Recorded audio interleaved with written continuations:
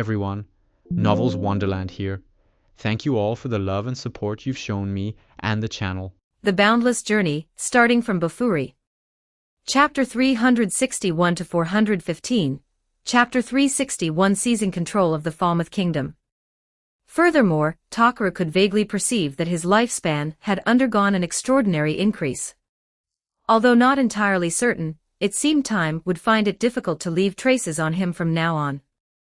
This meant Takara might maintain his current appearance indefinitely. Of course, this was quite agreeable. Due to his Demon Lord transformation, Takara's appearance had matured slightly. Previously, he seemed around 18, and now, he appeared approximately 20. Although still somewhat youthful in certain aspects, Takara did not prefer appearing overly aged. Moreover, his current body was only 16 years old biologically, so appearing too old would seem strange. While Takara was familiarizing himself with his abilities, Ram and the others gradually regained consciousness. Takara. Upon waking, everyone's first concern was Takara. After confirming he was unharmed, they noticed their own transformations. Particularly Ram, Rem, Emilia, and Beatrice. Having already been significantly strengthened through naming, they now experienced another tremendous enhancement. Isdeth and the others also underwent changes, perhaps related to this world's rules. Isdeth, Mickey, Karen, and the others had directly awakened mana, possessing considerable mana reserves. However, Isdeth and the others were encountering mana for the first time. Apart from instinctively using mana to amplify themselves, they knew nothing else. Casting magic was completely beyond them. Yet these were not insurmountable problems. With over a month remaining, everyone had the opportunity to learn in this world. Takara also understood that while this world's magic differed slightly from the magic of Re-Zero, commonalities existed. The Re-Zero world lacked lightning and summoning magic, whereas this world possessed them. Additionally, plant and poison magic, though relatively rare, existed here, often manifesting as skills. Following the seizure of the Falmouth Kingdom, Takara planned to thoroughly study magic using the kingdom's repositories of knowledge, while also leveraging national resources to collect ingredients for beginner enhancement potions. After contemplating his upcoming tasks, Takara joined Akame and the others in enjoying dinner prepared by Rem and Mickey. Later that evening, everyone studied mana control under Rem's guidance. Immediate magical instruction was impossible, so for now, they focused on mana manipulation. The girls demonstrated considerable talent. Karen and Mickey, already possessing chakra and experience manipulating energy, learned rapidly. Takara sat nearby holding Beatrice, observing the diligently training group. This blessing had significantly enhanced everyone. Ram had evolved from Kijin to Oni King, while Rem had evolved from Kijin to Oni Demon. As for Emilia and Beatrice, though still appearing as high-ranking spirits, their power had increased substantially. Felt, Mickey and others previously of ordinary strength, experienced the most dramatic changes. Akame, Mine, and the others, with added mana and enhanced physical capabilities, saw their power multiplied over tenfold. Once they mastered magic, they would undoubtedly achieve even greater growth. Takara, is that one really trustworthy? Seated in Takara's lap, Beatrice narrowed her eyes toward Diablo in the distance. Rest assured. He can be trusted. Seeing Beatrice's concern, Takara pinched her cheek playfully. Don't pinch my cheeks. Chelsea said they'd become as big as pancakes. Annoyed by Takara's action, Beatrice huffed. Hearing her words, Takara paused, then burst into laughter. What are you laughing at? Confused by Takara's amusement, Beatrice inquired. Nothing. It's just you're too innocent. Looking at Beatrice, Takara couldn't help but say. You mean Chelsea deceived me? That detestable girl. Realizing she had been tricked, Beatrice grew indignant. All right. Did you perhaps provoke her first? Patting Beatrice's head, Takara asked. I. Hearing Takara's words, Beatrice fell silent. As everyone diligently trained, time slowly passed. Soon, the next day arrived. Takaru and his group openly entered Maris, the capital of the Falmouth Kingdom. Upon entering, Takaru immediately sensed the city's tense atmosphere. Primarily, the army dispatched to subdue the Dragon Knight and monsters he had portrayed had lost contact. Furthermore, the kingdom's strongest mage, Raisin, and Knight Commander Falcon had vanished. The nation's military power had precipitously declined to dangerous levels. As the instigator, Takaru remained utterly unconcerned. He leisurely strolled through the streets with the girls. Soon, the girls' appearances attracted the notice of Count Carlos of the Falmouth Kingdom. Facing Count Carlos's assertive invitation, Takaru and his group took the opportunity to enter the Count's residence. Takaru promptly hypnotized Count Carlos, extracting the desired information. Then, using transformation technique, Takaru assumed Count Carlos's appearance and began his operations. Beginning with Count Carlos, Takaru quickly secured an audience with King Marius. After easily subduing him, Takaru commenced his seizure of power. First, Takaru had Marius convene all high-ranking officials and imperial nobles. He then conducted trials for the numerous marquises, counts, and aristocrats. Through his genjutsu and nin abilities, Takaru compelled everyone to honestly confess their crimes. Those whose offenses were minor, Takaru did not execute. Instead, he offered them amnesty in exchange for loyalty, allowing them to retain their positions and privileges, henceforth serving Takaru. Facing Takaru's overwhelming combat power and his proposed national governance policies, the neutral faction, led by Marquis Mayora, unanimously pledged allegiance. Thus, through absolute force, hypnosis, and substitution tactics, Takaru effortlessly absorbed the Falmouth Kingdom into his territory. The entire process took less than 2 days. Of course, Takaru understood that subjugating ordinary individuals was simple, enacting national reforms would prove far more troublesome. Yet troublesome as it was, Takaru mobilized fully for the sake of his mission evaluation. Absolute force, powerful hypnotic abilities, and numerous auxiliary capabilities enabled remarkably smooth policy implementation. When obstacles arose, teams led by Esteth and Diablo effortlessly suppressed them. Moreover, policies benefiting ordinary citizens encountered minimal resistance, primarily from aristocrats risking everything for personal gain. Though skilled in scheming, facing Takaru's uncompromising suppression, they could barely utter a word before being executed publicly. Naturally, Takaru's dramatic actions immediately drew attention from the Kingdom of Blumund, which keenly monitored Falmouth's developments. However, Blumund was merely a small nation compared to Falmouth, and also relatively peace-loving. Thus their envoys, Vuryard and Fuse, conducted a visit primarily to ascertain the nature of this so-called new king, and determine appropriate countermeasures.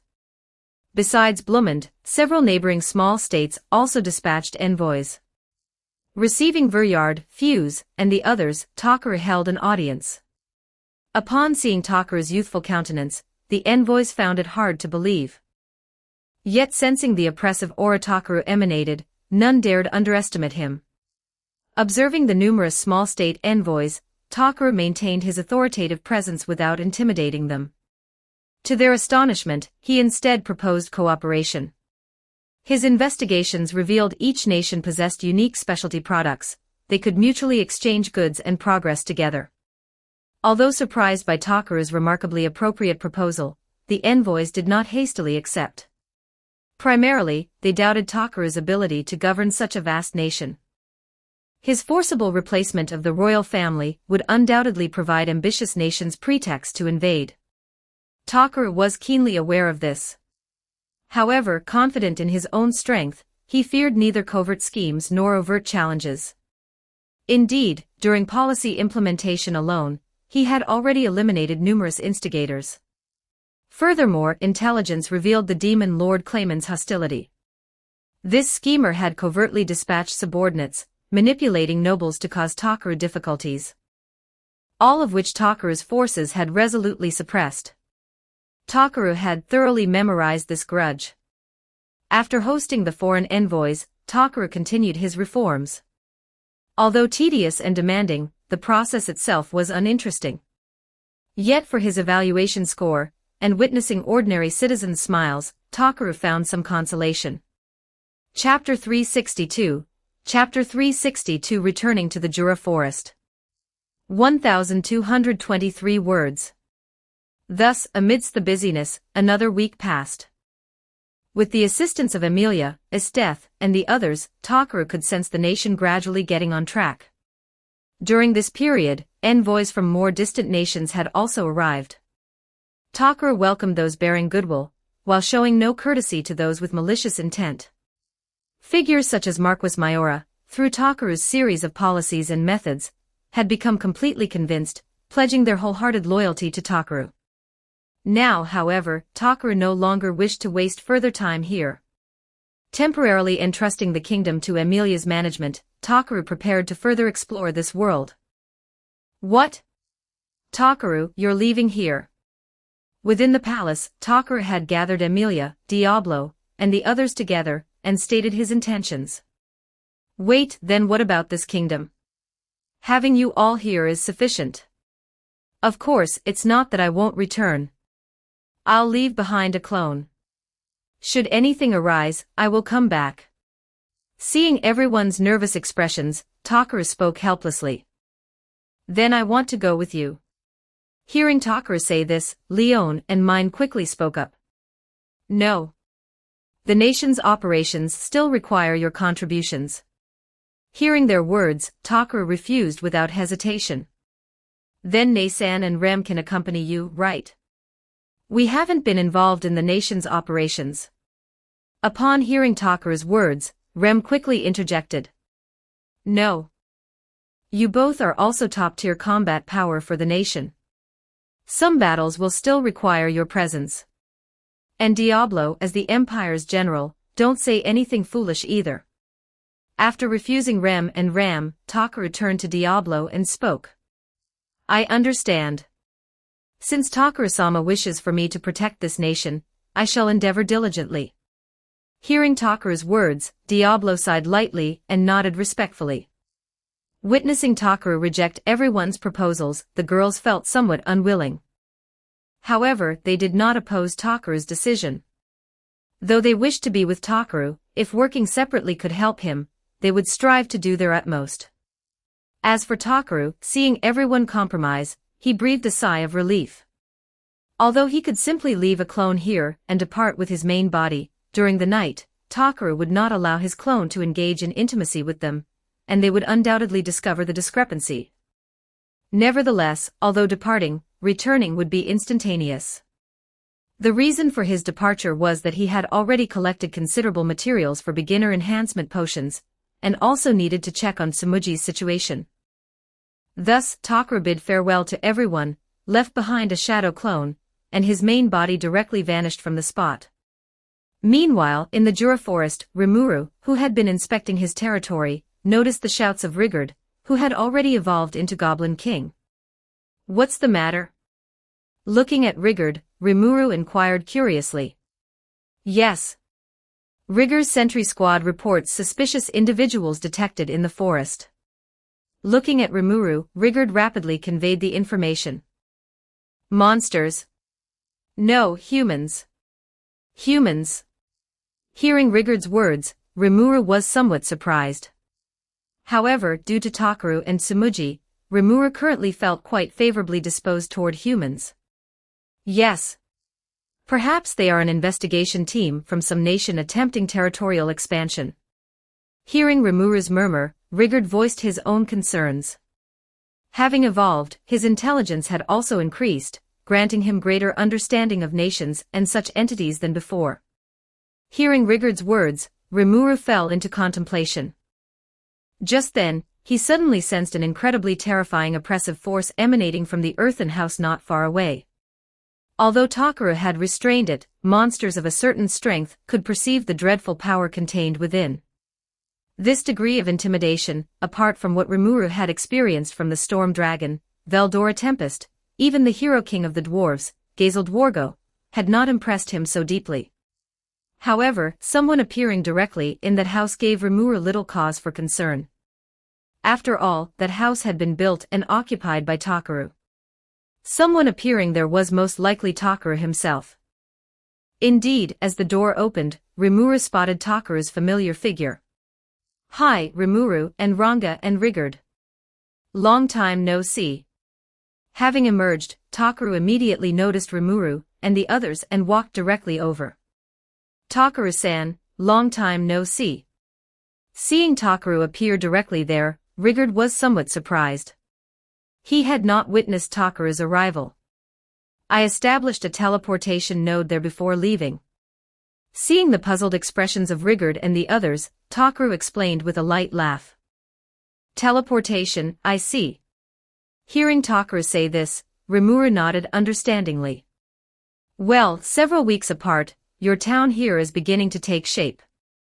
Scanning the surrounding structures, Takara remarked with a light laugh. "Haha, this is all thanks to you. Without your earth magic, we could never have developed so rapidly." Hearing Takara's words, Rimuru said with emotion. "Is that so? Where has Tsumuji gone?" Subsequently, Takara inquired. The house was extremely clean, and Tsumuji's room still contained her personal belongings. Thus, Takara knew that after his departure, Tsumuji had continued residing there. "She went hunting with Houndoom." Hearing Takara's words, Rimuru directly stated. "Oh right, Rimuru-sama, what should we do about those suspicious individuals?" Hearing Takara mention Tsumuji, Rigard recalled the very reason he had approached Rimuru. "Has something happened?" Hearing his words, Takara asked curiously. "Yes. The sentry squad just reported suspicious individuals detected in the forest. We suspect they might be an investigation team from some nation attempting territorial expansion." Hearing Takara's inquiry, Rigard directly informed him of the situation. "Is that so? I understand. I'll accompany you to take a look. After all, I am human as well. Should anything arise, I might be of some assistance." Hearing his words, Takara directly stated. "Ah, thank you so much." Hearing Takara say this, Rimuru said gratefully. Meanwhile, in the forest, four individuals were desperately fleeing, pursued by several massive red ant monsters. It's Kavolsama's fault. He had to go poke the giant ant nest with his sword. Amidst the frantic flight, a man in green, appearing middle-aged, shouted at the men running at the forefront. Annoying. Don't talk back to the captain." The man called Kavol retorted angrily. "This captain is far too careless.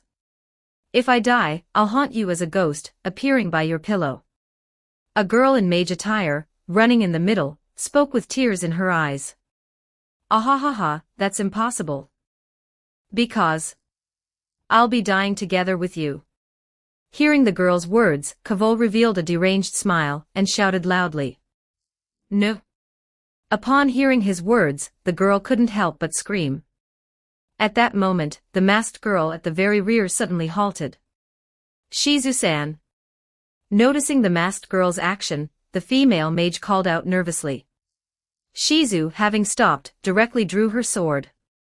Mana surged around her, and crimson flames enveloped her blade. Then, watching the rapidly approaching giant ants, Shizu poised herself. Finally, as a giant ant drew near, she unleashed an immensely powerful flame magic, engulfing it. With an explosion, the approaching giant ants fell dead, their bodies still burning with intense flames. Subsequently, spotting the surviving giant ants further back, Shizu leaped, landing above one ant. Her flame-imbued blade easily sliced through its head. The instant she landed, she took the opportunity to cut down another charging ant. Upon landing, Shizu did not pause. She charged directly at the ants, still reacting belatedly. Evading a biting attack, she slashed through an ant's chest. Then, with a high leap, she landed atop the final ant and unhesitatingly thrust her blade into its head. Chapter 363, Chapter 363 Tsumuji's Rescue. 1181 words. As Shizu's blade pierced the ant's head, the flames on her sword quickly ignited it. Shizu then withdrew her sword, leaped back to the ground, and distanced herself from the burning ant. Ah! Watching Shizu cleanly and decisively dispatch the numerous giant ants, Kavol and the other two were stunned, staring blankly at the mysterious Shizu. Having only traveled with Shizu for a few days, this was their first time witnessing her strength. Amazing. Elian, the female mage, looked at the gruesome remains of the giant ants and murmured in awe. However, just as everyone breathed a sigh of relief, the antennae of the giant ant previously wounded across its chest by Shizu twitched. Suddenly, it lurched upright and lunged at Shizu. Shizu-san, look out. Noticing the ant's movement, Elian shouted loudly to warn Shizu. Hearing Elian's words, Shizu reacted and instinctively turned, raising her sword toward the giant ant. But as she tried to muster her mana, she was overcome with excruciating pain, barely able to stand. The cause was her excessive mana consumption, which had weakened her ability to suppress Ifrit, the spirit of fire, leaving her critically vulnerable. Shizu-san. Seeing this, Elian was panic-stricken. Revenge slash. At that critical moment, Tsumuji, riding Houndoom, arrived on the battlefield and, with a single stroke of her blade, cleaved the giant ant in two. Thud. The upper half of the giant ant crashed to the ground, raising a cloud of dust. Shizu-san, are you all right? With the danger finally past, Elian hurried to Shizu's side and helped her up. Kavol and the other men quickly gathered around Elian and Shizu, staring in astonishment at Tsumuji and Houndoom. Thank you so much. Although somewhat shocked by Tsumuji's skill, the group quickly recovered and expressed their gratitude. It was nothing. Hearing their thanks, Tsumuji waved her hand dismissively, appearing quite adorable. In the sky above, Takaru, accompanied by Rimuru, had witnessed everything. Although Takaru and Rimuru had arrived somewhat late, they had clearly perceived the sequence of events. Takaru could have intervened at the final moment, but seeing Tsumuji's arrival, he had refrained. Now that the crisis was resolved, Takaru descended with Rimuru. Who goes there? Spotting Takaru descending from the sky with a slime, Kavol spoke warily. Takaru, you're back. Yet, disregarding his caution, Tsumuji's face lit up with delight upon seeing Takaru. Master. Houndoom also spoke respectfully. Long time no see, Tsumuji, Houndoom. Have you been well? Looking at Tsumuji and Houndoom, Takaru smiled and greeted them. Yes, I've been fine. Hearing Takaru's inquiry, Tsumuji quickly nodded. After exchanging brief pleasantries, everyone's attention turned to Kavol, Shizu, and the others. Rimuru eyed the trio suspiciously, finding them vaguely familiar. Great Sage rapidly provided an explanation. These three were the group encountered in the cave. We're saved, thank you. Having composed herself, Shizu stood and addressed Tsumuji gratefully. You're welcome. Hearing this, Tsumuji waved her hand again. By the way, you're adventurers, right? I'm Kotobuki Tsumuji. And you are? Subsequently, Tsumuji looked curiously at the four. Pardon me. Hello, I am Kavol, the leader of this party. Thank you very much for saving us. She is Elian. Before Kavol could finish, Elian excitedly introduced herself to Tsumuji. Hello, I'm Jido. Pleased to meet you. The last man, appearing as an ordinary middle-aged man, simply introduced himself. As for her, she happened to join us temporarily as a member. Shizu. Hearing Kavol's pause, Shizu calmly stated her name. Nice to meet you. I'm Rimuru, a slime. And I'm not an evil slime, okay. As introductions concluded, Rimuru bounced over and acted cute. Pfft. Watching Rimuru's antics, Shizu couldn't help but laugh. Shizu-san. Noticing the usually reserved Shizu react this way, Elian was somewhat surprised. She understood that reference. Looking at Shizu, Rimuru was intensely curious. A talking slime. Elian and the others looked curiously at Rimuru. Indeed, it's incredible, Elian remarked with wonder. Subsequently, everyone's gaze fell upon Takaru. Takaru then gave a brief self-introduction. Oh, if you don't mind, everyone is welcome to rest at my village. Looking at the group, Rimuru directly extended an invitation. There's a village nearby. That's a huge help. The four, already exhausted, readily accepted and followed Rimuru toward the goblin village. Before long, they arrived at the increasingly established goblin village, and were somewhat astonished. They had never imagined goblins capable of constructing such civilized, high-quality buildings. Meanwhile, Takaru, accompanied by Tsumuji and Houndoom, returned to his house. Houndoom, your strength seems to have increased considerably. Sensing the magical energy Houndoom now possessed, Takaru remarked with a light laugh. Yes, all thanks to you, Master. Also, Houndoom offers congratulations on Master's ascension to Demon Lord. Hearing Takaru's words, Houndoom spoke respectfully. Demon Lord. Hearing Houndoom's words, Tsumuji was stunned. Takaru had become a Demon Lord. Was this the same kind of Demon Lord I understood from the world's introduction? By the way, you've changed so much in these 20 days. Suddenly, Tsumuji noticed Takaru's appearance and remarked with emotion. Is that so? I gained some strength, which caused me to mature slightly. However, I'll likely maintain this appearance from now on. Hearing her words, Takaru said with emotion. Is this because you became a demon lord, as Houndoom just mentioned? Unable to contain her curiosity, Tsumuji asked. Yes. Seeing her curious expression, Takaru nodded lightly. Amazing.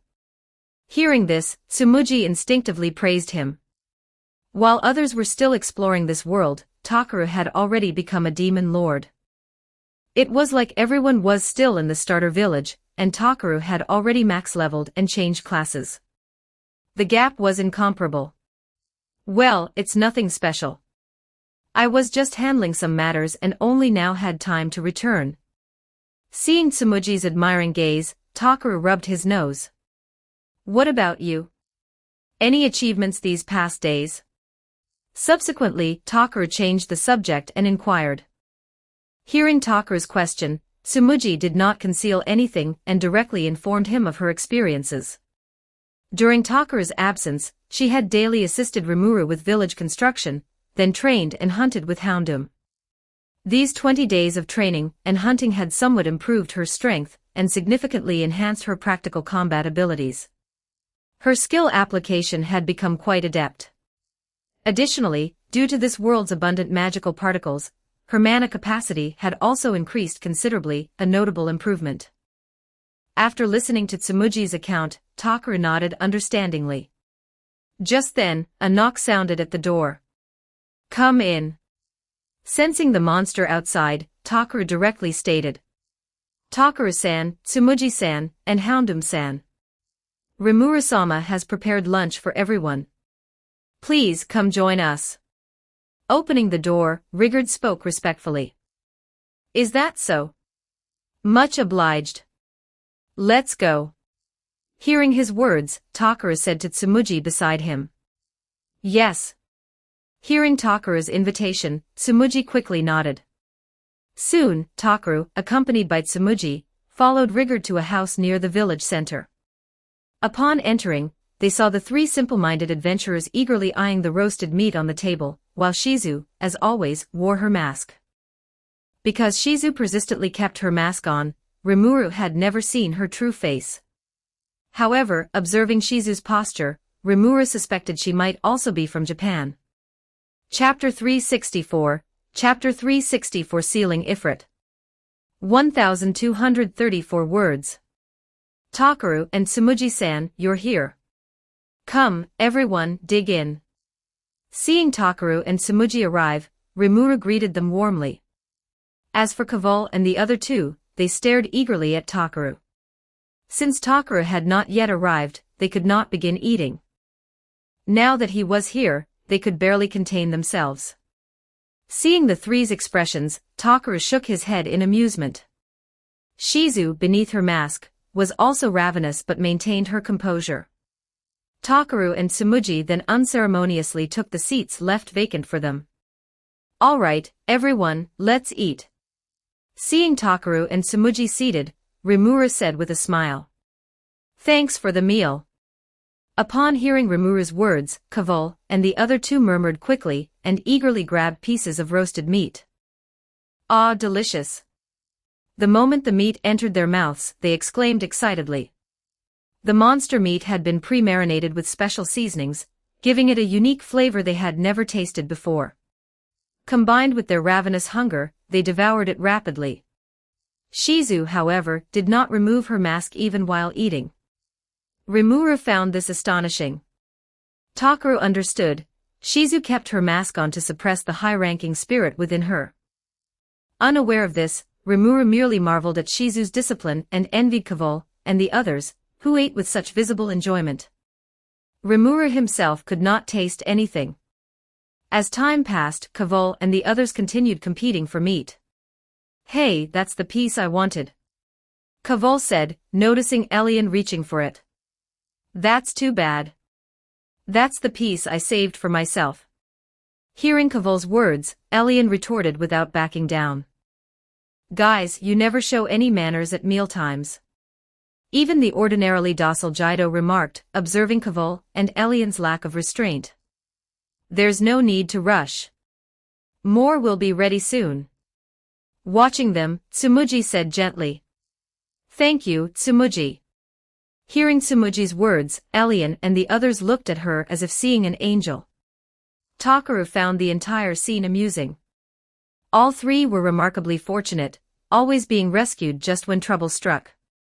Another half-hour passed before the four finally set down their utensils, satisfied. We haven't asked yet what brought you here. Now that they were fed and content, Rimuru finally inquired about their purpose. We were actually commissioned by the head of the Free Guild in the Kingdom of Blumend to investigate the Jura forest. Hearing Rimuru's question, Kavol and the others answered honestly without hesitation or concealment. The Kingdom of Blumend, being relatively close to the Jura forest, was concerned about the storm dragon's disappearance potentially causing unrest, hence the investigation. I see. After listening to Kavol's explanation, Rimuru nodded in understanding, privately realizing Veldora's disappearance had far greater repercussions than he had imagined. By the way, I've been curious since earlier. Rimuru-san seems to hold considerable authority here. Suddenly, Elian voiced her observation. Hearing Elian's words, Kavol and Jaido nodded in agreement. Allow me to formally introduce you. This is our master, Rimuru-sama. Unable to contain himself, Rigard interjected. Master. Hearing Rigard's words, the three were astounded. Is it wrong for me to be a master? Seeing their reaction, Rimuru said calmly. No, not at all. Looking at Rimuru, Kavol quickly shook his head. I could tell you were no ordinary slime, but I never imagined. Elian gazed at Rimuru, deeply impressed. Enough about that. As you can see, we are building a city here. Does the guild have any opinion on this? Changing the subject, Rimuru asked the group. No, it shouldn't be a problem, right? Hearing Rimuru's question, Kavol turned to Jaido beside him. Indeed. This is beyond the guild's jurisdiction. The question is how the nations will view it, Elian added. I wouldn't know, Jaido simply shook his head, admitting his ignorance. Don't worry. Neighboring nations will likely send envoys or survey teams to investigate. As long as they confirm you are harmless, war will not occur, Takaru said calmly, looking at Rimuru. Having taken over the Falmouth Kingdom, Takaru was well informed on such matters. In the original timeline, only Falmouth had attacked Rimuru. Now that Takaru had seized control and implemented reforms, he had effectively eliminated that threat. As for establishing diplomatic relations with neighboring nations, that depended on Rimuru's capabilities. However, besides his considerable abilities, Rimuru was also exceptionally fortunate. Though things might not unfold as smoothly as in the original work, they would likely not go too poorly. Is that so? I understand. Please stay here tonight and rest your weary bodies. Hearing Takaru's words, Rimuru nodded knowingly. Thank you. Kavol and the other three expressed their gratitude to Rimuru. "Oh, Takaru, you're not leaving immediately either, are you?" Having received Kavol and the others' acknowledgements, Rimuru turned to Takaru. "I'll be staying here for a few days as well." Hearing his question, Takaru directly stated, "Welcome. Please treat our guests well." Hearing Takaru's words, Rimuru first nodded with a smile, then instructed Rigord and Rigor. "Yes." Responding to Rimuru's admonition, Rigord and Rigor nodded earnestly. That evening, Takaru, taking a moment of leisure, noticed Shizu on the plateau outside the village watching the sunset. After a moment's thought, he walked over to her. "Is it painful?" "The high-ranking spirit inside you." Arriving beside Shizu, Takaru spoke calmly. "Nara-san, you know about my condition." Hearing Takaru's words, Shizu was startled. "Of course. Your vulnerability in the earlier battle was due to suppressing the spirit within you, was it not?" Seeing Shizu's surprise, Takaru continued. "Indeed, Nara-san, you are no ordinary person." Hearing Takaru's words, Shizu said with emotion. "If you need assistance suppressing the spirit within you, I might be able to help. As fellow otherworldly travelers, would you like to try?" Looking at Shizu, Takaru spoke again. "Nara-san, you are also not from this world." Hearing Takaru's words, Shizu was again stunned. "Yes. And Rimuru, as you may have guessed, is also not from this world." Sensing Shizu's shock, Takaru said calmly. "I see. However, Nara-san, can you truly help me suppress the spirit within?" Upon learning Takaru was also not from this world, Shizu instinctively assumed they shared the same origin and felt an involuntary closeness. "If you don't mind, simply call me Takaru. I know some special sealing techniques. I can seal the spirit within you, allowing only a fraction of its power to leak out. This will, of course, weaken you considerably compared to your prime. However, you will no longer fear loss of control, and your life will no longer be in danger." Looking at her, Takaru directly explained. "Really? Then I entrust this to you, Takaru." Hearing Takaru's words, Shizu spoke excitedly. "You're welcome." Seeing Shizu's agitation, Takaru gently shook his head. "What must I do? And when can we begin? I am finding it increasingly difficult to suppress its power. If possible, I wish to proceed as soon as possible. I implore you, Takaru." Placing her hand over her chest, Shizu bowed deeply to Takaru. "In that case, let us begin now." Hearing her words, Takaru spoke seriously. "Now? We can start now." Hearing Takaru say they could begin immediately, Shizu was somewhat surprised yet also pleased. Subsequently, Takaru used magic to raise 4 stone walls around himself and Shizu, enclosing them. He further deployed his universal barrier, enveloping them both. "Forgive me." Looking at Shizu, Takaru directly placed his hand upon her head, sensing the high-ranking spirit Ifrit within her. Then, his hands began forming hand seals. Chapter 365, Chapter 365 Rimuru's Assistance. 1261 words. Senjutsu, 5-element seal. After assessing the situation, Takaru formed his right hand into a claw and pressed it directly onto Shizu's abdomen. The immense force caused Shizu to involuntarily step back. Upon Takaru's completion, a special seal pattern appeared on her stomach, though it quickly faded from view. With the seal's completion, Ifrit within Shizu was as if confined within a cage, unable to break free. Shizu, due to the sealing process, soon lost consciousness. Takaru moved to her side and gently caught her. Subsequently, sensing her internal condition, he dispelled the barrier and teleported with her to the room Rimuru had arranged. After laying her on the bed, he vanished from the spot. Leaving Shizu's room, Takaru used his observation haki to locate Rimuru, finding him heading toward the plateau where Takaru and Shizu had previously been. Takaru then teleported beside Rimuru. Rimuru was startled by Takaru's sudden, inexplicable appearance. "Takaru, you're here. Recovering, Rimuru greeted him. Yes. I also have something I need to trouble you with this time. Saying this, Takaru produced an alloy box containing the medicinal herbs he had collected using the Kingdom of Falmouth as resources. You've already gathered them all. Impressive. Looking at the herbs, Rimuru remarked with admiration. Oh, do you still need a sample? As Rimuru stored the herbs one by one into his body, Takaru inquired. No need. I've already memorized the previous potion. Hearing Takaru's words, Rimuru spoke seriously. Is that so? Then I leave it to you. Upon hearing this, Takaru nodded. You're welcome. Great Sage, produce beginner enhancement potion. Subsequently, Rimuru commanded Great Sage. Yes. Decomposing. Replicating. Takaru, where should I put the potion? Great Sage's efficiency was remarkably high. In less than 10 minutes, Rimuru directly asked Takaru. Put it in here. Hearing his words, Takaru manifested a special glass container. Okay. Nodding lightly, Rimuru began pouring the potion into the container.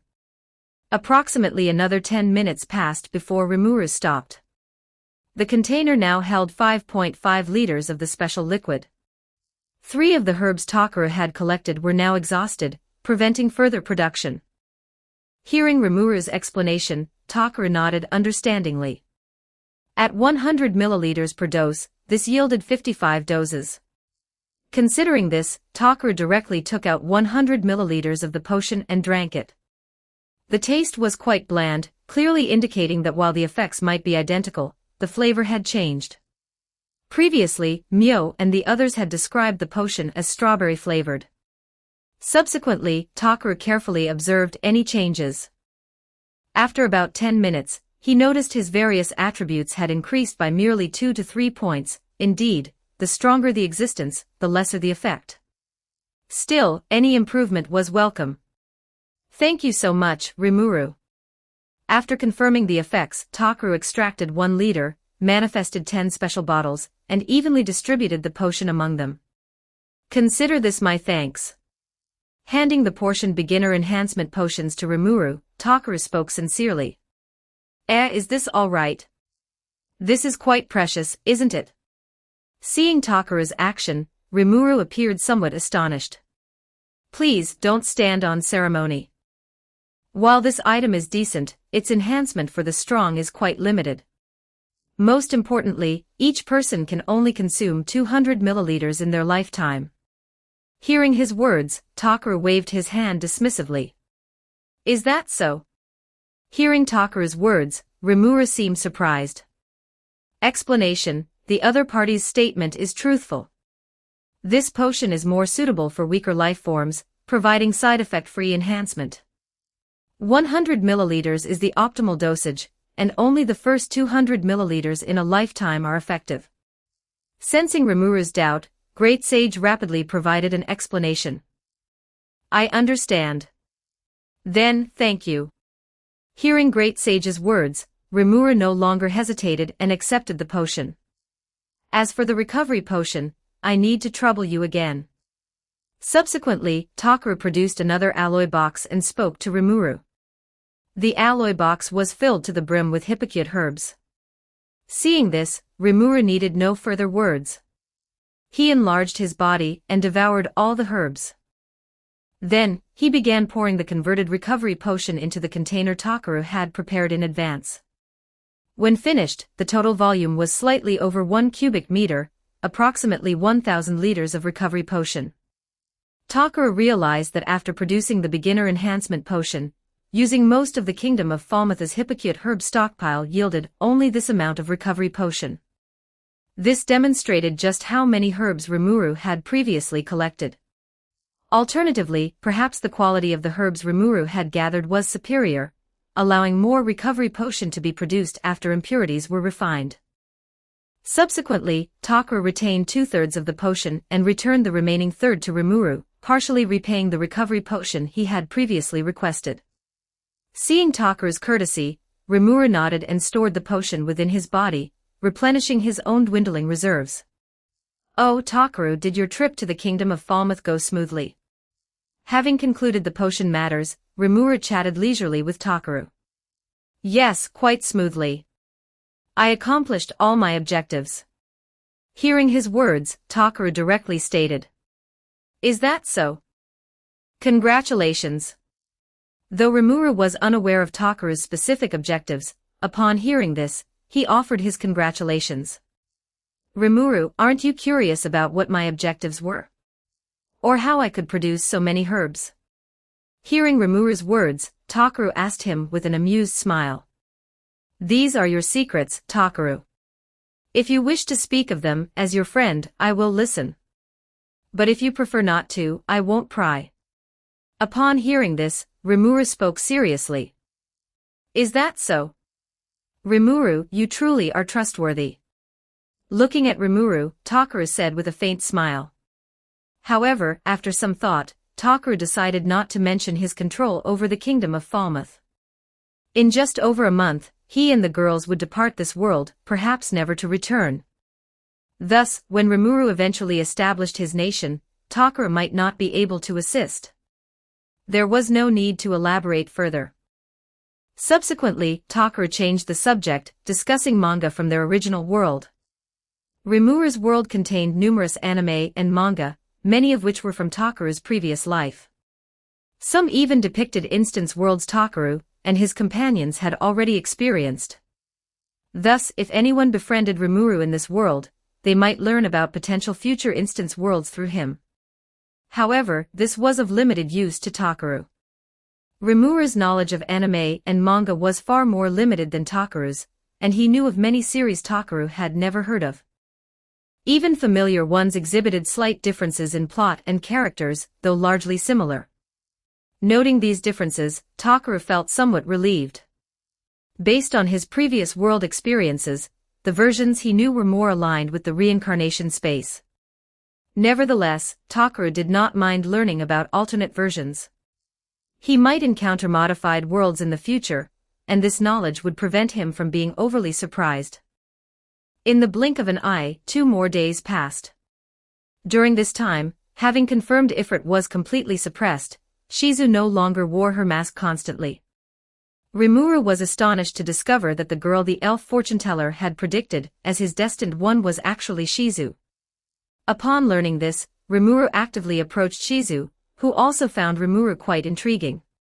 Being from the same place, Rimuru shared with Shizu details of Japan's subsequent historical developments, leaving Shizu both nostalgic and delighted. Having resolved the time bomb of Ifrit within her, Shizu now had 2 remaining goals.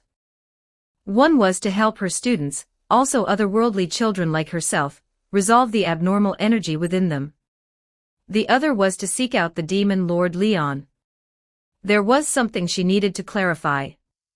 Chapter 366, Chapter 366 The Ogre Tribe's Arrival. 1,332 words. During their conversation, Shizu shared her past with Takaru and Rimuru, being summoned, being possessed by Ifrit, accidentally killing a friend, serving as a demon lord's confidant, and then meeting the hero who saved her. Hearing her account, Takaru and Rimuru listened quietly. Takaru recognized some of the memories she described. The hero who saved her was apparently her student Chloe, who had traveled back in time with her spirit. However, this world's events had already been influenced by Takaru. He was uncertain how things would develop, but it no longer held much relevance for him. Over these 2 days, besides building closer relationships with the group, Takaru spent most of his time hunting with Tsumuji. He also contemplated his future plans. Having seized control of one of this world's most prominent kingdoms, Takaru conservatively estimated his evaluation would reach S rank or higher. EX rank, however, still depended somewhat on luck. Thinking this, Takaru recalled Clayman, the weakest demon lord. Since he had covertly caused Takaru trouble, Takaru did not intend to let him off. However, time was still plentiful, and there was no need to rush confronting him. Additionally, Takaru had produced the white whale's hide and entrusted it to Kaijin and the others, requesting them to craft equipment from it. Upon seeing the special white whale's hide, Kaijin was ecstatic. His expert eye immediately recognized this pelt as top-tier material. Its defense and resistances were exceptional, and it even seemed to amplify one's magical energy. Excited, Kaijin began forging with the white whale's hide. Given the hide's considerable size, Kaijin estimated he could produce 4 robes. Hearing this, Takara provided the required dimensions and left Kaijin to his work. Today, 2 of the robes were completed. Takara picked one up and observed its attributes. White whale robe, forged from the hide of the white whale, one of the 3 great witch beasts, by a master blacksmith. Spirit plus 40, defense plus 40, all elemental resistance plus 20, mana capacity plus 500. Attached skill, recovers 1 mana every 3 seconds. Looking at the robe in his hands, Takara felt quite satisfied. While rather ordinary for himself, for ordinary reincarnators, this would be absolutely top-tier equipment. He then stored it and expressed his gratitude to Kaijin. Thank you for your approval. I am honored to have met your expectations. Hearing Takara's words, Kaijin spoke respectfully. For him, being able to forge with such premium materials would greatly enhance his own craftsmanship. Master Kaijin, you flatter me. I entrust the remaining work to you. Seeing his reverent demeanor, Takara said with a smile. Understood. The remaining 2 robes should be completely finished the day after tomorrow. Hearing Takara's words, Kaijin spoke earnestly. After collecting the equipment, Takara went to find Tsumuji. Kaval and his group, having stayed for 2 days, now needed to return to the kingdom of Blumen to report their mission findings to their superiors. Shizu had decided to accompany them, mainly concerned for the 3 reckless adventurers. Additionally, their route was somewhat convenient, as Shizu planned to see them safely back before traveling to the kingdom of Inglacia to assist the summoned children.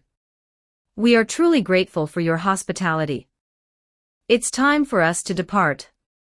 At their farewell, Kaval spoke sincerely to Rimuru. Returning directly to your country? Rimuru inquired curiously.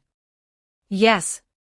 We must report our investigation findings to the head of the Free Guild. We will not submit an unfavorable report about this place. Hearing Rimuru's words, Kaval spoke earnestly. We'll also report Rimuru's existence, Elian added. If you ever encounter difficulties, you can seek us out. Though we may not be able to provide substantial assistance, we will do our utmost, Jaido said seriously. Yes, I will. Upon hearing this, Rimuru nodded directly. And Takara-san and Tsumuji-san, thank you for your hospitality as well. Subsequently, Kaval, Elian, and the others turned to Takaru and Tsumuji and spoke sincerely. You're welcome. Spending these days with you all has been quite pleasant. Hearing their thanks, Takaru said with a light laugh. Takaru, thank you. If there is ever anything I can assist you with, please do not hesitate to command me. Afterwards, Shizu approached Takaru and spoke seriously. I understand. Should the opportunity arise, I will not stand on ceremony. Hearing her words, Takaru nodded with a smile. Oh, there's been something bothering me for a while. Suddenly, Rimuru frowned and looked at Kaval and the others. What is it? Hearing Rimuru's words, Kaval and the others were puzzled. Your equipment is terribly shabby, Rimuru stated without hesitation. That's harsh. Hearing Rimuru's words, the 3 exclaimed loudly. Subsequently, Rimuru led the 3 to Kaijin's workshop and selected a set of suitable equipment for each. Shizu declined, stating her current gear was sufficient. With Ifrit sealed, although her strength could not compare to her prime, the difference was not significant. This was enough. After receiving Rimuru's gift of equipment, the 3 appeared completely transformed and could clearly perceive the preciousness of their new gear. Seeing their delighted expressions, Rimuru smiled and indicated they need not be overly concerned. After the lively farewells, the group departed. Takaru watched the scene without much melancholy. Not from indifference, but because he had experienced such partings too many times, developing a certain immunity. Most importantly, they were merely casual acquaintances. If these were people he truly cared about, Takaru would still feel sorrow, and would strive to create opportunities for reunion. Meanwhile, in a distant, desolate, scorched land within the Jura forest, an orc collapsed upon the barren ground, succumbing to hunger and heat. As the orc fell, a masked magen wearing a pointed bird-beak mask approached him. "I shall bestow upon you a name and food." Crouching down, the magen spoke calmly. "You are..." Hearing the voice before him, the orc struggled to lift his head and gaze at the magen. "Gelmud. You may regard me as a father.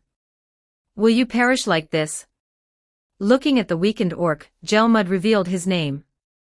"Give me a name and food."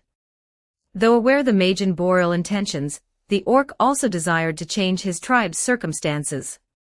"Your name shall be Geld. In the future, you shall conquer the Jura forest and become the orc demon lord." Seeing the orc acquiesce, Gelmud directly bestowed a name upon him, and assigned him his mission. He then produced a special piece of monster meat, and handed it over. Geld accepted it and devoured it ravenously. In the blink of an eye, another 2 days passed. Takaru spent this time accompanying Tsumuji on hunts, and awaiting the completion of the robes. Additionally, he periodically returned to the kingdom of Falmouth to assess the situation. Finding everything normal, he would slip back into the Jura forest. One afternoon, Takaru and Tsumuji were riding Houndoom, following their routine hunting path through the forest. Suddenly, Takaru sensed Rigor, Gobda, and the others engaged in a confrontation with members of the ogre tribe. "Houndoom, turn right." Noticing this, Takaru directed Houndoom to change course. Takaru, what's happening?" Hearing Takaru suddenly redirect Houndoom, Tsumuji asked curiously. "Rigor and the others are in a conflict with the ogre tribe up ahead," Takaru directly stated. The ogre tribe." Upon hearing this, Tsumuji became curious. As Takaru and Tsumuji rushed forward on Houndoom, Rigor and his group were fiercely battling the ogre tribe. However, the goblin hunting squad was no match for the elite ogre tribesmen. The situation was overwhelmingly one-sided. Yet the ogre tribe seemed not intent on killing, they merely knocked down or subdued the goblins without delivering fatal blows. By the time Takaru and Tsumuji arrived, they witnessed Gobda being sent flying by a slash from an aged ogre. His weapon was shattered and a gash appeared across his chest, though it's not severe. Clearly, the opponent had held back. I'm gonna die, I'm gonna die." The force of the ogre's attack sent Gobda tumbling backwards. He finally came to a stop at Houndoom's feet. Chapter 367, Chapter 367 Clashing with the Ogre Tribe. 1235 words. "Hey, Gobda, are you all right?" Looking at the wailing Gobda, Houndoom said helplessly. "Houndoom-sama. Takaru-sama. Tsumuji-sama. You're here. I got slashed. It hurts so much. I'm gonna die." Seeing Takaru and the others, Gobda immediately wailed. Seeing Gobda's agitated state, Takaru shook his head in amusement. It seems Gobda would really need to train under Hakuro for a while before he could truly grow. Subsequently, Takaru turned his gaze to the battlefield, where only Rigor was barely managing a fierce battle against the purple-haired ogre. Takaru and Tsumuji could clearly see Rigor was at an absolute disadvantage. Upon spotting Takaru and Tsumuji's arrival, the red-haired ogre and the white-haired ogre regarded them warily, also feeling deeply perplexed. "Nisama, they don't seem to be the ones," the pink-haired female ogre directly addressed the red-haired ogre. "Everyone, fall back." Hearing his sister's words, the red-haired ogre called out loudly. Subsequently, the purple-haired ogre, who had been engaged in battle, ceased wielding his flail, cast a puzzled glance toward Takaru and Tsumuji, and swiftly returned to the red-haired ogre's side. "Takaru-sama. Tsumuji-sama. You're here." Rigor, also noticing Takaru and the others, acted as if he had found a lifeline and quickly approached them. "Leave the rest to me." Healing. Hearing his words, Takaru nodded lightly and directly administered large-scale healing to Rigor and the others. Well, although they are not my subordinates, I have troubled them considerably these past days. Without a valid justification, I can regard you as intruders, correct? Looking at the 6 ogres before him, Takaru spoke calmly. Takaru naturally recognized these 6 ogres and knew their purpose. Their tribe had been devoured by the orc army, forcing them to flee here. Unwilling to accept their fate, they sought to confront the instigator, Gelmud. Ordinary humans cannot command monsters. You are Majin, are you not? Even if you have altered your appearance and concealed your aura, do not think you can deceive me. Looking at Takaru, the leading red-haired ogre declared loudly. The other ogres were somewhat doubtful, though uncertain. Unlike Rimuru in the original work, who wore a mask leading them to believe he was Majin, Takaru and Tsumugi openly revealed their faces, making the ogres hesitant. Can we only communicate through combat? Tsumugi, choose an opponent as well. It's a good opportunity to test your recent training. Looking at them, Takaru revealed a faint smile. A brief explanation might resolve the misunderstanding, but Takaru found it troublesome. Moreover, defeating them might also boost his evaluation score. Is that all right? They seem to be misunderstanding something, right? Hearing Takaru's words, Tsumugi hesitated. Don't worry. We just need to defeat them. Hearing her words, Takaru said with a light laugh. Takaru-sama, Tsumugi-sama, please be careful. Their strength should not be underestimated.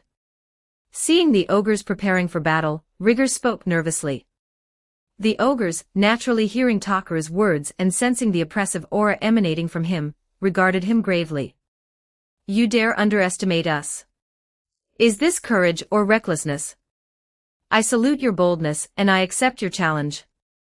Looking at Takaru, the red-haired ogre directly declared.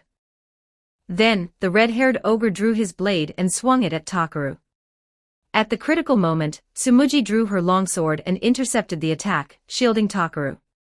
Sensing the force behind Tsumugi's strike, the red-haired ogre immediately engaged her in combat. Seeing this, Takaru stepped into the center. The black-haired ogre, wielding a large mallet, swung it at Takaru. Watching the massive wooden hammer descend, Takaru remained calm, lightly flicking his finger. The immense force transmitted through the hammer struck the black-haired ogre, sending him flying backwards. Simultaneously, from behind, the purple-haired female ogre swung her flail at Takaru. Still neither dodging nor evading, Takaru casually caught the flail's head. With a slight exertion of force, he crushed the flail into an irregular shape, shattering it. Seeing Takaru casually crush her flail, the purple-haired ogre's eyes widened in shock. Takaru swiftly moved behind her and lightly tapped her neck. The immense force instantly rendered her unconscious. Having swiftly dispatched the black-haired and purple-haired ogres, the blue-haired ogre lunged from the shadows, thrusting his blade at Takaru's back. Yet as his sword struck Takaru's back, it was as if he had hit some unyielding object, the blade itself shattered. Staring at his broken sword, the blue-haired ogre revealed a horrified expression. Takaru, smiling, turned and delivered a spinning kick, sending him flying. Amazing! Gobta, Rigor and the others, now healed by Takaru, watched in awe. Well? Still wished to fight. Subsequently, Takaru turned his gaze to the pink-haired female ogre and the aged white-haired ogre. As for the red-haired ogre, he was locked in intense combat with Tsumugi, the two were evenly matched. Tsumugi had the assistance of her spectator, while the red-haired ogre could manipulate special demonic flames. A quick victory was impossible for either. After briefly assessing their situation, Takaru refocused on the remaining white-haired and pink-haired ogres. The white-haired ogre seized the moment when Takaru's attention seemed diverted. In an instant, he swung his blade directly at Takaru's neck, showing no mercy. Takaru, however, had long perceived the incoming strike but still made no move to evade. Clang!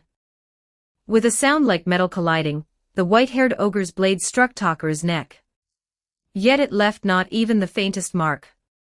Conversely, his exceedingly sharp blade, as if striking some impossibly hard substance, similarly shattered. Takaru turned his head and smiled at him. Noticing Takaru's smile, the white-haired ogre looked as though he had witnessed something truly terrifying and instantly retreated at extreme speed. Yet Takaru moved even faster, appearing behind him. He reached out and tapped his neck, rendering him unconscious like the purple-haired ogre. Having knocked out 4 ogres, Takaru approached the pink-haired ogre. "Have you calmed down now?" Looking at her, Takaru said calmly. "Yes. I deeply apologize. We have misunderstood you. I will immediately ask my elder brother to cease fighting." Hearing Takaru's words, the pink-haired ogre bowed and spoke. "No need for such trouble. Tsumuji, that's enough." Turning his gaze to the red-haired ogre and Tsumuji Kotobuki, still fiercely engaged, Takaru called out. Understood." Hearing Takaru's words, Tsumuji paused, then leaped back, creating distance from the red-haired ogre.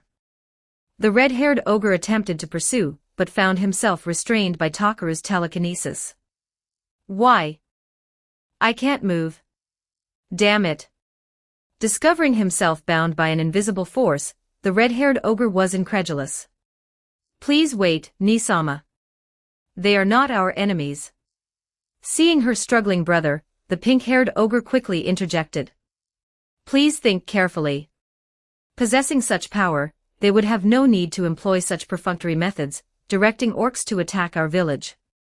Hearing his sister's words and looking at Takaru and Tsumuji, the red-haired ogre took a deep breath and completely calmed down. Sensing his change, Takaru calmly released his restraint. Feeling the bonds disappear, the red-haired ogre knelt on one knee and apologized to Takaru and Tsumuji. "I deeply apologize. It seems I was narrow-minded and mistaken. Please accept my apology. The ones you should apologize to are not me, but them," Takaru said calmly, looking at the red-haired ogre. May I ask? Are you not their master?" Subsequently, the red-haired ogre voiced his confusion again. "No, I am not. Their master has already arrived." Hearing his words, Takaru shook his head lightly and pointed in a certain direction. A tempest wolf, carrying a slime, appeared before everyone. Chapter 368. Chapter 368. The commotion caused by the orc tribe. 1231 words. A slime. Looking at the slime before them, the still conscious red-haired and pink-haired ogres were utterly astonished. "Is it wrong to be a slime?" Seeing the 2 ogres' shocked expressions, Rimuru felt slightly irritated. However, recalling that slimes generally represented the weakest of monsters, he deflated. "Rimuru-sama, you're here." Gobta, Rigger and the other goblins, upon seeing Rimuru, were visibly excited. "Yes. Is everyone all right?" Hearing Gobta and the others' inquiries, Rimuru directly responded. "Takaru-sama and Tsumuji-sama saved us." Rigger quickly explained. "I see. Thank you so much, Takaru." Hearing Rigger's words, Rimuru turned to Takaru and spoke. "You're welcome. They never intended to kill in the first place." Hearing his words, Takaru waved his hand. "Well, I'm not entirely sure what happened, but it's hardly appropriate to discuss this standing here. If you don't mind, please come to my village first." Hearing Takaru's words, Rimuru suggested. Is that permissible?" The red-haired ogre hesitated upon hearing this. "Yes. There's much I wish to ask you as well. As for healing, please use this." Hearing his words, Rimuru, seated atop Ranga, produced several lumps of recovery potion and treated the unconscious ogres.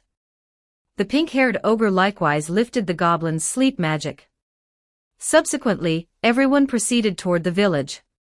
"Oh, what are your names?" Along the way, Rimuru curiously asked the leading ogre. "We have no names," the red-haired ogre replied calmly. "Ah, right. Usually, they don't have names." I see. Realizing this, Rimuru fell into thought. Takaru understood that, judging by Rimuru's demeanor, he intended to bestow names upon them. Takaru watched calmly, having no intention of intervening. He had previously considered recruiting them but ultimately deemed it unnecessary. In a month, he would depart this world, and he's lacking sufficient character manifestation cards to bring them along. Furthermore, their combat power held little significance for Takaru. Even after Rimuru's eventual awakening as a demon lord, Benimaru would still be no match for Ram. Compared to Diablo, the gap was even wider. Takaru-san, may I ask what you did to make yourself so incredibly hard? Suddenly, the white-haired ogre approached Takaru and inquired. Did I use something? I used nothing at all. It's simply that my natural defense is relatively high, Takaru replied calmly. To withstand blades through sheer physical constitution, it seems I have underestimated this world's strong. Hearing Takaru's words, the white-haired ogre remarked with emotion. He harbored no doubt regarding Takaru's statement, as given the power Takaru had just demonstrated, deception was unnecessary. Subsequently, upon returning to the goblin village, the 6 ogres gazed at the increasingly prosperous settlement with astonishment. More importantly, the goblins here were all evolved hobgoblins or higher, and all appeared to live quite comfortably. In honor of the ogre's arrival, Rimuru, putting aside past grievances, hosted a grand party. It was also an opportunity for the tirelessly laboring goblins, Kaijin, and others to relax. Rimuru's sole regret was his lack of a human form, and consequently, human taste buds. Unable to savor any cuisine, everything entering his mouth was utterly bland. During the banquet, Takaru sat with the ogres, Kaijin, Rigard, and others in a peripheral area. There, the red-haired ogre recounted their tribe's destruction, and the reason for their earlier aggression. Pfft. Hearing the red-haired ogre's account, Kaijin spat out his drink. You say the orc tribe attacked the ogre tribe? Impossible. Kaijin looked incredulously at the red-haired ogre. It is fact, the red-haired ogre replied seriously. Can such a thing truly happen? Despite the ogre's affirmation, Kaijin remained doubtful. I wouldn't know, Rigard directly stated. Previously merely a small goblin struggling daily to survive, such matters were entirely beyond his comprehension. Is it that strange? At that moment, Gobta, clutching a skewer of roasted meat, approached and asked curiously. Of course. The power disparity between the ogre and orc tribes is immense. For the comparatively weaker orc tribe to attack the ogre tribe is inherently impossible, Kaijin explained matter-of-factly. Yet they came. They suddenly attacked our village. Armed, clad in armor, an overwhelming force seemingly capable of conquering the entire forest. Those accursed orcs destroyed our village. The red-haired ogre's eyes burned with hatred. Orcs wearing armor. Kaijin keenly seized upon the unusual detail in the ogre's words. Yes. Full-body steel armor, much like that worn by humans. In that case. Likely the orc tribe is not acting alone, Rigard added seriously. Indeed. The orc tribe could not possibly afford such expensive equipment, Kaijin agreed, nodding. Precisely. Among their army, there was a masked Majin. A high-ranking Majin. I am certain, the red-haired ogre then revealed another crucial piece of information. Meaning the orc tribe has joined the banner of some demon lord. Rigard speculated hesitantly. But why would a demon lord do such a thing? No one could fathom the demon lord's motive. I do not know. But our kin numbered 300. Now, only we 6 remain, the red-haired ogre spoke with anguish. I see. No wonder you seem so unwilling to accept this, the slime-formed Rimuru nodded, understanding. The orcs' intentions are not difficult to guess. Their objective now is undoubtedly the Jura forest. The ogre tribe was merely their first opponent. Looking at everyone, Takaru, who had been silently drinking, spoke calmly. The Jura forest. Hearing Takaru's words, everyone fell into contemplation. Indeed. Since this matter involves Majin, their ambitions would not be aimless. Also, do you recall roughly how many orcs attacked your village? Takaru then inquired of the ogre. How many? Though the situation was chaotic, a conservative estimate, several thousand, approaching 10,000 orcs, the red-haired ogre recalled the sea of orcs he had witnessed during his escape. What? Several thousand orcs. Hearing this, Kaijin and the others were shocked. That is merely an hors d'oeuvre. I have, in fact, received a special prophecy. The Jura forest is about to face a catastrophe, its origin being the orc tribe. The root of this calamity may well be the legendary orc lord, Takaru stated calmly. What? The orc lord? Hearing Takaru's words, everyone was deeply shaken. Now that you mention it, the orcs that attacked us showed no fear of their comrades' deaths. It is entirely plausible, the red-haired ogre quickly added. What? What's an orc lord? Observing Kaijin and the others' shocked expressions, Rimuru asked curiously. The orc lord is a unique individual that emerges within the orc tribe once every few hundred years. Possessing extremely high leadership abilities, it is said to be able to devour the fear of its comrades. Furthermore, its strength is absolutely terrifying. Kaijin took a deep breath and explained. Devouring fear. And possessing terrifying power. Takaru, are you unable to deal with it either? Seeing the fear in Kaijin and the others, Rimuru turned to Takaru. What do you think? Hearing Rimuru's inquiry, Takaru merely smiled lightly, offering no direct answer. Observing Takaru's relaxed and composed demeanor, Rimuru nodded. He understood the so-called orc lord was likely no match for Takaru. Otherwise, Takaru would not be so calm and at ease. However, Takaru's power was immense. Rimuru was uncertain whether the orc lord's strength lay below Takaru's but above his own. As for Takaru, his affairs here were concluded. He would likely not remain here, nor would he necessarily intervene. Thus, Rimuru understood he must prepare in advance. Sighing, he contemplated his next move. Chapter 369. Chapter 369. A powerful enemy approaches. 1,323 words. So, what will you do now? Subsequently, Rimuru directly looked at the red-haired ogre. What do you mean? Your future course of action. Whether to rebuild or relocate, the fate of your comrades rests on your decision alone, Rimuru said seriously. Who knows? I only wish to gather strength and challenge them again, the red-haired ogre stated directly. Is there anyone you can rely on? Rimuru inquired further. Upon hearing this, the red-haired ogre's expression stiffened. He simply drank his wine in silence, offering no reply. He clearly has no plan at all. Seeing his reaction, Rimuru instantly understood. I have a proposal. Would you become my subordinates? Rimuru then extended an invitation. Given the orc lord's terrifying nature, Rimuru felt it best to gather as much strength as possible. Moreover, these six had decimated the goblin and tempest wolf hunting parties, their combat power seemed considerable.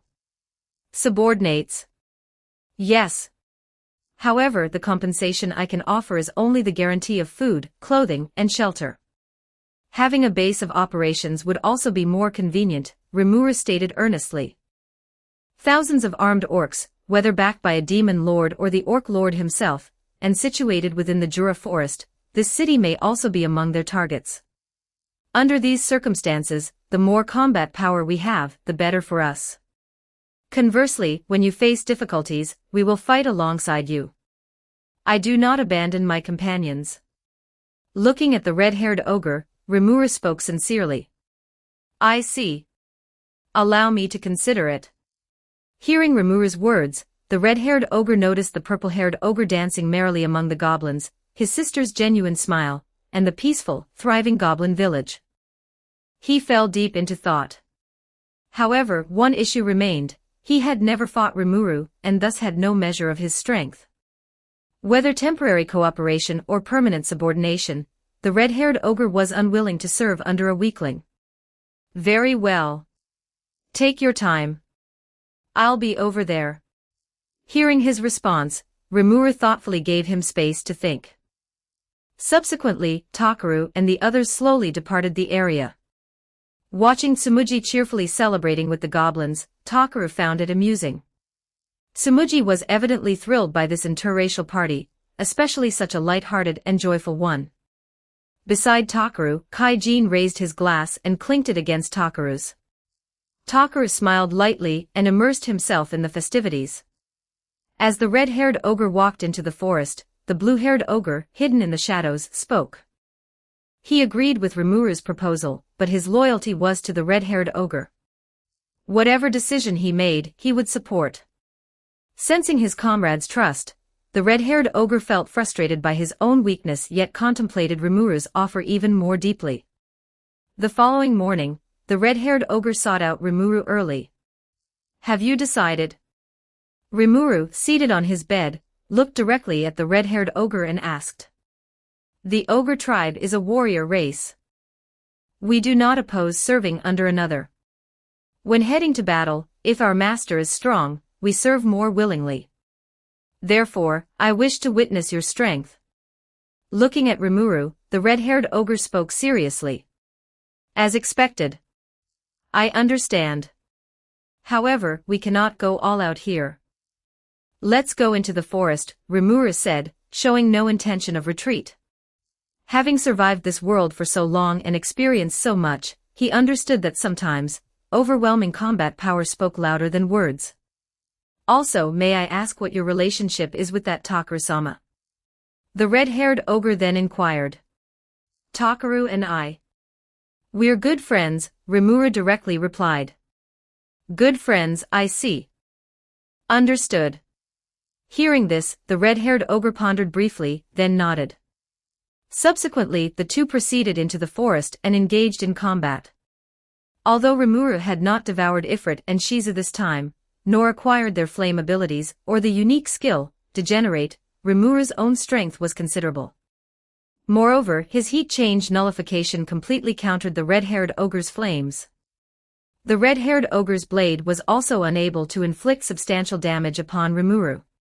After a brief exchange, Rimuru demonstrated the terror of his black lightning, making the red-haired ogre acknowledge their power disparity. He thus chose to pledge loyalty. However, the red-haired ogre stipulated that their contract would conclude upon the subjugation of the Orc Lord. Rimuru had no objection to this condition. Seeing Rimuru's demeanor, the red-haired ogre took a deep breath, then knelt on one knee. "Regarding the matter you raised last night, I have decided.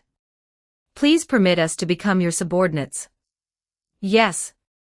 I should have been more considerate of his feelings. He likely wishes to take revenge immediately. This is his acceptance of his own inadequacy, a decision made as the leader of his clan." Looking at the red-haired ogre, Rimuru inwardly reflected. "Raise your head. I accept you. Let's return. Also, gather everyone in my room." Looking at him, Rimuru spoke seriously. Shortly after, the 6 ogres assembled in Rimuru's room. Rigurd was also present, well aware of Rimuru's purpose for summoning them. Looking at the ogres standing neatly before him, Rimuru revealed a smile. "I bestow names upon you, as proof of your status as my subordinates. Name all of us." Hearing Rimuru's words, the red-haired ogre found it hard to believe. "It is inconvenient to have no names, is it not?" Rimuru stated earnestly. "Please wait. Bestowing names carries immense risk. Only high-ranking." The pink-haired ogre began anxiously. Don't worry. It's fine," Rimuru interrupted. Rimuru assumed the so-called danger was merely exhausting too much mana and falling asleep. Bestowing names upon only 6 individuals seemed trivial. "Or do you not wish for me to name you?" "I have no objection. I will gratefully accept," the red-haired ogre said seriously. "Ni-sama." The pink-haired ogre looked at her brother in surprise. "Since our young master says so." The white-haired ogre remarked with emotion. "Then it's settled. We'll start with you. You shall be Benimaru Shuna Cheyenne." The moment Rimuru finished naming all 6 ogres, his mana heavily depleted, his entire body limp, and he once again lost consciousness. Witnessing this from outside, Takara shook his head in amusement. Truly, one never learns. Takara had no intention of intervening this time, as Rimuru would not die from this. Just as Takara was observing the commotion, he received an urgent message from his clone. An immensely powerful entity was rapidly approaching the capital of the kingdom of Falmouth, Maris. The instant he received this message, Takara's gaze sharpened. His main body vanished from its spot. Meanwhile, within the kingdom of Falmouth, the military forces led by Diablo and Esteth were on high alert, guarding against the colossal mass of energy rapidly approaching Maris. At this moment, Emilia, Rem, Beatrice, Akame, Kurome, Karen, and others were all assembled. Numerous defensive barriers had already been erected in the sky, yet despite this, everyone sensed the immense difficulty of stopping the incoming entity. Beatrice was actively gathering mana, prepared at any moment to teleport the approaching being away. Should it harbor even a trace of hostility, the capital city of Maris could be engulfed and destroyed in an instant. As everyone stood on guard, Takara materialized out of thin air before them. Takaru. Takaru-sama. Upon seeing Takara's arrival, the girls, as if finding their pillar of support, collectively breathed sighs of relief. Diablo and the 2 demons behind him respectfully bowed. No need for formalities. Waving dismissively at Diablo and the others, Takara soared into the air, and once again established a protective barrier over the city below. Diablo, Rem, and others capable of flight immediately ascended to Takara's side.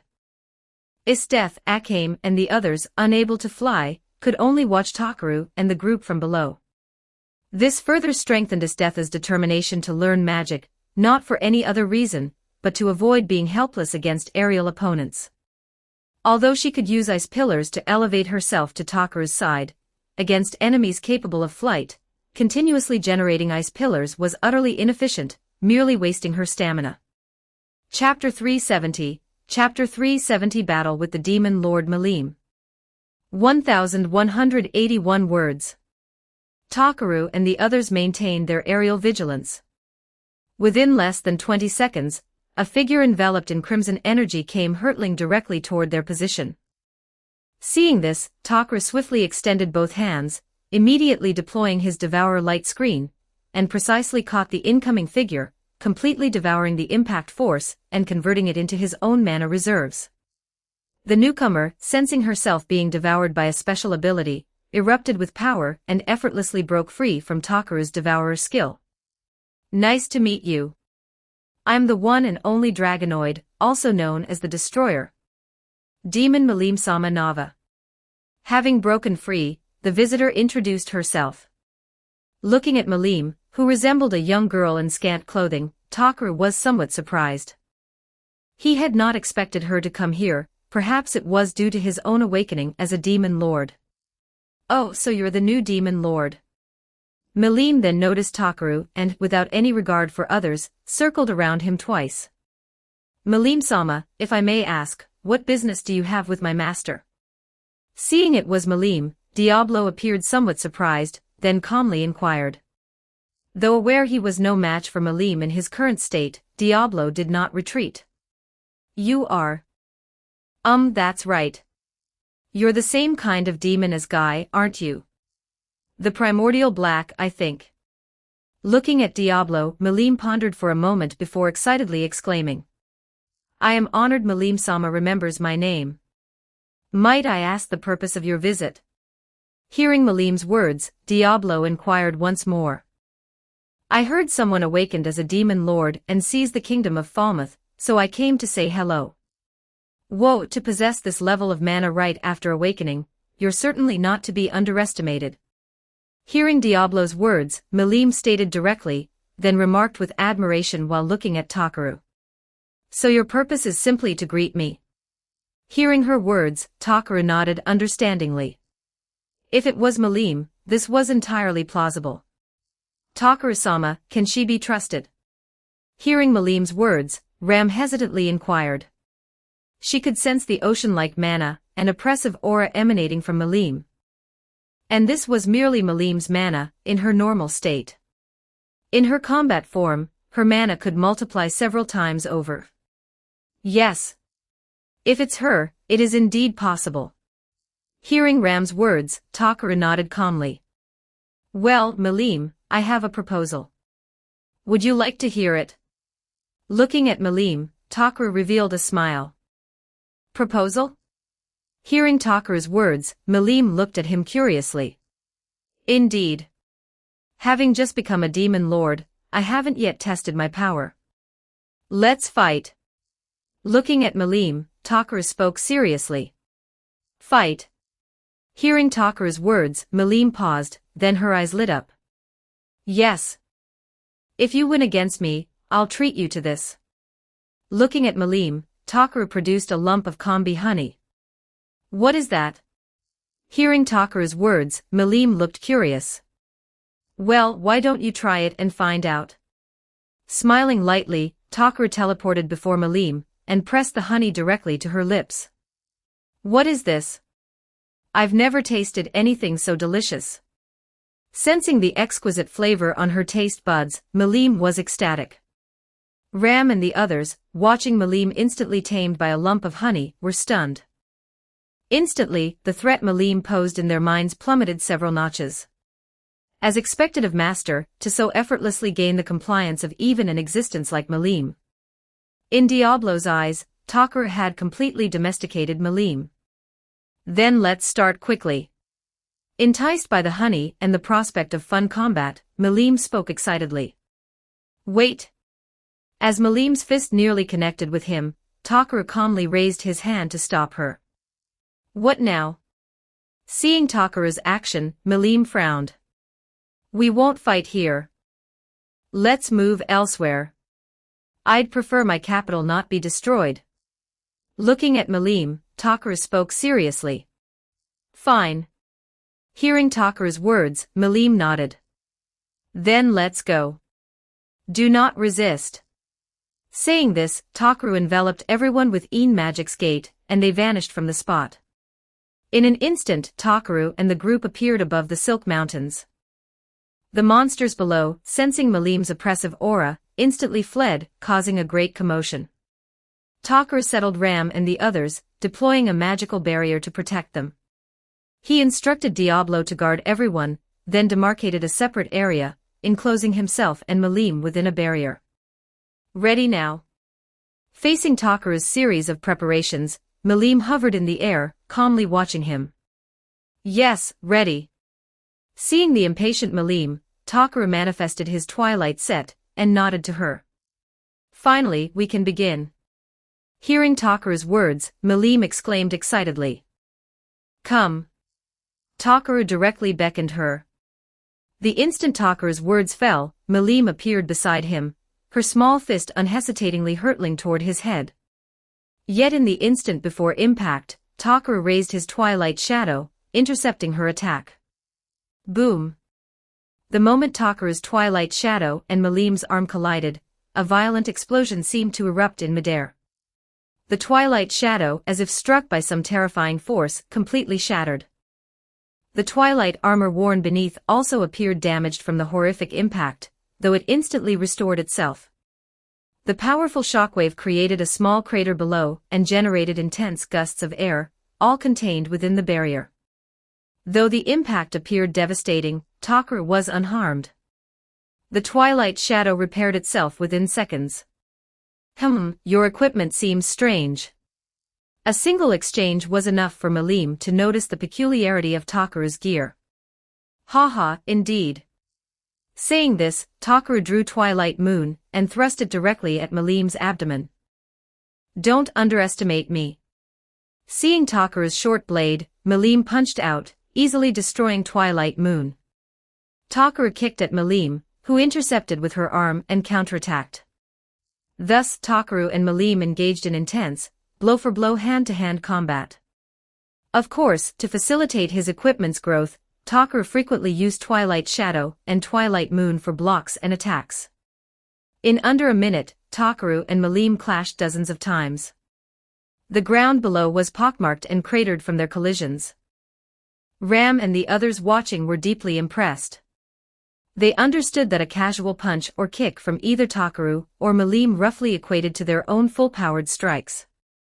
Diablo, however, fared better and could discern that neither Takaru nor Malim was truly serious, they were merely engaged in probing exchanges. Waha, your strength is indeed extraordinary. After dozens of clashes, Malim distanced herself from Takaru and laughed heartily. Should we get somewhat serious? Hearing her words, Takaru said calmly. Bring it. Hearing Takaru's words, Malim smiled. At her words, Takaru vanished from his spot. Reappearing, Twilight Moon was already thrusting toward Malim's back. Noticing Takaru's terrifying speed, Malim grew slightly more serious. With an eruption of power, vast mana condensed into a thick shield, intercepting Takaru's Twilight Moon. She then delivered a spinning kick aimed at Takaru's head. Takaru simply intercepted with his Twilight Shadow. Bang! With the violent collision, the Twilight Shadow again became covered in numerous cracks, but rapidly restored itself. Takaru glanced briefly, the Twilight Shadow's damage count had already reached 23. Then, with slight exertion, Takaru pushed Malim back a short distance and kicked at her again. Though Malim blocked it, Takaru had increased his strength. Caught off guard, she was sent backwards. Chapter 371, Chapter 371 Arrogant Malim, Drago Buster. 1,233 words. Flying backwards less than 10 meters, Malim erupted, vast mana surging forth as she halted her momentum midair. Take this, Drago Nova. Countless blue mana threads, intertwined with cross-shaped light points, spread across Takaru and his surroundings. Boom. Boom. Successive explosions resounded. Takaru's vicinity was engulfed in torrents of flames, layer upon layer of shockwaves rippling outward. Takaru. Watching the terrifying explosion, Emilia and the others observing grew intensely anxious. Rest assured. An attack of this level will not harm Master. Compared to the anxious Emilia and the others, Diablo remained remarkably calm, filled with confidence in Takaru. He understood clearly that while Drago Nova was incredibly powerful, even he would sustain only minor injuries from it.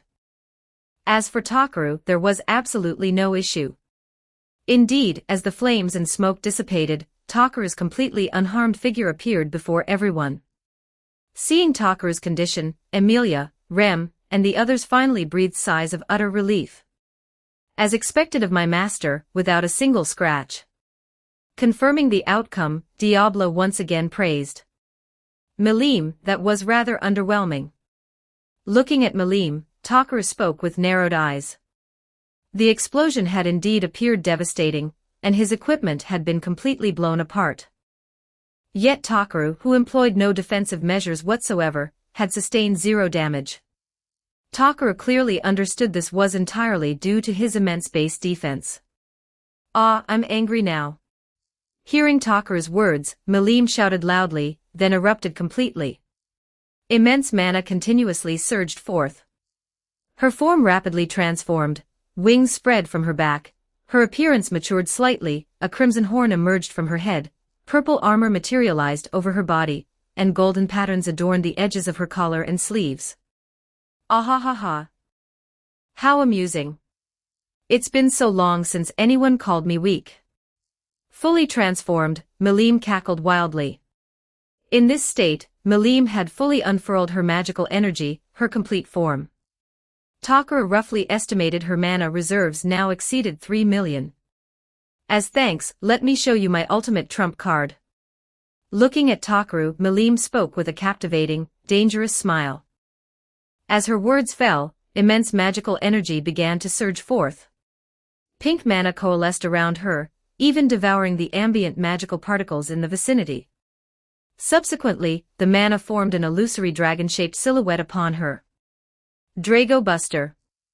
With the condensation complete, this ultimate magic, a supernova eruption caused by proliferating ultra-high-density mana, hurtled toward Takaru. How interesting. Sensing the terror of her attack, Takaru was certain, If he evaded, his ultimate barrier would be shattered by this blow, causing massive destruction below. Yet this was also the most powerful attack Takaru had ever witnessed. An ideal opportunity to test his own durability. Enveloping himself in armament haki and nen, he spread his arms wide. A pitch-black vortex formed before him, his unique skill, Devourer. Swiftly, the azure beam collided with the black vortex. After devouring a portion of the azure beam, the vortex was completely breached. The beam then struck Takaru directly. Piercing through his ken, it then impacted Takaru, his body clad in armament haki. The beam's immense propulsive force slowly pushed him backward. Boom! Boom! Terrific explosions continuously erupted. The ground traversed by Drago Buster was scorched to a molten, magma-like crimson by the horrific heat. Fully 30 seconds passed before the energy beam completely dissipated. Takaru's figure had vanished from sight amidst her attack.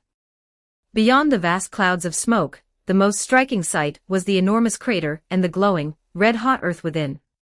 Takaru-sama. Witnessing Malim's merciless assault, even Diablo was now shaken, filled with dread for Takaru. Even he, if struck directly by this attack, would likely be either dead or gravely incapacitated. Among demon lords, barely 3 could withstand Malim's assault head-on. And those were the most ancient and top tier of demon lords. Takaru-sama. Seeing this, Ram bit her lip, her hands clenched tightly. Her gaze toward Malim blazed with fury. Emilia and the others stood frozen, their hearts filled with anguish. Ah, I messed up. Coming to her senses, Malim noticed the devastation she had wrought and scratched her head. To be able to breach my devourer, Malim, you are truly impressive. Yet, amidst despair and grief, Takaru's figure emerged from the earth, completely unharmed, appearing before everyone. He had been driven into the ground not by damage, but by the sheer propulsive force of Drago Buster. Without fully exerting himself, Takaru could not resist its thrust. As for damage, after Predator devoured a portion of the energy, and with Nen and armament haki mitigating the remainder, the force reaching Takaru could not breach his defenses. In other words, even Malim's full-power Drago Buster, while capable of penetrating Takaru's base defense, could not overcome his defense augmented by other abilities. Takaru even felt that standing still, and completely unresisting, he would sustain no damage from this Drago Buster. As for Devourer, though it had only devoured a sliver of energy, it had still increased his mana reserves by over 100,000. Takaru. Seeing Takaru reappear, the anxiously watching group was overjoyed. Why? You took my attack head-on, didn't you? Seeing Takaru completely unscathed, it was now Malim's turn to be stunned. She knew all too well the devastating power of her own assault. Judging by the scale of her attack's aftermath, Malim was certain Takaru had not dodged midway. If he had evaded, the impact range would not be this confined. The facts speak for themselves, Malim. You are no match for me. Looking at the astonished Malim, Takaru said with a light laugh. Impossible. Hearing Takaru claim she was inferior to him, Malim's fighting spirit reignited. Malim, be careful now. I'm going to use a little more power. Looking at her, Takaru spoke seriously. Humph. Bring it on. Hearing Takaru's words, Malim retorted defiantly. Subsequently, Takaru's entire body turned pitch black, visibly enveloped in Nen. What is that? Noticing Takaru's state, Malim was bewildered, yet instinctively sensed a trace of danger and grew more solemn. Here I come. With a single Soru, Takaru appeared before Malim, his blackened fist unceremoniously aiming for her head. Malim, still stunned, had not anticipated Takaru erupting with such incredible speed. Before she could react, accompanied by a sonic boom, she was once again sent flying. Takaru's base speed was already immense, so augmented with Soru, it was nearly equivalent to teleportation. That hurts. Sensing the pain emanating from her head, it was clear Takaru's attack had breached her defense. Before she could recover, Takaru reappeared behind her and kicked her flying once more.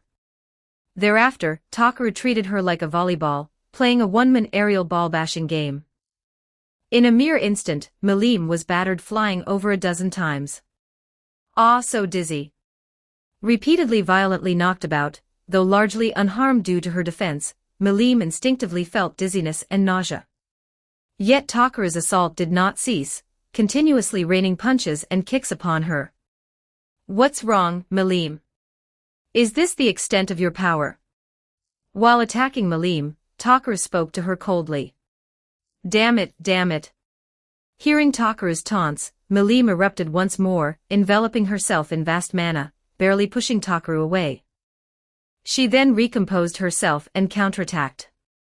Yet against her attacks, Takaru effortlessly parried with a few simple punches. Conversely, facing Takaru's assaults, Malim could only retreat, losing ground. Soon, Malim was once again reduced to a punching bag, continuously pummeled.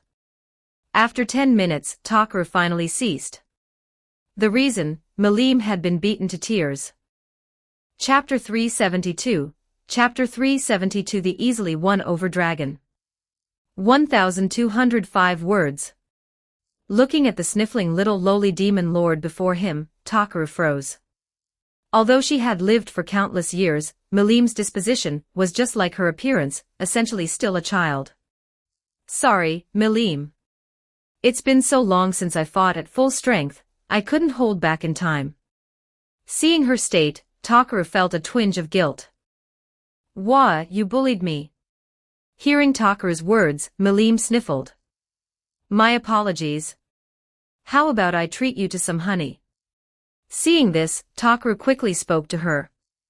Really?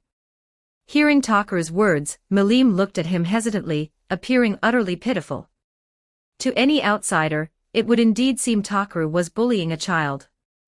Of course. I can also treat you to Chansey's egg and Miltank's milk. These are delicacies of the world, unavailable anywhere else except with me. Seeing Malim seemingly recovered, Takaru directly produced a jar of honey, a special egg, and a bottle of moo milk. Since Miltank and Chansey could not be summoned to this world, Takaru had manifested these from his item slot. Although these items were precious, they were not considered rare by the reincarnation space, thus requiring minimal points. Manifesting 10 Chanseys, 10 liters of Kombi honey, and 10 liters of moo fresh milk had cost Takaru merely 300 points. Takaru could even use the eggs to manifest Chanseys, ensuring a supply of delicious eggs in this world. Regarding Miltank, Takaru's item slot contained a Toril from his hunts in the Jura forest. Combined with this moo milk, manifesting several Miltank was entirely feasible. Takaru had not considered this previously, but with over a month remaining, improving everyone's meals was a worthwhile endeavor. Malim, seeing the food Takaru produced, directly accepted it and began devouring. Delicious. So delicious. After one bite of Chansey, Malim exclaimed excitedly, her earlier grievances completely vanished. It's even better paired with moo milk. Watching the rapidly shifting moods of the little lowly, Takaru said with amusement. Gulp. Hearing Takaru's words, Malim excitedly took a large gulp of moo milk. Indeed, the sweet, fragrant milk rapidly flooded her taste buds. A special sense of happiness spontaneously arose, and she unconsciously revealed a delighted smile. Seeing Malim's mood improve once more, Takaru knew the battle could not continue. He looked at the surrounding barrier and dispelled it. Ram and the others immediately gathered at Takaru's side. Takaru/Takaru-sama, are you all right? Everyone anxiously inquired. Rest assured, I am fine. For now, let us return to Maris first. Looking at the pockmarked, cratered ground around them, Takaru once again used mana to teleport everyone back to the palace. Through this battle with Malim, Takaru had gained a preliminary understanding of his power. Using only Nen and armament hockey, he could effortlessly defeat Malim. However, to kill her, these two abilities combined with his attributes were still somewhat insufficient. To finish Malim, he would likely need to activate the 8 gates or utilize space-time manipulation. As for defense, armament hockey combined with Nen, plus his passive skills and equipment, had already reached the apex of this world. Furthermore, this battle had brought tremendous growth to his Twilight set. Previously at only 12 damage counts, the Twilight set's damage count had now reached 28. Twilight Shadow, defense plus 700, additional skill, destruction growth. Damage count, 28. Twilight Armor, defense plus 840, additional skill, destruction growth. Damage count, 28. Twilight Moon, defense plus 560, strength plus 920, additional skill, destruction growth. Damage count, 28. Looking at the growth of his Dark Moon set, Tucker felt a sense of awe. This single set of equipment, even worn by an ordinary, would create a defensive powerhouse. This set's base defense had already reached 2,100, plus 28% damage reduction. Few could breach such defense. And when amplified by Tucker himself, his defense directly reached 7413. Tucker's base defense was 1320, amplified fourfold by ultimate defense to 5280. Adding other equipment bonuses and the Twilight set's amplification, his defense reached 7413. At this rate, breaking 10,000 defense was merely a matter of time. Hey, Takaru, I want more. Having finished her treats, Malim directly extended her hand to Takaru. No. These things are quite precious. Looking at Malim, Takaru directly refused. How can you be so stingy? Hearing Takaru's words, Malim pouted angrily. Speaking of which, Malim, you didn't defeat me earlier, yet I still gave you honey. That was quite generous of me, wouldn't you say? Looking at Malim, Takaru grinned. Well. Thank you. Hearing Takaru's words, Malim grew flustered, then directly expressed her gratitude. Well then, Malim, you've said your hello. You can return now. Looking at her, Takaru directly stated. Wait. Oh right. I can teach you the joys of being a demon lord. Hearing Takaru's dismissal, Malim spoke urgently. The joys of being a demon lord. Hearing her words, Takaru looked at her flatly. Yes. Once you become a demon lord, many strong challengers will come. So if I just spread the word for you now, many people will come. Saying this, Malim revealed an excited smile. Why would I do something so boring? Is there anything besides fighting? Hearing her words, Takaru said exasperatedly. Be boring. Oh right. You can also show off in front of Majin and humans. Hearing Takaru's words, Malim paused, then spoke with a captivating, dangerous smile. Indeed, very boring. Upon hearing this, Takaru shook his head. Oh. Hearing Takaru's words, Malim appeared genuinely shocked and simultaneously felt deeply frustrated.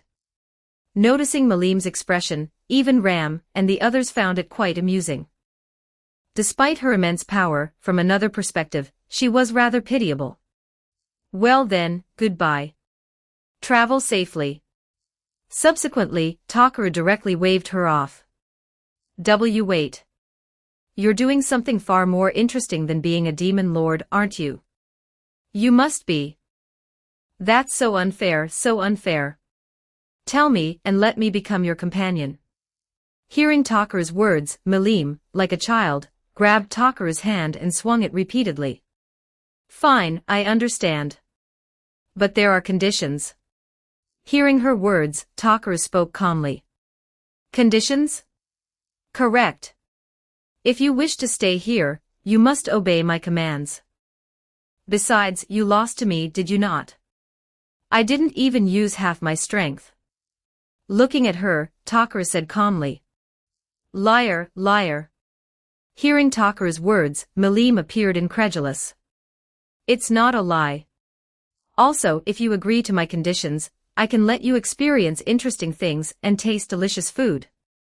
Looking at Malim, Takaru tempted her step by step. Interesting things. Delicious food. Hearing Takaru's words, Malim's resolve wavered without surprise. I understand. But you can't make me do weird things. Also, if it's something really bad, I won't agree either. Hearing Takaru's words, Malim directly stated. Good, that's settled. Then, first condition, you cannot recklessly attack. Also, if others provoke you, your attacks must not be excessive, especially, you must not directly kill people or cause destruction to the surroundings. Seeing her agreement, Takaru earnestly instructed. I understand. Hearing Takaru's words, Malim nodded indifferently.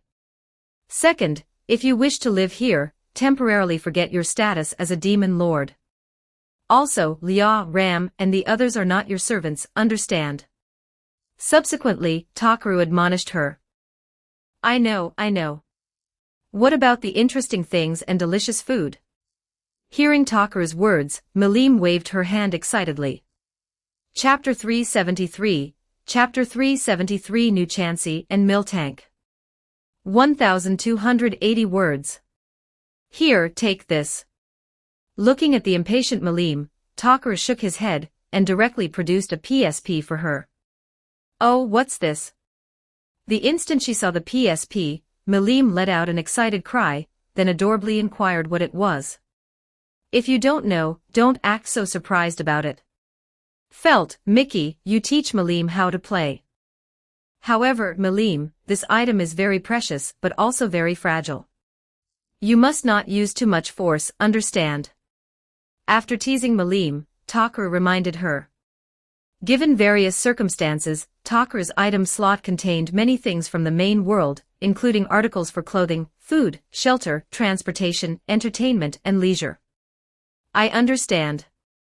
Hearing Takaru's instructions, Felt and Mickey directly led Malim aside and began teaching her.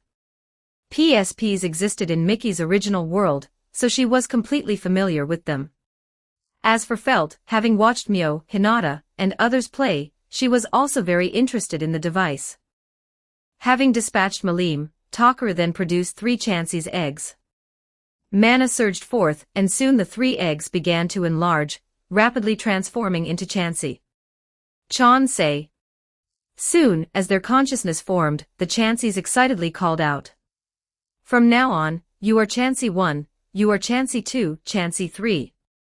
Looking at the Chancy, Takaru named them in order. As Takaru's naming concluded, the 3 Chancy received Takaru's mana transmission, and underwent tremendous enhancement. Chancy 1, 2, 3, greets Master. Upon completion of their enhancement, the Chancy respectfully addressed Takaru. Yes. Your duties from now on are laying eggs and healing. You shall follow the instructions of Akame, Kurome, Chelsea, and Shiel. Looking at them, Takaru directly stated. We understand.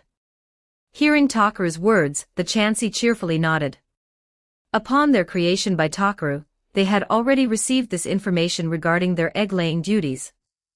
And although laying eggs might appear to be producing their offspring for consumption, this was not the case.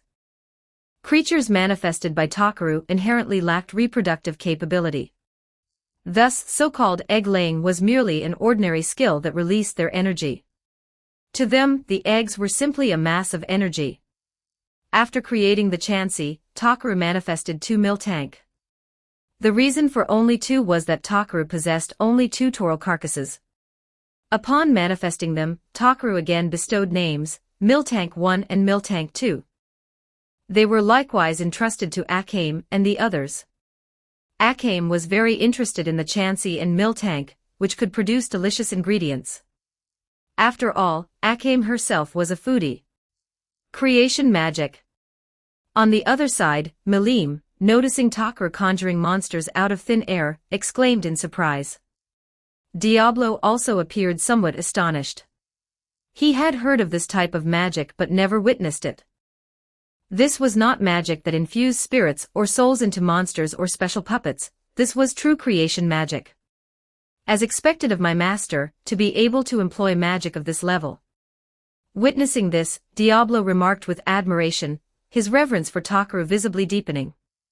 If initially he had become Takaru's subordinate out of curiosity and amusement, upon receiving his name from Takaru, he had already been somewhat convinced. Now, after a series of interactions, Diablo's loyalty had reached its zenith. Takaru noticed Diablo's transformation.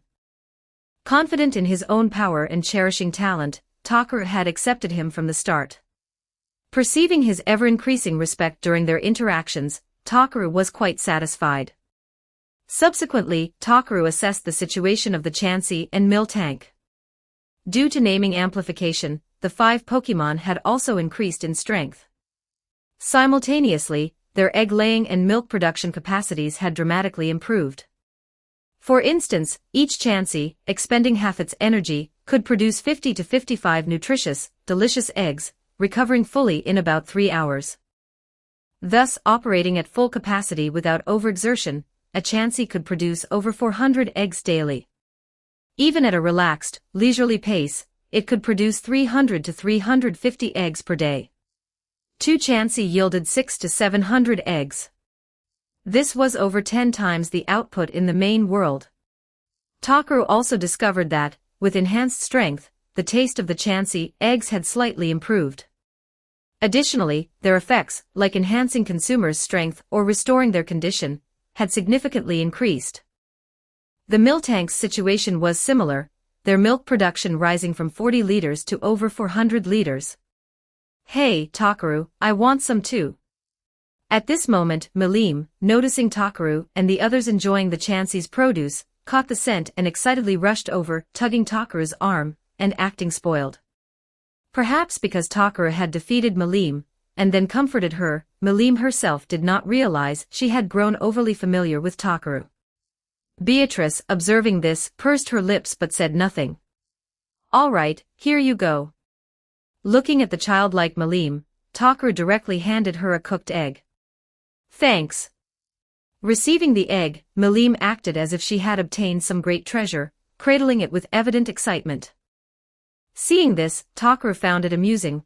If the others were to know that one of the most ancient demon lords could be so effortlessly enticed by delicious food, they would likely be exasperated. Having received the egg, Milim excitedly devoured it, then took the PSP from Felt's hands and began playing. However, being a novice, Milim played quite poorly. Yet despite her lack of skill, she was clearly thrilled. With Milim settled, Takaru began contemplating his next course of action. Currently, Takaru planned to deal with the upcoming Orc Lord incident, then properly settle accounts with Clayman. At that point, his business in this world would be largely concluded. Subsequently, Takaru thought of Tsumuji. When he hunted Clayman, Takaru intended to bring her along. Assisting in slaying a demon lord would likely significantly boost her evaluation score. Having clarified his plans, Takaru prepared to return to the Jura forest. After all, due to the incident with Milim, he had rushed back without any notice. Now, nearly noon, he needed to inform Tsumuji. In the blink of an eye, another 3 days passed. During this time, Takaru frequently shuttled between the Jura forest and the kingdom of Falmouth. Milim had thoroughly adapted to life in the kingdom of Falmouth, spending her days gaming and eating, also becoming very keen on hot springs and shopping. Beyond matters concerning Milim, the development of Falmouth progressed increasingly smoothly under Takaru and the others' governance. In the Jura forest, Takaru could sense even ordinary monsters feeling immense danger, growing restless and agitated. As for the 6 ogres under Rimuru's naming, they had evolved into Kijin. Their appearances had become more human-like, and most importantly, their strength had considerably increased. Today, Rimuru had finally regained consciousness. He learned from Great Sage that bestowing names upon high-ranking monsters consumed corresponding mana. In other words, Benimaru and the other 5 had completely drained Rimuru. Meanwhile, at Lake Sis, the central lake of the Jura forest, the surrounding wetlands provided optimal habitat for the lizard men, who ruled this territory. Our report. Orc army detected south of Lake Sis. They may invade our domain. Entering a cavern, 2 lizardmen scouts nervously reported their findings to their king. Orcs. Prepare for battle. Drive back those mere orcs. The lizardman king, seated in the primary position, spoke confidently. Normally, orcs and goblins were considered comparable. Thus, most races held orcs in low regard, hence the Lizardman King's confidence. How many? Beside the Lizardman King, another Lizardman inquired. She was the king's daughter, the Lizard Princess. Well, the orc army numbers approximately 200,000, the scout stated. Impossible. That's 20 times our own forces. Hearing the scout's words, the Lizard Princess found it unbelievable. We confirmed multiple times using mana sensing and heat source detection. I stake my life on its accuracy.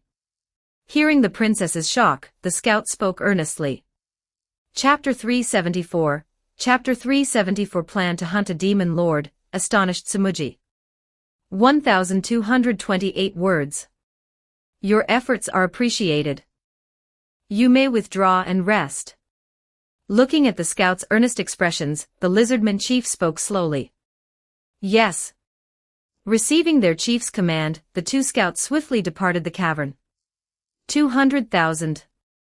How are such an exaggerated number of orcs' stomachs to be filled? With the scouts gone, the chief frowned and spoke. Come to think of it, they are originally a race lacking coordination and acting on impulse. Gathering 200,000 is impossible. I heard the ogre village was destroyed by the orc army. Below, 3 lizard men discussed the matter, finding it incredulous. The orc lord. If there exists an orc commanding an army of 200,000, we must suspect the presence of the legendary unique monster, the orc lord. Knowing the sheer number of orcs, the lizard chief concluded the army's commander was indeed the fabled orc lord. A monster capable of devouring even its comrades' fear. Though not yet certain, the chief's prudence compelled him to take necessary measures for his clan, requesting reinforcements. The envoy he dispatched was his son, the sole lizardman to have received a name. Gabaru. Several days had passed since Rimuru regained consciousness. Within the goblin village, with the ogre's incorporation, various aspects rapidly fell into place. Kurobe oversaw forging, Sui handled reconnaissance, and Hakuro assumed the role of swordsmanship instructor. Shuna taught the goblins herbalism and weaving. Cheyenne became Rimuru's secretary. As for Benimaru, he took the position of military commander. As for Takaru, after leaving behind a shadow clone, he brought Tsumuji and Houndoom to the kingdom of Falmouth, introducing her to the girls. Upon seeing Akame and the others, Tsumuji was extremely surprised. However, she realized Akame, and the others did not recognize her. It dawned on her, the Akame, Leon, and others she knew belonged to a different parallel world. Seeing Takara had manifested so many characters from mission worlds, Tsumuji was astonished. Yet she quickly integrated with the group, including the demon lord Malim. Learning that Takara had, in a mere short period, seized control of a nation of over 30 million people, she was again shocked. Unfamiliar with the conditions for becoming a demon lord, Tsumuji had only been impressed by Takara's achievement. Now, understanding he had become a king, which is a comprehensible feat, the impact was far more staggering. Upon arriving, Takara granted her access to the kingdom of Falmouth's collected swordsmanship and magical knowledge, ensuring she would not be idle here. Everyone held favorable impressions of Tsumuji. Thus, Akame, Emilia, and others eagerly instructed her in the new swordsmanship and magic. Tsumuji studied diligently, earnestly improving her strength. Takaru, will we spend the remaining 20+ days here? Looking at Takaru, who was also meditating, Tsumuji asked curiously. These past days in the kingdom of Falmouth had been rather comfortable, almost making Tsumuji feel as if she had returned to the main world, leaving her somewhat embarrassed. In previous reincarnation spaces missions with others, while not every day was life or death struggle, roughing it outdoors was common. Yet mission with Takara seemed to become a leisurely otherworldly journey, making her feel somewhat guilty. No. The Orc Lord has already emerged in the Jura forest. We can go there and hunt it. This should significantly boost our evaluation scores. I see. Hearing Takara's words, Tsumuji nodded understandingly. Afterwards, I plan to hunt a demon lord, Takara then stated seriously. Hunt a demon lord. Hearing Takaru's words, Tsumuji was stunned. After several days of study, she understood the true significance of a demon lord, the apex existence of this world. Could Takaru truly hunt a demon lord? I heard that. Takaru, you said hunt a demon lord, right? Suddenly, a boisterous figure burst in, excitedly pouncing on Takaru. Yes. Looking at Malim's demeanor, Takaru nodded lightly.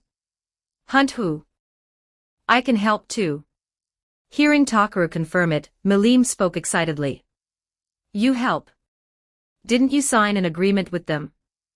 Looking at Malim, Takaru said with amusement. Oh right.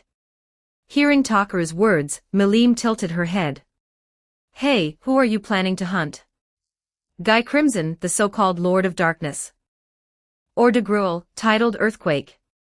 Or perhaps the Platinum Devil, Leon Cromwell. Or the Sleeping Ruler, Dino. Or the Marionette Master, Clayman. Or the Lion King, Carrion. Malim rapidly fired off questions excitedly. It seems you left out a few. Looking at Malim, who was clearly scheming, Takaru said with an amused smile. No way. You're not planning to hunt the Sky Queen, Fry, or the Labyrinth Fairy, Ramiris, are you? They're actually quite stupid, not worth hunting at all. Hearing Takaru's words, Malim grew anxious. She considered Ramiris and Fry close friends, and naturally did not wish Takaru to hunt them. Is that so? Stupid doesn't mean harmless, does it? Hearing her words, Takaru said with a faint, knowing smile. No. Well. Hearing Takaru's words, Malim became even more flustered. Relax. The one I plan to hunt is the Marionette Master, Clayman. Ever since I became a demon lord, that one has been covertly causing me trouble. Seeing Malim's nervousness, Takaru ceased teasing her and stated directly. Oh, it's him. Since he's causing you trouble, Takaru, as your close friend, let me help. Hearing Takaru target his Clayman, Malim sighed in relief and spoke seriously. That won't be necessary. However, if you guide me there, I would be grateful. Hearing her words, Takaru said with amusement. Leave the guiding to me. Hearing Takaru's words, Malim nodded earnestly. So what did you come here for? Subsequently, Takaru looked directly at Malim. Oh right. Felt said this can do multiplayer. I want to play multiplayer with Felt and the others. Hearing Takaru's question, Malim recalled her purpose. So you came for a second PSP? Hearing her words, Takaru directly inquired. Hearing Takaru's words, Malim nodded rapidly. Fine. However, games are for occasional leisure. Do not neglect your training, understand? Looking at Malim, Takaru pondered briefly, then produced another PSP. I know. Taking the PSP, Malim excitedly dashed off toward Felt. Malim is really a demon lord. I can't believe you tamed her so easily, Takaru. Watching Malim happily depart, Tsumuji remarked with emotion. Yes. Though she has lived for countless years, her disposition matches her appearance, that of a child. Seeing Tsumuji's surprise, Takaru said with a light laugh. I see. But won't dealing with that Clayman be dangerous? Subsequently, Tsumuji spoke with a trace of nervousness. Don't worry. Others might pose a challenge, but Clayman, a schemer who only resorts to underhanded tricks, is easily dealt with. As long as we are cautious of his special manipulation skills, even Ram, and the others could effortlessly kill him. Moreover, this Orc Lord incident is also a scheme orchestrated by him. Looking at Tsumuji, Takaru stated calmly. It's his scheme. Hearing Takaru's words, Tsumuji appeared somewhat shocked. Yes. Gelmud, who runs around naming monsters, is his subordinate. His goal is to exploit the superior-subordinate relationship inherent in naming to acquire capable monsters as minions, thereby strengthening himself.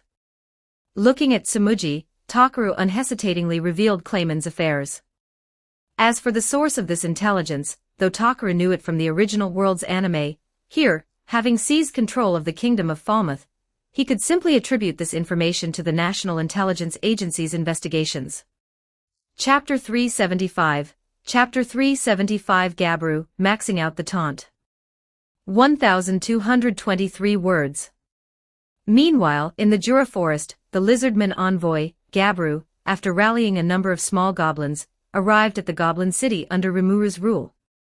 The moment the lizardman's arrival was detected, the village chief, Rigard, swiftly reported to Rimuru. Benimaru and the others, alerted by Sui, voluntarily requested to accompany him, wishing to ascertain the lizardman's intentions.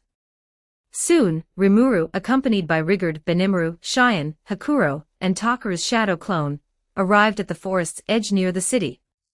The lizardman army stood in orderly formation, watching Rimuru and the others approach. Who is the envoy? Rimuru, held by Cheyenne, looked around curiously. At Rimuru's inquiry, the lizardman army rapidly parted, creating a central passage. They began rhythmically striking the ground with their spear-like weapons. Then, Gabru emerged, riding a lizard-like monster. Quite the dramatic entrance. Watching Gabru's actions, Rimuru found it amusing. Subsequently, Gabru made a halting gesture and leaped down from his lizard mount. I am the lizardman, Gabru. I permit you to become my subordinates. Rejoice in this honor. As he spoke, Gabru tilted his head back 90 degrees, gazing at the sky, both arms raised high. Gabru-sama, magnificent. So cool. Below, 3 lizard men used their shields as mirrors, reflecting sunlight onto Gabru, making him appear even more radiant. The army knelt, clapping continuously. Commit this man to memory. He is the warrior destined to become the next lizardman chief, haughty and proud. At this moment, a lizardman clad in ninja attire spoke earnestly to Rimuru and the others, who stood dumbfounded. Takara found it exasperating. Indeed, the weaker the existence, the more they enjoyed showing off. Setting Takara aside, anyone present could effortlessly grind Gabru into the dirt, or easily annihilate the entire lizardman army before them. Permit me to become your subordinate. Rejoice in this honor. Hearing his words, Rimuru murmured repeatedly. What an air of superiority. Who does he think he is? Even Takara never spoke to me like that. Thinking this, Rimuru glared angrily at Gabru. Cheyenne, holding Rimuru, was even more furious. Her mana began to surge violently, and Rimuru, in her grasp, was subjected to terrifying constriction. Wait, Cheyenne, stop.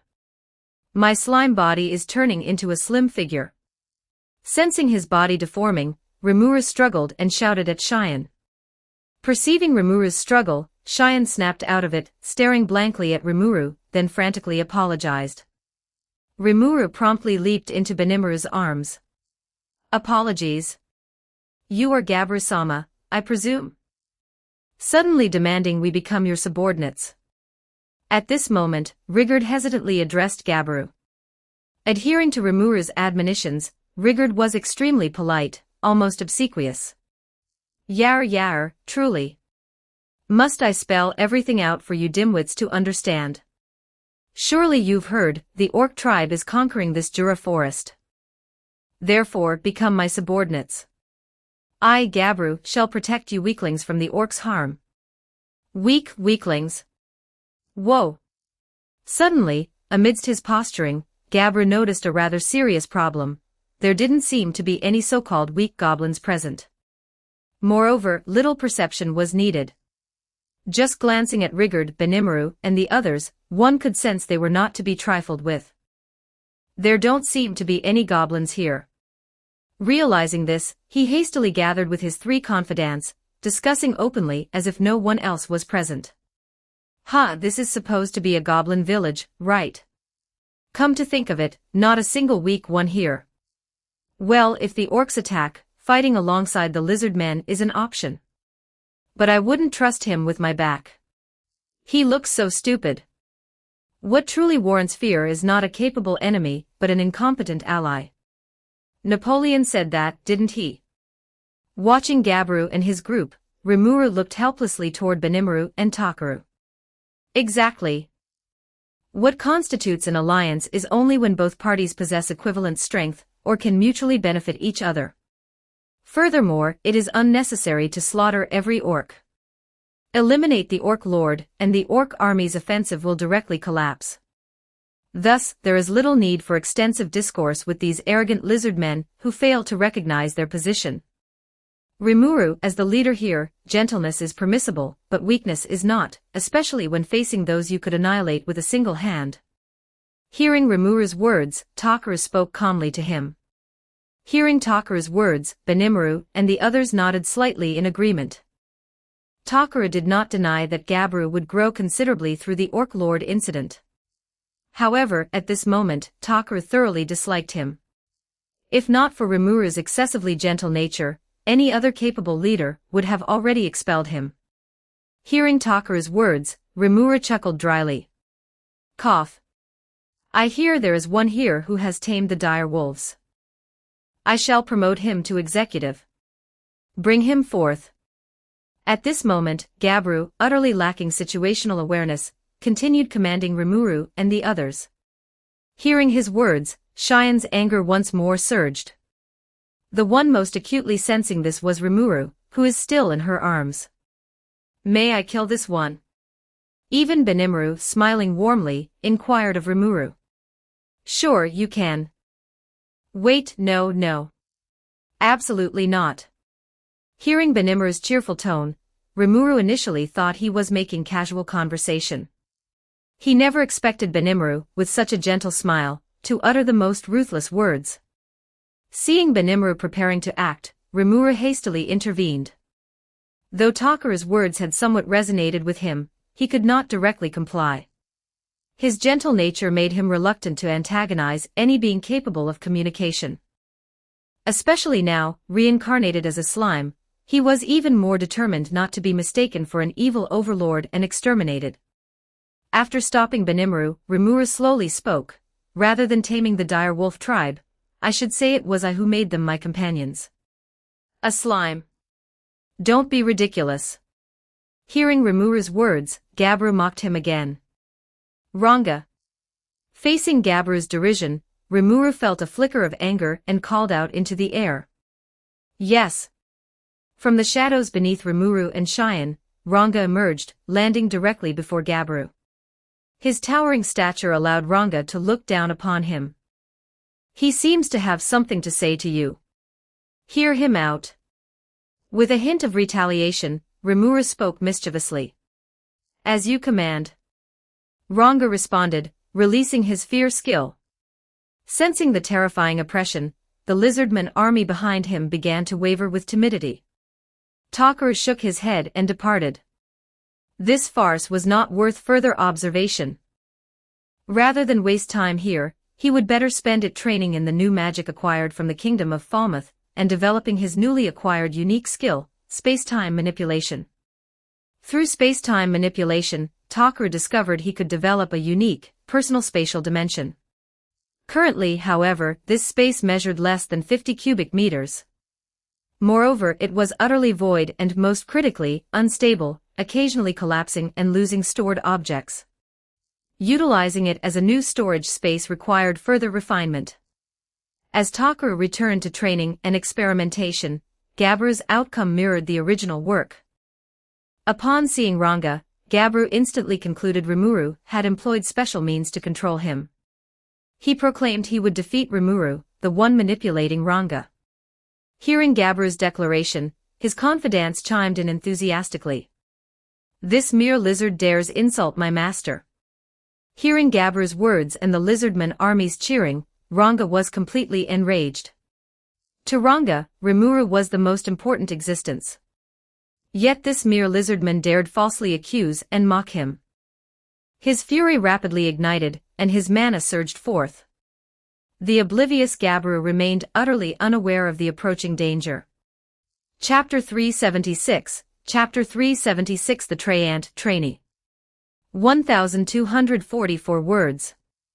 Oh no, that guy is dead for sure.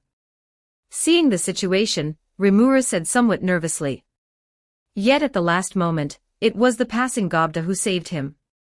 Ranga had Gobda fight Gabru. Enticed by Rimuru and threatened with Cheyenne cooking, Gobda ignited with boundless fighting spirit. Finally, the moment the battle began, the still smug Gabru was directly targeted by Gobda, who hurled his spear at him. Watching the spear rapidly fly toward him, Gabru revealed a shocked and flustered expression, hastily sidestepping. "Damn you, all sly tricks." Startled, Gabru swept his spear horizontally, but Gobda was no longer before him. Impossible, he vanished. Just as Gabru was stunned, Gobda suddenly emerged from the shadow behind him, and kicked the back of his neck. With a loud cry, Gabru collapsed to the ground, unconscious. Thus, Gabru, who had spent so long posturing, was felled by a single kick from Gobda using his shadow movement skill. A perfect demonstration of the phrase, all bark, no bite. You there, Gobda won the match. If you wish to discuss helping you defeat the orc tribe, I will consider it. As for becoming your subordinates, no deal. Today, take this guy back with you. Looking at the dumbfounded lizardman army, Rimuru spoke calmly. We will return. Indeed, this matter is not over yet. Remember this. After delivering their threats, Gabru's 3 confidants swiftly carried him away at light speed. That evening, Takeru's shadow clone received an invitation from Rimuru. Sui had gathered the latest intelligence. 200,000 orcs. Their main force is advancing north along the Great River. Based on the movements of their main force and detached units, their rendezvous point is the eastern wetlands, Sui reported seriously to the group. Which would be the lizardman's territory, Rigard noted knowingly. 200,000, such an exaggerated number, impossible to truly fathom. Hearing Sui's report, Rimuru remained shocked. In his previous life, even Japan could not muster a 200,000-man army. Orcs are originally monsters of low intelligence. If their aggression is not driven by instinct, we must suspect an instigator behind them, Kaijin frowned and remarked. Takeru, do you know anything? Subsequently, Rimuru curiously inquired. Naturally. The instigator behind this orc incident is a mageon named Gelmud. Hearing his words, Takeru lightly sipped his moo milk and stated directly. Gelmud, it really is him. Hearing Takeru's words, Benimaru and the others clenched their fists. And his purpose? Rimuru asked curiously. His purpose is to exploit the superior-subordinate relationship inherent in naming to acquire capable monsters as minions, thereby strengthening himself. Of course, Gelmud is merely a pawn of a certain demon lord. Looking at everyone, Takeru spoke calmly. Demon lord. Hearing Takeru's words, those present who understood the concept exclaimed in shock. Rimuru, hearing Takeru's words, felt extremely troubled. He involuntarily recalled the demon lord Leon Cromwell, of whom Shizu had spoken. Any being titled demon lord was no simple existence. As the group fell silent, Sui suddenly paused, then quickly addressed Rimuru. Someone is making contact with the reconnaissance clone. It seems they wish to communicate with you. What should we do? Who is it? One Gabru was already too much for me. I don't want to meet any more strange characters, Rimuru frowned at Sui's report. Not strange but rather quite unexpected. It's a Treyant, Sui quickly stated. A Treyant. That thing. The tree spirit Wani-san that often appears in games. Hearing Sui's words, Rimuru exclaimed excitedly. Though transformed into a slime, his fundamental nature remained that of an ordinary male office worker. Hasn't it been decades since a Treyant last appeared? Rigard curiously remarked to Kaijin beside him. It's fine. Let her come. Recovering himself, Rimuru excitedly instructed Sui.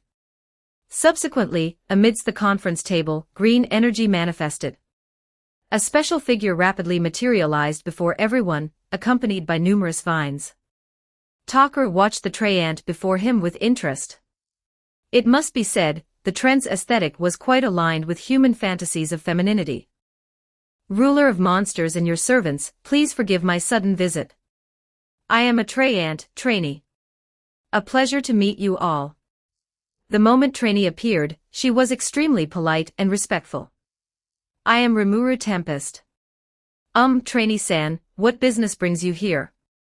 Hearing trainee's introduction, Rimuru quickly introduced himself, then curiously inquired about her purpose. I have come today to request your assistance. Might I ask who you are? Trainee, having intended to petition Rimuru, quickly noticed Takeru's presence. Though Takeru sat calmly, she sensed immense threat. Within Takeru resided terrifying magical energy, excellently concealed yet perceptible to trainee. She grew somewhat tense. Nara Takeru. That is my name. Hearing her inquiry, Takeru spoke calmly. Such terrifying mana, and such powerful oppressive force. Might I presumptuously inquire, are you a legendary existence, a demon lord? Having heard Takeru's name, trainee bowed her head respectfully and asked nervously. Hearing trainee's inquiry, everyone was stunned.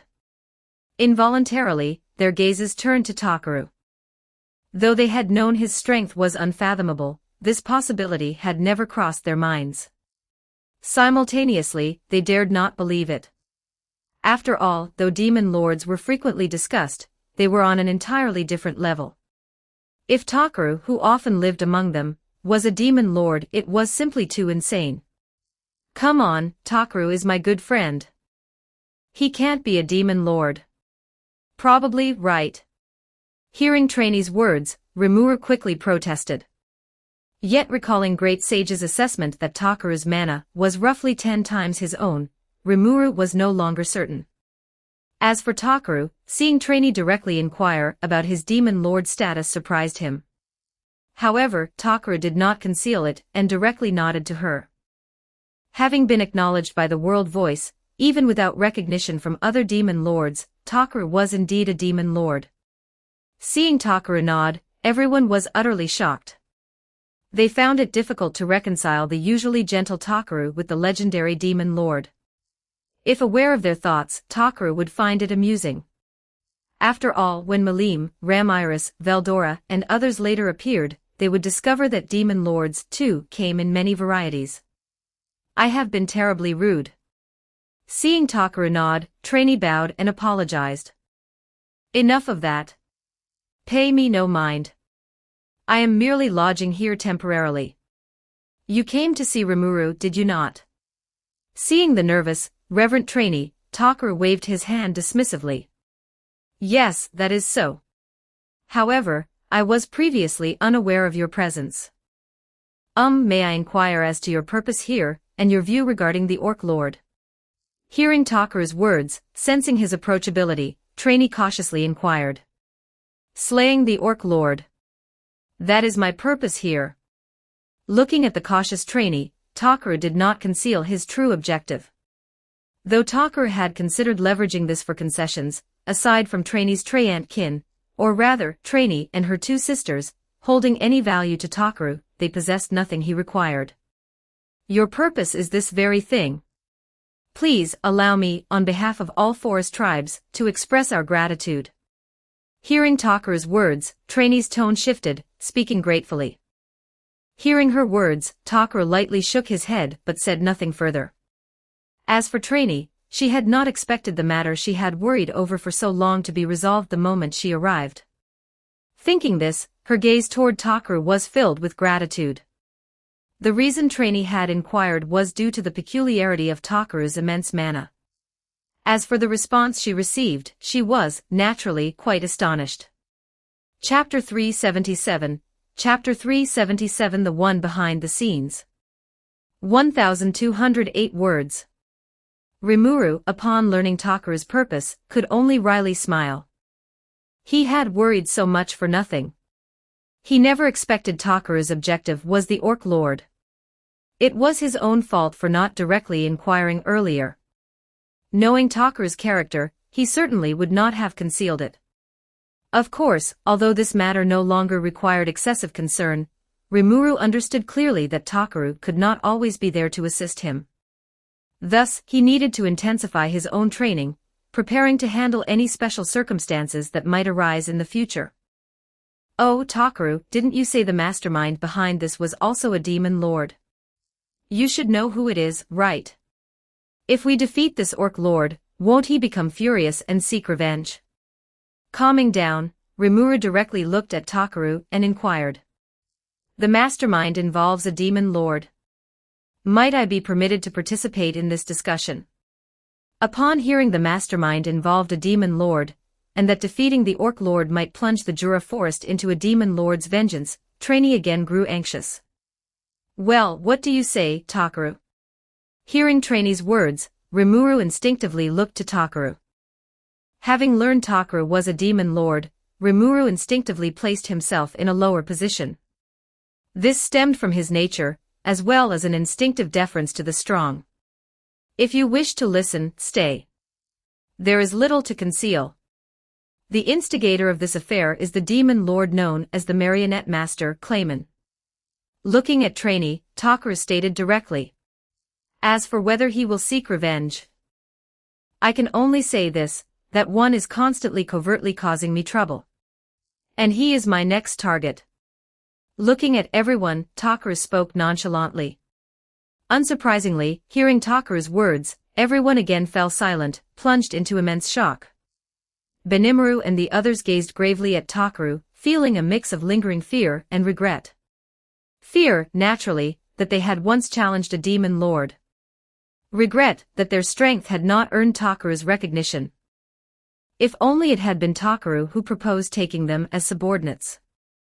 Yet now, having become Rimuru's subordinates and through these days of interaction, they held deep recognition for Rimuru, and would never betray him. Seeing Takaru essentially shoulder all the burdens, Rimuru momentarily felt somewhat at a loss. However, Benimaru and the others quickly reminded him, though Takaru would personally deal with the orc lord, the 200,000 orcs themselves were not to be underestimated. They, too, needed countermeasures. Oh, Sui, you said the orcs will first pass through Lizardman territory, correct? Suddenly, Rimuru thought of something and directly inquired. Yes. Sui nodded. Takaru, when exactly do you plan to act? Suddenly, Rimuru thought of a crucial point. Though Takaru said he would act, he never specified when. While unlikely to wait until the Goblin City was destroyed, neither had he indicated he would intervene before the orcs caused catastrophe. When and where I act? That's hard to say. Hearing Rimuru's inquiry, Takaru replied calmly. Hearing Takaru's words, Rimuru smiled wryly. Although Gabru and the other lizardmen's behavior today had irritated him, the thought of their entire tribe being completely annihilated by the orc onslaught was unbearable. Takaru, I want to try and save the lizard men as much as possible. You won't be angry, will you? After hearing Takaru's words, Rimuru took a deep breath and asked. My target is the orc lord. As for the rest, do as you please. Seeing Rimuru's nervous, guarded expression, Takaru spoke calmly. Hearing Takaru's words, Rimuru sighed in relief. Yet the thought of 200,000 orcs once more brought him worry. If possible, he did not wish to endanger his subordinates. However, standing idly by was not his style. Thinking this, Rimuru contemplated whether the lizard men could evacuate Lake Sis. If they remained there, the likelihood of Takaru intervening was substantial.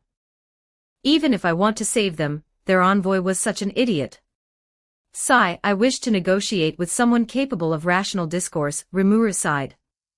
Rimuru-sama, would you permit me to directly raise this matter with the lizardman chief?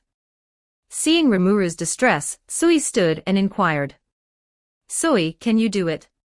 Hearing Sui's words, Rimuru was curious. Yes. Hearing Rimuru's inquiry, Sui nodded confidently. What's with this confidence? Handsome guys are so annoying. Looking at Sui, Rimuru inwardly complained. Very well. Then you shall negotiate with the lizard men. Try to get them to temporarily evacuate.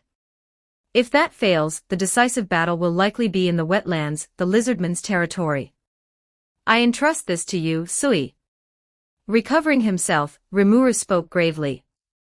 Yes. Hearing Rimuru's words, Sui nodded and swiftly departed. My apologies. It seems we cannot avoid this orc affair. Please, everyone, prepare yourselves. Subsequently, Rimuru looked apologetically at Benimaru, Rigard, and the others. Yes, of course, Rimuru-sama. Hearing Rimuru say this, Shuna stood and declared. I was prepared for this from the start. Hearing Rimuru intended to clash with the orcs, Benimaru smiled. All we can do is trust in our master. Kaijin spoke calmly. Indeed. Let them witness our power. Rigard stood and declared seriously. Seeing everyone's trust, Rimuru felt a sense of responsibility. Subsequently, the meeting concluded. Takeru's shadow clone dissipated into smoke, transmitting its memories to the main body. Takeru, who had been constructing a more stable spatial dimension within the palace, received the clone's memories. After digesting them, he revealed a faint smile. He passed no judgment on Rimuru's kindness. Under normal circumstances, Takeru did not mind extending goodwill toward the world. Though he had become a demon lord, he did not intend to alter his conduct or engage in meaningless slaughter. As for rescuing others, that depended on his mood and whether it benefited him. However, if the decisive battle occurred at the Lake Sis wetlands, Takeru would need to make a trip. After all, although Rimuru's current strength was slightly inferior to the original work, against an orc lord, his unique skill, Predator, could still devour it. If Rimuru stole the kill, Takeru would lose an opportunity to boost his evaluation score. As for the Treant deducing his identity from his clone, Takeru was somewhat surprised. He was quite interested in recruiting trainee. With her around, upon returning to the main world, someone could tend to the mansion's gardens. Yet she was not indispensable. Having recently learned some plant-based skills, Takeru could manifest special tree spirits to handle such tasks. Furthermore, Trainee was the guardian of the Jura forest, quite intellectual and rational. Subduing her would likely require considerable time, an endeavor nearly impossible in his remaining month. As for using Koto Amatsukami to alter her will, disregarding the world's will, individuals modified by such special skills could not be summoned using character manifestation cards. Shaking his head, Takeru ceased further contemplation. He directly dispatched a shadow clone, teleporting it back to the Goblin City. As for Takeru himself, he resumed developing his new spatial dimension. Through the efforts of multiple clones and his main body, the new space had reached 2,000 cubic meters. Though still modest, it was a significant breakthrough. Additionally, the previously frequent spatial collapses, due to increased mana stabilization, had become stable. Next, Takeru intended to imbue the new space with time acceleration or deceleration. Chapter 378, Chapter 378 Gears of Fate. 1,255 words. Meanwhile, the newly awakened Gabiru, amidst his followers' flattery, once again lost himself. He convinced himself that Gobda was the village master, and that his defeat was solely due to Gobda's deceptively foolish appearance causing him to lower his guard. Subsequently, Gabiru's confidants incessantly derided Rimuru and the others for their underhanded tactics. However, among them, a masked clown had quietly mingled. Gabiru belatedly noticed the clown's presence. Who are you? Gabiru demanded, looking at the clown. He's been here from the start. Gabiru's equally dim-witted confidant stated blankly. You are exactly as I heard, a remarkable man. My name is Laplace. Hearing Gabiru's words, Laplace slightly bowed and addressed him. Laplace. I am an envoy of Gelmud-sama, come to warn you. Looking at Gabiru, Laplace spoke slowly. Oh, an envoy of Gelmud-dano. Your efforts are appreciated. What is Gelmud-dano's warning? Hearing this, Gabiru was delighted. Gelmud was the one who had bestowed his name, so Gabiru naturally held him in high regard. Matters have grown troublesome. This orc army appears to be genuinely led by the orc lord. In response to Gabiru's inquiry, Laplace spun around a few times and informed him of the Orc Lord's existence. Hearing Laplace's words, Gabru grew solemn, and his subordinates appeared deeply shocked. Though the Lizardman chief is a remarkable man, he is no longer young. Frankly, this matter may prove too troublesome for your father. Looking at Gabru, Laplace once more provoked him.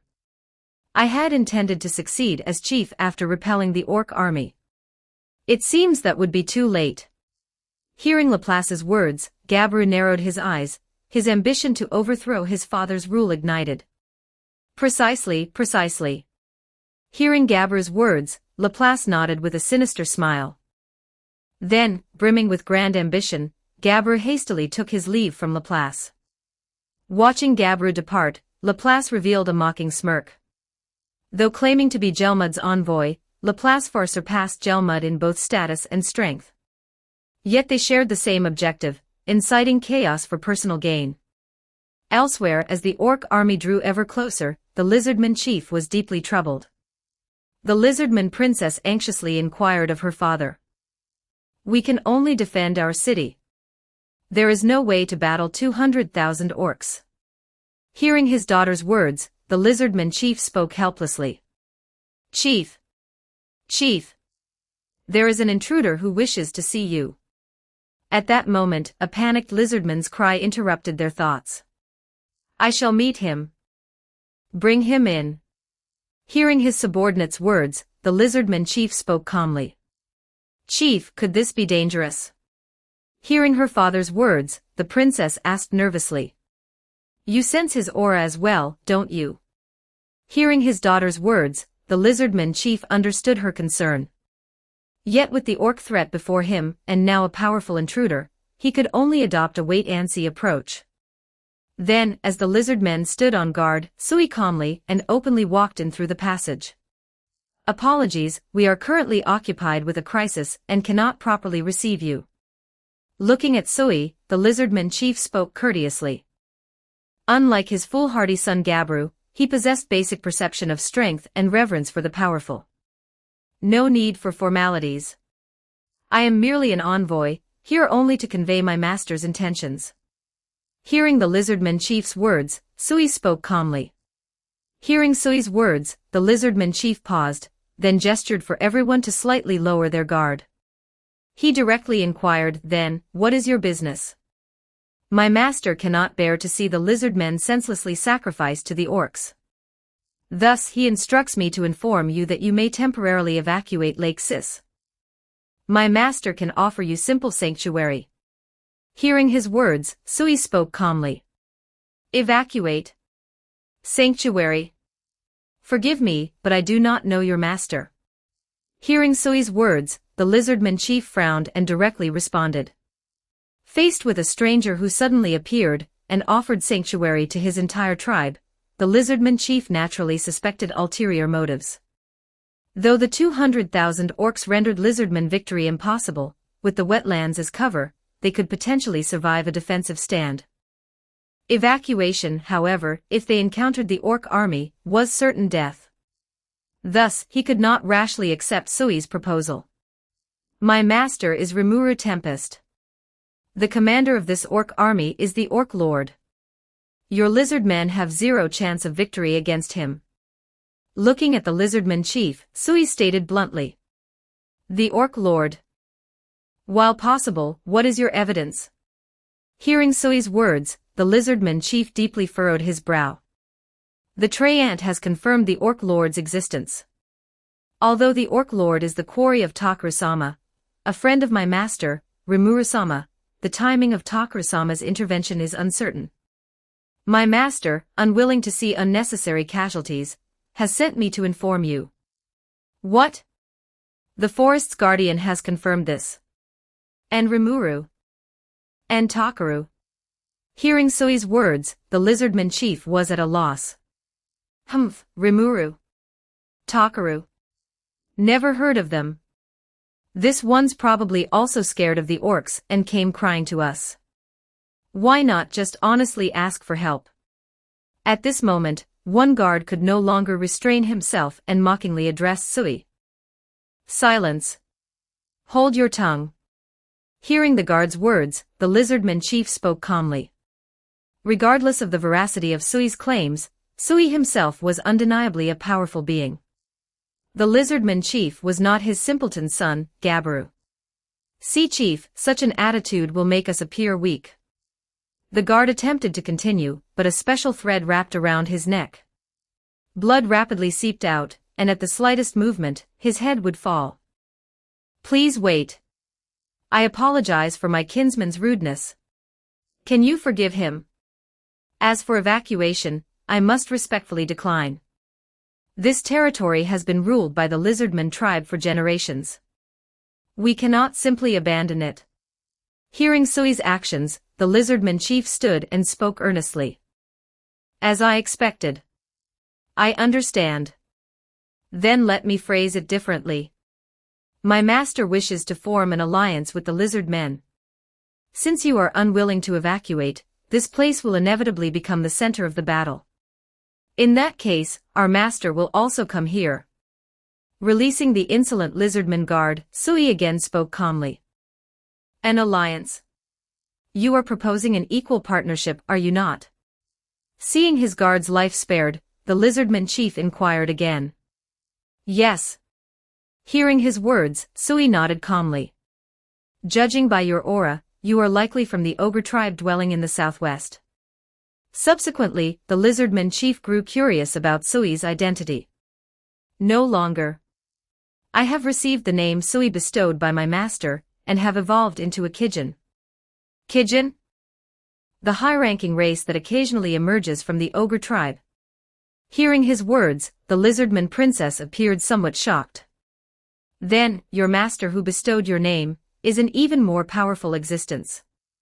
And what of your master's friend?" Hearing Sui's words, the lizardman chief again inquired nervously.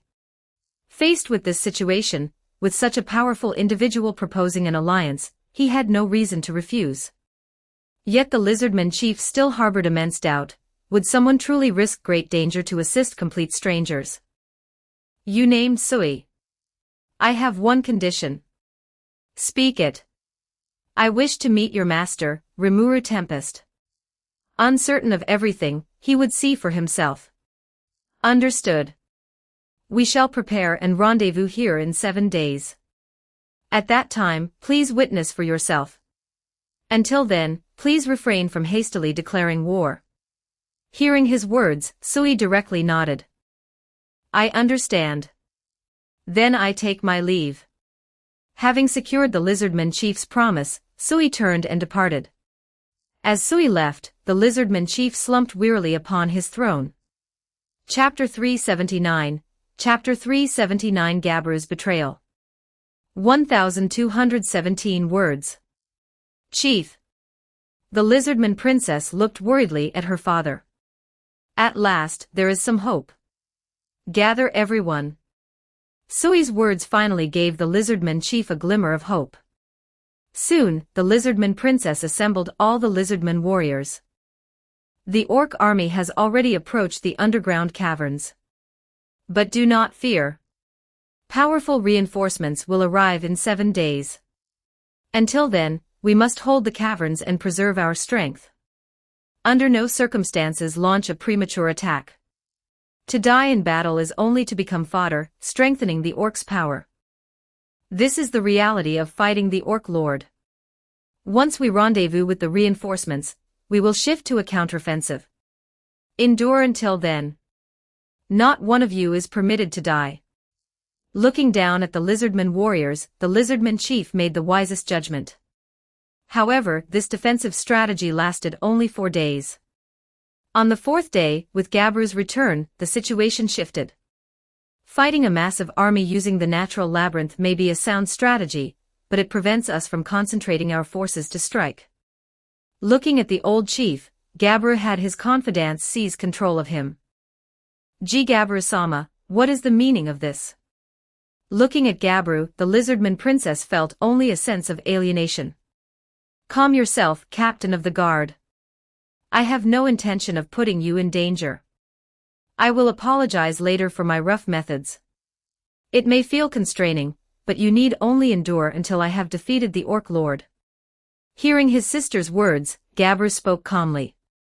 Subsequently, he had his confidants place the old chief and his sister under house arrest, completely seizing power. Gabru-sama, please accept this. At that moment, a lizardman presented Gabru with a weapon resembling a trident. Fathers. Seeing the weapon before him, Gabru grasped it. Instantly, he sensed immense power merging from the weapon into his body, considerably enhancing his strength. Water Vortex Spear. You acknowledge me as your master now. Sensing the weapon's empowerment, Gabru spoke excitedly. All tribal chieftains have been secured. Many of the younger generation were skeptical of the defensive strategy. Gabru's confidant reported additional news. Is that so? Everyone will follow you. We entrust this to you, Gabru-sama. Very well. I shall show everyone the true way of lizardman combat. The time has come. Hearing his confidant's words, Gabru shouted loudly. Ooh! Gabru! Gabru! Subsequently, under Gabru's leadership, leveraging the wetlands' advantages and their agility, the lizard men rapidly slew a number of orcs. Yet facing their fallen comrades, the orcs showed no fear. Instead, they continuously devoured their own kind, growing stronger. In the blink of an eye, another 3 days passed. On this day, Rimuru, accompanied by Benimaru, Cheyenne, Hakuro, the reconnoitering Sui, Ranga, and the Tempest Wolf cavalry, raced toward lizardman territory. As for Takaru, realizing he had spent more time than anticipated, brought Tsumuji, and, riding Salamence, followed Rimuru and the others through the air. With only a little over 10 days remaining in this world, Takaru still intended to eliminate Clayman and his subordinates. Why not strike earlier? Naturally, he was waiting for the Orc Lord to evolve into the Orc Demon Lord. Additionally, the ever-curious Malim, upon learning Takaru was confronting the Orc Lord, persistently insisted on accompanying him. After repeatedly confirming with Malim that she must not act, Takaru brought her along. Thus, Salamence now carried 3 riders. Oh, Takaru, that slime down there is your friend. His strength seems decent, but compared to me, he's far inferior. Ahahaha. Looking down at Rimuru, Malim cackled. Do not underestimate him. Though currently weak, his potential is considerable. Moreover, within him resides a dragonoid. Looking at Malim, Takaru calmly reminded. Really? Hearing Takaru's words, Malim grew curious. Yet even her dragon, I could not penetrate Rimuru's unique stomach. As for Rimuru, seeing Takaru following, he breathed a sigh of relief. Simultaneously, he felt deep dread toward Malim, whom Takaru had brought. Great Sage had warned him, Malim's normal state magical energy was over 10 times his own. As Rimuru's thoughts raced, Sui interrupted him. Sui had discovered lizardman chieftain guards engaging the orcs. What should we do? We can't just abandon them, can we? Can we win? Hearing Sui's words, Rimuru, adhering to his principle of seeing good through, spoke. Easily. Hearing Rimuru's words, Sui spoke with overflowing confidence. Doesn't even hesitate. Is it because he's handsome that he can do this? Hearing Sui's words, Rimuru inwardly complained. Move out. We're heading there immediately. Confirming Sui could handle it, Rimuru directly commanded. As you command. Assume battle formation. Proceed to Sui's location. Rimuru then instructed Benimaru and the others. Yes. Understood. Hearing Rimuru's words, Benimaru and the others rapidly responded. Subsequently, Rimuru called to Ranga, and their speed increased. As Rimuru accelerated, Salamence above lightly flapped its wings, effortlessly surpassing Ranga's speed. However, maintaining a certain distance, Salamence did not advance further. Master, Rimuru and the others below have stopped, Salamence respectfully reported to Takaru after a brief flight. Is that so? Then we shall wait a moment. Hearing this, Takaru yawned. Takaru held little hope for the upcoming battle, even against the Orc Lord, or rather, even should it evolve into the Orc Demon Lord. Demon Lords possessed hierarchies. Takaru and Malim were undoubtedly at the apex. Clayman, Fry, and the peacemaking shrunk Ramiris were at the lowest tier, as was the soon-to-evolve Orc Demon Lord. Malim, however, brimmed with excitement. Though Takaru's hospitality had introduced her to many amusements, combat remained her fervent passion. Tsumugi still felt a sense of unreality. They were about to face a 200,000-strong orc army. Under normal circumstances, even if the orcs stood motionless, it would take days to slaughter them all, and these orcs would fight back, including a truly terrifying commander. Tsumugi, do your utmost to hunt. Prioritize your own safety above all. Looking at Tsumugi, Takaru directly stated. I understand. Hearing this, Tsumugi nodded earnestly. Since Takaru was willing to carry her, she did not wish to perform poorly. Below, having rendezvoused with Sui, Rimuru used recovery potion to save the lizardman princess. At her plea, and seeing her respect for Rimuru, Cheyenne, on Rimuru's behalf, agreed to the rescue. Subsequently, Rimuru recognized her as the provisional chieftain, and formed an alliance with her.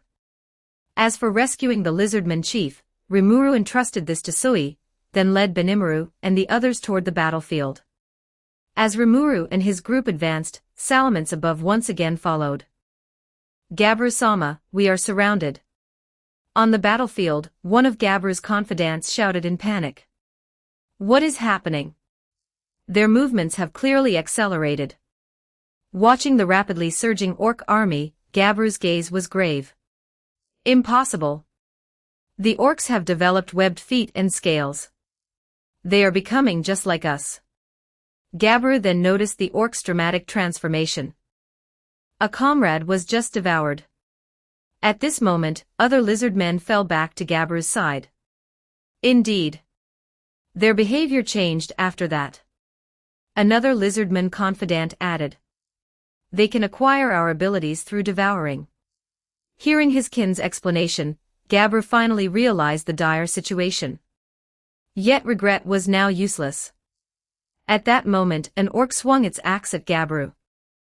Gabru hastily blocked with his water vortex spear, but the immense force sent him stumbling back several steps.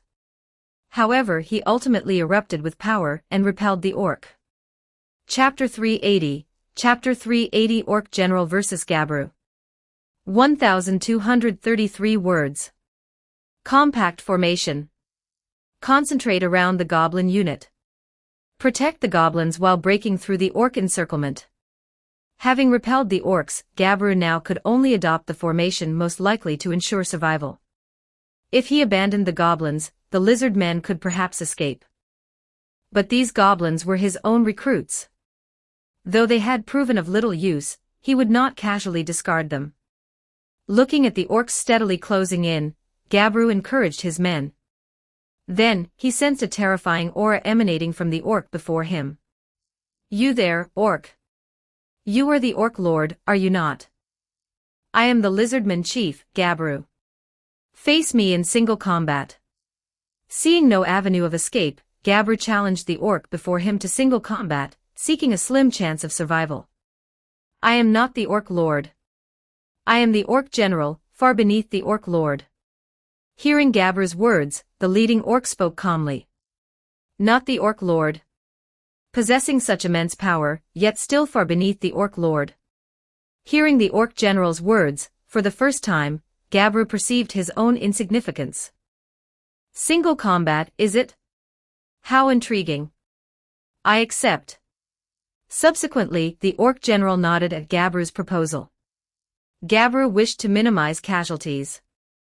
The orc general, still possessing some rationality, also felt sorrow at his comrades' deaths. Yet this situation was not within his control. It was dictated by their king. While the orc general and Gabru fought in the forest, Laplace and Gelmud encountered the forest's guardian, the Traiant trainee. Who goes there? Hearing a sudden voice interrupting them, Laplace demanded. I am trainee. I shall not tolerate schemes and conspiracies within this forest. Hearing Laplace's words, trainee spoke calmly. This is troublesome. Gelmud-sama, she is the forest's guardian, a Traiant. Hearing Trainee's self-introduction, Laplace swiftly recognized her. However, with his own considerations, Laplace feigned weakness. I hereby banish you on charges of disturbing the forest's order. Spirit summoning, Wind Maiden. Trainee wasted no words and directly unleashed her ultimate technique. Wait. You are far too hasty. Seeing Trainee show no mercy, Laplace grew anxious. Judgment time. Repent your sins and pray. Atmospheric compression rupture. Trainee spoke, coordinating with the Wind Maiden to unleash a powerful skill. Instantly, their combined mana formed a special attack. Leaf-shaped light particles assailed the two. Laplace hastily deployed a defensive barrier, but due to the hurried defense, atmospheric compression rupture penetrated his barrier and severed one of his arms. Unlike the panicked Gelmud, Laplace appeared somewhat helpless, yet remained remarkably composed. Goodness, how reckless! She refuses to listen to explanation. No matter. Our objective is already achieved. We shall take our leave now. Farewell. Looking at Trainee, Laplace produced 4 smoke bombs and activated them. Taking advantage of the smoke, he and Gelmud vanished before Trainee. They have escaped. I leave the rest to you, Nara-Takaru-sama. Looking at the night sky, Trainee spoke softly. As she finished, she and the Wind Maiden disappeared. Back on the battlefield, a simple axe strike from the Orc general effortlessly sent Gabru flying several meters. Ah! Whirlpool Spear Hydroflow. Sensing the absolute disparity in power, Gabru refused to await death. He expended his maximum mana, unleashing his strongest skill. Vast quantities of water enveloped his water vortex spear, concentrating into an attack on the Orc general. Yet facing the rapidly spinning aquatic technique, the Orc general merely swung his axe, forming a special tornado that repelled Gabru's hydroflow. After a brief struggle, the collision of the two energies erupted in an explosion. In this exchange, they were evenly matched. Chaos Eater. Subsequently, the Orc general unleashed his special skill. Blood-red energy coalesced into 3 serpentine, demonic heads.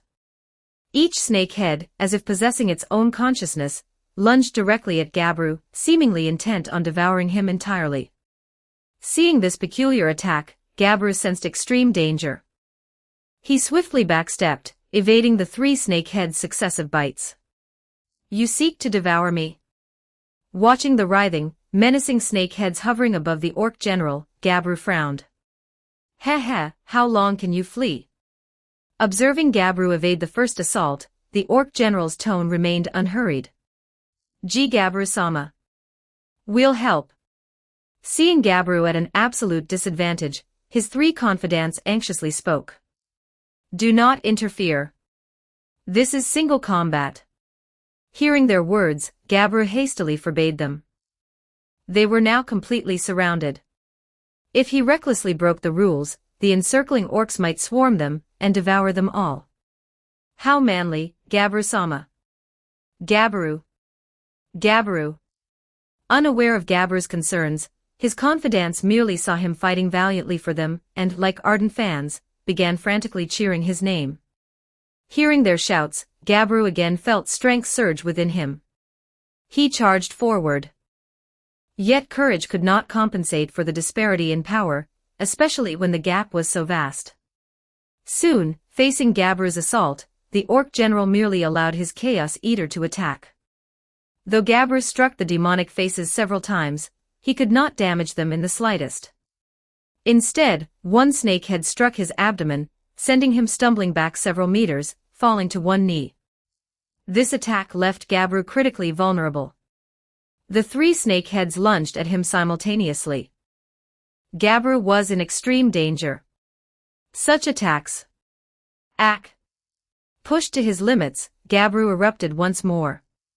Nimbly evading the snake heads, he shattered the serpentine energy constructs with his water vortex spear and charged directly at the Orc general.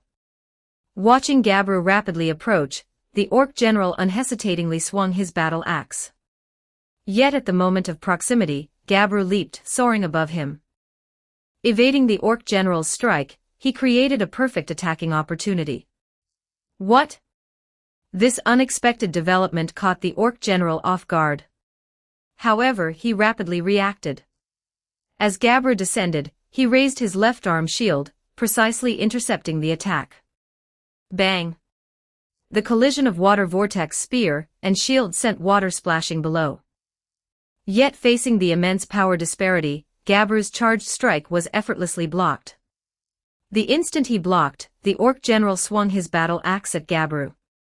Though Gabru reacted in time and blocked with his spear, the immense force sent him flying once more. Lizard suit the ground. Die. As Gabru struggled to rise, the orc general was already before him. Clang! Just as Gabru resigned himself to death, a blade intercepted the orc general's axe. The newcomer was Gobda, who had just arrived on the battlefield. Ah! You are the true master of that village, are you not? Seeing Gobda's familiar form, Gabru stared at him in shock. What is this person saying? Hearing his words, Gobda was stunned. Have you come to aid us? Gabru then asked nervously. He is Captain Gobda of the Tempest Wolf Cavalry. Ranga, observing Gabru's utter failure to grasp the situation, pointed out Gobda's identity with slight exasperation. You are the Tempest Wolf.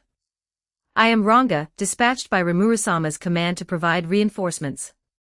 Hearing the astonished Gabru, Ranga spoke calmly. But how did you possibly get here? Despite Ranga's words, Gabru remained bewildered as to how Ranga and Gobda had appeared. Shadow movement. Do you possess no capacity for learning? Hearing his words, Ranga lightly mocked him. Humph, Rimuru. I know not who this country bumpkin is. But if he obstructs us, do not blame me. Before the orc general could finish, a massive explosion erupted behind him. Turning, he witnessed a sea of black flames erupting amidst the orc army. The orc troops engulfed in the black flames wailed in agony. Chapter 381, Chapter 381 The Majan Gelmud. 1286 words. It seems it has begun. Looking at the conspicuous black flame attack, Gobda exclaimed in astonishment. A great lizardman magic. I must settle this here quickly and eliminate the one wielding such powerful magic.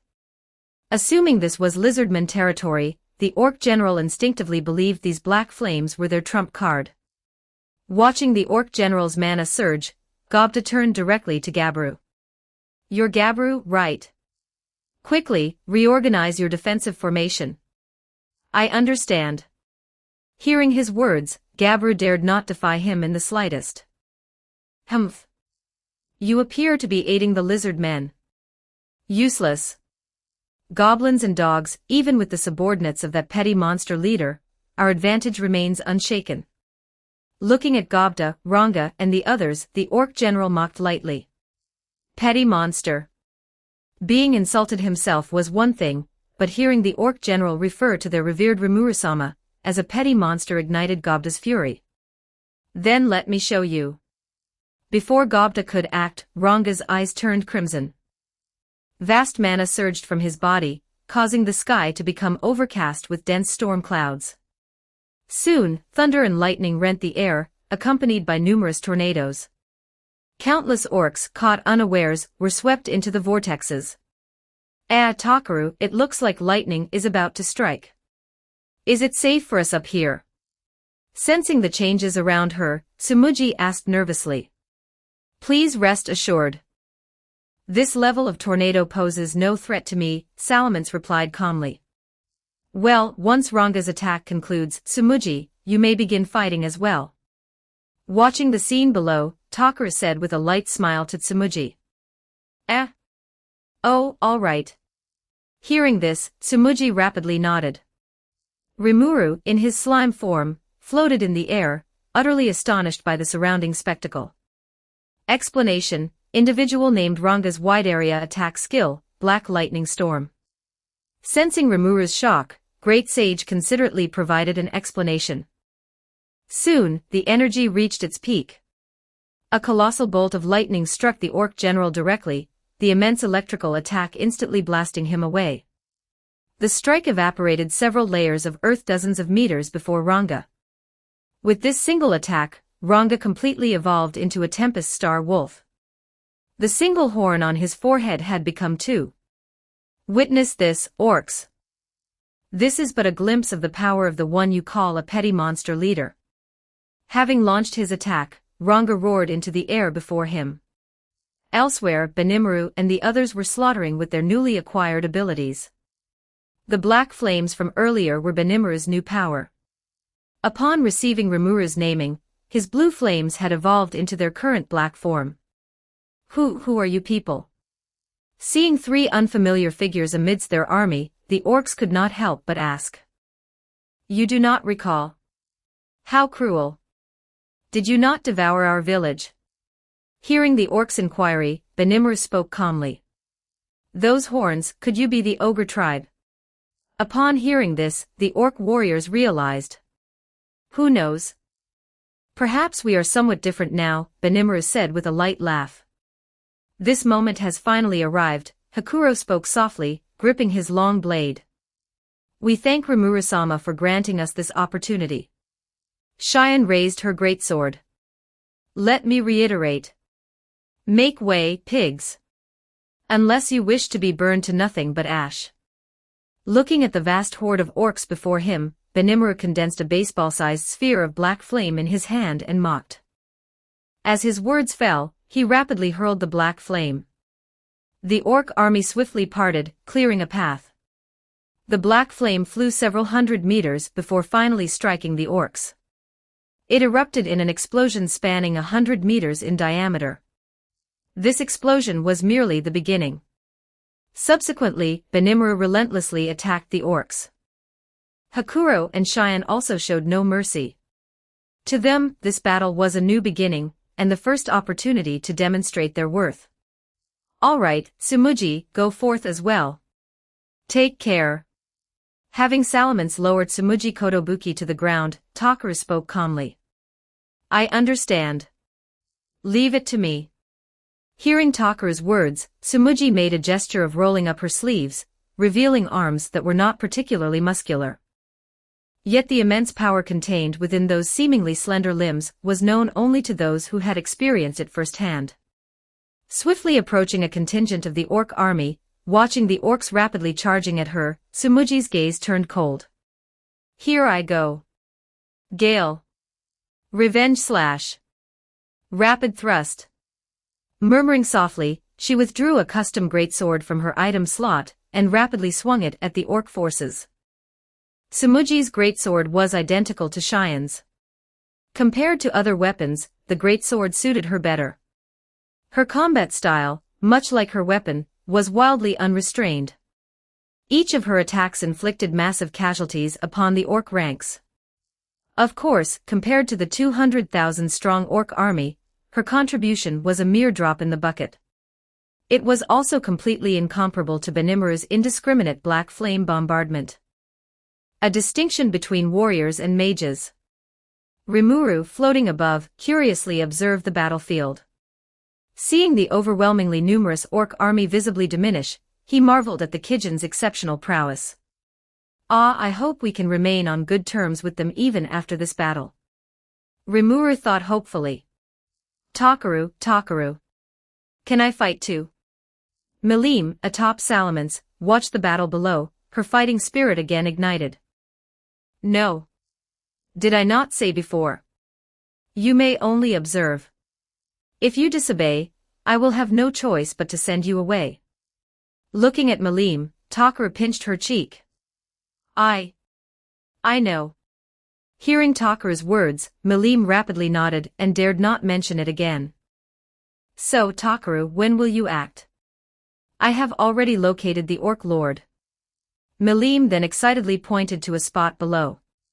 Through her dragon eye, even amidst the vast orc horde, she could easily identify the leading orc lord. No rush. Just a little longer. Hearing her words, Takaru calmly shook his head. If merely slaying the Orc Lord was the objective, Takaru could have done so long ago. But he was waiting for a certain opportunity. Elsewhere, Sui, accompanied by the Lizardman Princess, infiltrated the Lizardman Cavern. He liberated the imprisoned Lizardman chief and tribal chieftains. Simultaneously, he seized the opportunity to demonstrate his power, threatening the mastermind, Gelmud. Upon hearing Sui's threats, Gelmud furiously smashed his crystal. Damned fools. Worthless. Kijin? I had Geld order the attack on the ogre village. Have survivors evolved? And that one. I never heard of such a monster in the Jura forest. What has happened in my absence? Damn it. I must do something, or the plans I have executed thus far will be ruined. Gelmud also recalled the inexplicably powerful Ranga. At this rate, I will be killed by that lord. Imagining Clayman's cruelty, Gelmud shuddered. He rapidly flew toward the Orc Lord's location. As time passed, amidst the relentless slaughter, the Orc army visibly dwindled. Yet due to their overwhelming numbers, they still appeared numerous. I am hungry. I wish to eat. Anything. On the battlefield, the Orc Lord, with a crimson jewel embedded in his forehead, spoke calmly. Due to his unique skill, starved, the Orc Lord's stomach existed in a state of perpetual, insatiable starvation. Around the Orc Lord, thanks to the others' clearing operations, aside from the Orc Lord himself and 2 attendants, no ordinary Orc soldiers remained. Hey, Takaru, have you decided to act? Spotting the conspicuous Orc Lord, Rimuru floated to Takaru's side and inquired. Here he comes. Hearing his words, Takaru opened his eyes and smiled. What's coming? Hearing Takaru's words, Rimuru looked puzzled. Yet soon, he noticed a red streak flash across the sky, rapidly passing Salamence and landing on the ground below. The sudden development startled everyone, who looked at the dramatically arriving Gelmud. A Majin? Looking at Gelmud, Rimuru asked curiously. Chapter 382, Chapter 382 The Birth of the Orc Demon Lord. 1248 words. What is this? You have ruined my, Gelmud's, plans. Looking at Benimaru and the others before him, Gelmud was visibly furious. Gelmud, that's the one who named Rigurd's eldest son, isn't it? Hearing his words, Rimuru quickly recalled his existence. So close. A new demon lord, who could have been my right hand, was about to be born. Looking at everyone, Gelmud spoke agitatedly. A new demon lord. Hearing his words, Rimuru and the others were stunned. Precisely. That is why I bestowed names everywhere, scattered seeds everywhere, all for the birth of my strongest pawn. Seeing everyone's shocked expressions, Gelmud proclaimed, exposing himself. So you came to our village as well. Hearing his words, Benimaru and the others' anger surged. Though Takaru had already informed them of the mastermind, hearing Gelmud's own confession ignited their fury. Oh! Is this not Gelmud Dano? Have you come to aid us? At this moment, Gabru, assuming Gelmud had arrived to assist them, spoke hopefully. Useless fool. You too shall become fertilizer for the Orc Lord. A worthless waste, yet disgustingly obstructive. Go be devoured by the Orc Lord. Become its power. You may die for me. Rejoice in this honor. Looking at the excited Gabru, Gelmud was thoroughly disgusted with him. Gelmud Dano. Hearing his words, Gabru, as if awakening from a dream, looked at him incredulously, his heart filled with immense anguish. Attack, Orc Lord. Having mocked Gabru, Gelmud turned his gaze to the Orc Lord. What does it mean to evolve into a demon lord? Hearing Gelmud's words, the Orc Lord regained a shred of rationality and spoke seriously. TCH, such a dullard. You shall become the Orc Demon Lord and rule this Jura forest. This is what I and that lord desire. Hearing his words, Gelmud mocked him irritably. That lord. That must be Clayman, the one Takaru spoke of. Hearing his words, Rimuru and the others quickly realized. What are you gawking at, pig? Seeing the Orc Lord motionless, Gelmud's heart filled with anxiety and rage. No time left. Though ordered not to act, I have no choice but to do it myself. Thinking this, he condensed a pink energy sphere and directly launched it at Gabiru. Die. As the energy sphere exploded, the still-dazed Gabiru was shielded by his 3 confidants, who sacrificed themselves to block the attack, allowing Gabiru to survive. You all. Seeing their actions, Gabiru's heart was filled with complicated emotions. Gabiru-sama is safe. Thank goodness. Before losing consciousness, the 3 confidants gazed worriedly at Gabiru. Ah, Gelmud Dano. Sensing his subordinates' loyalty, Gabiru wept in anguish. Yet, unable to suppress his resentment, he cried out to Gelmud. Become nourishment for the Orc Lord and be useful. I shall show you the power of a high-ranking Magen.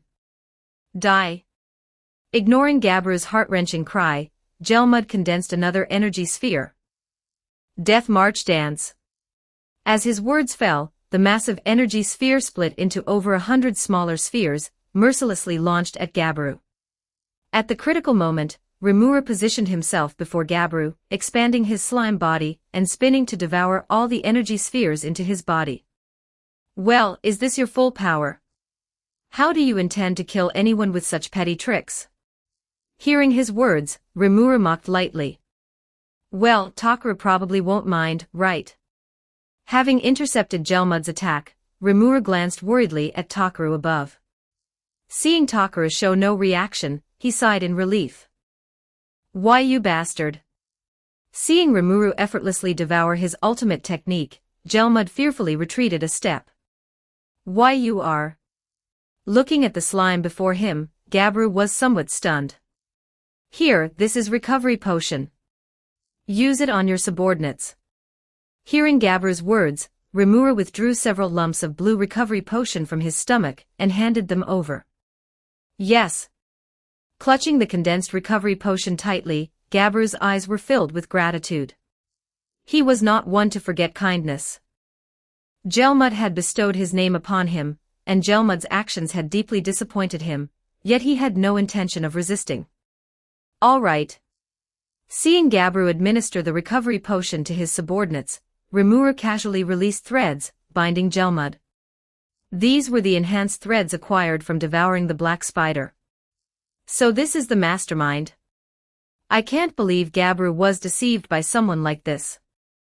But I've taken a liking to Gabiru. Saving him is reason enough. Watching the struggling Gelmud, Rimuru felt a faint disappointment. Takaru, you don't mind if I deal with this one, do you? Hesitating briefly, Rimuru turned and addressed Takaru above. You may proceed. Hearing his words, Takaru, concealed within his barrier, considered for a moment and nodded. Understood. Thanks. Hearing Takaru's consent, Rimuru completely shed his burden. Why you bastard? To treat me, a high-ranking Magen, like this. Ack. Before Gelmud could finish, Rimuru condensed a fist and struck his abdomen. The immense pain caused Gelmud to wail. Bastard. This lord. Bang. Before he could finish, Rimuru's fist struck his face, sending him flying. Rimuru took the opportunity to retract his threads. Calling yourself a high-ranking Magen and putting on airs, yet you're nothing special. Watching Gelmud's pathetic state, Rimuru again mocked. Mark my words. I shall make you my comrade. One day. Ack. Again, before Gelmud could finish, Rimuru's slime body kicked him flying. He landed on the ground, sprawled on his back. Ah.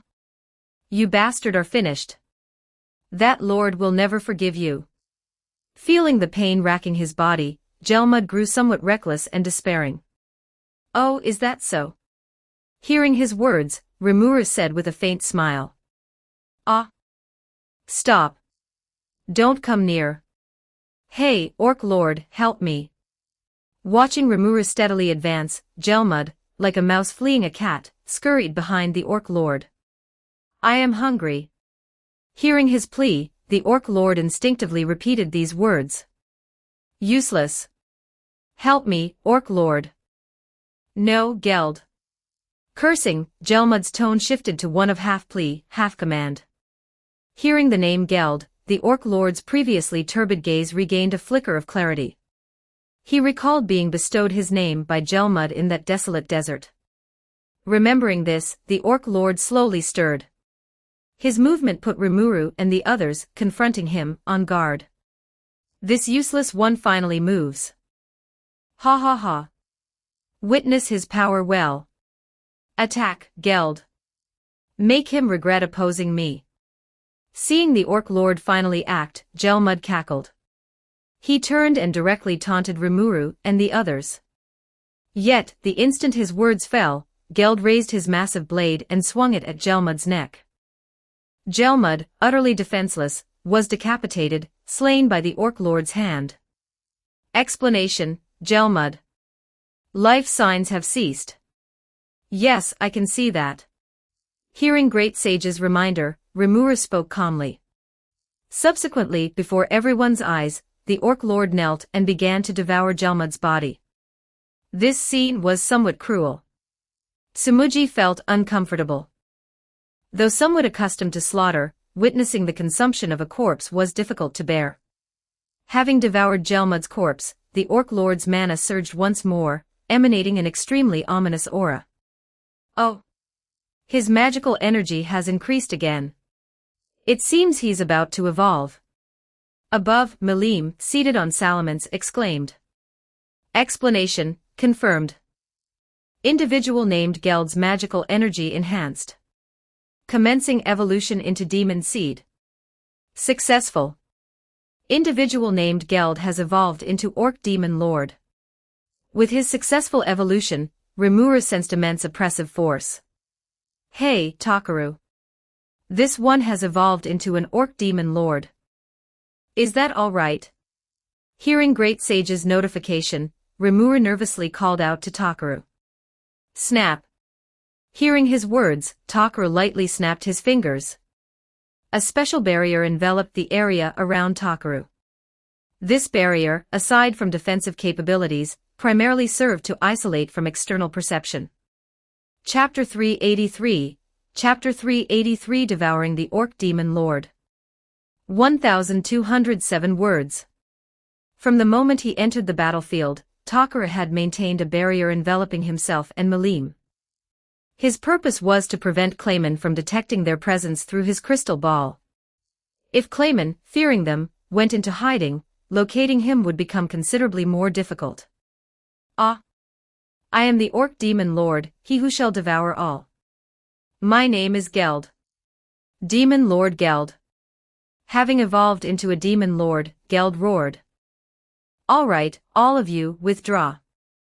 Otherwise, should you be caught in the aftermath, do not say I did not warn you. As Takaru landed, he spoke calmly to Rimuru and the others. Hey, that one has also evolved into a Demon Lord. He looks formidable. Are you truly going to face him alone? Hearing Takaru's words, Rimuru quickly interjected. Rimuru, you must understand one thing. Demon Lords have hierarchies. The disparity in strength between them can be as vast as heaven and earth. Hearing Rimuru's words, Takaru said with a faint smile. Without even drawing Twilight Moon from his waist, Takaru walked directly toward the Orc Demon Lord. Seeing Takaru approach so nonchalantly, Geld showed no mercy. He immediately raised his massive blade and brought it down upon Takaru. Watching the seemingly unstoppable strike, Takaru calmly extended his right hand. Boom! The instant the blade met Takaru's palm, a tremendous detonation erupted. Simultaneously, immense atmospheric pressure caused the ground beneath Takaru and the Orc Lord to sink slightly. Had Takaru not employed his levitation ability, he would have been driven deep into the earth by the colossal force. Yet despite the Orc Demon Lord's immense strength, the gap between them remained vast. Takaru noted that this single strike, converted to mana, yielded nearly 10,000 mana reserves. He showed a slight smile.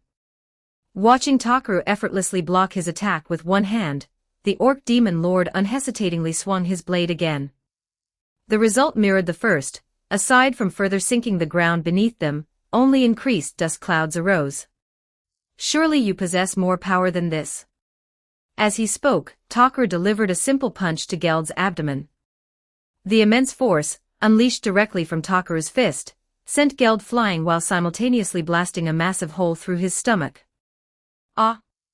The spectators behind, witnessing Takaru casually punch a gaping wound in the orc demon lord's abdomen, were utterly shocked. Though they had not engaged him directly, none considered the orc demon lord weak. So this is pain. Clutching the gaping wound in his stomach, the orc demon lord experienced immense agony. Yet the flesh around the wound rapidly regenerated, soon restoring itself completely. My king! Permit me to be with you. At this moment an orc approached Geld, kneeling respectfully on one knee. Sensing his own mana depletion, Geld grasped the orc and began to devour him. Having consumed his subordinate, Geld's power and mana increased further, his exhaustion completely restored. Not enough. More. Let me eat more. Having devoured his subordinate, Geld remained unsatisfied. Roaring, he launched a pink energy sphere directly at Takaru. The sphere then dispersed into countless smaller projectiles. Gelmud's signature technique, Death March Dance. Facing the dense swarm of energy bullets, Takaru unceremoniously deployed a black vortex before him, effortlessly devouring every single one. 34,000 mana reserves. Thank you for the meal. Having devoured all the energy spheres, Takaru remarked to Geld, observing his newly gained mana reserves. Devour all. Chaos Eater. Seeing his attack utterly ineffective, the orc demon lord again unleashed his tribe's unique skill, Chaos Eater. Watching the four writhing, menacing black-red serpents, Takaru remained impassive. As the serpent heads lunged to bite him, Takaru again activated Devourer, effortlessly devouring two of the giant serpents. Yet as he attempted to devour the third, the two previously devoured serpent heads began to struggle, disrupting his devourer's deployment. The remaining two serpent heads reached Takaru. Yet the instant they were about to strike, Takaru's figure vanished. The next moment, he appeared directly behind Geld. He dodged it. Rimuru and the others watching, seeing Takaru seemingly teleport behind Geld, breathed sighs of relief. Boom. Boom. Yet the next instant, both remaining Chaos Eater heads and Geld's own head were severed. In truth, Takaru had not merely teleported. He had simultaneously attacked the remaining Chaos Eater's heads, and in passing Geld, used Twilight Moon to decapitate him. However, due to Takaru's immense speed, Rimuru and the others could not perceive these actions. Incredible. As expected of Takaru. Malim above, having witnessed the entire sequence, exclaimed excitedly. Is it over? Watching Geld's head fall into his own hands, Rimuru and the others wondered. Yet the next instant, countless yellow, energy-based threads extended from Geld's severed neck. These threads seized his severed head, reattached it to his neck, and the wound rapidly vanished. He can reattach even his own head. Witnessing this, Tsumugi covered her mouth, utterly stunned. This exceeded her imagination. Facing such an opponent alone, she could conceive no possibility of survival. Damn you! Sensing Takaru's troublesome nature, the orc demon lord roared in fury. His energy erupted once more. Both hands condensed pink energy spheres, which he again bombarded at Takaru. Facing this, Takaru, having already digested the interference from the devoured Chaos Eater heads, deployed Devourer again.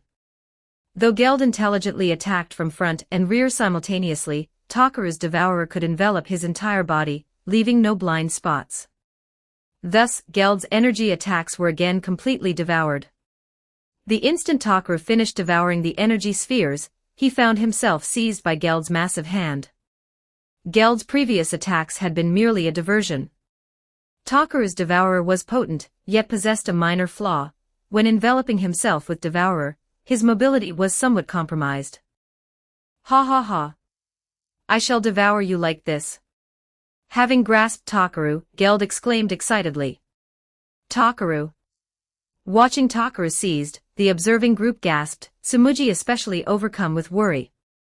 You do not truly believe such paltry strength sufficient to apprehend me, do you? Looking at Geld before him, Takaru lightly shook his head. Then, with slight exertion, he completely obliterated Geld's entire arm. Though Takaru's defense was such that even if Geld gnawed at him freely, he could not tear so much as a single hair, Takaru had no intention of allowing himself to be subjected to that foul mouth. Damn you! Seeing Takaru effortlessly break free, Geld again roared. His shattered arm rapidly regenerated. This should conclude matters. Watching Geld fully restored, Takaru spoke with slight tedium. Do not underestimate me. Hearing Takaru's words, Geld roared and swung his massive blade at Takaru. Yet Takaru directly caught the blade with his arm, and with slight exertion, crushed it to pieces. Impossible. Witnessing Takaru shatter his blade through sheer brute force, Geld was incredulous. Farewell, Orc Demon Lord, Geld. Watching the still-stunned Geld, Takaru drew Twilight Moon from his sash. 5 flashes of light streaked past. Instantly, Geld was dismembered. His arms, legs, and head fell severed. Crucially, special flames burned at the wounds, severing his regeneration. Yet even so, Geld did not immediately perish. Takaru, unconcerned, focused his gaze. He again enveloped his arm in special energy, thrust it through Geld's abdomen, and grasped firmly, effortlessly extracting Geld's soul. With his soul extracted, Geld's body completely collapsed. Takaru, gazing at Geld's soul, activated Devourer and devoured it. Chapter 384, Chapter 384 Geld's Obsession, The Rewards of Devouring. 1245 words. As time passed, Takaru perceived Geld's struggling soul begin to weaken. Simultaneously, Devourer successfully analyzed Geld's abilities, granting Takaru several special skills: External Uniformity, Steel Strength, Scale Armor, and Gelmud's Death March Dance. Among these, only Steel Strength proved useful, as it's a skill that significantly enhanced his strength through mana expenditure. External Uniformity and Scale Armor altered his appearance, though providing some defense. They manifested exoskeletons and scales, so Takaru had no desire to employ them. As for the unique skill Starved, it was completely devoured by a Devourer, becoming nourishment that strengthened Devourer itself. Crucially, devouring Geld's soul further enhanced Takaru's own power. His mana capacity increased from 344,000 to 391,000. Beyond this, Takaru acquired fragments of the Orc Demon Lord Geld's memories, and witnessed his greatest obsession. In a sweltering, lifeless wasteland, the Orc tribe had lived for generations. Everywhere, Orc children wept from hunger. Are you hungry? Wait a moment. Here, eat. Seeing his starving kin, Geld unhesitatingly tore off his own arm, and offered it to his tribesmen. Eat well. Grow strong. Looking at the Orc child, Geld revealed a benevolent expression. My king, please cease. If we lose you, our king, to this great famine, the Orc tribe will know only despair. Seeing Geld's actions, his subordinates pleaded. The child born yesterday died this morning. The child born the day before hangs by a thread. Yet no matter how much of my own flesh I cut away, it regenerates. If this is not despair, what is? Facing his subordinates' entreaties, Geld felt only profound despair. I shall enter the forest in search of food. Subsequently, Geld resolved. But the Jura forest is under the Storm Dragon's protection. Hearing their king's determination, his subordinates spoke anxiously. That Storm Dragon has long been sealed. I shall beseech him for some measure of grace. So saying, Geld walked directly toward the forest. Yet, due to his limited strength and mana, after journeying an unknown distance, Geld ultimately succumbed to hunger and the scorching sun, collapsing on his quest for sustenance. It was then that Gelmud appeared before Geld, bestowing upon him a name and food. Gelmud further informed Geld that by becoming the Orc Lord and continuously devouring, his kinsmen, driven by hunger, need not die. For the sake of his kin, even knowing he would be drawn into an evil scheme, and become a pawn, Geld resolutely plunged into the abyss. Even now, at an absolute disadvantage, Geld refused to abandon any hope of survival. He understood, should he fail, his kin would be completely annihilated, and he would bear the burden of sin. This he could not endure. Yet, before absolute power, Geld ultimately could not resist Tokaru's devouring. He could only become Tokaru's nourishment. Having witnessed Geld's entire obsession, Tokaru was deeply moved. Looking at Geld's corpse, he hesitated briefly, then collected it. Confirmed. Orc Demon Lord deceased. With his soul devoured by Tokaru, Rimuru received Great Sage's notification. With Geld's demise, the effects of starved ceased. The war completely concluded. Watching the sunrise, all present sensed the hope of survival. Our king, you are finally liberated. Though Tokaru had slain Geld, the surviving orcs bore him no resentment. Instead, they sighed in relief that their king need no longer bear his sins. Tokaru turned his gaze to the remaining orc leader, the subordinate, who had counseled him in Geld's memories. Looking at them, Tokaru fell into contemplation. This conflict, truthfully, whether orc, lizardman, or goblin, each fought for their own race's survival. From both sides' perspectives, this orc invasion possessed no inherent right or wrong. Yet the invasion's failure signified the orc tribe would now face judgment. Among all parties, perhaps the sole beneficiary was Tokaru, the outsider. He had not only claimed the Orc Demon Lord but also devoured his soul as nourishment. Furthermore, the corpse could serve as precious summoning material. It's over. Rimuru, observing the orc's complete lack of fighting spirit, remarked with emotion. Our agreement was to grant you freedom upon defeating the Orc Lord. Though not slain by my hand, the Orc Lord has perished. You have labored hard thus far. Subsequently, Rimuru spoke earnestly to Benimaru and the others. Rimuru-sama, I have a request. Hearing Rimuru's words, Benimaru spoke slowly. What is it? Hearing this, Rimuru asked curiously. Please accept our loyalty. We shall serve Rimuru-sama from this day forth. Looking at Rimuru, Benimaru spoke sincerely. Is that permissible? Hearing Benimaru and the others' formal pledge, Rimuru was somewhat surprised. Oh ho ho, I have no objection. Hakura was the first to voice his agreement, smiling. We are fortunate to have encountered you. Subsequently, Sui spoke seriously. He, I am Rimuru-sama's secretary and bodyguard. I shall never leave your side. Cheyenne excitedly embraced Rimuru again. Yes, until the end of our days, Benimaru once more declared solemnly. Time swiftly passed to the next day. Having briefly cleared the battlefield, all parties gathered within the Lizardman Cavern to convene. Out of sympathy for the Orc tribe, Tokaru participated in this meeting.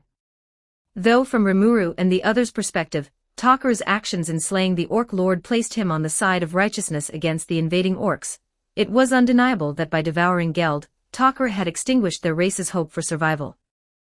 Tokaru had previously stated that, when not conflicting with his own interests, he did not mind extending goodwill toward the world. Thus, Tokaru attended this meeting. As for Malim, Tokaru had sent her back to Maris. Her presence here served little purpose. Then, Nara Tokaru-sama, as presiding officer, please commence. With representatives of numerous races assembled, the Traiant trainee respectfully addressed Tokaru. Yes. Before this meeting begins, I declare first, I do not intend to hold the Orc tribe accountable. Scanning the assembly, Tokaru spoke calmly. Ah. Hearing Tokaru's words, the Orc representative present stared blankly at him. Of course, the lizard men, having suffered severe damages, may feel aggrieved. I permit you to challenge me. The cause of this orc invasion was famine-induced starvation. Consider, placed in similar circumstances, any race might act likewise. Of course, this does not justify their actions. Nevertheless, I have decided to grant the orc tribe an opportunity. Looking at everyone, Takaru cut straight to the point. Then, may I hear your true sentiments? Why do you go to such lengths for the orcs? Hearing Takaru's words, the lizardman chief inquired. If you ask why, consider it my compassion for the orc tribe, Takaru replied calmly. Hearing Takaru's words, the orcs present looked at him with inexpressible complicated emotions. I see. An evasive answer, indeed. Hearing Takaru's words, the lizardman chief sighed. Though Takaru's approach might appear high-handed, conversely, by slaying the orc demon lord, he had indirectly saved the lizard men. Thus, Takaru could be considered their benefactor. Moreover, given Takaru's overwhelming power, they were in no position to challenge him.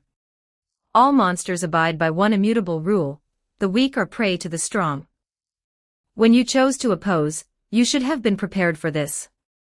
At this moment, Benimaru stepped forward and addressed the surrounding lizard men.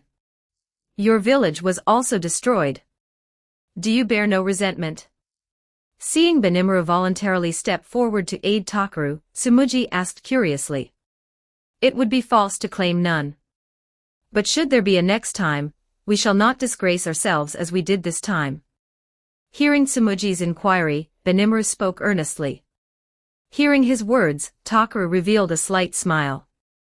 Chapter 385, Chapter 385 Post. 1285 words. I see. Your words ring true. However, I must confirm one thing. Hearing Benimaru's words, the lizardman chief bowed his head, choosing submission. What is it? How will the orc tribe be settled? Since you do not intend to hold them accountable, will you accept all surviving orcs? The lizardman chief then raised the immediate issue.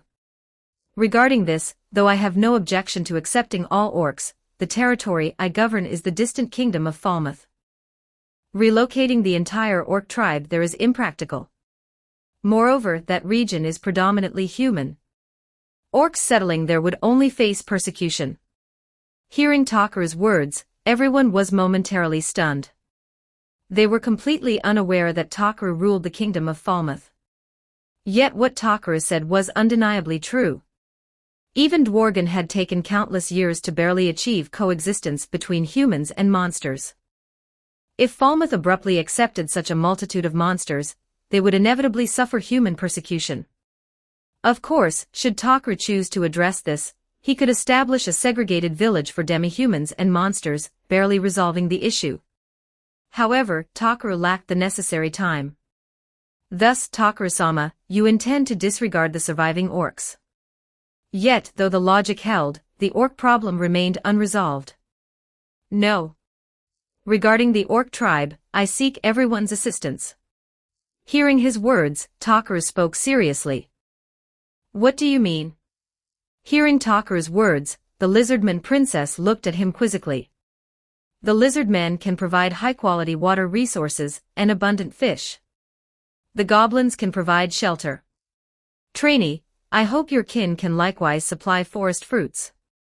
Most critically, Rimuru, this concerns you. Looking at everyone, Takaru spoke slowly. Me?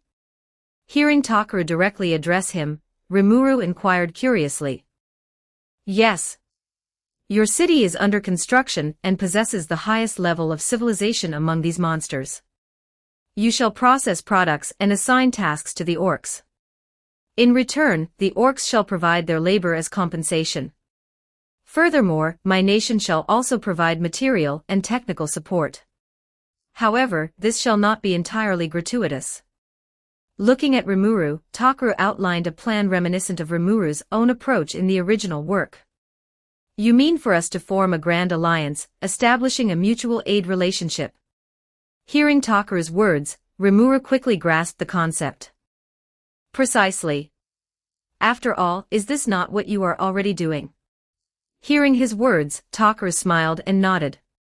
I understand. Hearing Takaru's words, Rimuru found no grounds for objection. Moreover, calculated, perhaps he stood to gain the most. You mean for us to join this alliance? Hearing Takaru and Rimuru's exchange, the orc representative spoke anxiously. You have nowhere left to return to, do you? Everyone shall provide you shelter. You must work diligently. Hearing his words, Rimuru took over the conversation and spoke earnestly. Yes. Of course. We shall work ourselves to the bone. Hearing Rimuru's words, the orcs knelt toward Takaru and Rimuru's position. I understand. Please, by all means, allow us to assist. Seeing the formidable Takaru and Rimuru reach an agreement, the lizardman chief recognized the inevitable and quickly spoke. He clearly understood such a grand alliance would benefit him. Should another invasion occur, without hesitation, Rimuru and the others would support him. To decline participation would be folly. Then, does anyone else have questions? Takaru subsequently inquired, scanning the assembly. I have one more. Hearing Takaru's words, Trainee quickly spoke. What is it? Who shall be the supreme leader of the Jura forest? Trainee earnestly addressed Takaru. Ha ha. Well, the most suitable candidate is Rimuru. My sphere of influence is not here, and my opportunities to return may be few. Hearing her words, Takaru said with a light laugh. Wait, Takaru. Why? Hearing Takaru's words, Rimuru was shaken, feeling bewildered. Is that so? Then, let Rimuru-sama be the supreme leader, and Takaru-sama, you shall be the deputy supreme leader. How does that sound? Hearing Takaru's words, Trainee slightly bowed. You. Very well. If you insist on including my name, then announce it as such. Hearing her words, Takaru smiled and shook his head. However, this nominal position cost Takaru nothing, and might even boost his evaluation score. For this world, the Jura forest would be considered under Takaru's protection. After all, he was a demon lord, though currently not particularly renowned. We are deeply grateful for your consent. Then, as the forest's guardian, I, Trainee, hereby swear recognition of Rimuru-sama as the new supreme leader of the Jura forest, and the demon Nara Takaru-sama as deputy supreme leader.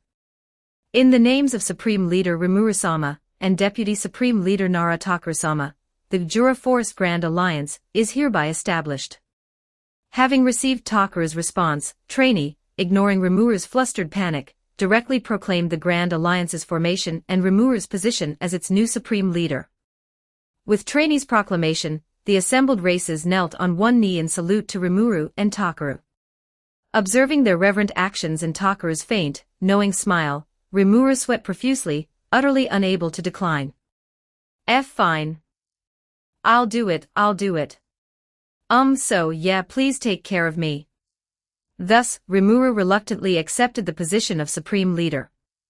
Yes. Hearing Rimuru's voice, everyone responded loudly. Seeing matters conclude satisfactorily, Takaru called aside the lizardman chief and princess. Though you acquiesce to the recent circumstances, regarding the orc tribe, consider this my compensation. I can bestow names upon you. Looking at the somewhat nervous and uneasy lizardman chief and princess, Takaru spoke seriously. This, truly. Hearing Takaru's offer, such a generous boon, the lizardman chief and princess were stunned. Yes. From today, you shall be a Biru. And you, Sauka. Looking at the two excited lizard men, Takaru calmly bestowed names upon them. Upon successful naming, Takaru sensed nearly 10,000 mana drained from him. 10,000 mana, for Takaru, replenished in under 10 minutes. Yet for a weak monster, it was a turning point that could change their entire existence.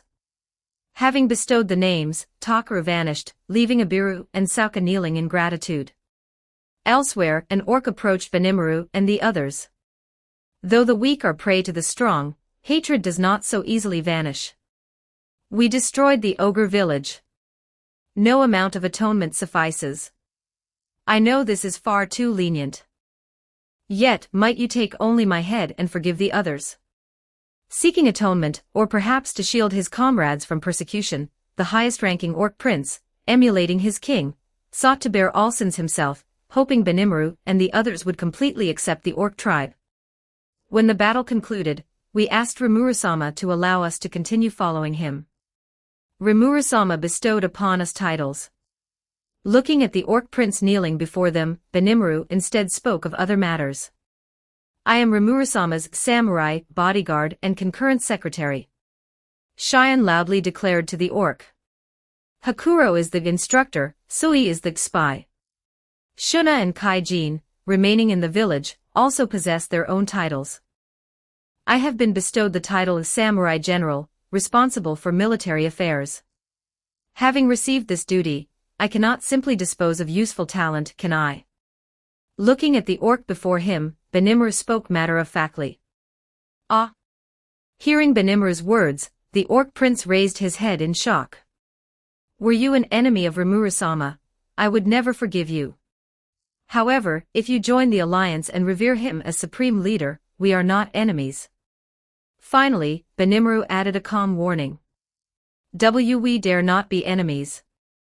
He has accepted us. We shall follow him and never, ever oppose him. Hearing this, the orc prince quickly spoke. Then we are comrades serving the same master. Serve Rimuru-sama well.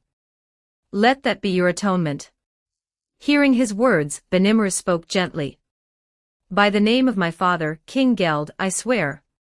Watching Benimru and the others depart, the orc prince felt a glimmer of redemption. Chapter 386, Chapter 386 Invasion, Clayman's Fury.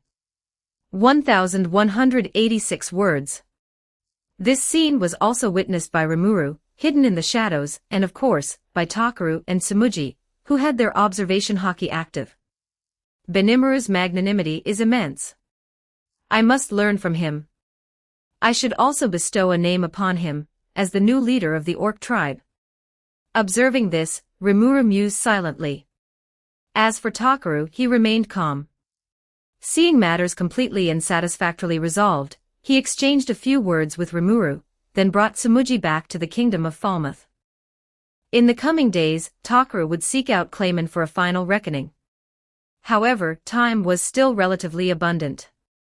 Takeru also needed to fulfill his promise, providing material and technical support to the Jura Forest Grand Alliance. These matters did not require Takeru's direct involvement. He simply had Chelsea select a reliable team, and recruit a group of adventurers to accompany Houndoom on the journey to the Jura Forest. With the adventurers escorting them, they would reach their destination in approximately a week. For Takeru, this was not particularly critical, and entrusting it to capable individuals sufficed. Hey, Takeru. When do we begin our operation? Upon Takeru's return to the palace, Milim eagerly inquired. Why are you so impatient? Seeing her eager demeanor, Takeru rolled his eyes. Because this is so exciting. Hearing Takeru's words, Milim spoke excitedly. Clayman's subordinates usually gather near his castle, correct? Hearing Milim's words, Takeru inquired. Well, probably. Hearing Takeru's words, Milim hesitated. This was something she genuinely did not know. Never mind. These details are irrelevant. The selection of combatants for this expedition requires careful consideration. Looking at Milim, Takeru decided not to rely on her for such matters. Takeru-sama, I implore you, please permit me to accompany you. Hearing Takeru's words, Diablo quickly interjected. Betty shall also fight. Beatrice, who had been nearby, set down her magical tome, and directly declared. Your Majesty Takeru, I too wish to personally encase Clayman in ice. His death below revealed a captivating, dangerous smile. We also request permission to fight. Ram and Rem spoke in unison. And us, Takeru and I. Our strength is now considerable.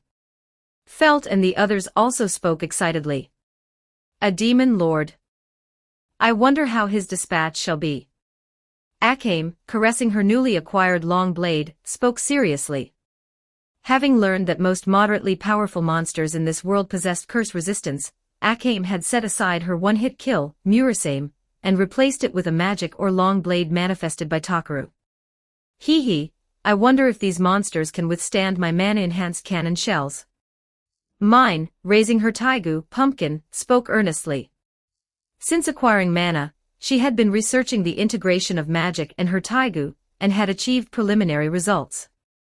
Looking at everyone, Takaru nodded understandingly and rapidly selected the combatants for this offensive. Takaru himself, followed by Diablo, Esteth, Ram, Rem, Beatrice, Felt, Akame, Kurome, Leon, Mine, and Shiel. The remaining Emilia, Karen, Mickey, Chelsea, Salamence, and the demons Takaru had initially summoned were to remain in the kingdom of Falmouth for defense. Emilia and the others were initially displeased at being excluded. However, upon Takaru explaining that the kingdom's security was equally vital and their roles were irreplaceable, they reluctantly acquiesced. With personnel decided, the attack would not commence immediately. Takaru instructed everyone to rest well. The operation was set for 2 days hence. Ordinary soldiers were entirely unnecessary. Takaru could have effortlessly slain Clayman single-handedly. However, he reconsidered. Clayman and his subordinates would serve as adequate training dummies. Of course, Takaru harbored no high expectations. By his estimate, setting aside the formidable Diablo and Ram, even Rem and Esteth already possessed power comparable to Clayman's pre-awakening state. Having finalized the plans regarding Clayman, Takaru dispatched a clone to accompany Malim to Clayman's domain. Thus, in 2 days, Takaru could directly employ teleportation magic to transport everyone to the enemy's stronghold, eliminating unnecessary travel time. As for Takaru's main body, he briefly reviewed the kingdom's recent troubles, resolved them swiftly, then spent time playing and training with everyone in the palace. Amidst these leisurely activities, 2 days quietly passed.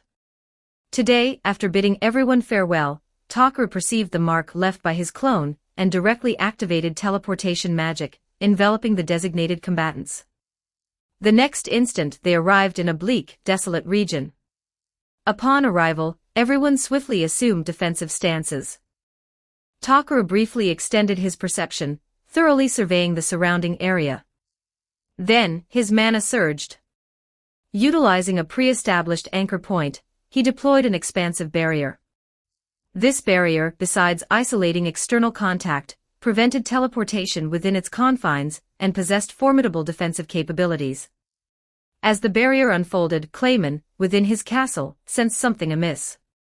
Gazing at the peculiar pale blue barrier in the sky, an ominous premonition rose within him. Yamza, Mjuran. Investigate immediately. Determine what is happening. And coordinate with Adelman to annihilate these invaders. Having been infiltrated to his very doorstep without realization, Clayman's fury was futile. He rapidly commanded his subordinates. Yes. Hearing Clayman's orders, Yamza and Mjuran knelt respectfully, nodded, and swiftly vanished from the castle. Meanwhile, Takaru's group had materialized in the wasteland, precisely the territory guarded by Adelman, the index finger. Sensing the intrusion, Adelman immediately mobilized. He commanded countless skeletal soldiers to surround Takaru and his company. That must be the boss of this undead legion. Sensing the immense mana within Adelman, everyone's gaze immediately fixed upon the skeleton clad in pure white sacerdotal robes. Correct. He is Adelman, the index finger, one of Clayman's 5 fingers. Seeing everyone's puzzled expressions, Takaru spoke calmly. Indeed. I am Adelman, sovereign of the countless undead, the Death King. I serve the great demon Lord Clayman, and am charged with guarding this domain. Base invaders, meekly offer up your lives. Looking at Takaru and the others, Adelman spoke slowly. Ha! Merely an index finger, yet you dare address me thus. Before Takaru or the others could respond, Malim bristled.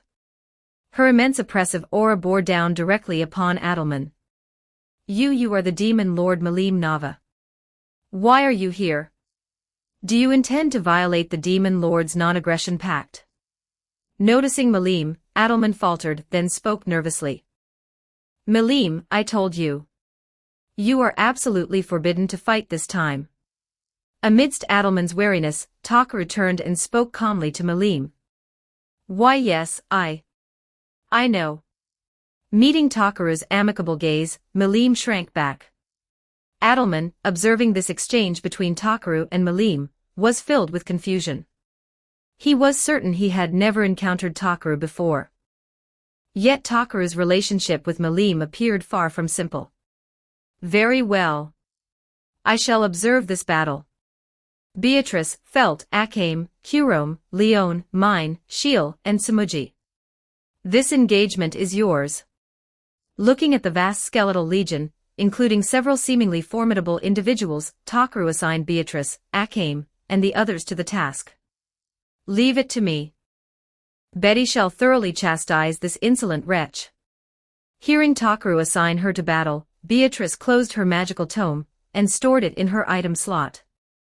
Perhaps due to a habit nurtured over 400 years in the Re-Zero world, whenever Takaru was absent, Beatrice was often found engrossed in her magical research, not merely magic, but also this world's knowledge and historical records.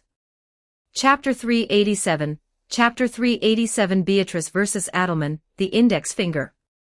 1170 words. Humph, I'll use you all as test subjects for my newly learned magic. Hearing Takaru call her name, Felt excitedly stepped forward. Hee, necromancy magic. How interesting. But the ones he controls are utterly worthless. Kurome narrowed her eyes at the countless skeletal soldiers surrounding them, her gaze disdainful. Do not underestimate them. Even ants can bring down an elephant. Do not capsizing in a ditch. Noticing Kurome's contemptuous expression, Akame calmly reminded her. Yes, Nay-san. Hearing Akame's words, Kurome swiftly suppressed her arrogance and nodded respectfully. Humph, clearing out the small fry. Perfect opportunity to properly test the power of my mana cannon. Those who approach me, I leave to you, Shiel. Mine, looking around, shouted. Rest assured, leave it to me. Hearing Mine's words, Shiel adjusted her glasses and spoke earnestly. Our first battle since becoming stronger. I cannot disgrace Takaru's name. Leon directly activated her transformation. Beyond enhancing her physical attributes, her transformation also significantly increased her mana. Unfamiliar with magic and swordsmanship, Leon adhered to her consistent style, channeling all her mana into physical enhancement. Thus, each of her punches and kicks possessed tremendous destructive force. I shall advance first. Akame spoke, narrowing her eyes. She directly employed shadow movement to appear before Adelman, her long blade aimed at his neck. Yet at the critical moment, a skeleton clad in armor, wielding a longsword, steadily intercepted Akame's precise strike. Though you have become a decayed corpse, you remain a swordsman. Then, I shall completely dispatch you. Looking at the skeletal warrior before her, Akame spoke seriously. Hearing Akame's words, the skeletal warrior naturally could not respond. Instead, he deflected Akame's blade and rapidly attacked with his longsword. Akame swiftly parried with her own blade. Nay-san, I shall assist you. Seeing this, Kurome first deployed her Yatsufusa-controlled puppets, then drew a blade identical to Akame's, and attacked the skeletal warrior. As Akame and Kurome engaged the skeletal warrior, the battle officially commenced. Mine and Felt swiftly joined the fray. Aware of their own limitations, they prudently refrained from targeting Adelman directly, instead bombarding the surrounding skeletons. Samuji, wielding her greatsword, rapidly cleared the encroaching skeletal forces. Adelman, witnessing the battle commence, remained deeply wary of Malim. Yet seeing his summoned minions continuously destroyed, he refused to passively await defeat. He summoned another trump card. That is, an undead dragon. The moment the bone dragon emerged, Malim narrowed her eyes, discomfort. Yet she heeded Takaru's admonition and refrained from acting. Shiel, witnessing the undead dragon targeting Mine, who was freely attacking, unhesitatingly raised her ekstase and steadfastly intercepted the dragon's charge. Mine, naturally, had already noticed the undead dragon's attack. She redirected her aim and fired 2 consecutive cannon shells at the dragon, instantly blasting apart one leg and a wing. Yet the undead dragon was an undead being, its soul housed within Adelman's body. Until that soul was destroyed, any damage it sustained could be regenerated. Everyone quickly noticed this. Leon voluntarily moved to Shield's side, jointly restraining the undead dragon with her. Felt, meanwhile, freely unleashed large-scale tornadoes. Wherever they passed, they effortlessly swept skeletal frames into the air. Through continuous collisions and the tornado's rending force, countless skeletal warriors shattered and collapsed. Seeing everyone engaged, Beatrice no longer waited. She slowly walked toward Adelman. "I am your opponent. It seems I am bullying a child." Looking at Beatrice, Adelman spoke slowly. "Humph. Betty is not a child. Betty truly dislike you." Hearing his words, Beatrice pouted angrily. "Is that so? Relying on no one, what do you intend to do?" Hearing Beatrice's words, Adelman remained remarkably calm. He gestured, and the skeletal soldiers beside him charged at Beatrice en masse. "Humph. Since this is single combat, these distractions are unnecessary." Anti-magic attribute barrier. Watching the approaching skeletons, Beatrice calmly spread her arms. Mana rapidly formed a barrier that expanded outward from her. Soon, under Beatrice's control, a barrier over 200 meters in diameter enveloped Beatrice and Adelman. Any skeleton that touched the barrier instantly dissipated. "Thus, no one shall disturb us. And if I defeat you, I destroy the core of this region's defensive system, do I not?" Witnessing her handiwork, Beatrice revealed a faint smile. "Magnificent magic. Moreover, you have discerned my secret. Young lady, state your name." Hearing her words, Adelman remarked with admiration. "I told you, I am not a child. My name is Beatrice. Remember it well, then die." Hearing his words, Beatrice again spoke calmly. "Beatrice. Beatrice Dano.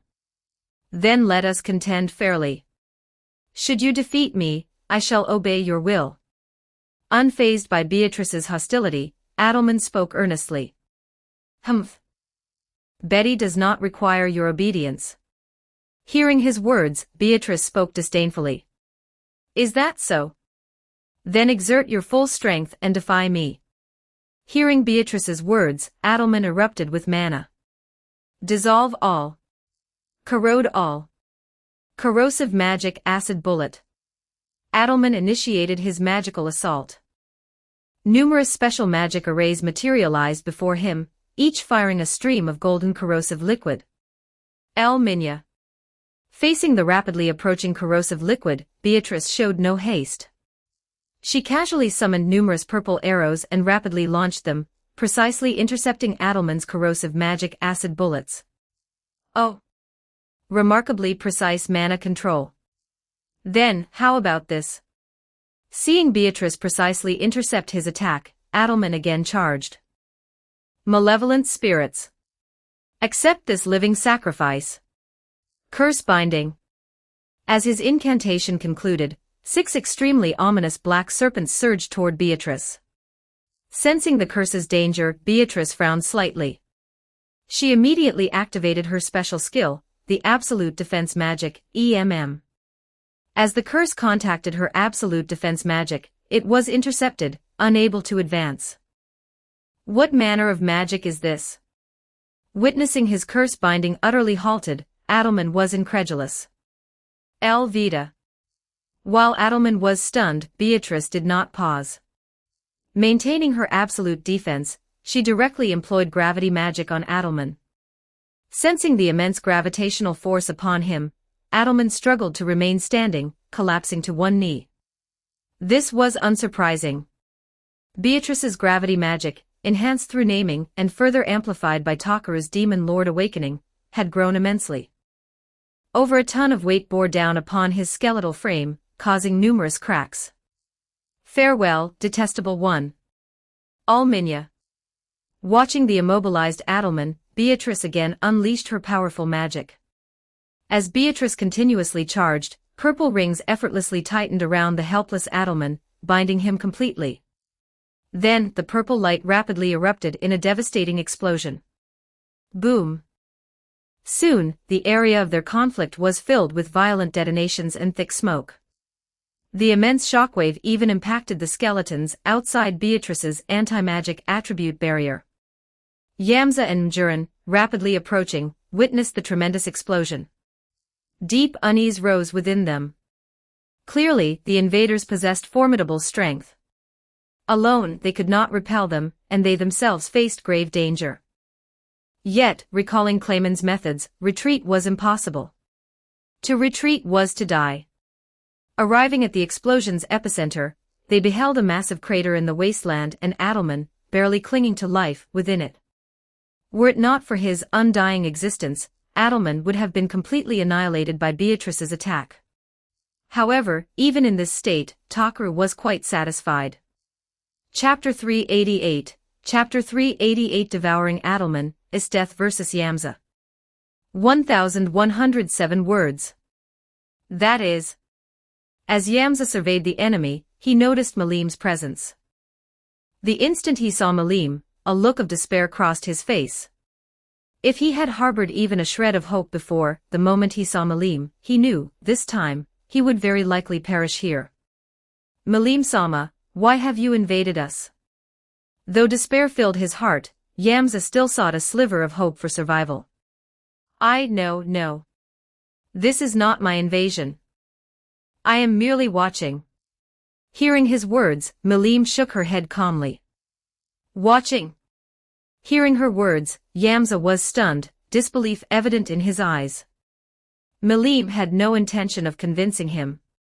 To her, such an unfamiliar, insignificant existence warranted only a single brief explanation. Within the castle, Clayman, observing through Mjurin's vision, noticed Malim's presence. Why? Why is Malim here? Does she intend to break our pact? I have done nothing to provoke her. Seeing Malim, Clayman became frantic. Though confident in his own power since becoming a demon lord, Clayman remained rational. An existence like Malim was far beyond his current capacity to oppose. And now, trapped within this barrier, he could not escape. He had, naturally, tested the barrier's durability, attacking it continuously for several minutes before despairingly discovering his assaults could not damage it in the slightest. This barrier's strength made him think even of Guy Crimson, one of the most ancient demon lords. Isteth, that man is yours. As for that woman over there, Diablo, she is yours. Capture her alive. Looking at the arriving Yamza and Mjurin, Takaru narrowed his eyes, considered briefly, and spoke. Yes. Hearing Takaru's command, Isteth and Diablo swiftly acknowledged. Ram and Rem, hearing Takaru's order to Diablo, not kill, but capture alive, narrowed their eyes at Takaru. Though puzzled, they refrained from questioning him at this moment. Takaru perceived the change in Ram and Rem's gaze but offered no explanation. Instead, he lightly waved his hand toward Adelman in the crater. His telekinesis brought the skeletal mage before him. Casually, Takaru's hand, enveloped in special magic, precisely grasped Adelman's soul. Devourer was activated, directly devouring it. With the devouring, vast memories surged into Takaru's consciousness. Chief among them were extensive magical knowledge, including numerous necromantic and holy spells. Beyond memories, Adelman's soul became nourishment, slightly enhancing Takaru's overall capabilities, though somewhat inferior to the Orc Demon Lord's soul. With Adelman's soul dissipated, all his undead minions completely lost control. The undead dragon and the skeletal swordsman who had fought Akame and Kurom, lacking souls, became motionless. Having mastered all of Adelman's magic, Takaru considered briefly. He retrieved the souls of the undead dragon and the skeletal swordsman from Adelman's corpse, returned them to their vessels, and imposed necromancy control magic upon them. The undead dragon and skeletal swordsman shuddered, then knelt before Takaru. Having secured these two formidable entities, Takaru had no further use for the remaining ordinary skeletal soldiers. They were too weak, too numerous. Takaru had nowhere to place them. Considering this, Takaru closed his eyes. Before him, a special magic circle rapidly formed, while 7 layered magic circles manifested in the sky. Terminus of all things, Spiritron collapse. As Takaru's words fell, the magic rapidly coalesced. Yet, just as the destructive strike was about to land, Takaru released another spell, Spiritron Runaway. With the successful execution of Spiritron Runaway, the already concentrated spiritrons rapidly diffused. Soon, immense spiritrons flooded the entire desolate region. Every undead within the spiritron saturation received its baptism, rapidly crumbling and dissipating into the land. Takaru had purified them, liberating the countless undead. Nearby, Esteth and Yamza engaged in fierce combat, utterly unaffected by Takaru's actions. Compared to Esteth and Yamza's battle, Diablo's engagement with Mjurin seemed almost playful. Though Mjurin possessed considerably greater power than ordinary monsters and strong magical comprehension and application, before the absolute disparity in strength, even Diablo, in a playful mood, effortlessly neutralized all her attacks. After briefly amusing himself with Mjurin, Diablo exerted slight effort, restrained her, and brought her directly to Takaru. Takaru was unsurprised by Diablo's effortless capture of Mjurin. Their power levels were not remotely comparable. Mjurin, after being captured by Diablo, looked questioningly at Takaru. Noticing he seemed disinclined to kill her, she offered no struggle. Unlike the others, Mjurin bore no goodwill toward Clayman. Her heart was in his possession, and her life was not her own. Thus, she was compelled to serve him. Indeed, among the 5 fingers, aside from Yamza, who voluntarily pledged loyalty, the other members were essentially coerced into Clayman's service. Mjurin's heart was held by Clayman. The thumb, 9, was also under his control. Adelman, bound by the demon Lord Kazalim, was unable to flee this region, thus becoming Clayman's subordinate. As for the little finger, Perone, Takaru was uncertain. She was not in the vicinity of the castle, perhaps dispatched on a mission and already perished. What Yamza did not realize was that, though he believed his voluntary allegiance exempted him from surveillance, Clayman had long since placed him under a special spell granting complete control. As Takaru pondered, Esteth and Yamza's battle neared its conclusion. Esteth, originally top tier in the Akame Ga Kill world, had further enhanced her strength through Takaru's armament and observation hockey instruction. Subsequently, in this world, with Takaru's demon lord awakening, and the subsequent blessing, her already formidable power was once more amplified. She acquired considerable mana, and with this energy empowerment, all her attributes significantly increased. Though still inferior to Emilia, Beatrice, Ram, and Rem, who had received Takaru's naming and blessing, among Takaru's other followers, Esteth's strength was undeniably 5th. Furthermore, due to her combat instincts and disposition, Esteth could keep pace with the top tier, albeit at the very rear of that tier. Yet subduing a mere frozen swordmage like Yamza was well within her capabilities. Though both wielded ice, compared to Esteth's demon's extract, Yamza's ice magic was utterly child's play. Throughout Esteth's relentless assault, Yamza was consistently at a disadvantage. Despite employing special movement techniques, under the scrutiny of observation hockey, he could not hide. Esteth had merely been toying with him, delaying his defeat. An unknown entity, yet you fight the foremost of the 5 fingers to a standstill. Admirable. However, my victory is now assured. Having erupted with considerable power, temporarily repelling Esteth, Yamza spoke slowly. Oh? What did you say? Your victory is assured. By virtue of that magic sword of yours. Hearing Yamza's arrogant proclamation, Esteth paused momentarily, then mocked. Truthfully, Yamza's magic sword was indeed quite formidable, effortlessly shattering Esteth's ice spikes and blades and amplifying his ice magic. Yet that was all. Chapter 389, Chapter 389 Yamza's repeated deaths. 1140 words. Humph, do you believe my only trump card is this magic sword? You are indeed strong, able to match me in combat. I must acknowledge that. But what if there were 2 of me? As Yamza spoke, the bracelet on his left arm suddenly flared with light, and another Yamza materialized beside him.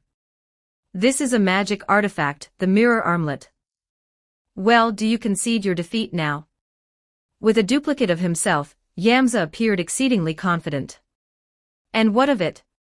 You are but an ant. What difference does one more make? Hearing his arrogant words, Esteth laughed at his ignorance. Then, die. Both Yamzas declared, charging at Esteth with their magic swords. Humph, a paltry trick. Allow me to utterly crush your hopes. Mahaptama. As Esteth's words fell, time and space within a kilometer radius, centered on Esteth, began to solidify. The charging Yamzas froze in place. Only Takaru, whose power vastly exceeded Esteth's, and who also understood Mahaptama, remained unaffected. Malim, too, experienced no restriction, curiously observing the frozen space-time. What is this? How peculiar. Yet, it seems not entirely stable. Sensing the changes around her, Malim remarked. This is Esteth's trump card. It can freeze space-time. However, against those whose power far surpasses hers or who possess special abilities, it may prove ineffective. Hearing Malim's words, Takaru stated frankly. Beatrice, Ram and Rem, also within the frozen zone, though their consciousness remained clear, sensed their movements restricted. Even if they forcibly broke free, it would require time. Esteth, sensing her own immense consumption, dared not linger. She gazed at the defenseless Yamza, materialized an ice blade, and severed both his duplicates' heads. Having done so, she rapidly dispelled Mahaptama. She was now somewhat breathless. Though her power had increased, perhaps the expansive range, and the numerous beings encompassed within her frozen spacetime, imposed a tremendous burden. Moreover, had either Takaru or Malim deliberately attempted to break free, she could not have maintained it for an instant. Why?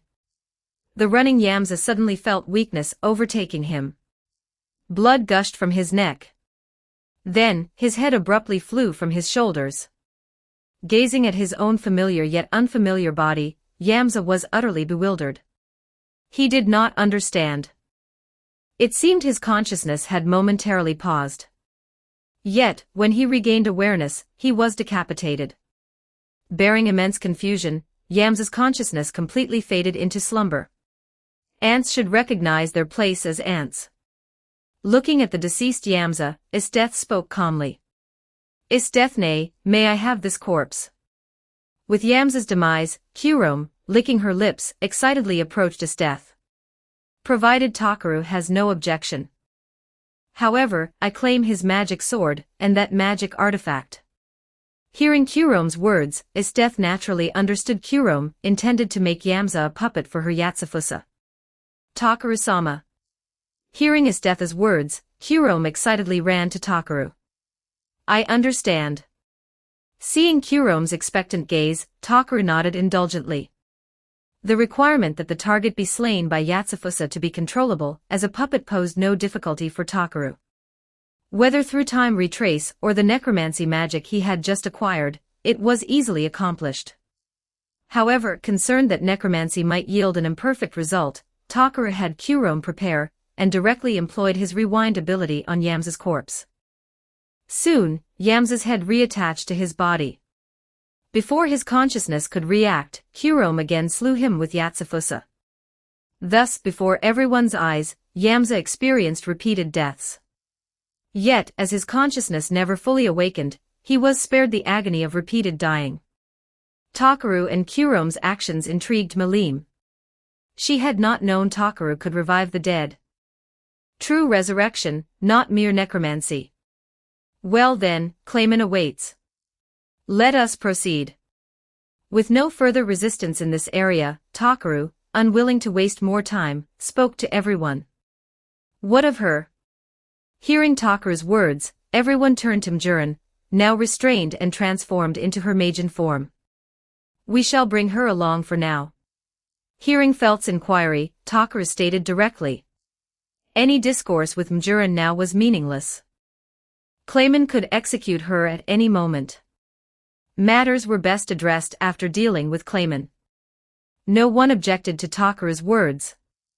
Due to the deployed barrier, teleportation was impossible. They could only fly. Fortunately, the castle was not far, and with their capabilities, they would reach their destination within minutes. Soon, Takaru and his entourage arrived at the castle, proceeding directly to the hall. Clayman awaited them there. Any soldiers who attempted to obstruct were either frozen solid or torn asunder. Malim, we have no conflict. Yet today, you have brought others to invade my domain. Is this not unreasonable? As Takaru's group entered, Clayman directly targeted Malim. This has nothing to do with me. I merely find this amusing and came to observe. Believe it or not. Hearing his words, Malim spoke succinctly. Seeing Malim utterly disregard him, Clayman seethed with rage. Yet, mindful of her power, he restrained himself. Thus they are unrelated to you. If I slay them, you shall not intervene, correct? Taking a deep breath, Clayman regained his cold smile. Of course. If you are capable. Hearing his words, Malim revealed an enigmatic smile. Very well. Then the rest of you. Suddenly invading my domain. Is this not excessive? Though Malim's words stirred an ominous premonition, Clayman ignored it and turned his gaze to Takaru and the others. You speak of excess, Clayman. I need not reintroduce myself. While I reformed the kingdom of Falmouth, you repeatedly interfered. You provoked me first. Hearing Clayman's counteraccusation, Takaru found it almost amusing. Humph. You seized the kingdom of Falmouth through despicable means. I merely enacted divine justice on its behalf. Hearing Takaru's words, Clayman retorted without backing down. Your words hold some truth. However, this was a personal dispute between myself and the kingdom of Falmouth. They provoked me first. I merely eliminated the dregs. Subsequently, unable to bear the commoners' suffering, I enacted reforms, strengthening Falmouth. Well, enough. Discourse with one such as you is futile. You cannot even trust your own subordinates. Expecting you to comprehend governance for the people is pointless. Since we are both demon lords, let strength decide. Looking at Clayman, Takaru spoke calmly. Hearing Takaru's words, Clayman took a deep breath. He knew such verbal sparring was meaningless for beings like them. Moreover, Takaru had deployed an expansive barrier upon arrival. This conflict would yield but one victor. The narrative of events would be penned by the survivor. Thinking this, he rapidly snapped his fingers. The small fox resting nearby rapidly expanded, its body emanating a powerfoul golden mana aura. Oh! Transformed into a 2-meter-tall fox, it snarled menacingly at Takaru and the others. Subsequently, Clayman's shadow elongated, and from it emerged a 4-armed mechanical puppet. Then, Kamara manifested 2 monsters. One resembled a rabbit, the other, a monkey. The monkey wielded a staff-like wand. With these 2 new monsters divided from it, Kamara's tail reduced from 3 to 1. Chapter 390, Chapter 390 Desperate Clayman. 1128 words. Well then, are these your final allies? Watching this, Takaru found it amusing. Hearing Takaru's words, Clayman frowned. Takaru-sama, my sister, and I shall handle the rest. Seeing Clayman's last subordinates, Ram volunteered. No. I shall handle all of this myself. Hearing her words, Takaru directly refused. Then, to everyone's astonishment, Takaru's form split into 5. This is. Watching Takaru's form divide into 5, each emanating an immensely powerful oppressive aura, Clayman nearly broke down. Heh, this is merely 5. Takaru can split into 30 or 40.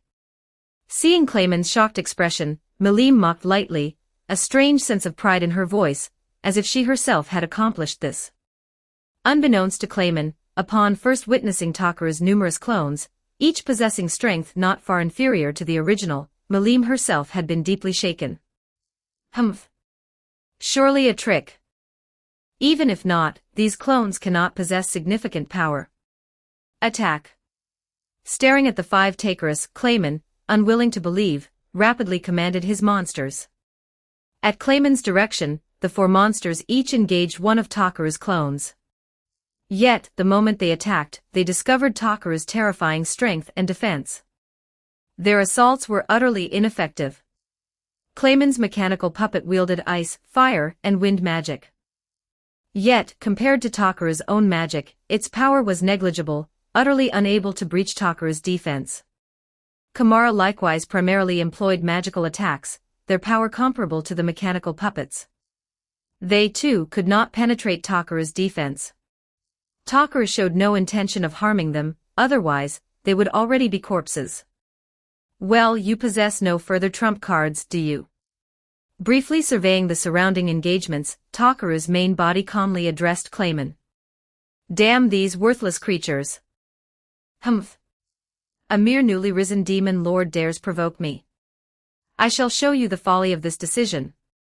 Seeing his subordinates prove useless, Clayman took a deep breath. Oh, is that so? Hearing his words, Takaru was amused. Thinking this, Takaru moved, instantly appearing before Clayman. Under his shocked gaze, Takaru's fist repeatedly struck his face. The immense force left Takaru's knuckles covered in Clayman's blood. After over 20 consecutive blows, Takaru kicked him hard in the abdomen, sending him flying out of the hall, traveling over 100 meters before stopping. The next instant, Takaru appeared before him. Oh? What's wrong? Why do you not counterattack? Are you yielding to me? My apologies. You were yielding, and yet I was so smug. Looking at the agonized Clayman, Takaru murmured mockingly. Damn you. Damn you. Do not be so arrogant. After a moment to recover, Clayman's wounds regenerated. As a demon lord, he possessed at least this much regenerative capability. Oh? Were you not yielding? Or are you simply unable to react? Watching his pathetic state, Takaru taunted calmly. Damn you. Unforgivable. Go, Marionette Massacre. Staring at Takaru, Clayman rapidly unleashed his attack. 5 special puppets materialized before him, lunging menacingly at Takaru. Yet, the moment they reached Takaru, his fists, clad in armament hockey, struck out in rapid succession. These arrogant puppets, as if struck by catastrophic force, exploded into fragments from the immense power. Subsequently, they reverted to their original forms, shrinking, in other words, reduced to shattered figurines. Ha! This is your attack. I see. You intend to bore me to sleep, then claim victory. Truly a formidable strategy. Having effortlessly obliterated the puppet swarm, Takaru yawned and spoke calmly. Hearing Takaru's mockery, Clayman's face flushed crimson. Bastard. Nonsense. You rejoice too soon. Marionette Massacre instantly regenerates and strikes your vitals. The true battle begins now. And where is this true battle? After a 10+ second wait, the shattered puppets remained motionless. Takaru looked at him, amused. Why do they not regenerate? Staring at the inert puppets, Clayman was incredulous. So that you may die with clarity, I shall explain. This is armament hockey. Besides enhancing one's offense and defense, it inflicts effective damage upon elemental and spiritual entities. It possesses spiritual attack capabilities. Hearing Takaru's words, Clayman was stunned. Oh? Even this astounds you. You truly are pathetically weak. Seeing his reaction, Takaru again mocked. I see. Then be completely devoured. Demon Lord Domination. As his words fell, orange threads rapidly bound Takaru. Sensing the weak domination ability within, Takaru passively allowed himself to be fully enveloped. Ha ha ha. Rejoice. I am destined to ascend to the pinnacle of demon lords. Behold my ultimate manipulation curse. From this day forth, serve me well. Having bound Takaru, Clayman again laughed arrogantly. Ah, and then? It does not affect me in the slightest. Should I wait a little longer? Watching Clayman laughing alone, Takaru tilted his head and inquired. This cannot be. Impossible. This is the ultimate domination curse, capable of controlling even demon lords. Seeing his attack utterly ineffective, Clayman could not believe it. Well, I had harbored a faint hope for you. If this is your final measure as a demon lord, then this farce should end. Watching the now irrational Clayman, Takaru felt immense tedium. Then, with slight exertion, he completely shattered the orange threads and landed. Unforgivable. You force me to reveal my true form. I shall make you regret this. Ack. Hearing Takaru's words, Clayman could no longer contain himself. He tore open his upper garment and roared. His form slightly expanded, and four special arms sprouted from his back. His entire body became clad in armor, his skin turned brown, his eyes became pale red, and a slender tail extended from his rear. Indeed. I am a demon lord. Thus I favor strategy, dispatching my opponents nobly and elegantly. But enough. Enough of this. This exhilaration, long forgotten.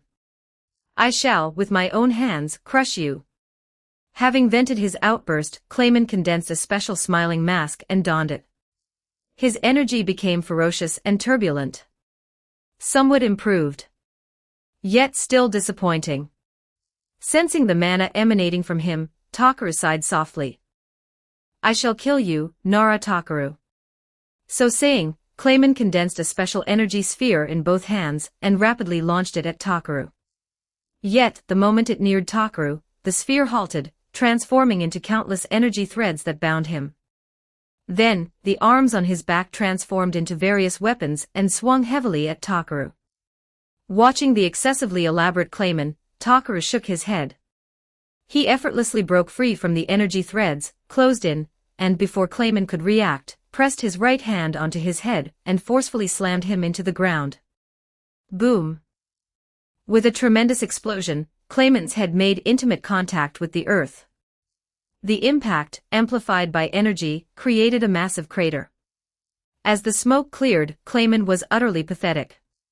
His newly donned mask and armor were severely damaged, his body streaming with blood. I am possible. I, Clayman, am a demon lord. Seeing his most powerful form effortlessly defeated in a single blow, Clayman was plunged into utter despair. Chapter 391, Chapter 391 Clayman's Evolution and Demise. 1109 words. Oh? Already surrendering. You should possess other measures, should you not? If not, then farewell. Looking at Clayman, Takaru reminded him. Oh, other measures? Hearing Takaru's words, Clayman's mind went blank. He could conceive of no possible path to turn the tables. I see. It is finished, is it not? Seeing his state, Takaru shook his head. With several strokes of his blade, he severed Clayman's arms, legs, and tail. Ah! The agony of his severed limbs and tail caused Clayman to wail. Amidst the pain, Clayman's thoughts raced. He quickly recalled Laplace and the others. Trusting in them, he had been entrusted with the role of Demon Lord. But this was as far as he could go. Kazalam-sama. No. I cannot die. I cannot die like this.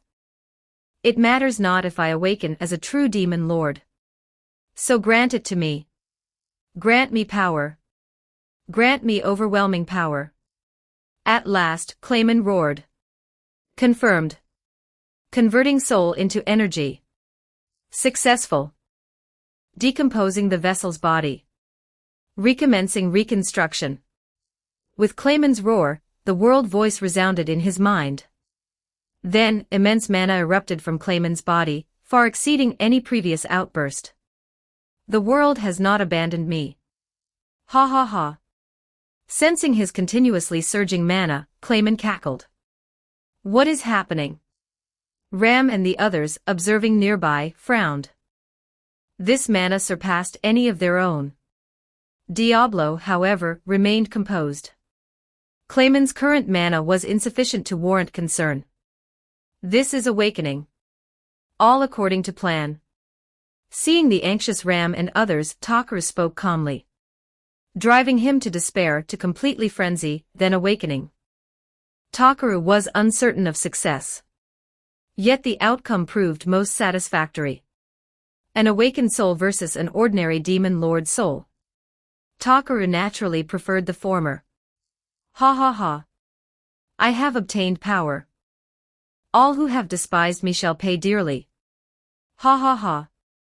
With his surging power, Clayman cackled wildly. Yet Takaru perceived his bluff. Despite his amplified strength, Clayman perceived even more clearly the gap between them. Beneath his arrogant exterior, he schemed escape. Yet even awakened, Clayman lacked confidence in destroying the barrier overhead. You have no avenue of retreat. Abandon this delusion of escape. Looking at Clayman, Takaru spoke frankly, exposing his thoughts. You are insufferably arrogant. Hearing Takaru's words, Clayman condensed an immense energy sphere and launched it at Takaru. Inwardly, he schemed, should Takaru evade, he would detonate the sphere and seize a hostage. Delusional. Devourer. Takaru effortlessly discerned his intent. He activated Devourer, rapidly devouring the massive energy sphere, converting it into his own mana reserves. I told you. You have no avenue of retreat. Speaking calmly, Takaru again deployed a barrier, isolating himself and Clayman. Sensing the barrier's formation, Clayman started. Perceiving its strength, he seethed inwardly, yet outwardly maintained his defiance. You are indeed formidable. I acknowledge this. Yet my true power is not so limited. Let us see if you can withstand this. As he spoke, Clayman's mana surged, rapidly coalescing into a golden dragon. Taste this. My ultimate secret art, Dragon Pulse Destruction Cannon. As the energy reached a certain density, Clayman launched the golden dragon at Takaru. Compared to Malim's Drago Buster, this is unworthy even to polish her shoes. Devourer. Witnessing his so-called ultimate secret art, Takaru deployed Devourer. A black vortex materialized before him, effortlessly receiving the charging golden dragon. As the golden dragon dissipated, it caused not the slightest ripple. Impossible.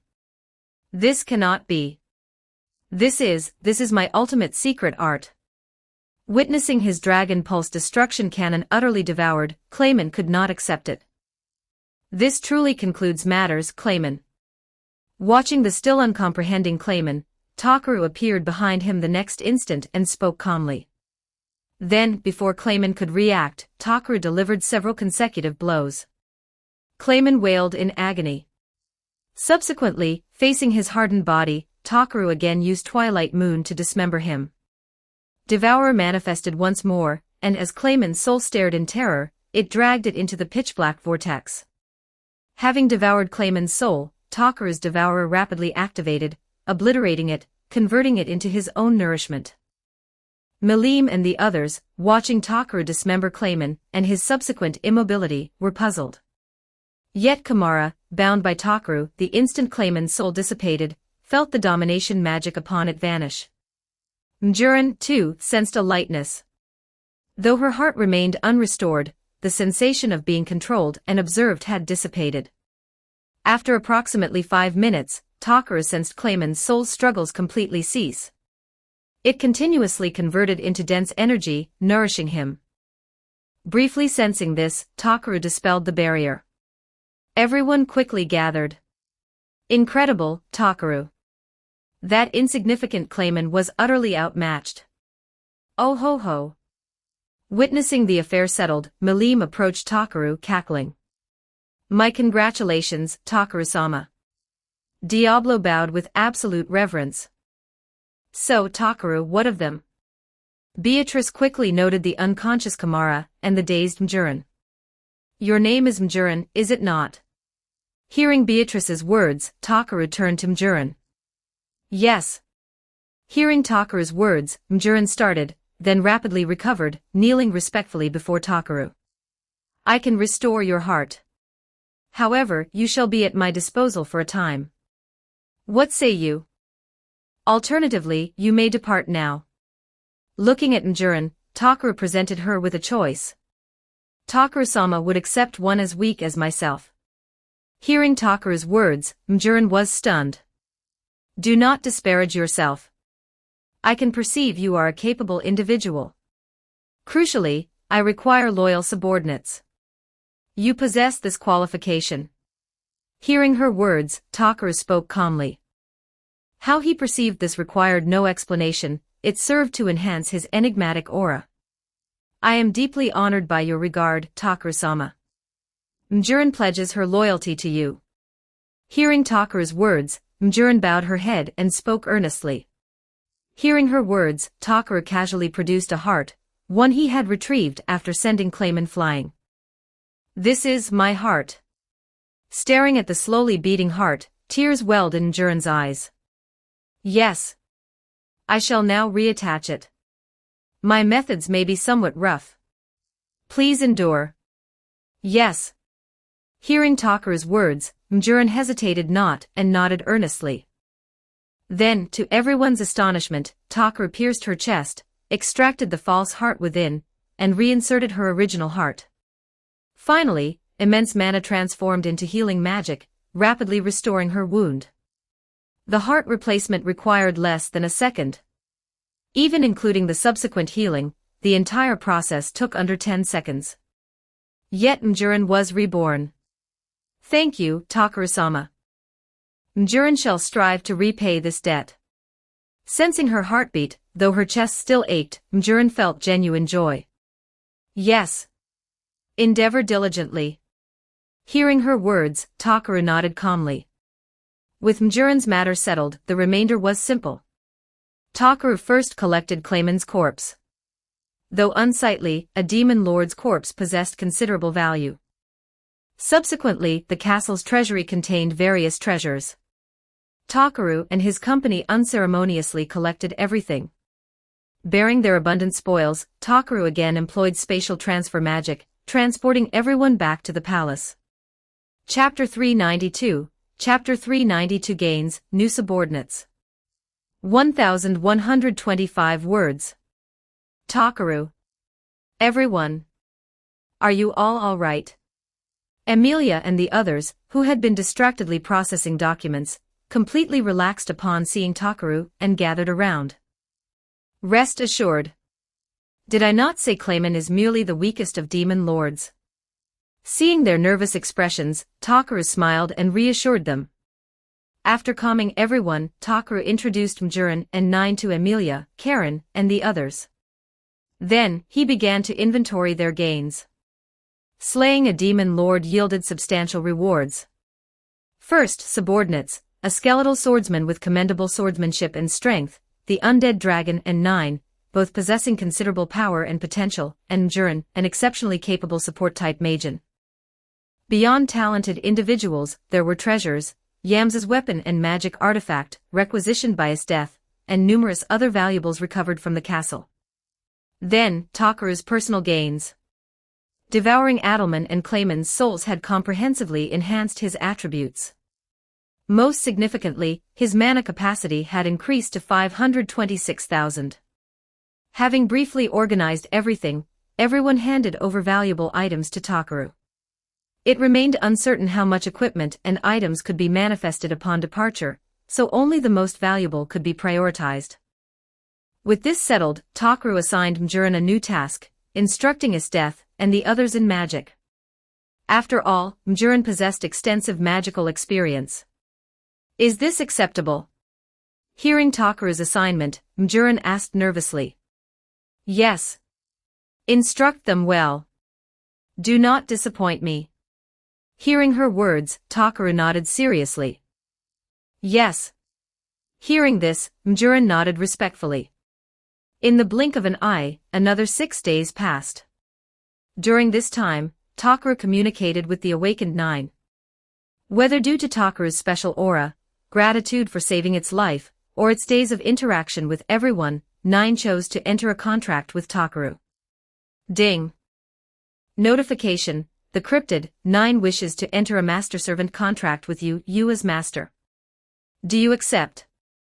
Notification, contracting the cryptid, 9 requires 1 B rank evaluation and 5,000 points.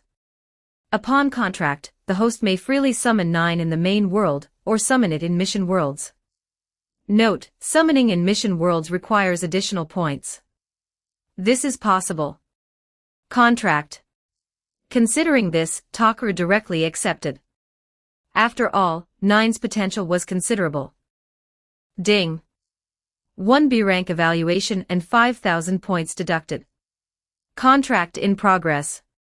Remaining, S rank evaluations X2. A rank evaluations X2. D rank evaluations X2. 270,000 points. With the points deducted, Takaru perceived a special connection with 9. Additionally, a portion of his mana flowed into it, significantly enhancing its strength. Its tail increased from 3 to 7. Oh whoa. Sensing its enhanced power, 9 was ecstatic and howled involuntarily. Then, its tail began to transform, manifesting a rabbit, monkey, sheep, flame-enshrouded bird monster, black rat, and winged snake. Oh! It can manifest this many monsters from its tail. Seeing 9's transformation, Malim remarked curiously. Everyone else was equally intrigued. Takaru perceived these manifested animals were not merely ornamental, each appeared to possess special abilities. 9, have them use their abilities on me. Thinking this, Takaru deployed a barrier and commanded 9 to direct its tail-manifested monsters. Yes, master. Hearing Takaru's words, 9 emitted a youthful feminine voice. With 9's command, the 5 manifested monsters each unleashed their unique abilities upon Takaru. The rat's abilities were Plague and Virus. The rabbit, besides launching mana spheres, could manipulate gravity. The monkey's magic was peculiar, more akin to sorcery, yet considerably powerful. The snake excelled in flight and high-speed close combat. The flame-enshrouded bird monster wielded fire, its power likewise impressive. The sheep's abilities were mental attacks, capable of influencing one's mind. How intriguing. It seems they, too, can be named. Having experienced their attacks, Takaru regarded these monsters with interest. Subsequently, he bestowed names upon each: black rat, moon rabbit, winged snake, white ape, flame bird, sleep sheep. With Takaru's naming concluded, he sensed several tens of thousands of mana dissipate from him. The named monsters received immense enhancement, their forms enlarged, their base attributes and mana significantly increased. Speaking of which, I should be able to rename you as well. Looking at 9, Takaru hesitated. Master will rename me too. Hearing Takaru's words, 9 was clearly delighted. Then, I bestow upon you the name Kamara. Sensing 9's enthusiasm for being named, Takaru considered briefly and bestowed a new name. With Takaru's naming, he sensed over 20,000 mana flow from him into 9.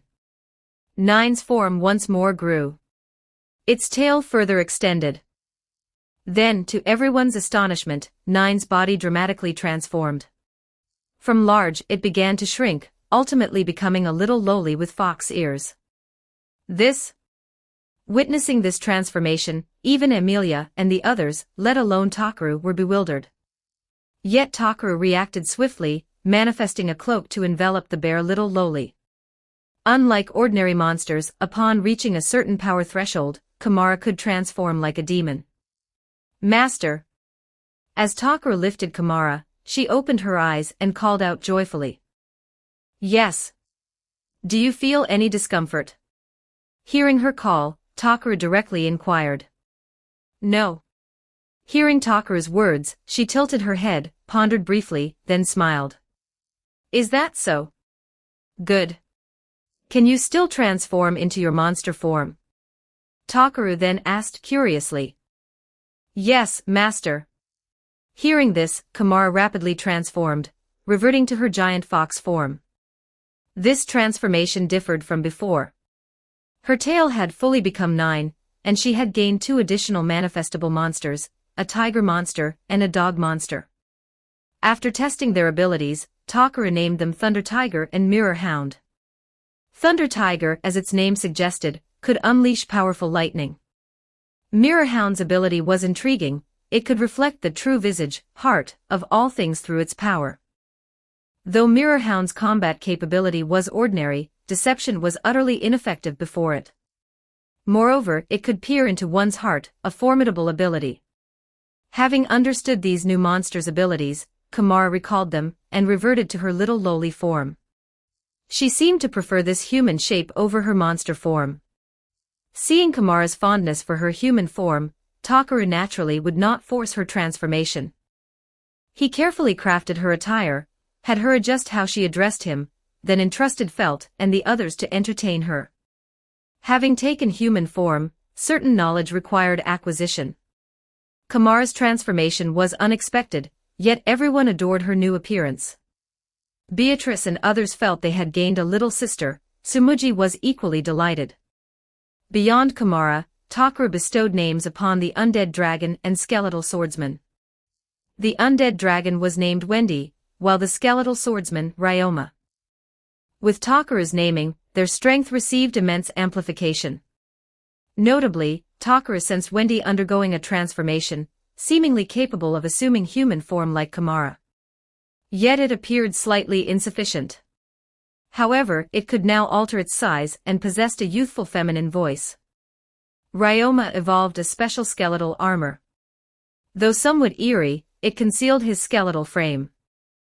Aside from slightly hollow eye sockets, upon casual inspection, he appeared little different from an ordinary human. Chapter 393, Chapter 393 The Time of Farewell, Grieving Malim. 1094 words. Time swiftly arrived the next day.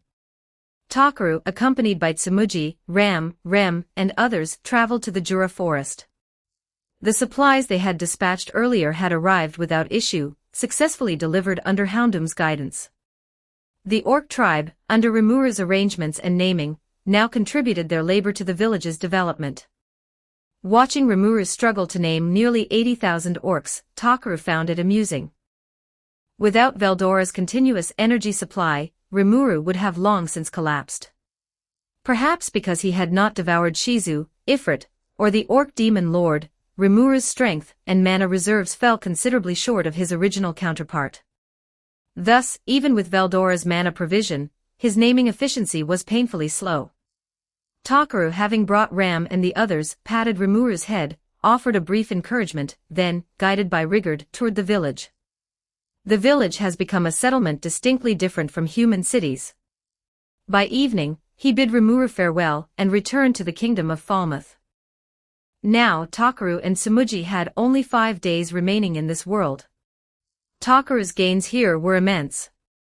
Not only he, but Ram, Rem, and the others had experienced earth-shattering growth. Beyond personal enhancement, Takaru had altered this world, seized control of the kingdom of Falmouth, slain the newly risen demon Lord Clayman and the orc demon Lord Geld, clashed with Malim, and acquired capable subordinates. In these final days, Takaru summoned Diablo and Mjurin. Takaru-sama, do you have instructions? Hearing Takaru's summons, both respectfully inquired. Yes. There is something I must inform you. In 5 days, barring unforeseen circumstances, we shall depart this world.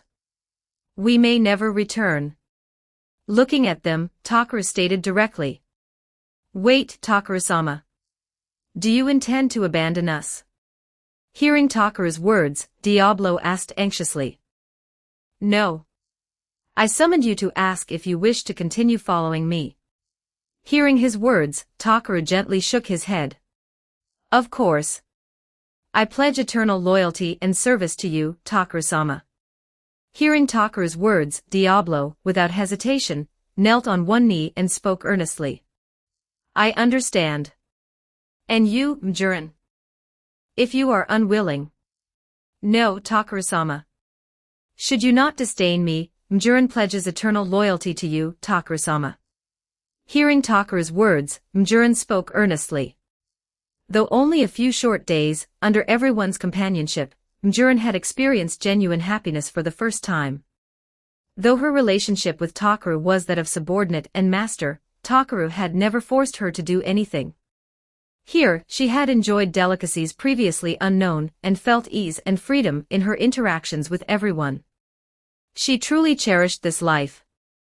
Very well. I understand your resolve.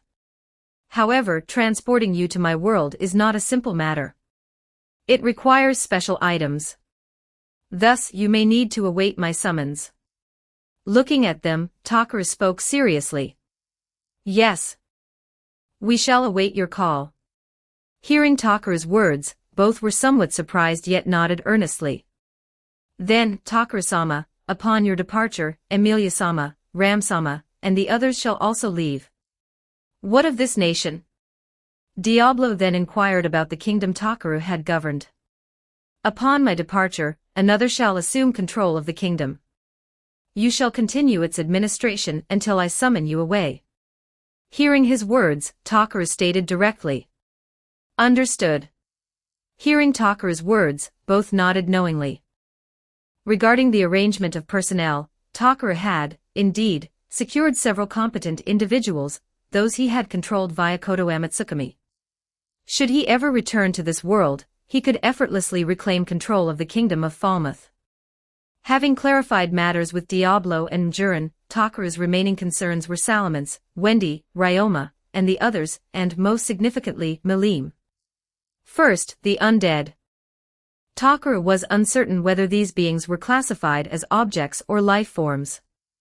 If classified as life forms, manifesting them would likely require character manifestation cards. Takaru could not expend so many cards on purely combat-capable undead. Moreover, Takaru now possessed necromancy magic. Summoning undead was not difficult. Should the need arise in other worlds, he could summon them with ease. Another day swiftly passed.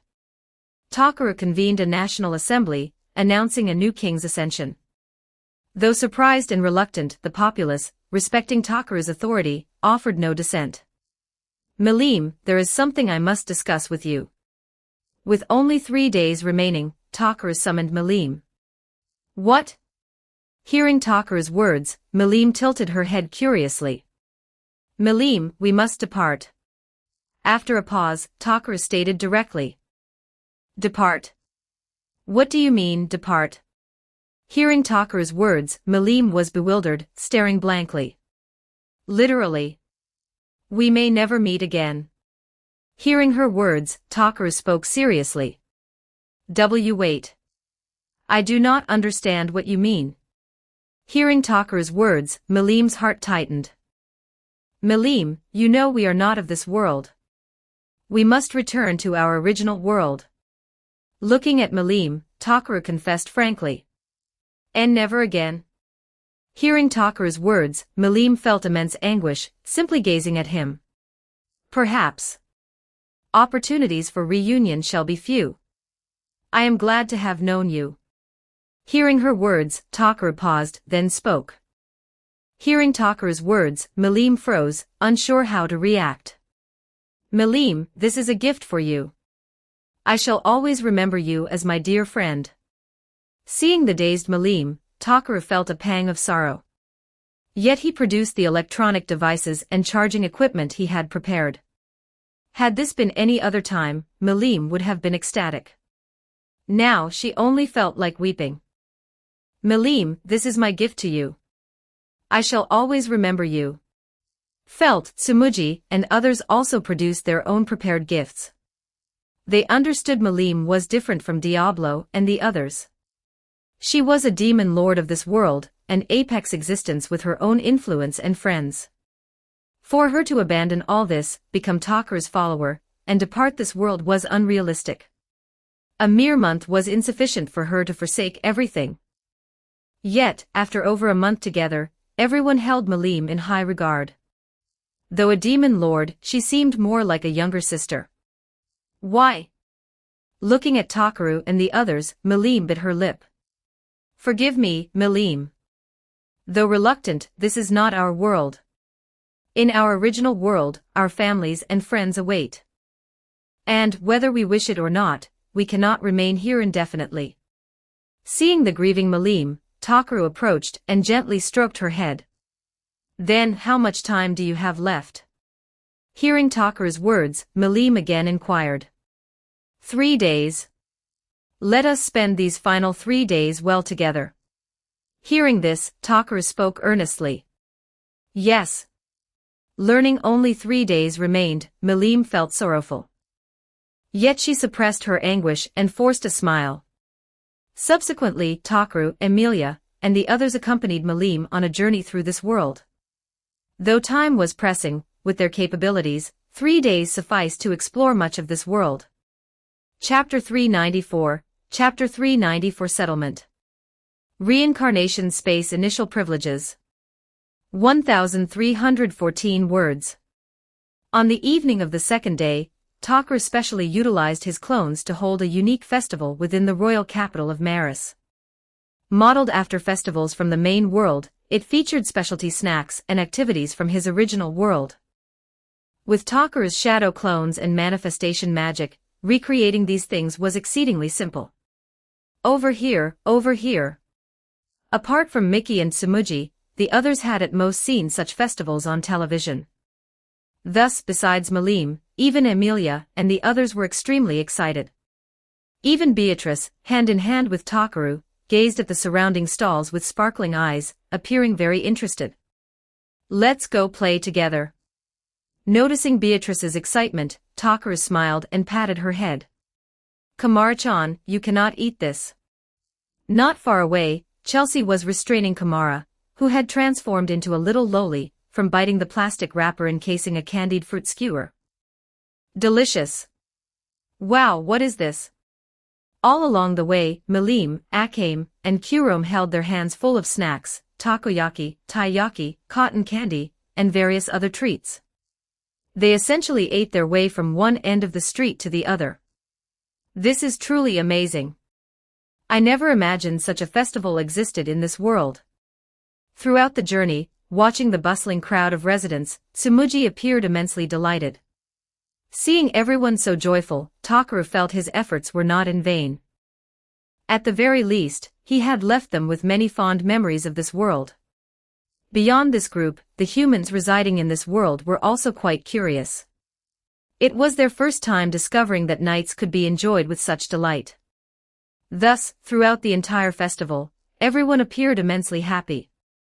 At the very end, Takaru used magic to unleash a massive fireworks display, opening the eyes of this world's inhabitants to the realization that magic, beyond its destructive power, could be applied in other areas. After the perfect night concluded and all the attendees dispersed, Takaru, who had disguised himself as various vendors, dispelled his transformation technique, used magic to clean up the remnants, and dissipated into smoke. Soon, another day passed.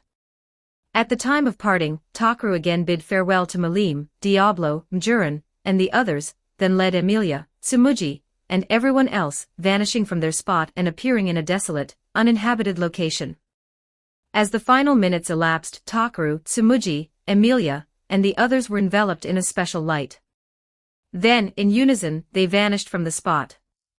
With Takaru and the others' disappearance, Diablo and Malim, still in the kingdom of Falmouth, seemed to sense something. Malim, in particular, involuntarily gazed at the sky as tears slowly rolled down her cheeks. When Takaru regained consciousness, he found himself in the familiar reincarnation space. Yet Beatrice and the others were nowhere to be seen. System, where are my followers? Thinking this, Takaru quickly inquired. Ding. All followers are in another, independent space. Transfer them now. Wait a moment. Hearing the reincarnation space's prompt, Takaru hesitated and directly declined.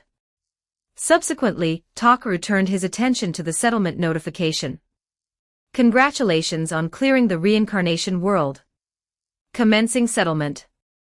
Main Mission 1, survive for 2 months.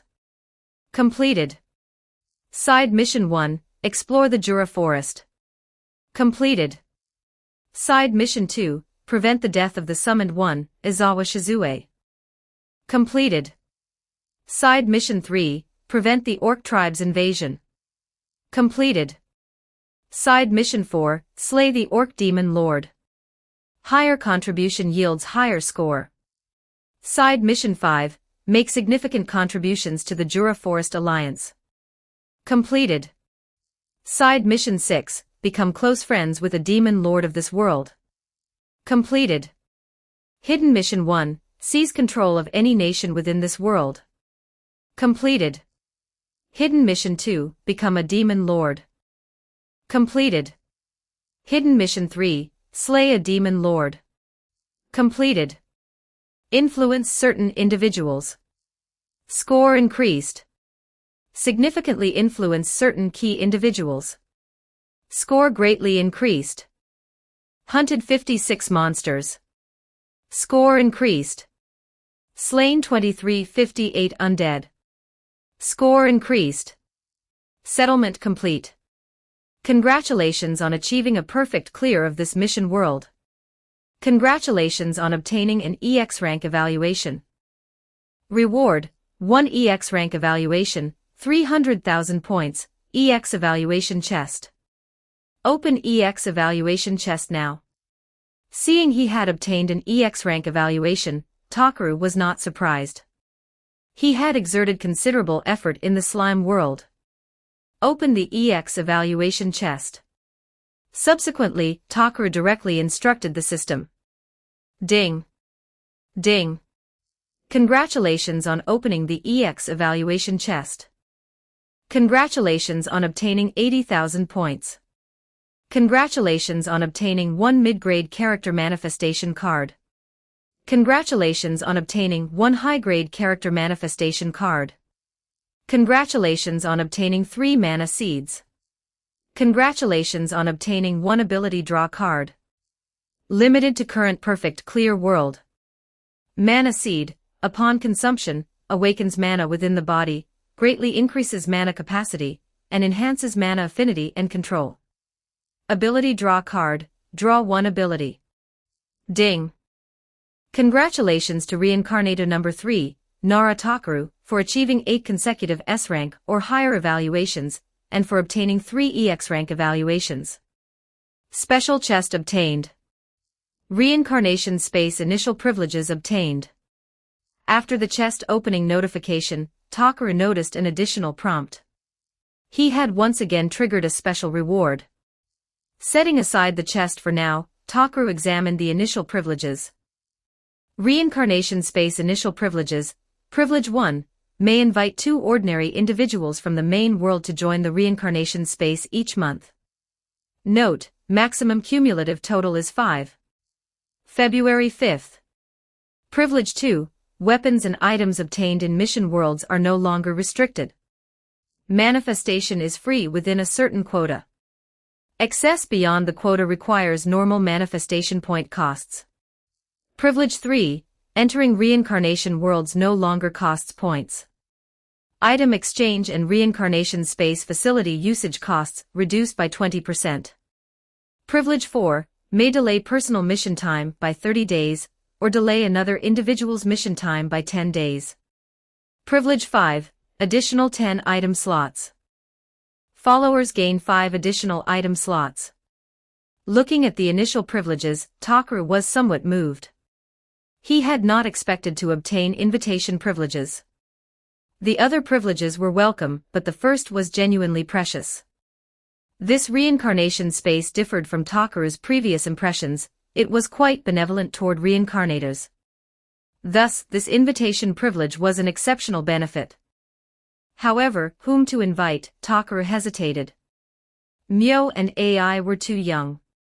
Ebona was of similar age and possessed capability, but regarding her disposition, Takaru needed careful consideration.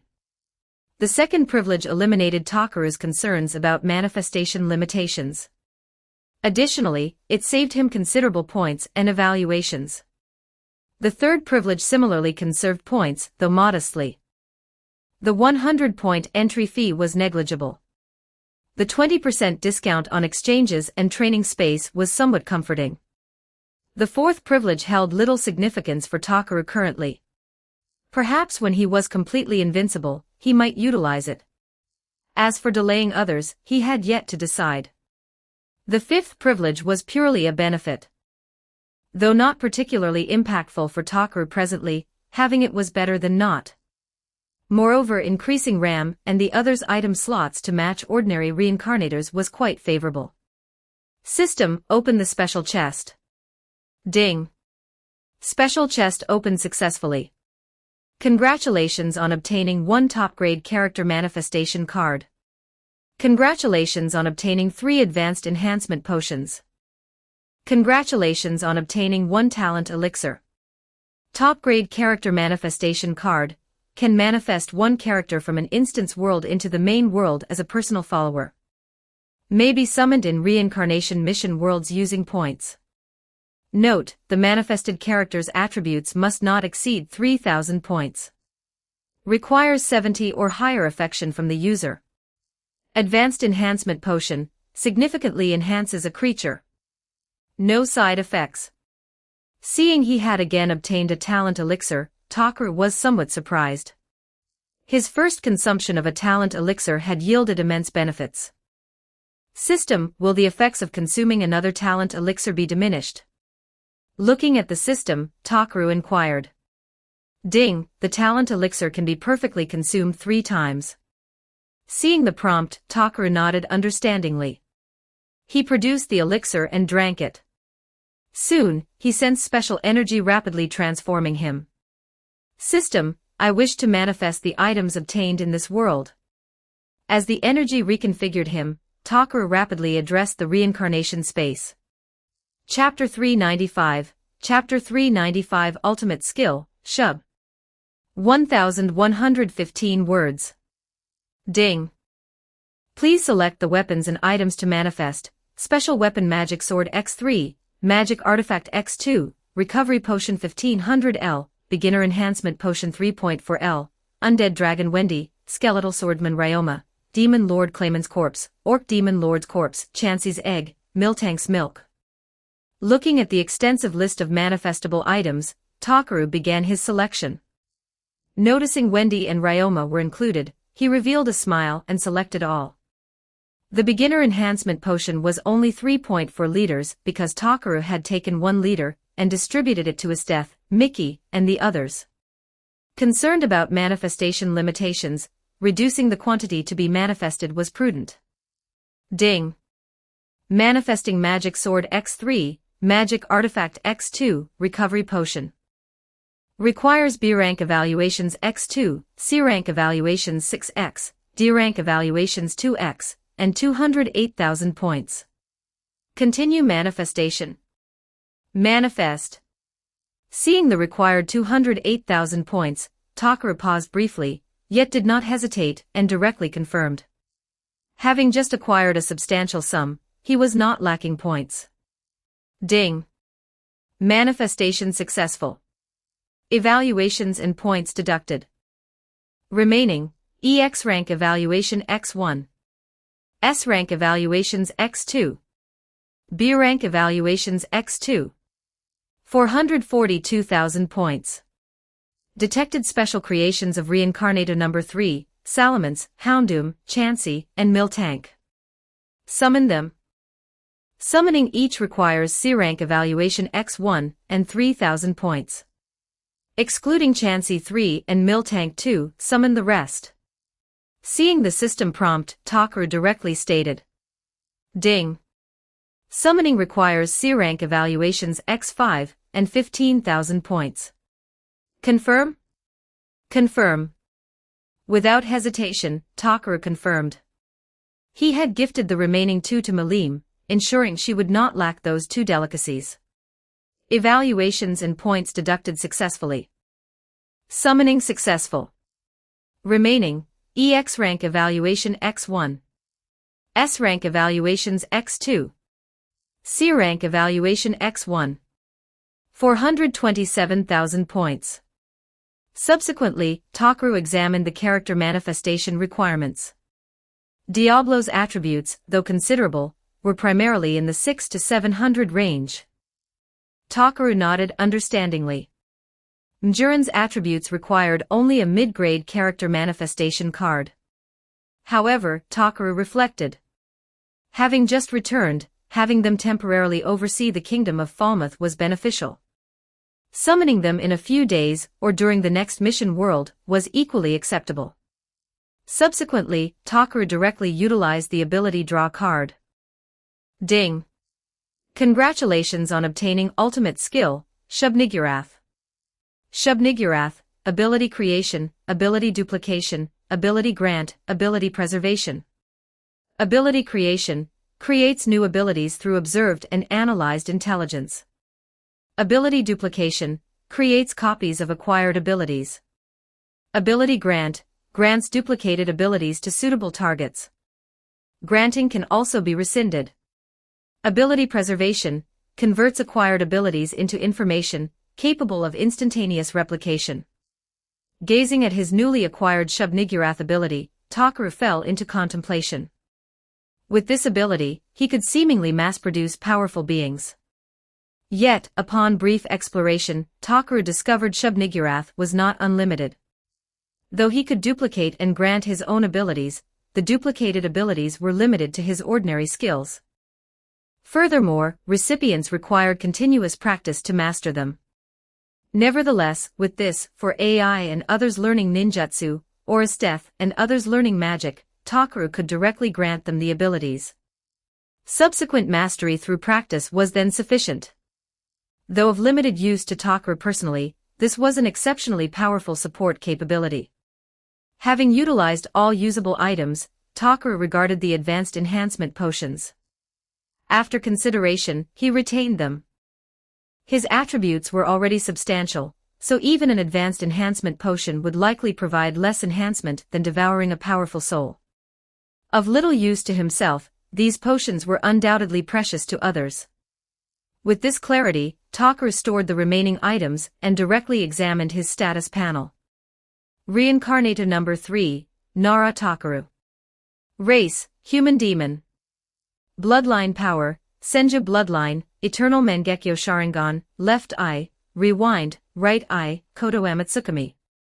Talents, Unique Skills Universal Perception, Demon Lord's Aura, Gravity Domain, Infinite Regeneration, Lightning Mastery, Enhanced Clone, Freeze Domain, Universal Barrier, Magic Control, Telekinesis Domain, Space-Time Manipulation, Ultimate Defense Perseverance, Devourer, Nen, Lion's Heart, Shub-Niggurath. Strength, 1060, 985, Average Human 20. Constitution, 1128. Defense, 1450, 2133. Speed, 1024. Mind, 1580, 38. Mana, 552,000, 3,160, Average Human 0.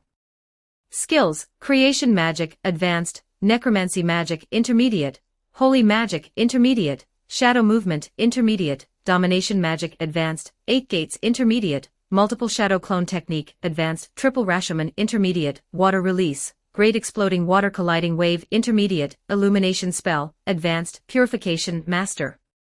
Resistances, Natural Effects Nullification, Abnormal Status Nullification, Mental Attack Resistance, Physical Attack Resistance, Pain Resistance, Magic Attack Resistance. Evaluations and Points, Remaining EX Rank Evaluation X1. S Rank Evaluations X2. C Rank Evaluation X1. 427,000 points. Seeing all his base attributes had surpassed 1,000, Takaru was exceedingly satisfied. His previously 990+ speed, under the talent elixir's effects, had reached 1020. Moreover, as time passed, Takaru sensed his enhancement continuing. Subsequently, Takaru ceased further examination and instructed the reincarnation space to transfer Amelia, Ram, and the others to his side. Takaru. With a peculiar spatial fluctuation, everyone, upon seeing Takaru, was overjoyed. This is the reincarnation space. It is truly wondrous. Isteth and others experiencing it for the first time, found it extraordinary. Well then, I shall proceed to the reincarnator hall. You all return first. I imagine Mio and AI are anxious. Is death, you and the others shall return to your world. I shall bring you to visit my world when time permits. Looking at everyone, Takaru directly stated. I understand. I shall train diligently. Our next meeting, I shall be stronger.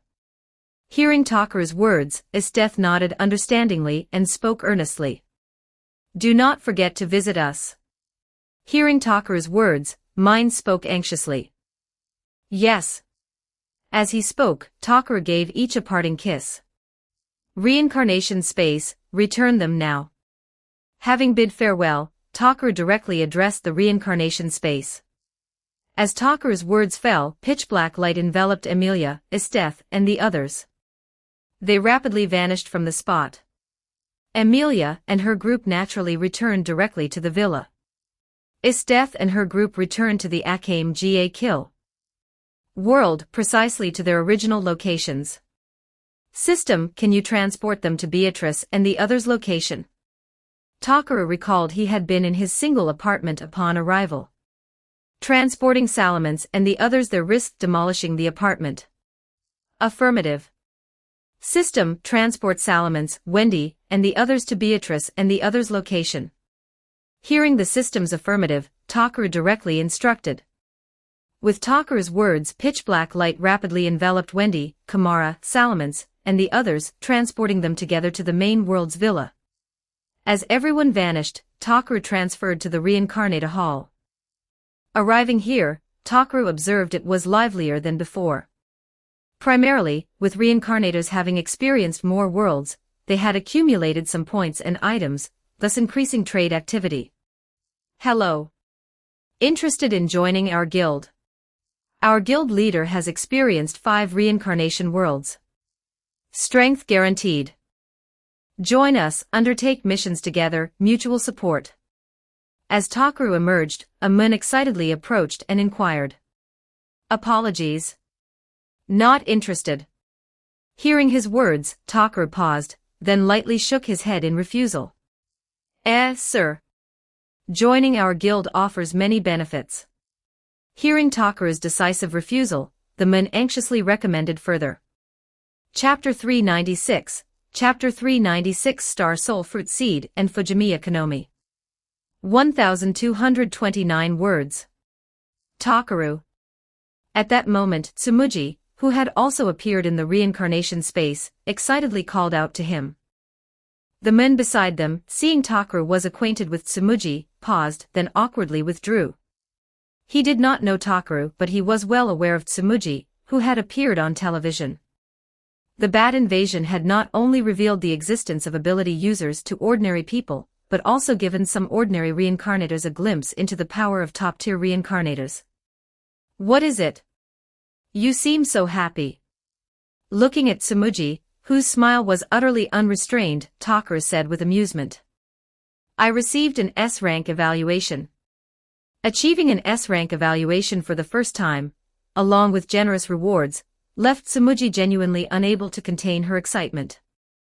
She clearly understood this was all thanks to Takaru. Exploring the Jura forest, preventing the orc tribe, befriending a demon lord, and subsequently assisting in slaying one, the latter few, at least, were absolutely impossible without Takaru. Congratulations. Hearing her words, Takaru smiled and nodded. Yes. And you, Takaru? Did you achieve an EX rank evaluation? Tsumuji then looked at Takaru expectantly. If she could achieve S rank, then Takaru achieving EX rank should not be difficult. Yes. Hearing her inquiry, Takaru did not conceal it and directly nodded. Though anticipated, receiving Takaru's definitive confirmation still caused her to gasp. Takaru, Tsumuji. Before long, Yui also arrived and directly greeted Takaru and Tsumuji. Well, Yui, who were you with in this world? Seeing Yui's arrival, Takaru inquired curiously. Yui and Ritsu, and also Shinka. Hearing Takaru's question, Yui directly replied. Oh, all familiar faces. How were your gains? Hearing they had been together in the same world, Takaru asked curiously. Not bad. We encountered a special slime. Hearing Takaru's words, Yui spoke excitedly. Rimuru. Hearing her words, Tsumuji directly inquired.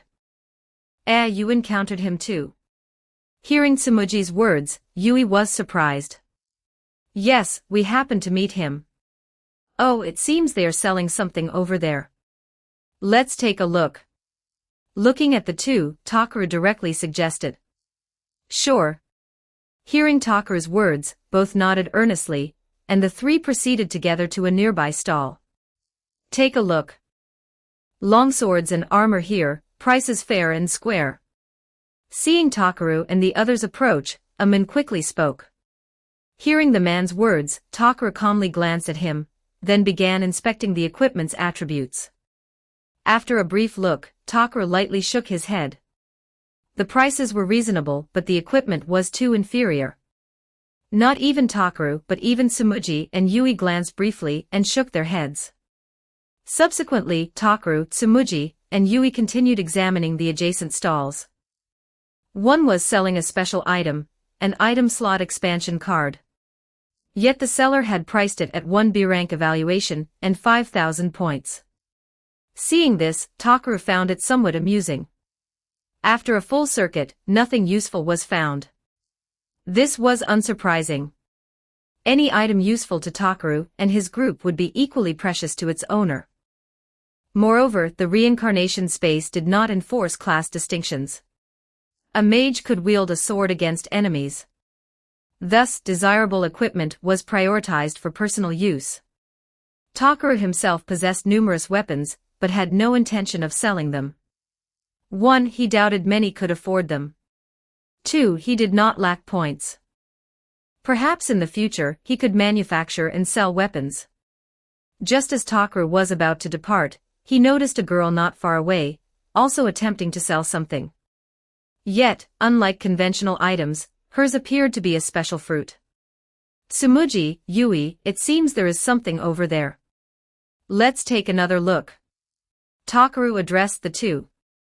Okay. Hearing Takaru's words, they noticed the seemingly shy girl. Are you selling this? May I see its description? Approaching the girl, Takaru observed a seed-like object beneath her, seemingly containing special energy. Ah, yes. Please. Hearing Takaru's words, the girl looked up. The moment she saw Takaru, she was briefly stunned. Takaru's appearance was exceptionally striking. Recovering, the girl, deeply embarrassed, hastily handed the fruit to Takaru. Seeing her proffer it, Takaru accepted it and examined the item's information. Star Soul Fruit Seed, plant to harvest Star Soul Fruit. Consuming Star Soul Fruit greatly increases spirit attribute and slightly increases other attributes. Note, requires over 10 years of growth to bear fruit. Can be catalyzed. Older fruits yield stronger effects. Reading the seed's description, Takaru paused. He had not expected such an item to exist. Noting the annotation, requiring over 10 years to bear fruit, explained why she had not cultivated it. The time frame was excessively long. You wish to sell this? What is your price?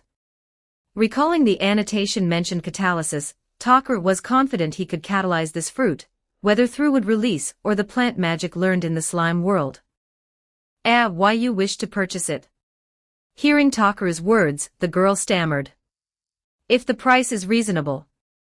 Also, might I ask how you obtained this? Hearing her words, Takaru spoke calmly. I drew it from a chest. Aside from this, I received nothing else. Hearing Takaru's inquiry, the girl bit her lip. She knew this item was valuable. Yet she could not utilize it. Though catalysis was mentioned, how to achieve it, whether her abilities were sufficient, was uncertain. Previous interested parties had simply shaken their heads and departed. I see. Then, your price. Hearing her words, Takaru nodded understandingly. 1 B rank evaluation and 5,000 points, or exchange for a special item or equipment. Hearing Takaru's words, the girl hesitated, then spoke firmly. Hearing her words, Takaru nodded. Though lacking a comparable reference, this price was, frankly, not high. If he could successfully catalyze it, producing ample star soul fruits, even a single trade would easily recoup the cost. I accept this price. Let us trade now. Hearing her words, Takara nodded and directly stated. Eh? Hearing Takara's immediate agreement, the girl was bewildered. Ding. Reincarnator number 3 has initiated a trade request with you, 1 B rank evaluation, and 5,000 points for Star Soul Fruit Seed. As the girl hesitated, Takara directly initiated the trade. I accept. Snapping back to reality, the girl hastily accepted. She was somewhat stunned. She had not expected Takara's number to be 3, meaning he was among the earliest reincarnators. Takaru, glancing at his remaining evaluations and points, casually stored the newly acquired Star Soul Fruit Seed in his item slot. Oh, let us exchange introductions. I am Nara Takaru. Should you obtain similar special items in the future, you may contact me. Finally, Takaru addressed the girl. Nice to meet you. I am Fujimiya Konomi, the girl quickly replied. Subsequently, Konomi felt a flicker of confusion. Takaru's name seemed familiar, as if she had heard it somewhere, yet she could not recall. Fujimiya Konomi, understood. This is my contact information. Should you obtain any special items, you may use this number to reach me. Hearing her words, Takaru spoke calmly. Yes. Thank you. Hearing Takaru's words, Konomi quickly nodded. It's just a trade. We shall take our leave. Hearing her words, Takaru waved casually, then departed with the curious Yui and Tsumuji. One-chan. Takaru nii. Tsumuji ne. Soon, Yui arrived at the reincarnator hall, excitedly greeting Takaru and the others.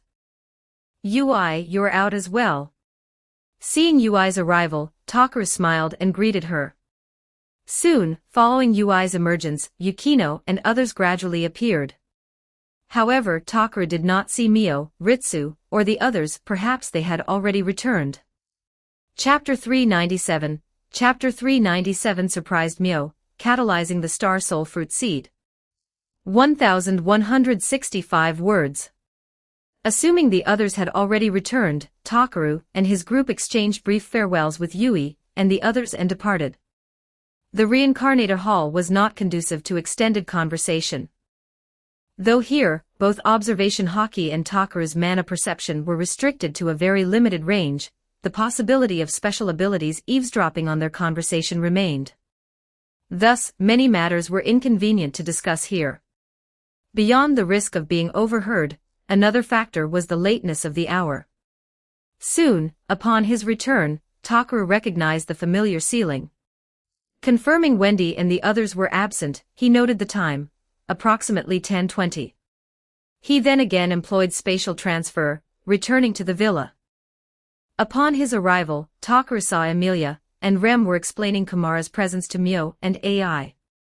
The sudden appearance of so many peculiar beings naturally startled the two. Salamence, Houndoom, and the others, though speaking was unusual, were Pokemon, so it's not entirely surprising. Yet the sudden addition of a little lowly like Kamara piqued Mio and AI's curiosity. Most significantly, they keenly perceived the ears atop Kamara's head were genuine. This was their greatest astonishment. Takaru-sama. With Takaru's appearance, Kamara, Wendy, Ryoma, and the others swiftly gathered beside him.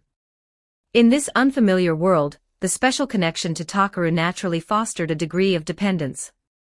Wendy and Ryoma differed from Beatrice and the others. They were not Takaru's followers but existed in a category more akin to items or equipment. However, bound by Takaru's necromancy magic, they retained a considerable connection to him. Wendy, maintain your diminutive form. Ryoma, your duty shall be guarding this residence. Looking at them, Takaru rapidly issued commands. Yes. Hearing Takaru's words, Wendy and Ryoma respectfully replied.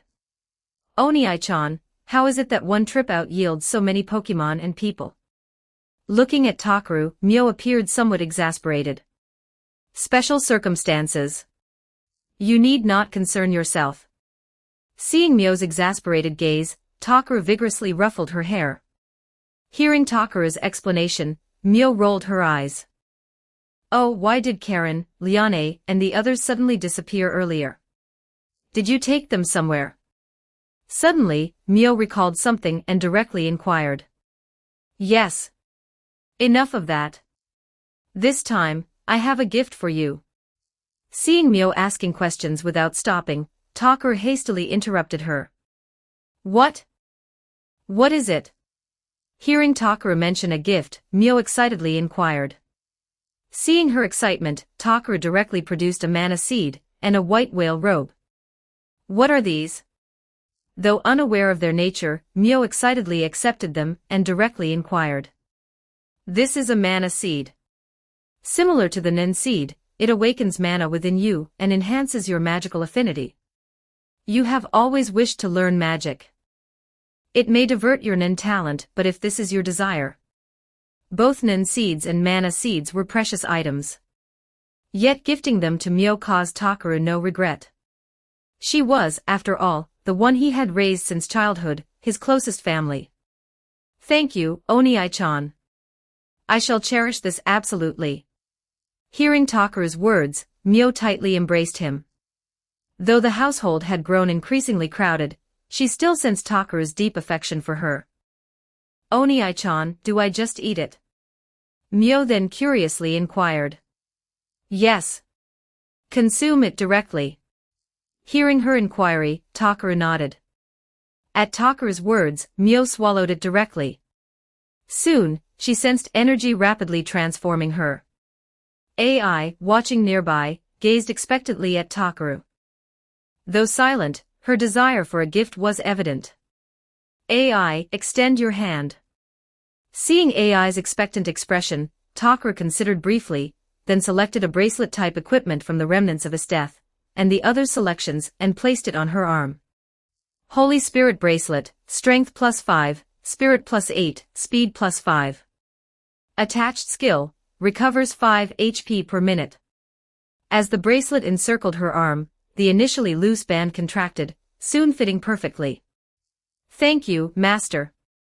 Gazing at the beautiful bracelet, AI was deeply enamored. It was a gift from Takara. Moreover, she was astonished that upon donning the bracelet, she sensed that there's a remarkable clarity of mind and a considerable increase in her strength. Oh, Mio. What is it, Oni-chan? Hearing Takara suddenly address her, Mio, who had been sensing her mana, asked curiously. That robe. You may wear it during training or meditation. Looking at the puzzled Mio, Takara directly stated. I see. Understood. Hearing Takara's words, Mio paused, then nodded. Having settled matters with the two, Takara next arranged accommodations for Salamence and the others. This was less an arrangement than a necessity, as they were essentially confined to the courtyard or the rooftop. Takara, would you like to freshen up and rest? Having witnessed Takara settle everything, Rem hurried to his side and asked anxiously. No. I have some matters to attend to. Hearing her words, Takara shook his head. I see. Is there anything we can assist with? Hearing Takara's words, Rem quickly inquired. No. It is nothing troublesome. Hearing her words, Takara shook his head. Understood. Hearing Takara's words, Rem could only acquiesce. The others watched Takara curiously, wondering what he intended. Subsequently, Takara proceeded to a corner, produced the Star Soul fruit seed exchanged with Fujimiya Konomi, and moved to the villa's peripheral courtyard. With a mere thought, a small pit formed in the earth. Then, Takara planted the seed. The soil autonomously covered it. Subsequently, his Senjutsu chakra surged, transforming into vibrant, life-giving energy that flowed into the Star Soul fruit seed. Sensing this special energy, the seed, as if possessing awareness, frantically devoured Takara's energy, then sprouted and began to grow. What is that? Watching Takara's actions, Mio and the others were intensely curious. Hearing Mio's inquiry, Beatrice and the others, equally unaware, simply shook their heads. As time slowly passed, the Star Soul Fruit's tree steadily, resolutely grew upward. Yet its growth rate was unexpectedly slow. The energy sufficient to blossom and bear fruit for a green spirit fruit, or a blaze fruit merely advanced this tree to approximately 1 meter. Evidently, this fruit tree was exceptional. Observing this, Takaru ceased further contemplation and continued its stable catalysis. Under his persistent effort, the tree rapidly reached 4 meters. Then, to everyone's curiosity, it blossomed. The flowers withered, forming dark blue fruits. Sensing the fruit's emergence, Takaru did not pause but continued catalysis. Soon, the dark blue fruits slowly deepened to dark crimson, emitting a faint, delicate fragrance, which is a sign of ripening. So fragrant. Oni-chan, may I taste one? Smelling the fruit's aroma, Mio directly inquired of the now paused Takaru. You glutton. Are you not concerned it might be poisonous? Hearing her words, Takaru rolled his eyes. It should not be, right? Hearing Takaru's words, Mio paused. Takaru, however, briefly inventoried the harvest. The first fruiting yielded merely 18 fruits, fewer than 20. Without further thought, Takaru plucked one and bit into it. Instantly, the fruit's delicious juices flooded his taste buds. As fragrant as its aroma suggested, the fruit was exceptionally sweet and refreshing, granting him enhanced clarity. Then, Takaru quickly consumed the entire fruit. Subsequently, he quietly perceived its special enhancement effects. Chapter 398, Chapter 398 Developing a Personal Pocket Dimension. 1,525 words. Nearby, everyone saw Takaru swallow the fruit, and then remain silent. They quietly waited for Takaru to say something, without saying a word. During this waiting period, more than 10 minutes passed again. Takaru completely sensed that the fruit's strengthening effect had fully dissipated. He looked at his own attributes again.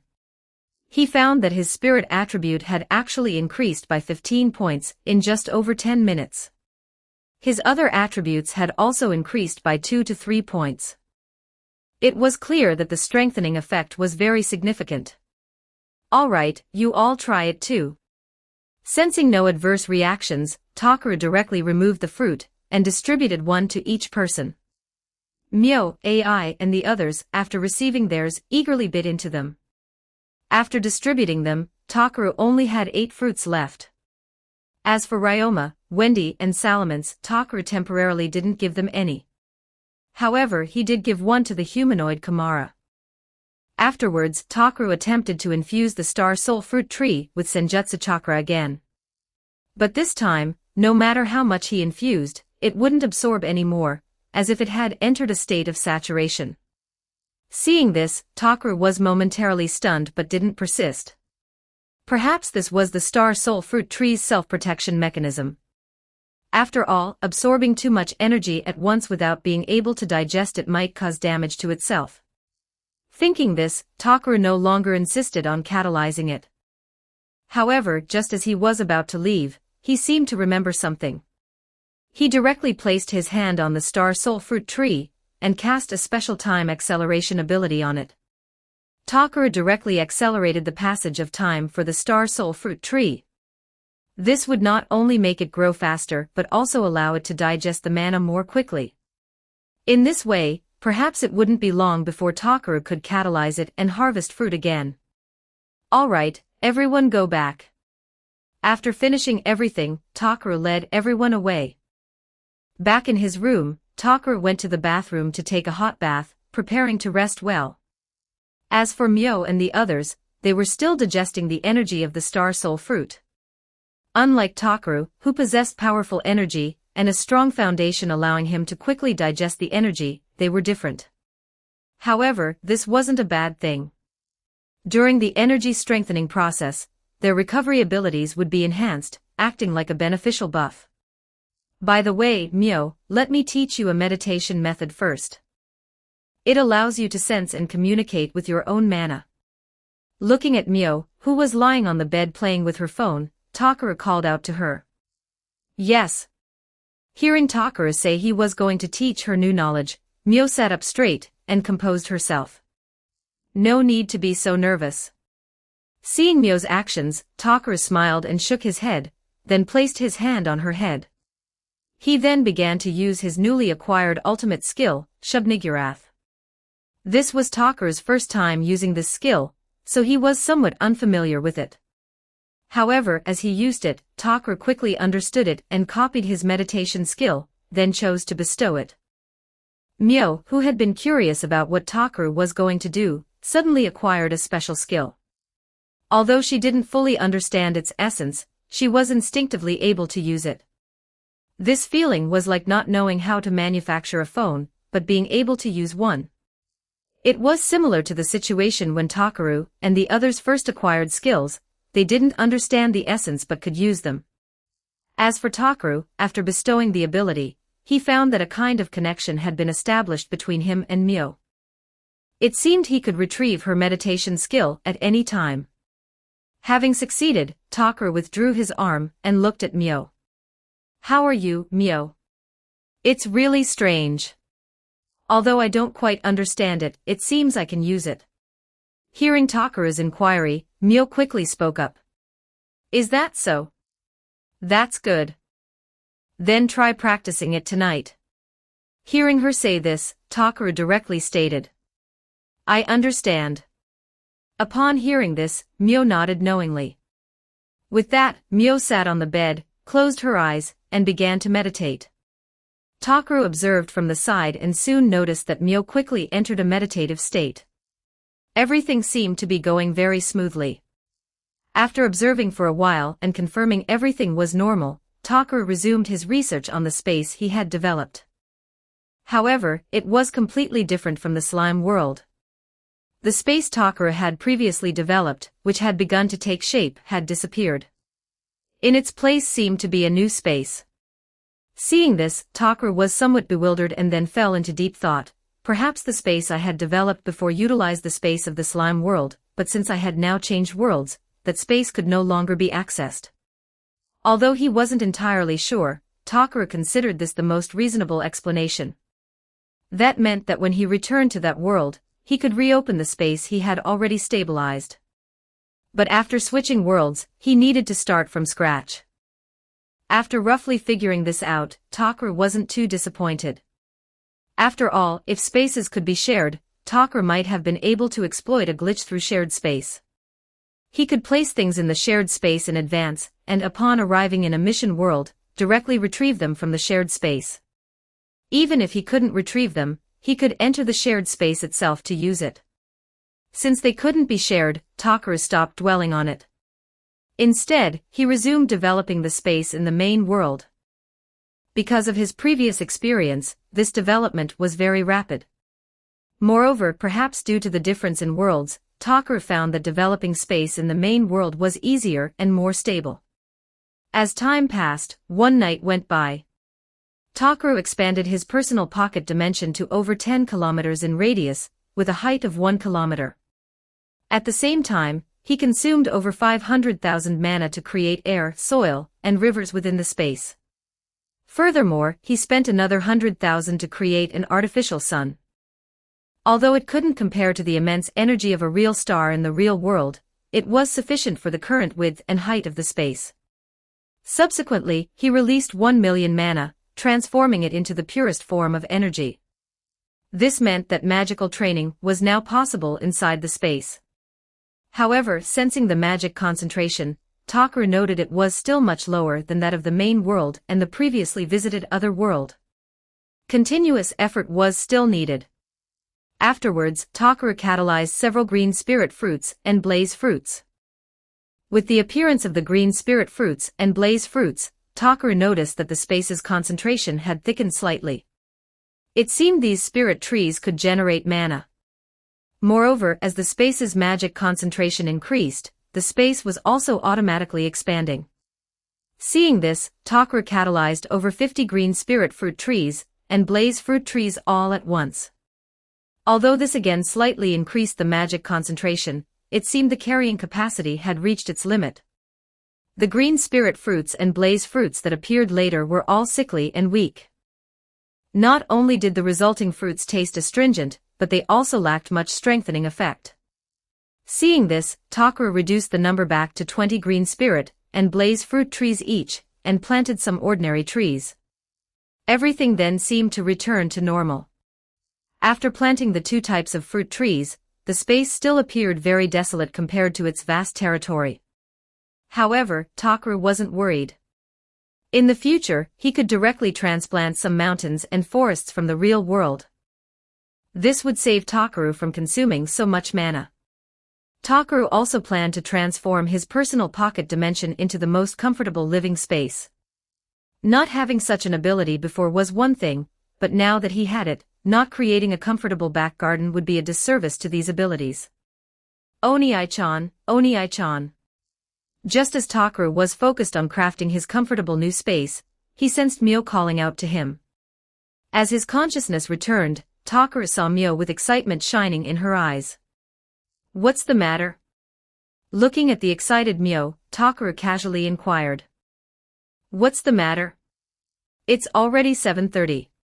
Hearing Takuru's words, Mio rolled her eyes and directly stated. Is that so? Then let's get up. Upon hearing this, Takuru nodded knowingly and immediately jumped up. Outside, everyone else had already woken up and begun their respective tasks. Wait a minute, Oni-chan. Seeing Takuru about to leave directly, Mio quickly called out to stop him. Is there something else? Hearing her words, Takuru looked at her calmly. Oni-chan, haven't you noticed any change in me? Hearing Takuru's words, Mio spoke with exasperation. What change? Isn't it just that you've developed a faint bit of mana? Hearing her words, Takuru said casually. Ugh, Oni-chan, it's not faint at all. Hearing Takuru's words, Mio was somewhat annoyed and spoke discontentedly. Chapter 399, Chapter 399 A Harmonious Morning. 1493 words. Alright, let's go quickly. Once you have better control over your magic power, I'll teach you magic during summer vacation. Seeing her expression, Takuru smiled and said. Really? Then it's a deal. Hearing Takuru say she could learn magic in a few days, Mio cheered up excitedly again. Afterwards, Takuru washed up and came outside. Takuru. Master. Seeing Takuru emerge, everyone smiled and greeted him. Wait a moment, Kuchan, Takuru isn't here yet. Suddenly, Miki saw Kamara, the little fox girl, trying to sneak a bite and quickly stopped her. The moment Takuru arrived, he saw Kamara's aggrieved expression. Finding it amusing, he simply patted her head, and she immediately smiled again. Mio, are you done yet? Hurry up, or we won't wait for you. Looking at Mio, Takuru urged her directly. I'm coming. That's so mean, Oni-chan. I'm a girl, you know. After a moment, Mio arrived at the dining table and spoke to Takuru with some complaint. Then you'll have to wake up earlier from now on. Hearing her words, Takuru said calmly. What do you mean? It's not like I was sleeping in. I just meditated too late last night. Hearing Takuru's words, Mio said discontentedly. Alright, let's eat. Hearing her words, Takuru smiled and shook his head. Then, with Takuru's cue, everyone began to enjoy the sumptuous feast laid out on the table. Although it was an ordinary breakfast, because of the number of people, and the fact that Takuru's household was not short of excellent cooks, every meal was very lavish. Especially after Rem, and the others all obtained their item boxes, there was no need to worry about wasting food if too much was prepared. The excess could be directly stored in the item box, which existed outside the flow of time. If more was needed, it could be taken out to add to the meal. After finishing the delicious breakfast, Takuru first went to the courtyard to check on the star soul fruit tree. He sensed nothing unusual, or rather, some of its accumulated energy had been consumed, and it had grown a little more. It seemed another catalyzing harvest was just around the corner. We're off to school. Subsequently, Takaru, Mio, and AI said their goodbyes to Emilia and the others, then transferred to the apartment. After going downstairs, Ebona was already waiting for them below. Good morning, Ebona. Looking at Ebona, Takaru felt a mix of emotions. Although it had only been one night in the main world, Takaru had spent 2 months in the slime world. Now that Takaru had become a demon lord and his race had transformed into the special human demon race, his lifespan had reached a point where time would struggle to leave its mark on him. Good morning, Takaru-kun, and Mio, AI. Seeing Takaru, Ebona revealed a happy smile. Alright, let's head to school. The holidays are coming up soon. Any plans? Subsequently, Takaru looked at Ebona and directly inquired. Well, no, not really. Hearing Takaru's question, Ebona said somewhat apologetically. After all, she didn't have many friends, and no one had invited her to go anywhere. Is that so? Our club is planning a training camp during the holidays. Would you like to come along? Hearing her words, Takaru directly asked. Your club? Would that be okay? Hearing Takaru's words, Ebona hesitated. Under normal circumstances, Ebona would definitely refuse. But if Takaru and his club members went to a training camp, she wouldn't be able to see Takaru for a long time. For her, that would definitely be torment. That shouldn't be a problem. The gathering place is the island we trained on before. And although due to some special reasons I can't have you join the club, normal social interactions won't be affected at all. Seeing the nervous Ebona, Takaru said calmly. Then I want to come too. Hearing him say this, Ebona quickly nodded. Alright, got it. Looking at the excited Ebona, Takaru smiled and nodded. While chatting, Takaru and the others arrived at the fork in the road. Subsequently, Takaru bid farewell to Mio and AI, then continued towards the school with Ebona. Mio, Ritsu, good morning. Soon, arriving at school, Takaru encountered Mio and Ritsu, who had also just arrived. Takaru and Ebona-san, good morning. Seeing Takaru and Ebona arriving together, Ritsu smiled and greeted Takaru. Good morning. Meeting the two, with whom she wasn't very familiar, Ebona spoke somewhat nervously. After exchanging greetings, everyone headed straight for their classroom. Upon arriving in the class, Takaru went directly to his own seat, the protagonist's seat. No sooner had he sat down than 2 female students came over to invite Takaru. They wanted to invite him to go to an island during the holidays. However, Takaru politely declined. One reason was that Takaru wasn't very familiar with them.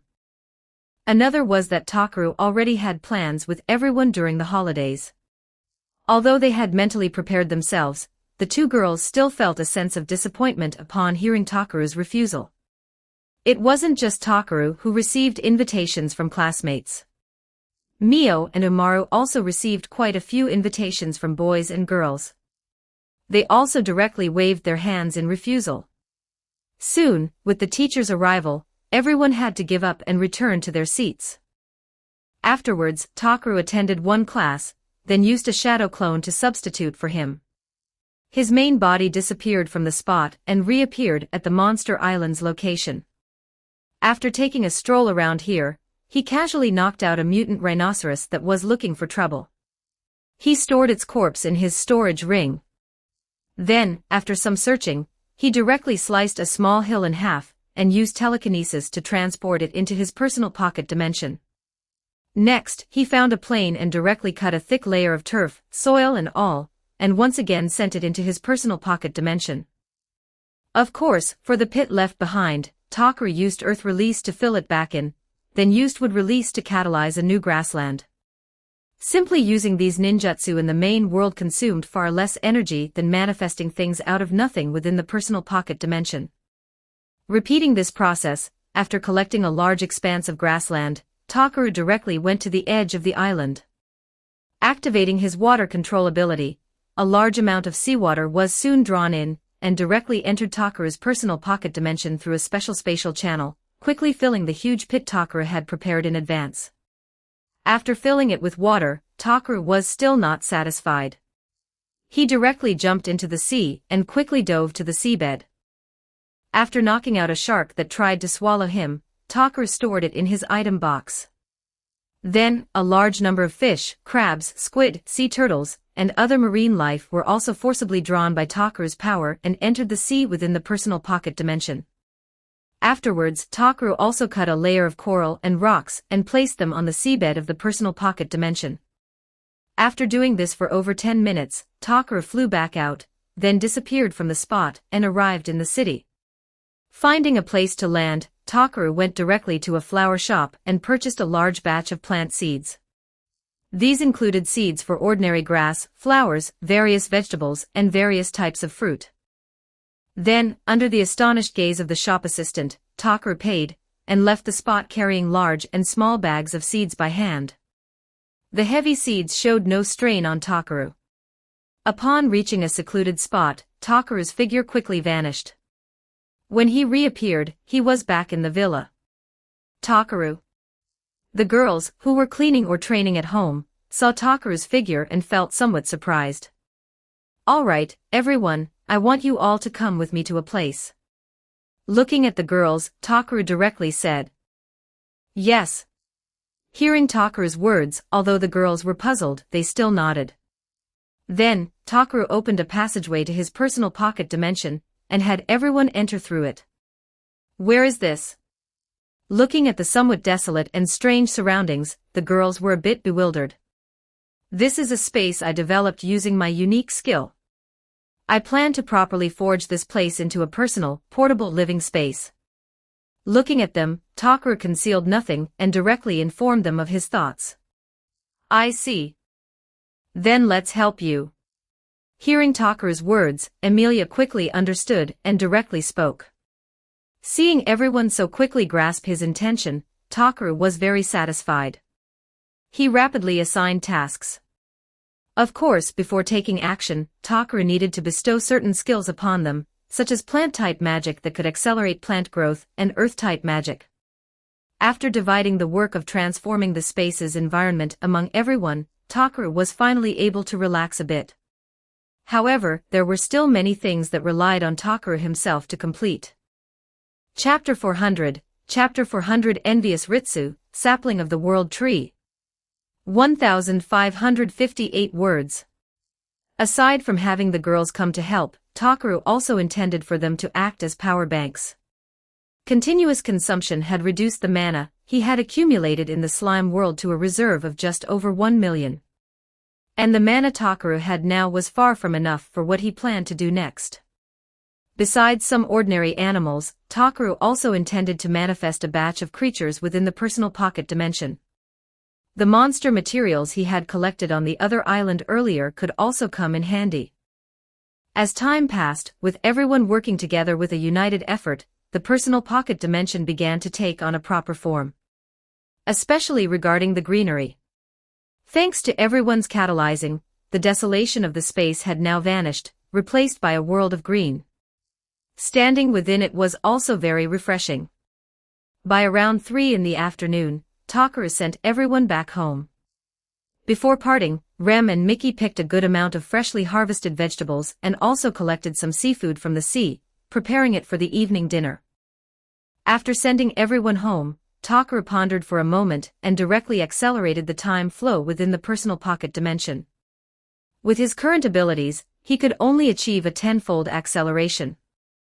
Any more than that would place a considerable burden on both Takaru and the space itself. After doing everything, Takaru disappeared from the spot, teleported to the school, and then took over from his shadow clone, entering the club room. "Takaru, why are you so late?" Seeing Takaru arrive this late, everyone was a bit puzzled. "I was just held up by something." Looking at the curious crowd, Takaru casually brushed it off. "Is that so?" Hearing Takaru say this, no one doubted him, and everyone resumed their previous conversations. Seeing this, Takaru directly sat down in one of the empty seats. "Takaru, have some tea." As soon as Takaru sat down, Sumuji smilingly brought him a cup of tea. So jealous. Tsumuji-tan has already spent 2 mission worlds with Takaru. I've only had 1. Seeing Tsumuji's huge gains this time, Ritsu felt envious inside. What can you do about that? It's not like we can choose which mission world we enter.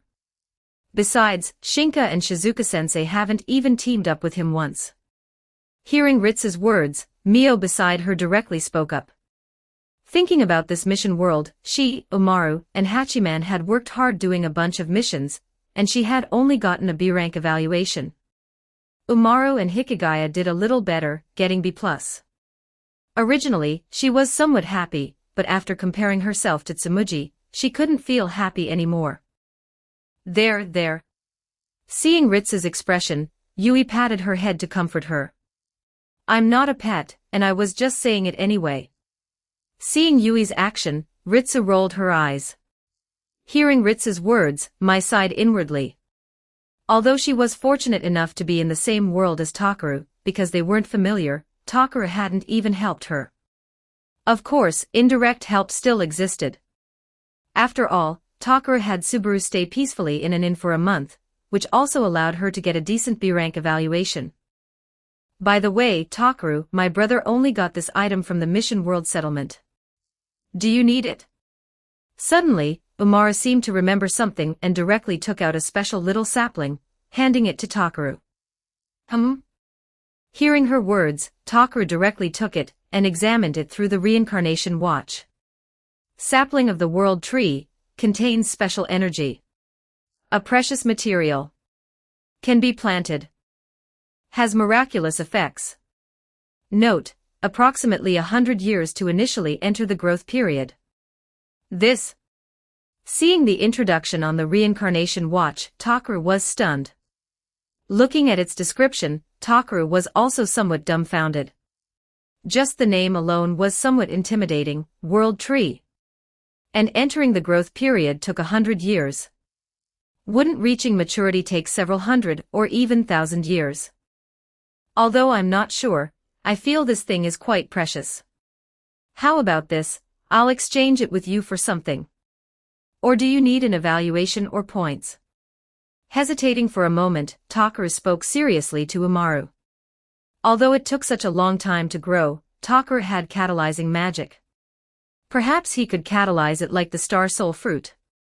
Even if he was wrong, it wouldn't matter, as according to the description, the sapling itself was a precious material. No need. We don't know what to do with it anyway. It says it can be planted, but it takes 100 years. We simply can't wait that long. I usually receive so much care from you. If this is useful to you, that's good enough. Hearing Takaru's words, Umaru quickly refused. Care is care, but these things still need to be distinguished. How about this? I'll exchange it with these potions. Saying this, Takaru directly took out 1 bottle of Advanced Enhancement Potion, 4 bottles of Beginner Enhancement Potion, and 50 bottles of Recovery Potion. Wait, really, there's no need. Looking at the items Takaru took out, Umaru waved her arms nervously. As for the others, they were also curiously examining the items Takaru had taken out. The others were fine, but upon seeing the Advanced Enhancement Potion Takaru took out, they were stunned. Although they didn't know exactly how much it could enhance, everyone was very clear about its value. Also, the Beginner Enhancement Potion, which could strengthen ordinary people without side effects, these things were extremely precious. Because each person was limited to exchanging only one, they were also very sought after. Many newly formed guilds would even trick newcomers into buying them, then collect them from the newcomers to use for people close to them. Moreover, exchanging for a beginner enhancement potion in the reincarnation space required a C rank evaluation and 5,000 points, which was also a considerable cost. Is this the recovery potion made by Rimuru? Suddenly, Yui asked in a surprised tone. Hearing her words, Takaru nodded knowingly. What's wrong? Is there something different about it? Hearing Yui's surprised tone, Ritsu, who didn't know the situation, asked curiously. Of course. The recovery effect of this recovery potion is extremely strong. Whether it's external injuries, internal injuries, or even severed limbs, it can regenerate them. Hearing Ritz's words, Yui said excitedly. It turned out that at first, they weren't clear either, but later, after noticing that Rimuru had used magic to heal a goblin with a severed arm, they realized that the recovery potion Rimuru produced was nothing like the lower-grade or mid-grade recovery potions available on the market. Hearing Yui's words, everyone looked dumbfoundedly at the 50 bottles of recovery potion on the table. What was even more shocking was that Takaru could casually take out such a huge quantity. And everyone became even more curious, wondering if this sapling of the world tree was really something extraordinary. Upon hearing this, Umaru became even more nervous. Although according to her brother, this thing should be very precious, it would likely be useless to ordinary people.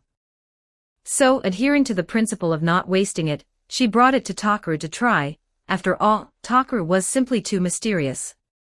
Alright, although I'm not sure, I can feel that this thing is quite useful to me. As for these potions, they aren't particularly precious items to me. Looking at the nervous Umaru, Takaru gently shook his head and said. Subsequently, under Takaru's insistence and amidst the envious gazes of everyone, Umaru, with a heavy heart, put away the enhancement potions and recovery potions. Her and her brother's strength was nowhere near as monstrous as Takaru's. Getting injured in battle was a common occurrence. Especially since they also sensed that the difficulty of the upcoming worlds seemed to be getting higher and higher. Also, with the extra beginner enhancement potions, they could give them to their parents to take, at the very least ensuring their physical health. So, the items Takaru gave her were all things she relatively needed. As for Takaru, he didn't think too much about it. Although these items were precious, only the advanced enhancement potion was somewhat rare. As for the others, for Takaru, they were just SOSO. Moreover, with this exchange, Takaru also wanted to send a signal to everyone. If they obtained something rare but perhaps useless to themselves, they could exchange it with him, and he would definitely not treat them poorly. Takaru, do you have any more of that recovery potion? Can you sell me a few bottles? Suddenly, Yukino seemed to think of something and directly inquired of Takaru. That shouldn't be a problem. Hearing that she wanted to buy, Takaru nodded. For something that could save one's life at a critical moment, Takaru, if he had surplus, would not hesitate to sell it to his friends. Subsequently, everyone discussed the price. Although obtaining this item wasn't difficult for Takaru in the slime world, manifesting it still consumed points. However, due to his primary authority, a large portion of what Takaru manifested was free. After discussion, Takaru sold it to everyone at a price of 1,000 points for 4 bottles. This was absolutely very cheap, and everyone knew Takaru was looking out for them. Subsequently, everyone directly made purchases, and most bought 4 bottles. Chapter 401, Chapter 401 Catalyzing the World Tree, Expansion of the Personal Pocket Dimension. 1,398 words. After a series of transactions, Takaru had sold 44 bottles of recovery potion. Since Umaru already possessed 50 bottles, she naturally didn't need to buy more. Tsumugi had also obtained some from Rimuru. Although the manifested quantity wasn't large, it was sufficient for her for now. After the transactions concluded, Takaru gained 11,000 points, bringing his total points to 433,000. Everyone needing to buy recovery potions was quite profitable for Takaru. Even though he had taken out nearly 100 potions, for him, 1,600 liters of recovery potion could be divided into 16,000 bottles. So, less than 100 bottles were truly insignificant to him. The others weren't aware of this, and of course, Takaru didn't intend to show off. Takaru, can you sell the beginner enhancement potion? After finishing the recovery potion transactions, Yukino once again set her sights on the beginner enhancement potion. Besides using it for her own enhancement, the most important thing was being able to give it to people she cared about. Not just Yukino, even Hachiman, Yuta, Mio, Sylphan, and others looked at Takaru expectantly. Everyone's strength had now reached a certain level, and using the beginner enhancement potion on themselves wasn't very cost-effective, but giving it to their family members was very worthwhile. I can, but I don't have many of these left. Still, I can probably bring out about 20 bottles. Looking at everyone, Takaru directly took out 20 bottles of beginner enhancement potion. Seeing the 20 bottles displayed before Takaru, everyone couldn't help but swallow. Subsequently they discussed it, and in the end, Takaru sold them to everyone at the reincarnation space's listed price, 1 C-rank evaluation and 5,000 points each. Finally, all 20 bottles of beginner enhancement potion were sold out. It was evident that the consumption capacity of Takaru's group was quite high. Takaru directly gained 1 A rank, 2 B ranks, 5 C ranks, and 100,000 points. Among these, the A rank was contributed by Tsumuji. She didn't have C rank or B rank evaluations. Considering that the reincarnation space only allowed disassembly of higher rank evaluations into 3 lower ones, and synthesis of 4 lower ones into 1 higher one, everyone didn't directly let the reincarnation space handle the disassembly and synthesis. Instead, they exchanged among themselves. Although the exchange rate was still 1 A rank equals 3 B ranks or 9 C ranks, this way, if someone later had a large number of low rank evaluations, but needed a high rank one, they could exchange with others. This method, although troublesome, bypassed the reincarnation space, and could sometimes save on evaluations. This idea was originally proposed by Yukino. Takaru simply hadn't participated much before. After all, Takaru's problem was never having too few low-rank evaluations, and he rarely needed to combine them. With these evaluations and points credited, Takaru's evaluations and points became EX rank X1, S rank X1, A rank X3, B rank X4, C rank X6. Points 533,000. After the transactions, the room returned to normal conversation. Yukino and the others, who had unexpectedly obtained life-saving recovery potions and beginner enhancement potions for their families, were in very good spirits. As for Takaru, having gained significant benefits from this, he was also very happy. Since it was Friday, and although tomorrow was Saturday, and a regular holiday, next Monday and Tuesday were the final exams, Sunday was still a regular school day. This was considered giving everyone one last day for collective review. And after the exams, summer vacation would begin. Soon, it was around 5:30. After agreeing to meet on Sunday, everyone began to leave the service club one after another. Takaru and Rika left the school grounds together, and then, seeing Ebona waiting on campus, they called out to her and headed home together. At 9:30 p.m., after telling Myo and the others, Takaru first went to check on the star soul fruit tree. He estimated that in about 1 day in the main world, it could be catalyzed again. Subsequently, Takaru physically entered the personal pocket dimension. Sensing his surroundings, he noticed the dimension had automatically expanded by about 1 kilometer. According to his calculations, approximately 60 hours had passed within the personal pocket dimension. However, with Takaru himself entering, the maximum acceleration factor within the dimension could only reach 3 times the outside rate. This was unavoidable. If he increased the multiplier further, it would place immense strain on Takaru himself. The more objects and targets affected by space-time manipulation, the greater Takaru's consumption. Furthermore, accelerating special entities or large areas also increased the cost. This was why Takaru hadn't activated his time acceleration skill when Ram, Rem, and the others entered the personal pocket dimension earlier. It would have caused him significant drain. Shaking his head, Takaru stopped dwelling on it. He briefly checked the sea within the personal pocket dimension, and seeing no signs of the fish perishing, nodded in satisfaction. He then moved to the plain area. Selecting a spot, Takaru took out the sapling of the world tree he had exchanged with Umaru and directly planted it in the soil. After planting it, Takaru calmed his mind and began to infuse the world tree with Yang Senjutsu chakra. As he infused, the world tree rapidly absorbed it. Takaru infused while carefully observing the world tree's changes. Seeing no abnormalities, he accelerated the transfer. Soon, an hour passed within the personal pocket dimension. Takaru sensed his chakra was just over half remaining.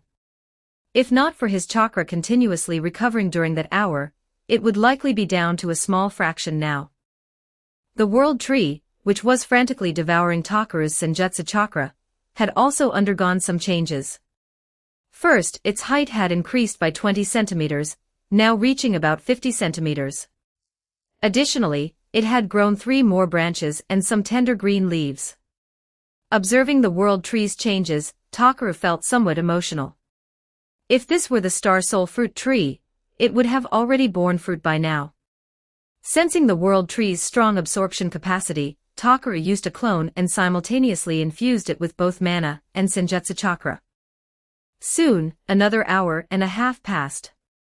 Takeru's chakra was nearly depleted, so he stopped infusing chakra, leaving only the life force converted from mana being steadily absorbed by the world tree. On the mana side, approximately 400,000 mana had been transmitted. The world tree had finally grown to 1 meter in height. Its trunk had become somewhat sturdy, its branches were densely spread, and its leaves were a vivid emerald green, faintly glowing with green light, appearing exceptionally beautiful and mystical. Out of curiosity, Takeru plucked a green leaf. He found that it required considerable effort to remove. Subsequently, he could sense the immense energy contained within. Thinking this, Takeru placed it in his mouth, chewed a couple of times, and swallowed it. As the leaf entered his stomach, Takeru felt it purify and heal his body. Finally, it restored 5,000 of his mana, and also recovered some of his senjutsu chakra. Sensing its effects, Takeru understood he had stumbled upon a treasure. After resting briefly, he resumed catalyzing the world tree. As he catalyzed it, Takeru noticed that after the world tree surpassed 1 meter in height, its subsequent growth accelerated considerably. During the continuous transmission, Takeru lost track of time. He sensed his internal mana was nearly exhausted, and his senjutsu chakra was also being consumed faster than it could recover. However, the world tree had now grown to over 3 meters tall. At this point, it appeared extremely lush, and had even produced 3 small fruits. These fruits contained extremely powerful energy and life force. It seemed most of Takeru's later energy had been devoured by these 3 fruits. Besides bearing 3 fruits, a small pit had appeared beneath the world tree. The surrounding area was coiled with the tree's roots, and the pit itself appeared somewhat moist, as if something was about to emerge.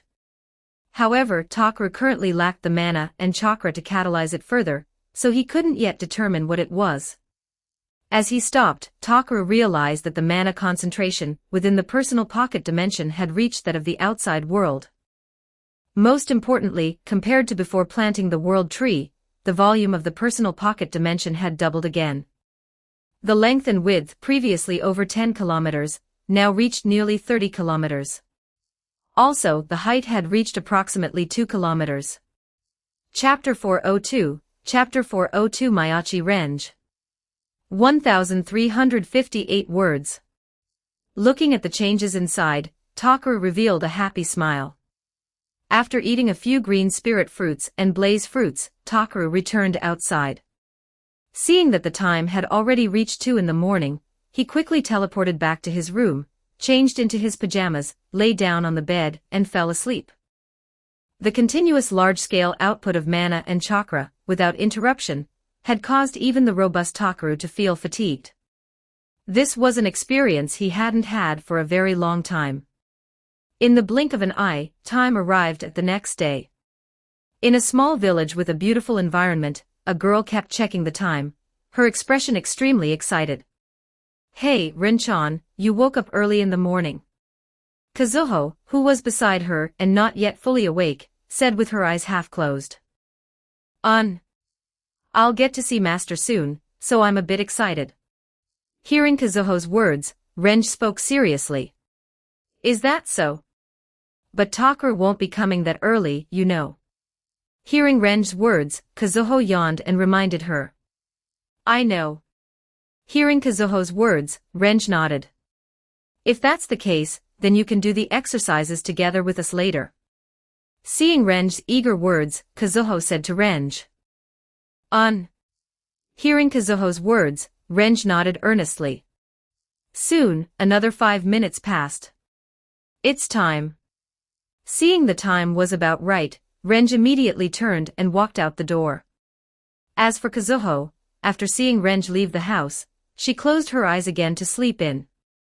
Soon, Renj arrived at the village shrine. Here, besides Renj, there was also a classmate of Renj from the same school. Because Renj's school had only 5 students and only one teacher, who was Renj's sister, Kazuho, although everyone was in different grades, they were all in the same class. Hi, Ren-chan, morning. Seeing Renj's arrival, Ichijo Hataru cheerfully greeted Renj. Nyam-peisu. Hearing Hataru greet her, Renj raised her hand and called out. Hearing Renj's greeting, Hataru smiled. She had long gotten used to Renj's uniqueness. Soon, 4 more people arrived. They were Renj's neighbors, the Kashigaya family, mother Kashigaya Yukiko, older brother Kashigaya Suguru, second older sister Kashigaya Komari, and third younger sister Kashigaya Natsumi. Renj-chan, Hataru-chan, morning. The arriving Yukiko was carrying a radio. Seeing Renj and Hataru, she greeted them warmly. As for Komari, she also smiled and greeted the two. The older brother had a plain expression, rarely showing much emotion, and his presence was faint. Natsumi looked like she hadn't woken up yet. With everyone gathered, they began the morning exercises. Because the school had only 5 people and the teacher was Kazuho, the vacation time started 2 days earlier than formal schools. That is, they had finished examining everyone yesterday, and today was the official start of summer vacation. Unlike the city, although it was summer vacation, the habit of gathering every morning to do exercises remained. Moreover, after finishing the exercises each day, they would get their cards stamped to show they hadn't been absent. This was originally the duty of Kazuho as the teacher. However, Kazuho wanted to slack off, so this task was entrusted to Yukiko. Soon, with the morning exercise music coming from the radio, everyone did the exercises in unison. Only Renj did light jumps, warming up like a boxer. Rotation, dance. At the very end, Renj spun rapidly and finished by pointing her right index finger to the sky. The others looked at Renj with somewhat surprised expressions. How was my dance? Seeing everyone's surprised looks, a slight blush appeared on Renj's cheeks, but she still asked Natsumi beside her. But that's not a dance, it's calisthenics. Hearing her words, Natsumi seriously reminded her. Afterwards, everyone began taking out their own cards to get them stamped. Although she wouldn't be here during the upcoming summer vacation, Renj still had her own card. I think this should be Kazuho's job. After stamping Renj's card, Yukiko said thoughtfully to Renj. Nei-chan is sleeping in today. Hearing Yukiko's words, Renj unhesitatingly sold out her own sister. We'll have to scold her next time. Hearing Renj's words, Yukiko said seriously. I hope you can scold her. Hearing Yukiko's words, Renj said earnestly. Hearing Renj's unhesitating words, Komari and Natsumi behind her exchanged glances and snickered. Didn't this morning's fortune say an acquaintance will encounter misfortune? Komari said amusingly. Natsumi nodded knowingly, silently mourning for Kazuho. As for Kazuho, she was still at home sound asleep. By the way, Renj-chan, since Kazuho is sleeping, do you want to come eat at our house? Looking at Renj, Yukiko invited her. Yes, I want to. Hearing Yukiko's invitation, Renj decisively nodded. It was still quite early. Hataru-chan, do you want to come too? After inviting Renj, Yukiko turned to look at Hataru. Is it okay? Hearing the invitation, Hataru paused. It's fine. More people is more fun. Yukiko nodded enthusiastically. By the way, Hataru-chan, this is your first time at our house, right? Afterwards, Natsumi came to Hataru's side and asked. Hearing her words, Hataru nodded. We're going to the beach later anyway. Come along. Komari beside her also invited Hataru. Yes. Hearing Komari's invitation, Hataru was instantly charmed. It was fine with others, but it was Komari she admired the most. Soon, everyone arrived at the Koshigaya residence. Yukiko quickly prepared breakfast for everyone. Breakfast consisted of miso soup with white rice, a few side dishes, and milk. The only thing that really needed preparation was the miso soup. Everyone helped out nearby. Hataru Ichijo and Komari went to buy cherry tomatoes. Natsumi arranged the side dishes. Renj served rice for everyone. I brought the rice. Hataru-chan is tall, so I filled it very full. Arriving in the living room, Renj placed a bowl of rice piled high in front of Hataru Ichijo. Wow, it's so full. Looking at the rice before her, Hataru exclaimed. Please eat a lot and grow a lot. Hearing her words, Renj said seriously. Sorry to keep you waiting. Sorry for making you wait so long.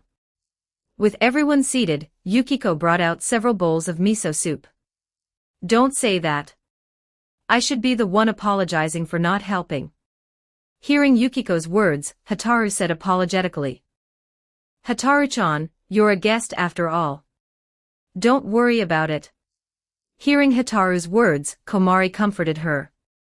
Well then, itadakimasu. Everyone put their hands together, said a word, and then began to eat. Komari poured herself a glass of milk first. Hataru looked a little surprised. What's wrong? It's nothing. This is my first time eating breakfast at a friend's house. Hearing Komari's puzzled question, Hataru quickly waved her hand. This is quite common. Speaking of which, Renj-chan, where did you buy that kind of milk last time? I really want to drink it again. Speaking of milk, Komari couldn't help but look at Renj. Last time, Renj brought a bottle of milk and everyone shared a cup. After a few sips, everyone was full of praise. That's right. That feeling of happiness from the bottom of my heart was truly unique. Hearing Komari's words, Natsumi nodded in agreement. MMM.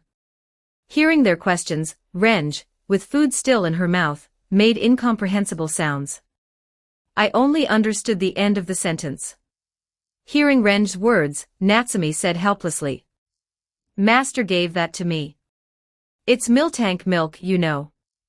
Seeing that everyone couldn't understand, Renj had no choice but to swallow the food in her mouth before looking at everyone earnestly and speaking seriously. Master. Miltank. Upon hearing this, everyone looked at Renj, somewhat dumbfounded. Yes. A cow that can stand on two legs, about the same height as Natsumi. Seeing everyone's curious expressions, Renj vividly described miltank. Hearing Renj's words, everyone felt even more bewildered. By the way, I heard from Kazuho that you won't be here for the upcoming vacation. Is that right? Suddenly, Yukiko remembered what Kazuho had said and asked curiously. Swallow your food first before answering. Seeing this situation, Natsumi looked at Renj with amusement. Yes. I'm going to train with Master. Upon hearing this, Renj swallowed her food again and said seriously. Chapter 403, Chapter 403 The Koshigaya Sisters and Ichijo Hataru. 1308 words. Your master, is it Takaru nii? Having heard Renj repeatedly mention the word master, Hataru asked nervously. The person who saved all of you. Hearing Hataru mention Takaru's name, Komari and Natsumi asked in shock. Yes. Seeing everyone's surprised expressions, Renj nodded seriously. Then that means, Renj-chan, you'll also be able to breathe fire and make clones in the future. Upon hearing this, everyone looked at Renj with envy. How are you getting there later? Hearing it was Takaru, Hataru hesitated as she looked at Renj and asked. Master is coming to pick me up. Renj said directly. I didn't get to properly thank Takaru nii last time. Can I meet him? I want to say thank you to him again. And us too. We also want to see him. Komari, Natsumi, and the others also spoke expectantly. That's settled. Let's hurry up and eat. After we finish eating, let's go wait together for Ren's master. Natsumi stood up excitedly and said. Subsequently, after finishing breakfast, everyone directly headed towards Ren's house. I'm so curious. What kind of person is he? Sitting on the wooden porch floor in front of the entrance, Komari asked curiously. Takeru Nii is a very gentle person, and he's also very handsome. Hearing their words, Hataru recalled and said. He's amazing. He can also conjure lots of amazing things. Ren raised her hand and said. As everyone was discussing, Kazuho, who had been sound asleep, was woken up by the noise. She groggily opened her eyes and saw a whole bunch of people had gathered at her house. Kazuho-ne. Seeing Kazuho awake, Natsumi and Komari smiled and greeted her. You all came over. Wait a moment, let me wash up and I'll take you to the beach. Looking at everyone, Kazuho paused and then directly said. No, that's not it. We came to see Ren's master. Hearing Kazuho's words, Natsumi quickly waved her hand. Is that so? I see. But later you must not be rude, okay? Hearing Natsumi's words and seeing the anticipation in their eyes, Kazuho said seriously. We know. Hearing Kazuho's reminder, everyone casually nodded. As time passed, about 20 or more minutes later, everyone was still discussing how Takeru would make his entrance. Soon, they noticed a subtle distortion in the space before them. Then, Takeru's figure directly materialized out of thin air in front of them. Seeing Takeru's act of appearing out of nowhere, Natsumi and Komari were dumbfounded. If it weren't broad daylight, they might have fainted from fright. Master. The moment Ren saw Takeru, she excitedly ran towards him. Good morning, Ren-chan. Although Takeru was also somewhat surprised to see so many people here, he quickly recovered, nodded at Ren, and patted her head. Feeling the warmth of Takeru's hand, Ren revealed a happy smile. Good morning, Takeru-san. I'm sorry, everyone was just curious about you, so. Seeing Takeru make such a special entrance, Kazuho was also caught off guard. However, after recovering, she spoke to Takeru apologetically. It's fine. Looking at the apologetic Kazuho, Takeru casually waved his hand, indicating he didn't mind. After all, it was already common knowledge that this world had ability users. Moreover, this village had a certain isolated, secluded charm. Even if these people knew he was an ability user, they wouldn't widely publicize it. It wouldn't affect his life at all. Takeru Nii. At this moment, Hataru also stepped forward nervously and called out to Takeru. Long time no see, Ichijo Hataru. Hearing Hataru call out, Takeru smiled lightly and nodded at her. Although there were over 200 children during that bat invasion incident, Takeru still clearly remembered the names of some who stood out. Yes, long time no see. Hearing that Takeru still remembered her, Hataru appeared extremely happy. My name is Kashigaya Natsumi. Nice to meet you. At this moment, Natsumi also recovered and proactively stepped forward to introduce herself to Takeru. Hello there. Seeing the girl's nervous expression, Takeru smiled and nodded at her. Seeing Takeru's smile, Natsumi revealed a happy grin. Why you, hello. I am Kashigaya Komari. Please take care of me. Finally, Komari also quickly stepped forward and introduced herself. Hello. Upon hearing this, Takeru similarly smiled and nodded. By the way, since this is our first meeting, please consider these small items as my gift. Looking at them, Takeru directly took out 8 bottles of moo milk. He then handed 2 bottles each to Kazuho, Hataru, Komari, and Natsumi. This is. Looking at the moo milk in Takeru's hand, their eyes lit up. They hadn't expected to actually obtain the milk they had been longing for once more. At the same time, their gazes towards Takeru were filled with gratitude, as if looking at a most compassionate and benevolent saint. "Thank you so much." Immediately, Natsumi exclaimed excitedly. Noticing everyone's gaze, Takaru understood that they had clearly already drunk this milk before. Subsequently, he looked at Renj with a warm smile. Sharing with good friends. Takaru thought this was quite nice. Kazuho also noticed there was no reproach in Takaru's eyes and breathed a sigh of relief. "Alright, I still have some matters to attend to, so I'll be taking Renj-chan with me now." Subsequently, looking at everyone, Takaru waved to them. Yes. Please take care of Renj-chan for the next while." Hearing Takaru say this, Kazuho respectfully bowed to him. Bye-bye. Bye-bye. Renj also waved to everyone. Then, Takaru used teleportation magic and slowly disappeared from the spot with Renj. That. Until Takaru and Renj's figures had vanished, Hataru, who had reacted a beat too slow, still hadn't managed to voice her words of thanks. "Don't worry. Takaru already knows your thanks." Seeing Hataru's somewhat crestfallen expression, Kazuho gently patted her shoulder and said, "Really?" Upon hearing this, Hataru perked up a bit. Looking at Hataru, Kazuho nodded seriously. However, in her heart, the thought was probably. As for Takaru, after picking up Renj, he directly brought her back to the villa. Renj-chan. With Renj's arrival, Mio and Ai, who were warming up in the courtyard, smiled and greeted her. Mio-ne, Ai-ne.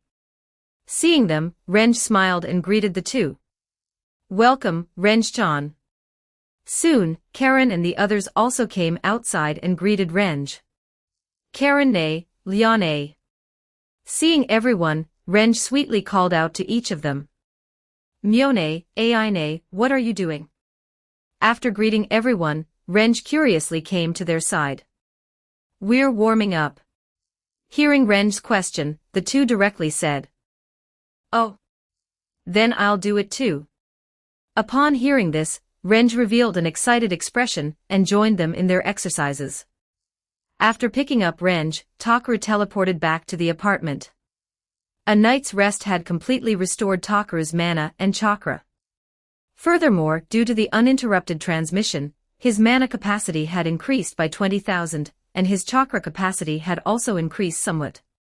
After returning to the apartment, Takaru waited a short while and noticed the arrival of Yui, and Rika. As for Ebina, she had followed Takaru back to the villa last night. Takaru and morning. As soon as Yui arrived, she cheerfully waved at Takaru. "Morning." Hearing Yui's greeting, Takaru smiled back. "Takaru, do you have that?" Watching Takaru pour himself a glass of water, Yui kept blinking at him. "I understand." Seeing Yui's action, Takaru smiled and shook his head, then directly took out a bottle of moo milk and handed it to her. "Ah, delicious." After receiving the moo milk, Yui took big gulps and revealed an excited expression. "Nei-chan, that's so rude." Seeing this, Yui helplessly tugged at her sister. "It's fine. Takaru is different." Hearing Yui's words, Yui said nonchalantly. "Nei-chan, what are you saying?" Hearing Yui's words, Yui said, her face flushed with shyness. Takaru is our good friend." Seeing Yui's expression, Yui said innocently. Chapter 404, Chapter 40 for Summoning Diablo and Jurin. 1443 words. "Alright, Yui and Rika, these are for you." Looking at the embarrassed Yui, Takaru waved his hand signaling the two not to worry. Regarding Yui's actions, Takaru didn't find any issue with them, in fact, he found them somewhat endearingly innocent. Being able to act like this in front of him showed that she truly didn't consider him an outsider. Moreover, although Yui was a bit adorably airhead, she also knew her limits very well. Additionally, thanks to Miltank 1, Takaru had long achieved freedom with moo milk. Miltank 1 alone provided over 400 liters of high-quality milk daily. In just the day or so since Takaru had returned, plus a small portion manifested from the slime world, he now had over 700 liters of premium Moo milk stored. Besides Miltank 1, the 2 ordinary Miltanks also produced a combined total of about 80 liters of slightly more ordinary Moo milk per day. Given the daily consumption of Takaru and the others, they couldn't possibly drink that much. Even taking milk baths every day would be more than enough. Nevertheless, Takaru insisted on stockpiling it daily. It might prove very useful later, and since there was no worry about spoilage, it placed no burden on Takaru's item box. Aside from storing the milk in a large barrel, Takaru also took out a portion daily and bottled it at 1 liter per bottle for reserve use.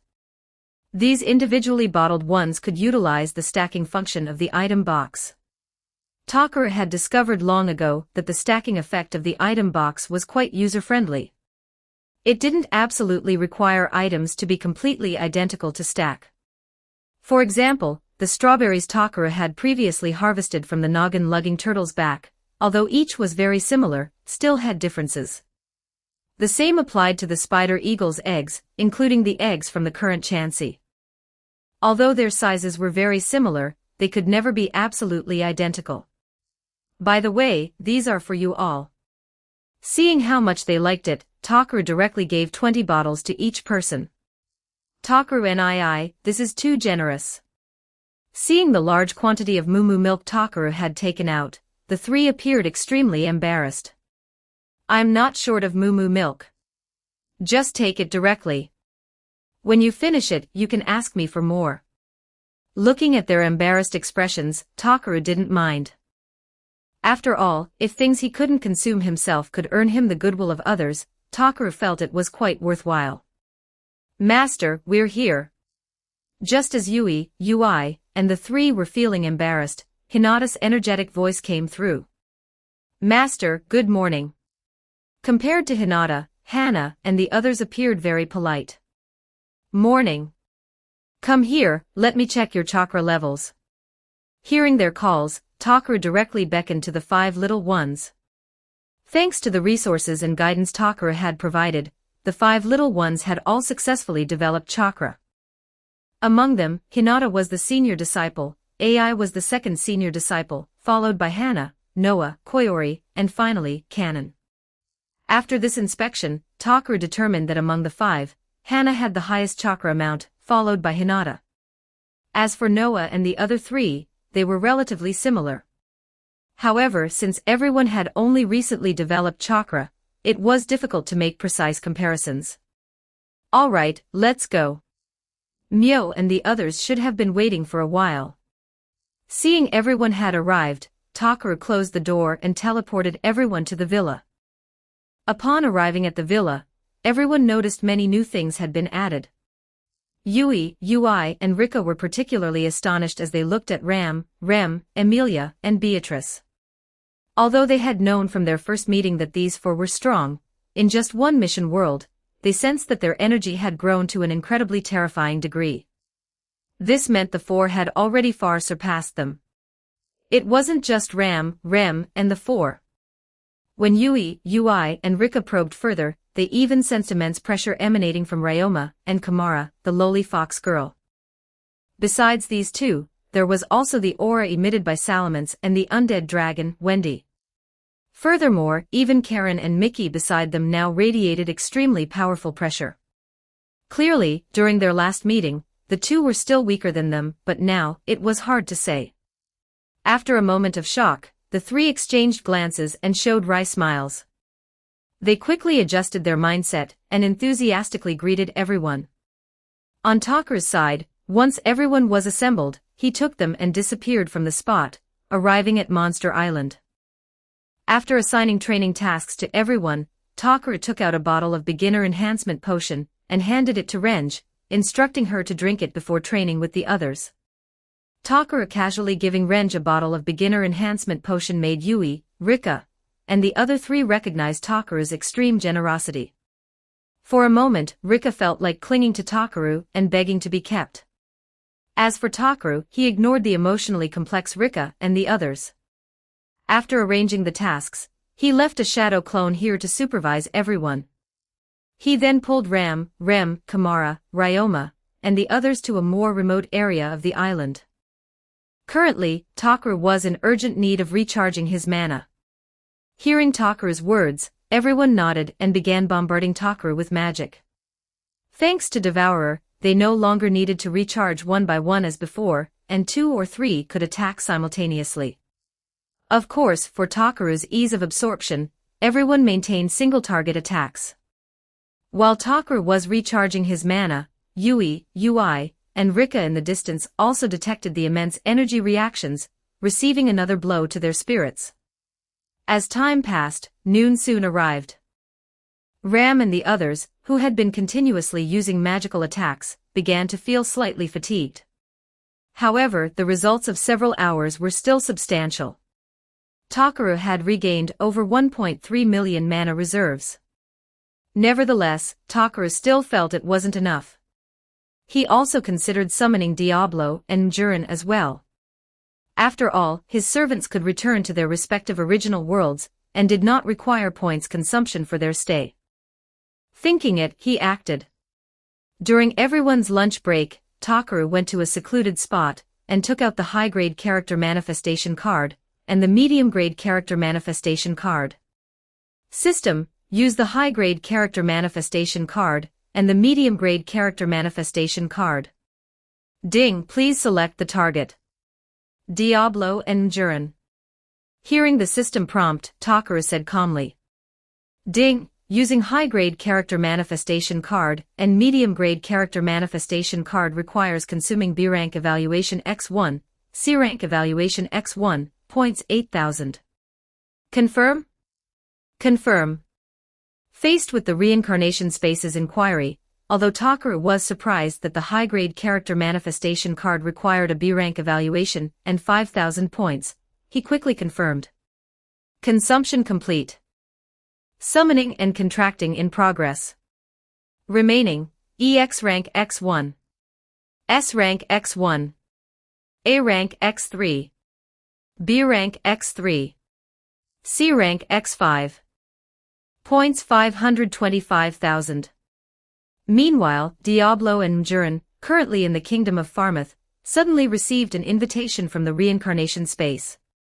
Hearing the voice that abruptly appeared in their minds, Diablo showed a surprised expression. He found he couldn't locate the source of the sound at all. It was as unique and mysterious as the voice of the world itself. However, he quickly recovered. Although somewhat surprised that Takaru had summoned him so soon, he directly agreed to the contract. Subsequently, prompted by the system, he chose his attire and his unique claw-type weapon. After making his selection, he disappeared from the spot. As for Mjurin, she didn't think much about it. The moment she received the summon, she agreed without hesitation. Regarding the optional equipment, she chose a ring she wore on her finger, and a necklace-like accessory from her forehead. After her selection, she was enveloped in black light and directly vanished from the Kingdom of Pharmouth. Simultaneously, before Takaru, Mjurin, dressed in simple clothing, quickly appeared before his eyes. Shortly after Mjurin's arrival, Diablo's figure slowly manifested. That guy is here. With Diablo's arrival, Beatrice and Ram, and the others immediately sensed the unique mana belonging to Diablo. Who? Hearing Ram's words, Myo looked curiously at Ram and the others. A troublesome demon. Hearing Myo's words, Beatrice said displeasedly. Demon? Hearing Beatrice's address, Myo, Ai, Yui, and the others showed curious expressions. It's Diablo-san, isn't it? Hearing Betty say this, Mickey said with amusement. The reason Betty disliked Diablo was because, back in the slime world, there were 2 occasions when Beatrice wanted to monopolize Takaru, but Diablo had interrupted her. Consequently, Beatrice was somewhat displeased with Diablo. Although somewhat displeased with Diablo, Beatrice highly recognized his abilities. Chapter 405, Chapter 405 Ren's Choice. 1,346 words. Diablo. Hearing this unfamiliar name, everyone appeared quite puzzled. Over where Takaru was, although Diablo arrived later than Mjurin, he regained his senses faster due to his immense power. His first sight was Takaru. Nevertheless, he first remained cautious of his surroundings. After confirming there was no threat, he respectfully knelt on one knee before Takaru. Your subordinate Diablo pays homage to Takaru-sama. Looking at Takaru, Diablo spoke respectfully. Rise first. In this world, there's no need for such grand gestures. Well, you can learn about this later. Looking at Diablo, Takaru paused briefly before speaking. Yes. Hearing Takaru say this, Diablo stood up. Mjurin also slowly regained consciousness at this moment. Seeing Takaru, she likewise knelt on one knee and performed a salute. Your subordinate Mjurin pays homage to Takaru-sama. Mjurin respectfully greeted Takaru. Rise first. Also in this world, you don't need to kneel when you see me. Looking at Mjurin, whose actions mirrored Diablo's, Takaru reminded her as well. Takaru-sama, what are your next instructions? Subsequently, Diablo respectfully inquired of Takaru. You don't have any specific missions for now. However, your current task is to learn the knowledge of this world. Also, I need you to help replenish my mana. This is one of the purposes for summoning you here. Hearing his words, Takaru gently shook his head and said. I see. Your subordinate understands. Hearing Takaru say this, Diablo nodded knowingly. By the way, this isn't urgent. First, let me introduce you to my family, friends, and disciples. But before we go, this is for you. As Takaru spoke, he casually manifested a set of clothing and handed it to Mjurin. This was an outfit Takaru had created based on Mjurin's previous attire. Thank you, Takaru-sama. Taking the clothing Takaru offered, Mjurin said gratefully. Although she didn't feel uncomfortable in her simple clothes, she still felt somewhat improper before Takaru. After receiving Takaru's clothes, she quickly used earth magic to create an enclosed space and changed her attire inside. In less than 2 minutes, she had adjusted her appearance. I was rather rude just now. After changing her clothes, Mjurin appeared more natural and composed, looking even more mature and beautiful. Don't worry about it. All right, let's go directly. Gently shaking his head, Takaru simply snapped his fingers. Soon, a special spatial distortion enveloped Diablo and Mjurin. The next moment, Takaru and the others arrived at the central area of the island. Everyone, who had been enjoying their meal, saw Takaru appear out of thin air, accompanied by Diablo in his steward's attire and Mjurin in her attire resembling that of a minority ethnic group. Diablo and Mjurin, welcome. With their arrival, Emilia, Karen, and Mickey showed warm smiles. Ram and Rem appeared somewhat more reserved, merely nodding politely to the two. Beatrice called out to Mjurin, directly filtering out Diablo. Thank you. Hearing their greetings, Diablo and Mjurin revealed smiles. So he's the demon. Subsequently, Mio looked curiously at Diablo and asked. Although Diablo carried a unique aura, it wasn't the terrifying image Mio had imagined. T/N, demon and demon is the same, so I change it to demon. Besides Mio, Ebona, Hinata, and the others were also extremely curious. Yes. Receiving my name bestowed by Takaru-sama, I am Diablo. Hearing Mio's inquiry, Diablo appeared extremely polite. He could sense that Mio carried much of Takaru's scent on her. Clearly, the relationship between Takaru and Mio was not simple. After glancing at Diablo a few times, Mio turned her gaze to Mjurin. Compared to Diablo, the beautiful and mature Mjurin drew more attention. Is Big Sister also a demon? Thinking this, Mio asked curiously. No, I am merely a maiden. Also, my name is Mjurin. You may address me as such. Hearing her words, Mjurin quickly shook her head, and then spoke respectfully. Maiden. Hearing Mjurin claim to be a maiden, Mio and the others became curious once more. Only Ui appeared thoughtful. Clearly, Diablo and Mjurin should be individuals Takaru had subjugated in the slime world. Sensing their power, Ui also felt a sense of helplessness. Unable to discern the differences between demons, Majin, and themselves, Myo and the others stopped dwelling on it. They introduced themselves to the pair and soon, everyone became briefly acquainted. General Esteth and Akame-san. Are they not here? Subsequently, Mjurin curiously inquired of Mickey.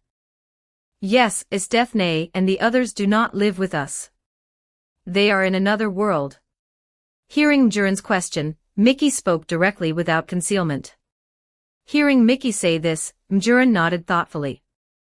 Diablo beside her also appeared contemplative. As for Yui, and the others, who had also heard these words, they were once again puzzled. It seemed that the people Takaru had summoned were not limited to these. As for Takaru, he approached Renj. How is it? Does training feel very hard? Ruffling Renj's hair, Takaru spoke softly. No. My strength seems to have become very big. Hearing Takaru's words, Renj kept clenching her small fists as she spoke. Haha, this is only the beginning, you know. By the way, although I had you start with physical training, I haven't asked you what you want to learn yet. Seeing Renj's actions, Takaru found it amusing. Learn what? Hearing Takaru's words, Renj didn't immediately understand his meaning. Well, for example, Mio previously learned an ability called Nen, and now she has magic in addition. Ai and Hinata, and the others learned an ability called Chakra. Chakra can be used to release ninjutsu, somewhat similar to magic. Seeing the puzzled Renj, Takaru briefly explained the differences between the three. This. Hearing Takaru's words, Renj was torn. However, after a moment, Renj firmly solidified her resolve. I want to learn magic. Magic. Are you sure? Once you choose, you can't give up halfway. Hearing her words, Takaru spoke seriously. Hearing Takaru's words, Renj nodded earnestly once more. Compared to the completely unfamiliar chakra, Renj had some concept of magic. Additionally, this world had some magic anime, so she instinctively leaned towards magic. I understand. Then I will teach you magic. For now, I will first teach you meditation.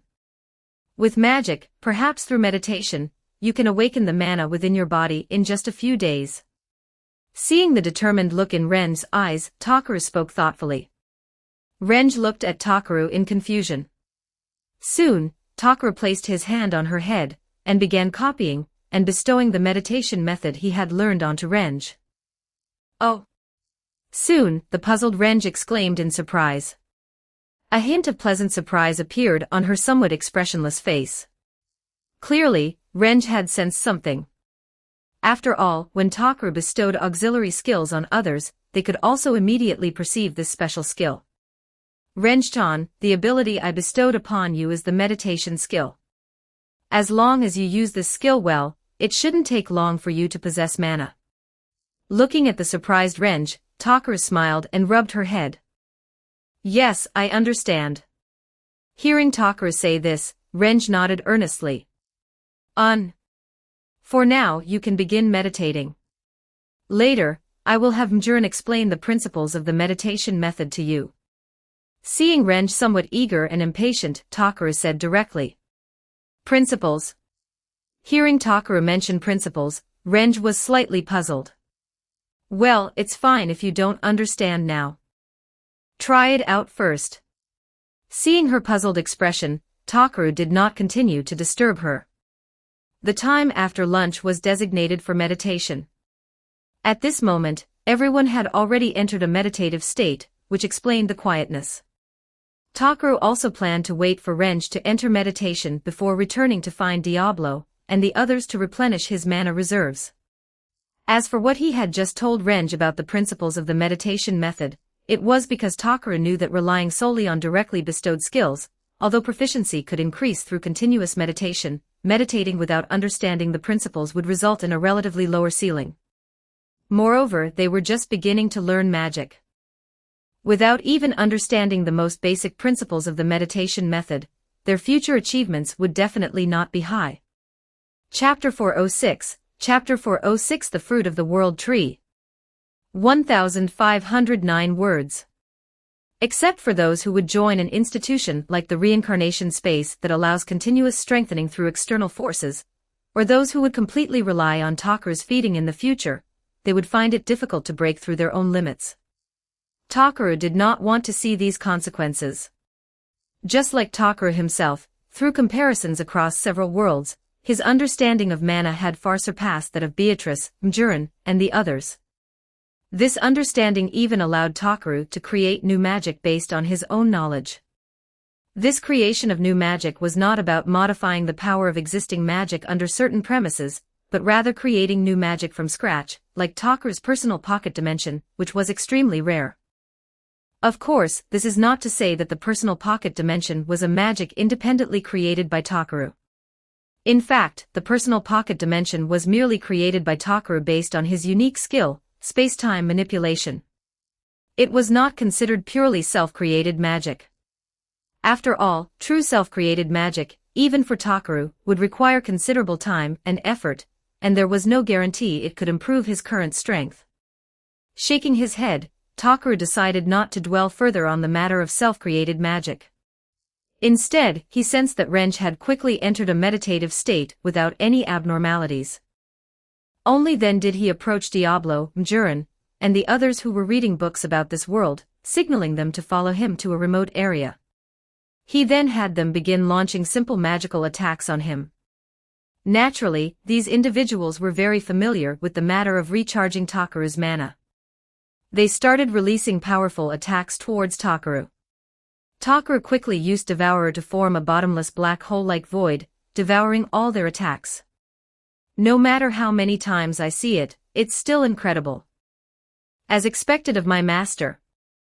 Watching Takaru's powerful Devourer skill, Diablo said with emotion. The nearby Mjurin, Ram, and others looked at Diablo's adoring expression and shook their heads, having grown accustomed to this. As time passed, it soon reached the afternoon. Under the continuous attacks of the group, Takaru's mana finally broke through to a reserve of 2.5 million. Subsequently, Takaru had everyone rest briefly, while he directly went to the girls who had just finished their meditation. "Nay, master, when will we be able to learn ninjutsu?" Seeing Takaru's arrival, Hinata eagerly inquired. "Your chakra is still too little. However, once summer vacation arrives, you can first learn chakra control. This is also the initial condition for learning ninjutsu." Looking at the expectant Hinata, Noah, and others, Takaru said seriously. Hana, on the other hand, somehow produced half a bottle of moo milk and began drinking it slowly like a hamster, revealing a blissful expression. What made Hana happiest here was undoubtedly the delicious food. Unique cuisine could make Hana completely forget the hardships of training. This was also the reason she was the second among the group to develop chakra, after Hinata. As for AI, if not for her special abilities, she might not have been able to match Hana's focused state of training. "Renj-chan, how was your first meditation?" Subsequently, Takaru looked at Renj, who had awakened somewhat tiredly. "So magical." Hearing Takaru's words, Renj organized the vocabulary in her mind, but ultimately could only utter the word magical. "Is that so? You must continue to train and meditate diligently from now on, okay? By the way, these are for you." As he spoke, Takaru took out 6 star soul fruits and handed one each to Hinata, Renj, and the others. As for Myo and AI, they had already consumed them before, so they could wait until the next batch of fruit matured before consuming more. Before Takaru could say anything, Hinata took the star soul fruit and bit into it. "Delicious. You little dummy, I haven't even said what it is or whether it's edible, and you've already eaten it." Seeing Hinata's actions, Takaru couldn't help but tap her head. This isn't edible. What should I do, master?" Hearing Takaru's words, Hinata looked at him nervously. "All right, it is edible. But next time, you must listen to my explanation first before acting, understand? Now, all of you should eat this too. It can enhance yourselves." Seeing her pitiful expression, Takaru couldn't bring himself to scold her. "Yes." After hearing Takaru's words, Hana eagerly brought the star soul fruit to her mouth, and began nibbling on it, her expression very cute. Koyori took large bites of the star soul fruit, juice flowing everywhere. Kanon, on the other hand, took out a handkerchief and continuously wiped her, appearing extremely virtuous. Soon, the 6 little ones finished eating the fruit and felt as if some special ability had emerged within them. Takaru, what is this? Watching the fruit Takaru had given the 6 little ones, Yui beside them showed some curiosity. Star soul fruit. Remember the tree species exchanged in the hall the day before yesterday? It's the fruit produced by that tree. Hearing her inquiry, Takaru said directly. Oh, I remember now. Hearing Takaru say this, Yui recalled. Rika, Yui, and Ebina were also somewhat curious, but they didn't inquire further. At this moment, Takaru only had 2 fruits left on him, and there were still 6 people here who hadn't tasted it. Takaru found it difficult to distribute them. Alright, everyone, it's time to start the afternoon physical training. Soon, Takaru's clone approached and directly reminded Myo, Yui, and the others. Ah, time flies too fast. Hearing Takaru's clone's reminder, Yui held her head and wailed. Nachan, that's so rude. Seeing Yui's appearance, Yui quickly pulled at her sister. Afterwards, under the arrangements of Takaru's shadow clone, everyone engaged in their respective training. The reason for using a shadow clone was that Takaru needed to use the gravity domain to apply different levels of gravity on everyone, allowing their training to achieve higher effectiveness. Watching everyone immersed in their training, Takaru chuckled softly and directly returned to Diablo and the others.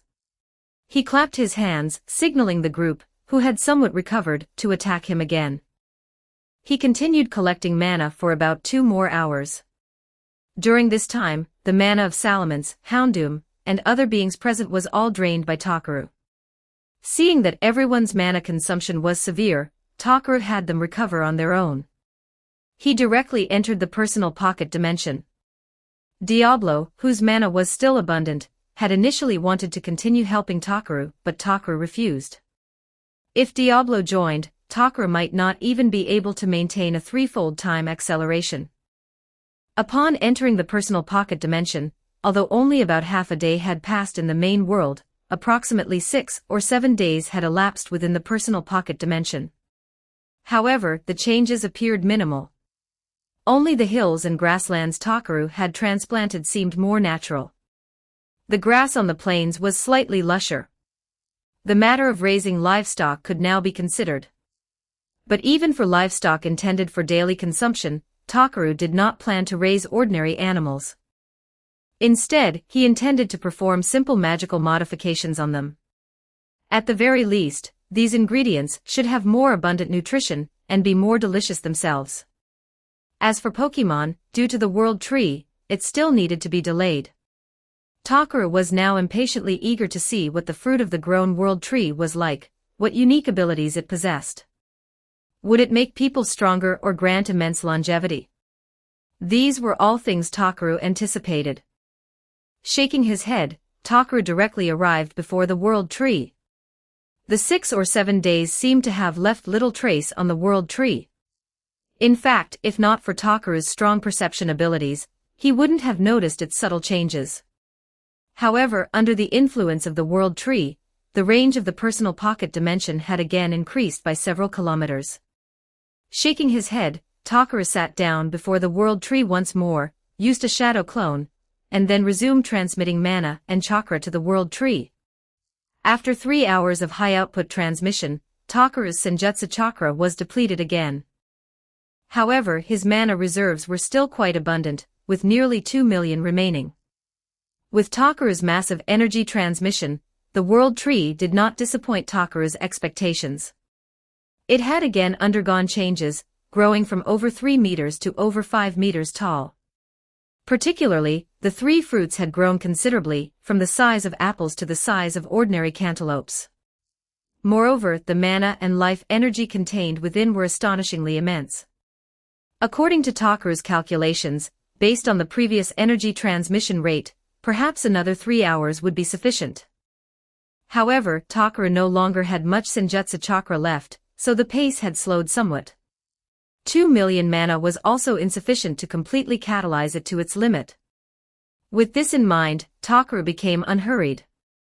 His main body continued transmitting mana reserves for energy, while his clone began observing the changes in the personal pocket dimension and the world tree. Chapter 407, Chapter 407 Life Water. 1,484 words. Approximately another 2 hours passed, and Takara's mana reserves were almost depleted once more. Subsequently, Takara completely stopped and also withdrew his shadow clone. The information the shadow clone had gathered appeared in Takara's mind. After processing it, Takara looked at the world tree before him in surprise. It turned out that while he had been using plant-type life magic on it, the world tree not only absorbed the mana, but also fed back special mana to the personal pocket dimension. Because of this special mana, the personal pocket dimension continuously extended and expanded, and moreover, it became more stable, unlikely to experience spatial collapse easily. Furthermore, the mana fed back by the world tree accepted by the personal pocket dimension did not merely cause simple expansion. It was more akin to evolution, causing changes in the very substances within the personal pocket dimension. Because Takara hadn't observed carefully before, or perhaps the changes were minimal initially, he hadn't noticed the peculiarities. But now he could easily sense them. The newly expanded space was no longer a void of nothingness. Mountains, forests, and even glaciers had appeared. The area of the sea had also changed, and the marine life at the bottom had undergone evolution as well. These changes made Takara think of the current Earth. Not long after the world transformation began, many countries had already discovered that Earth's land area was increasing. However, the sea area had not diminished. In fact, it was growing even faster than the land. Both increasing simultaneously indicated that Earth's volume was expanding. For humanity, this was a tremendous boon. Besides the increase in area, a vast amount of resources were also growing explosively. Various nations believed this mutation might be part of Earth's evolution. The topic has drifted, but Takara understood that these changes were beneficial for the personal pocket dimension, and that was sufficient. At the same time, Takara looked at the base of the world tree. The small pit there had grown slightly larger, and beneath it, a tiny amount of clear, spring-like liquid had appeared. For such things to form at the base of the world tree, Takara did not believe it to be ordinary spring water. It was undoubtedly something extremely precious. Thinking this, Takara directly used telekinesis to collect the small amount of liquid, bottling it in a casually manifested glass vial. Upon inspection, he found the liquid amounted to less than 10 milliliters. Hesitating for a moment, Takara took out 1 milliliter of the liquid and placed it directly into his mouth. As the liquid entered, Takara felt it transform into the purest energy, strengthening his body. Unfortunately, because the quantity was so small, the strengthening was over in an instant. When Takara came to his senses, he found that his mana had recovered by over 7,000. His chakra had also recovered considerably. Beyond that, his mana capacity had increased by over 100. His spirit attribute had increased by 2 points, and his constitution and strength had each increased by 1 point. And this was merely the energy contained within 1 milliliter of this special liquid. Without a doubt, this liquid was an existence of immense value.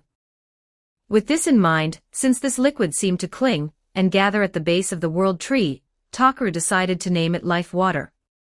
He carefully stored the remaining life water. It appeared that the world tree was definitely a very high-grade item. For Taihei to obtain this item was undoubtedly an incredible stroke of luck. This suggested that the items obtainable from evaluation chests might also heavily depend on luck.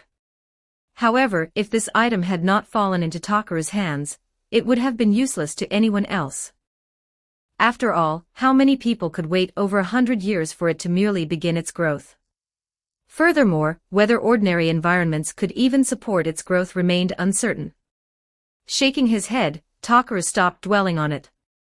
These were merely speculations. The specifics would depend on how beneficial the world tree proved to be. With a sense of anticipation, Takaru vanished from the personal pocket dimension. Upon emerging outside, although he had spent over 5 hours within the personal pocket dimension, only 1 hour and 45 minutes had passed in the outside world. Takaru, everyone has mostly recovered. Do you want to continue replenishing mana? Seeing Takaru appear, Emilia directly approached him. Yes, I'll leave it to you then. Hearing her words, Takaru naturally did not refuse. Thus, a new round of mana recharging began. Time quickly passed, reaching around 5 or 6 in the evening. Rem, seeing the time was about right, went with Mickey to prepare dinner. AI, UI and Rika, who had stopped training, also helped with dinner preparations. As for Renj, Hinata, and the others, they also wanted to help, but due to their young age and lack of prior experience, Emilia, Karen, and the others directly pulled them away. They then played nearby with the Pokémon. They could even have Houndoom or Salamence take them for rides around the island, or play hide-and-seek with the Pokémon. Of course, watching Takaru recharge his mana was also quite awe-inspiring. As for Rem and the others, although the amount of food to prepare was considerable, handling it was very easy and quick. The ingredients used were all top-tier and extremely fresh. In less than 40 minutes, an incredibly sumptuous meal was brought to the table. Time to eat. Seeing everyone chatting nearby, Ram and Karen called them over for dinner. Thank you for your hard work. Seeing the busy group, Rika, Hinata, and others said softly. All right, let's head back. Upon hearing this, Takaru signaled Beatrice and Diablo to stop their attacks, and Takaru himself withdrew the devouring barrier created by Devourer. With increased use of Devourer, Takaru found it increasingly easy to handle, and both the range and intensity of devouring had improved. As time passed, after everyone had finished dinner, due to the late hour, Takaru had Hinata, Hana, and the others each contact their parents, saying they would be home a little later. Upon hearing that their daughters were with Takaru, Hinata, and Hana's mothers were very reassured.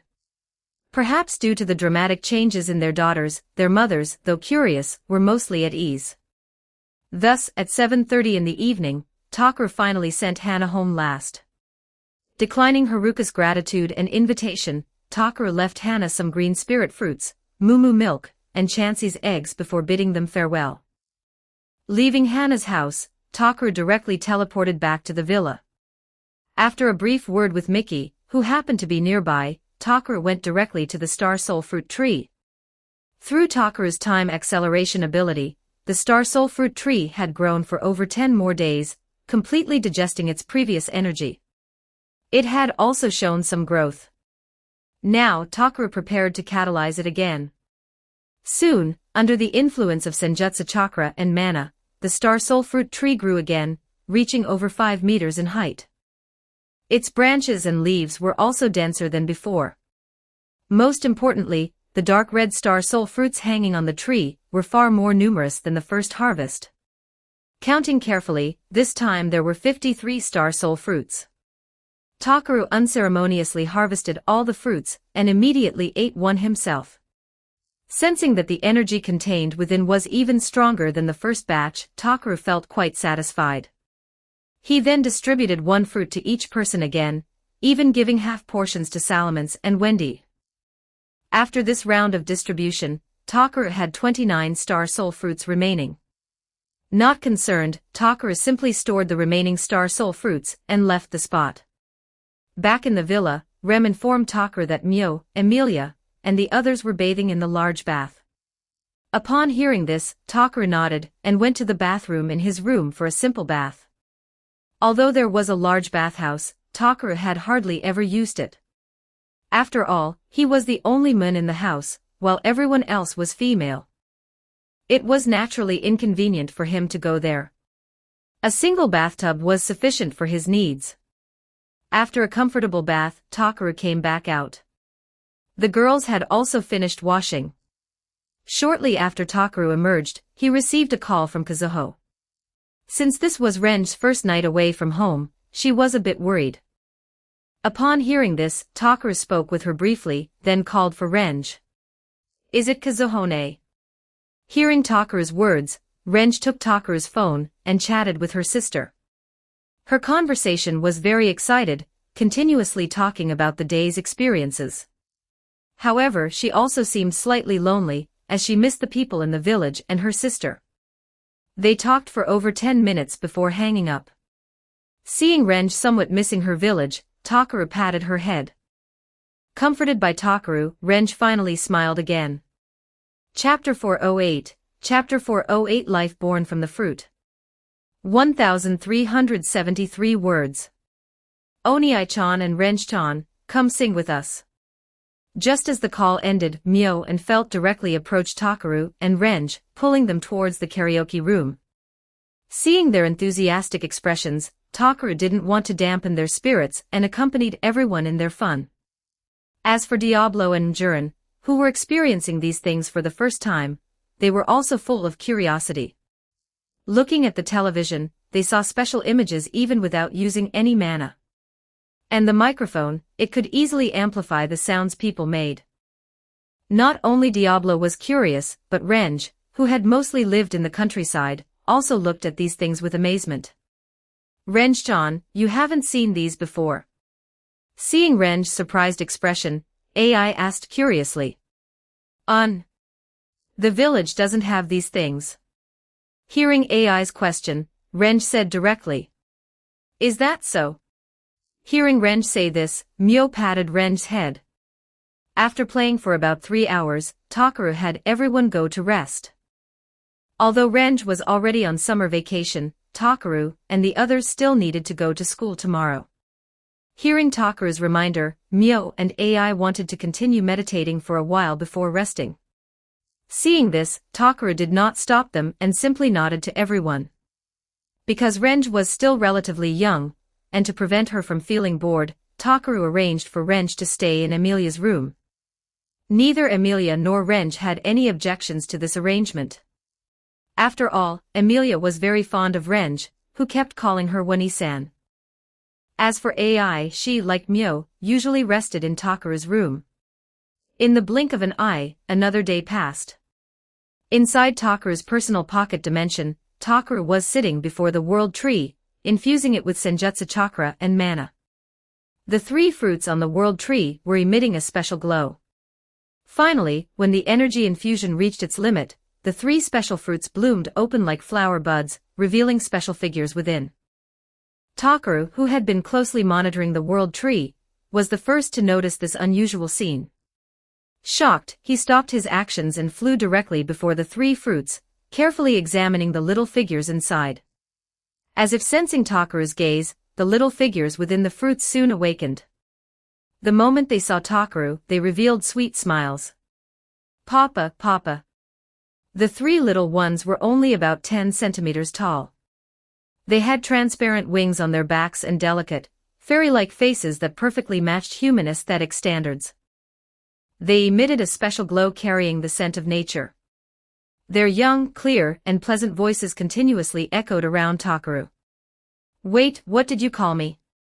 Looking at the little ones who unceremoniously landed on his shoulder and hugged his neck, Takaru felt somewhat bewildered. Papa. A spirit emitting a red glow directly said. Hearing her words, the other 2 spirits naturally nodded, instead wondering why Takaru was asking this. Why do you call me that? Looking at the 3 little spirits, Takaru said with slight helplessness. Because we were all hatched using Papa's energy. Upon hearing Takaru's question, the spirit emitting a blue glow quickly spoke up. Well. Hearing her words, Takaru couldn't refute. After all, it seemed to be true, but why did spirits hatch from the tree? And since this tree was the world tree, was it the so-called mother tree of spirits? Perhaps because Takaru himself had witnessed many things, and was no ordinary existence, although surprised by these events, he did not find them difficult to accept. However, upon sensing further, the energy contained within the 3 little spirits was not to be underestimated. Their pure energy reactions were even comparable to Takaru's own. Papa, our names. Seeing Takaru silent, the spirit emitting a green glow tugged at Takaru's long hair and asked. Names. Let me think.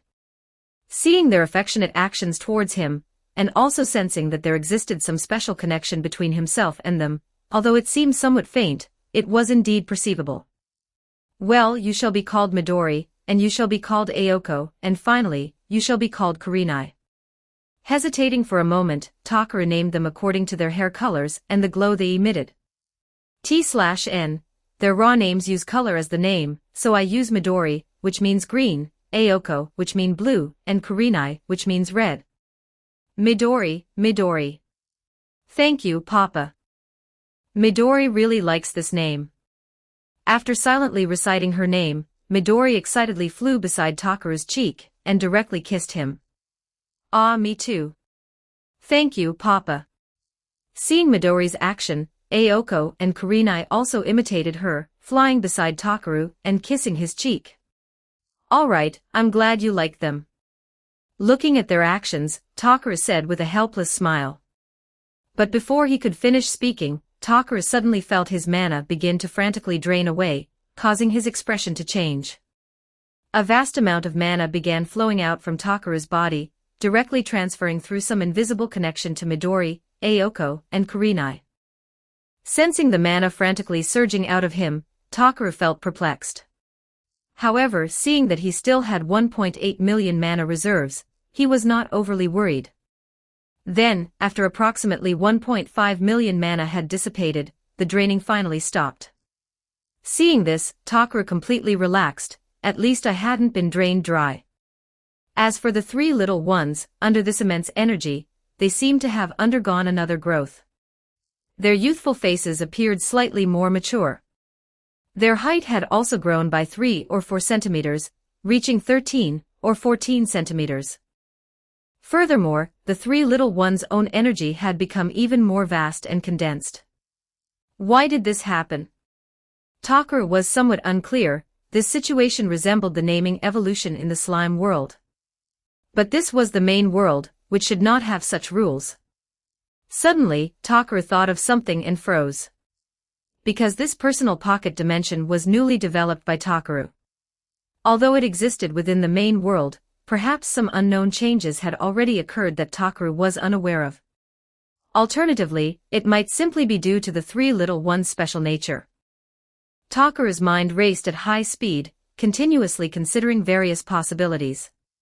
He couldn't be 100% certain of any, but some possibilities could be tested later. Papa, are you okay? While Takaru was thinking, Ayoko, who had regained her senses, asked Takaru nervously. Yes, I'm fine. I was just thinking about some things. However, you should stop calling me Papa. It always feels a bit strange. Hearing her call out, Takaru shook his head and said directly. Papa doesn't want us anymore. Hearing him say this, the three little ones seemed to think of something. Instantly, their eyes became tears welling up, appearing extremely pitiful. No, it's not that I don't want you. It's just changing how you address me. Seeing this, Takaru felt somewhat unable to cope and quickly explained. Phew, so that's how it is. Then what should we call you? Mama. Hearing Kurenai's words, Takaru rolled his eyes and said seriously to the three little ones. No. Call me Oniai-chan. Hearing Kurenai's words, Takaru rolled his eyes and said seriously to the three little ones. Although his mental age, having lived 2 lives, added up to over 30 years, things weren't calculated that way.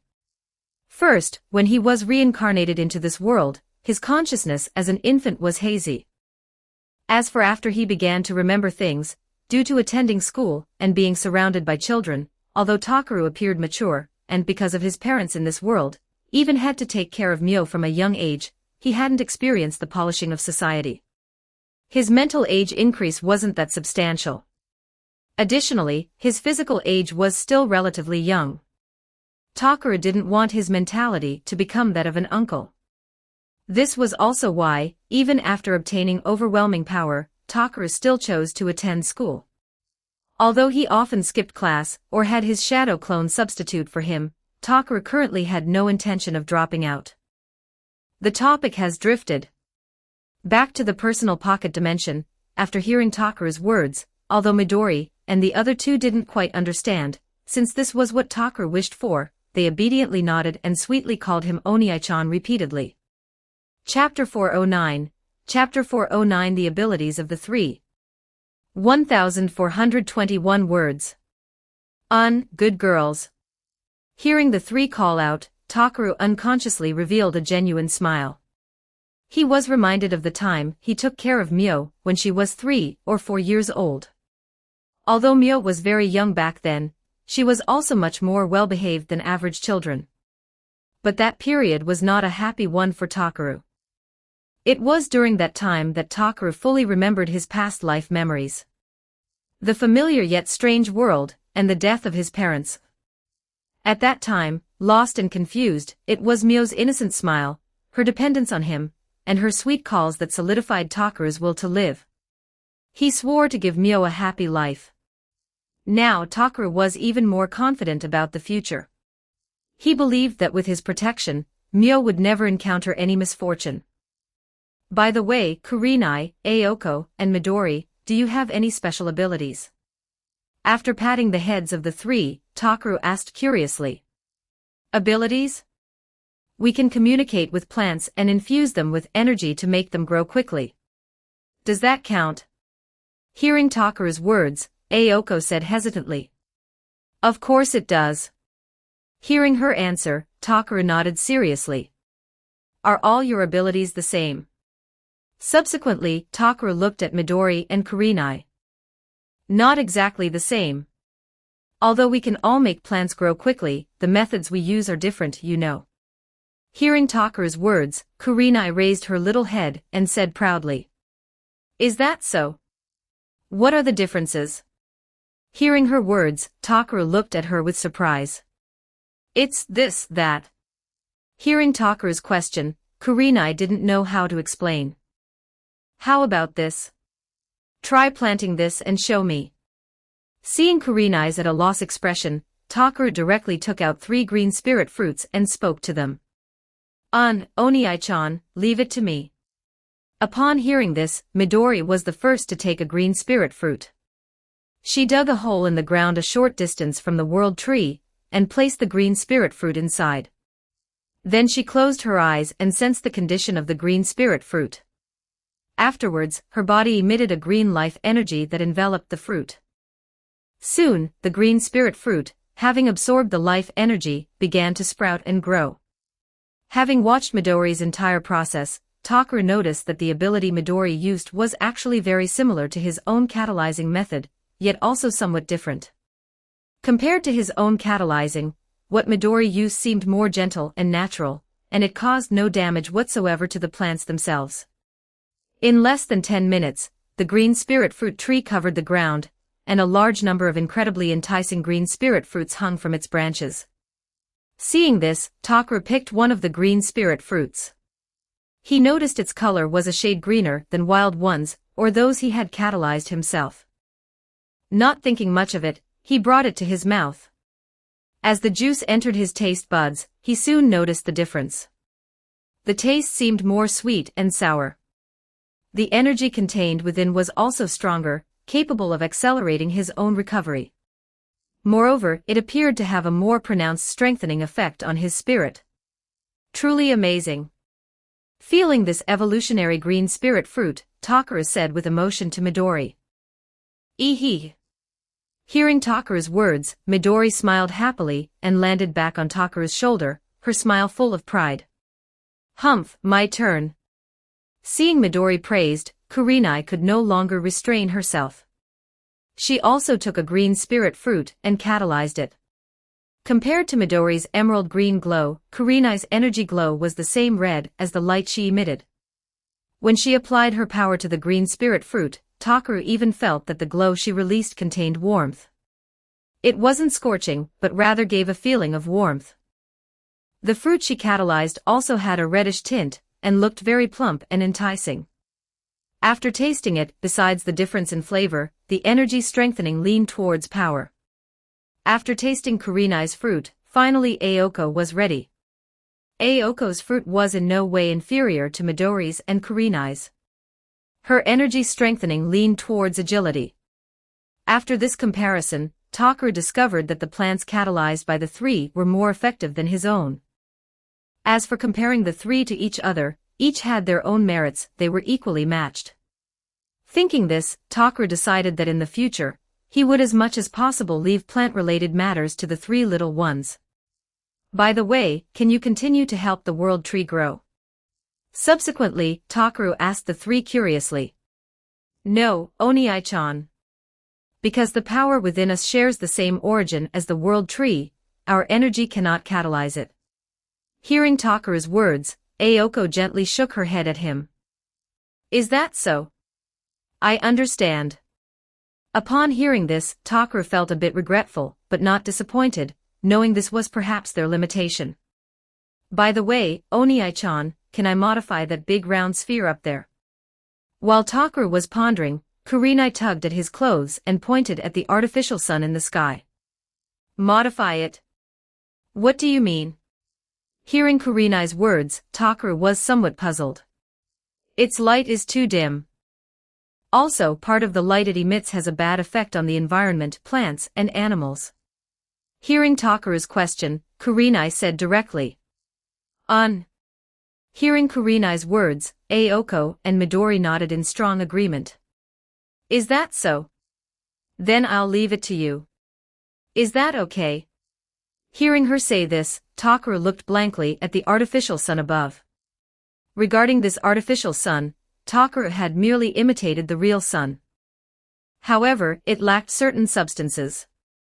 As for the electromagnetic radiation and ultraviolet and infrared rays it emitted, they were simply referenced from the main world sun. Leave it to me. As Kurenai spoke, she transformed into a fiery red glow and vanished from the spot. Takaru realized it was simply because Kurenai's speed was extremely fast.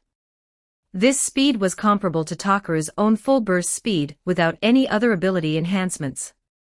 Curious about how Kurenai would modify it, Takaru directly teleported beside her.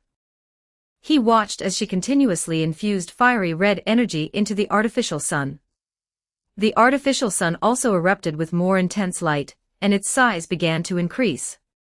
However, Takaru was surprised to find that although the light was stronger, the glare had noticeably decreased. About 20 minutes later, Kurenai stopped her actions and came before Takaru, tilting her head up with an expression clearly seeking praise.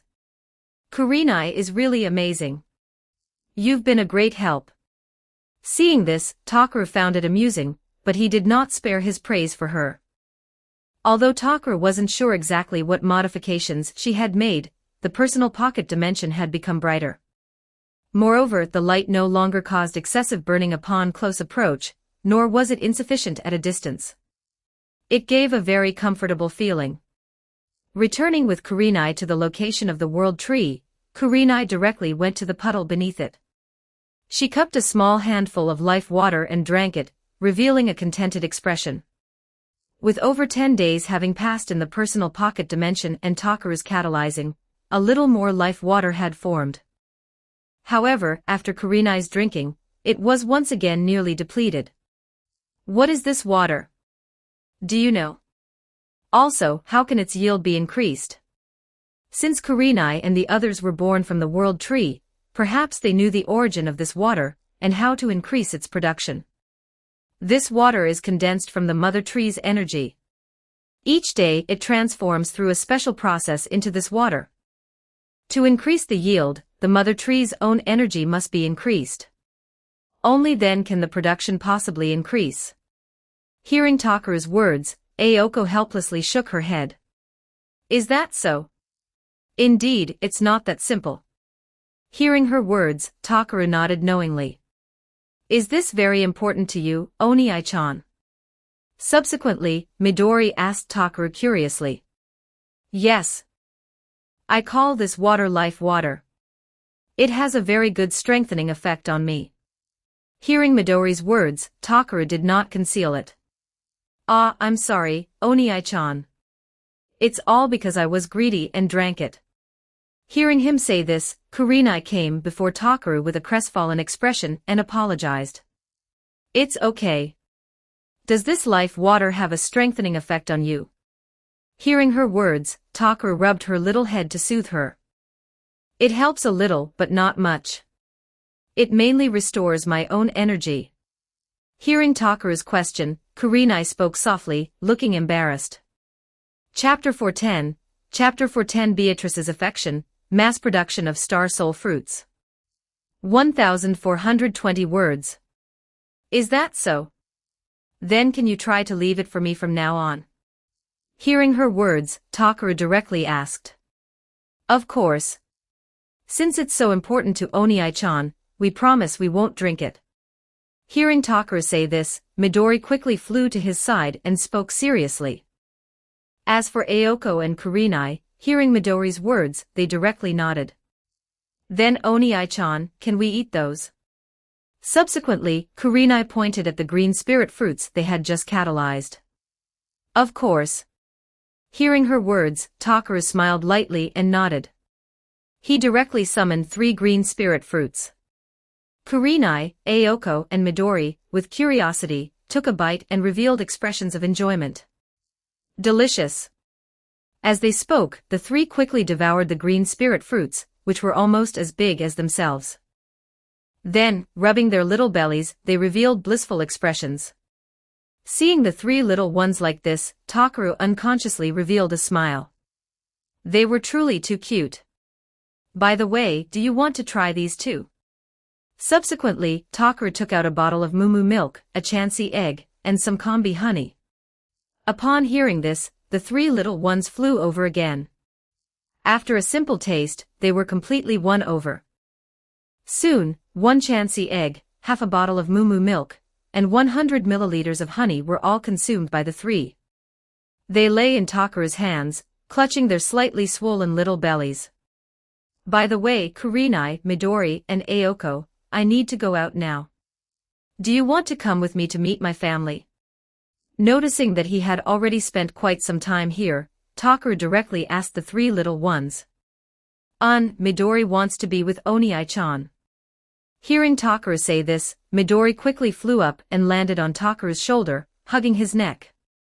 Me too. Soon, Aoko imitated Midori and landed directly on Takara's right shoulder. Kurenai, who was a beat slower, seeing that both shoulder positions were occupied, directly pounced into Takara's chest, burrowed into his clothes, and poked out her little head. Seeing that the 3 little ones all liked to cling to him, Takara had no intention of forcing them to leave. He directly opened the connection between the personal pocket dimension and the outside world, then passed through the spatial passageway and arrived in the main world. Aoko observed this entire scene, revealing a thoughtful expression. After bringing the 3 little ones out of the personal pocket dimension, Takara adjusted the time inside back to 10-fold acceleration. The moment Takara emerged with the 3 little ones, Emilia, Beatrice, and the others, who were training, sensed something. They perceived 3 powerful energy reactions, even stronger than the energy they themselves possessed. Thinking this, everyone quickly arrived at the courtyard. Takara-sama, who are they? The fastest to arrive was Diablo, who possessed the greatest strength. Following Diablo's inquiry, Beatrice used spatial transfer to appear beside Takara.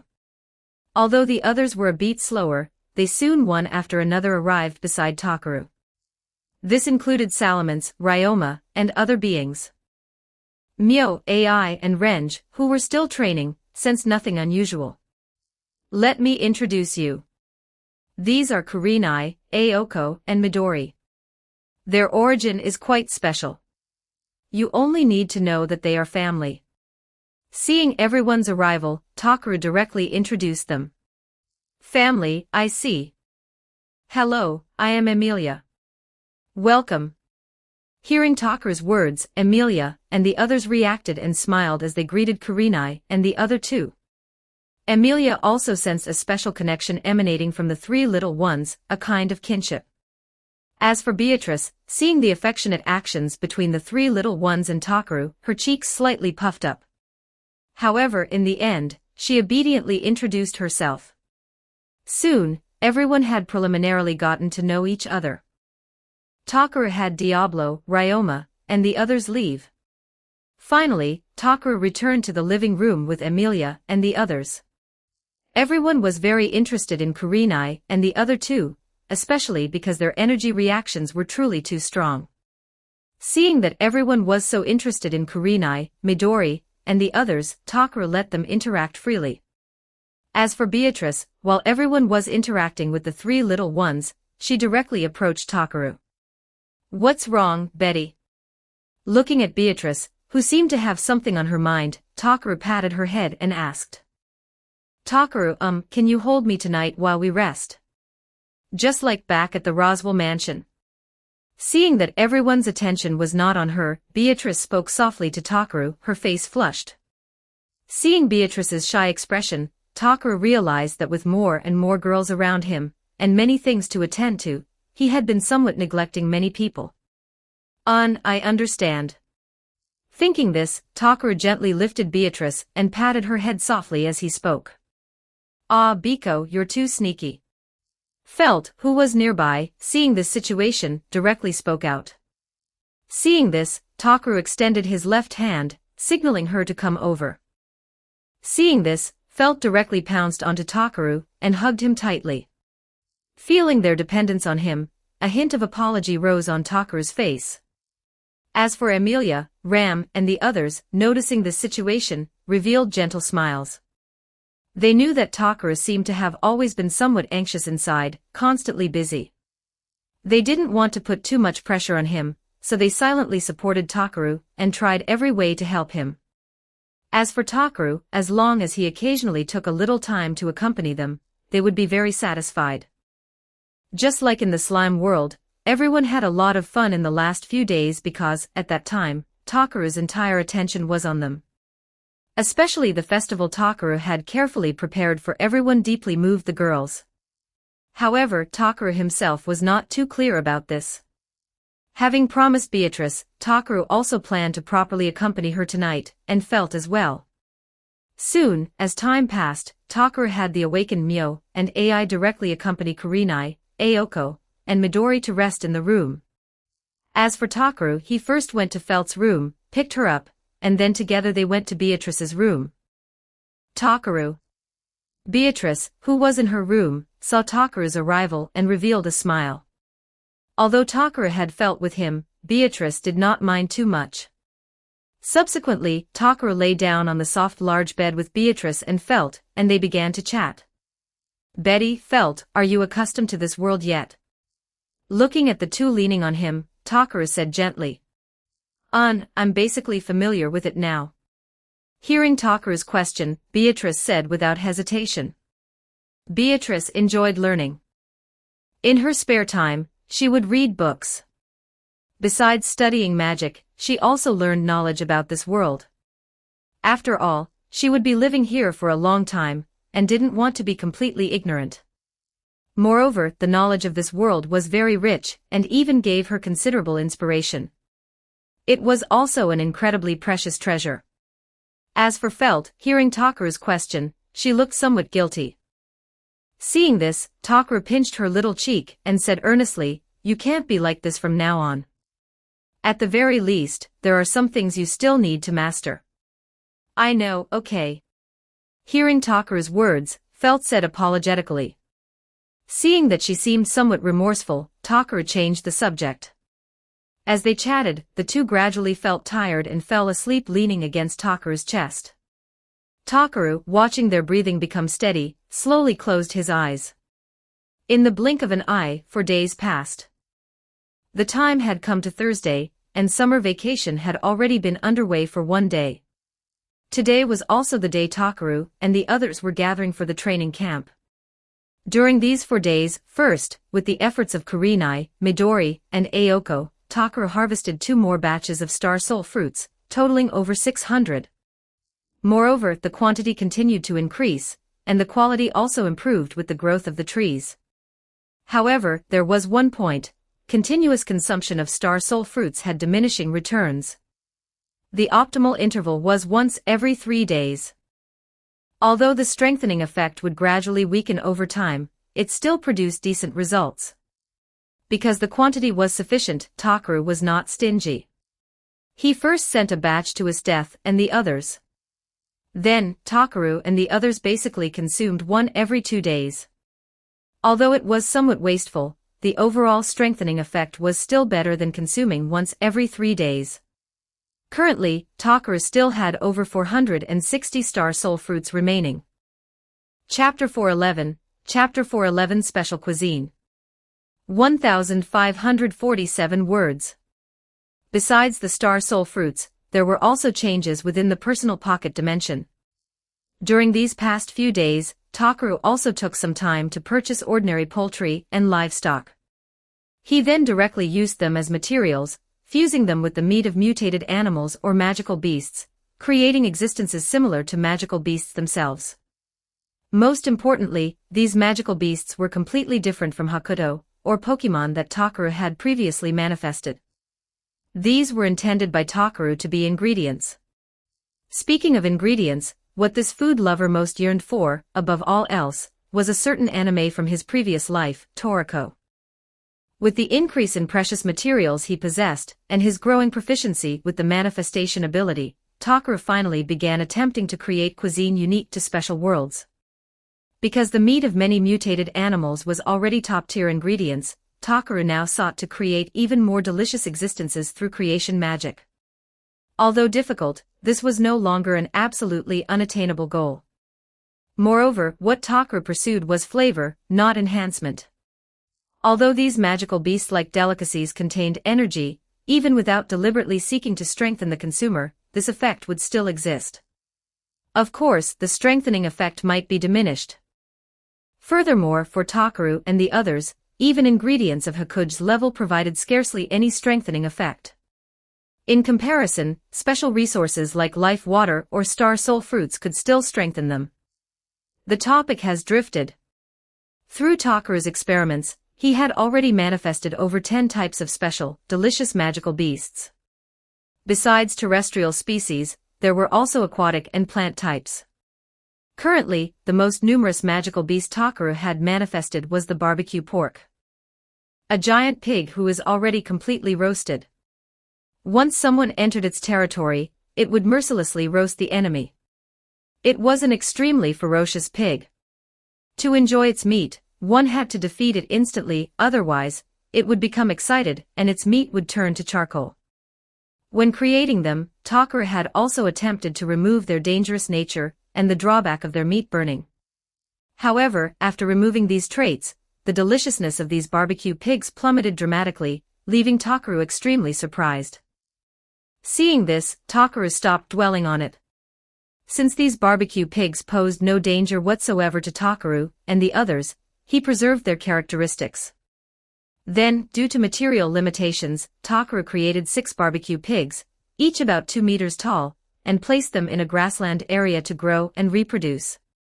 Besides the barbecue pig, Takaru also manifested for red hair pigs and crab pigs among the porcine species. The red hair pig was a giant pig covered entirely in red hair. Possessing a powerful physique and a fierce temperament, it had sharp tusks. Its meat was also very delicious, tender and juicy. Simply lightly grilling it could bring out the most primal flavor of the meat. As for the crab pig, although its body was round and plump, it could move agilely using its 6 short legs. Its body was very firm, and its fat content was lower than its appearance suggested. The meat concentrated a rich deliciousness within its light taste. It tasted like eating top-grade crab. The materials used to manifest it included not only ordinary pork and mutated pork, but also a large amount of mutated crab meat.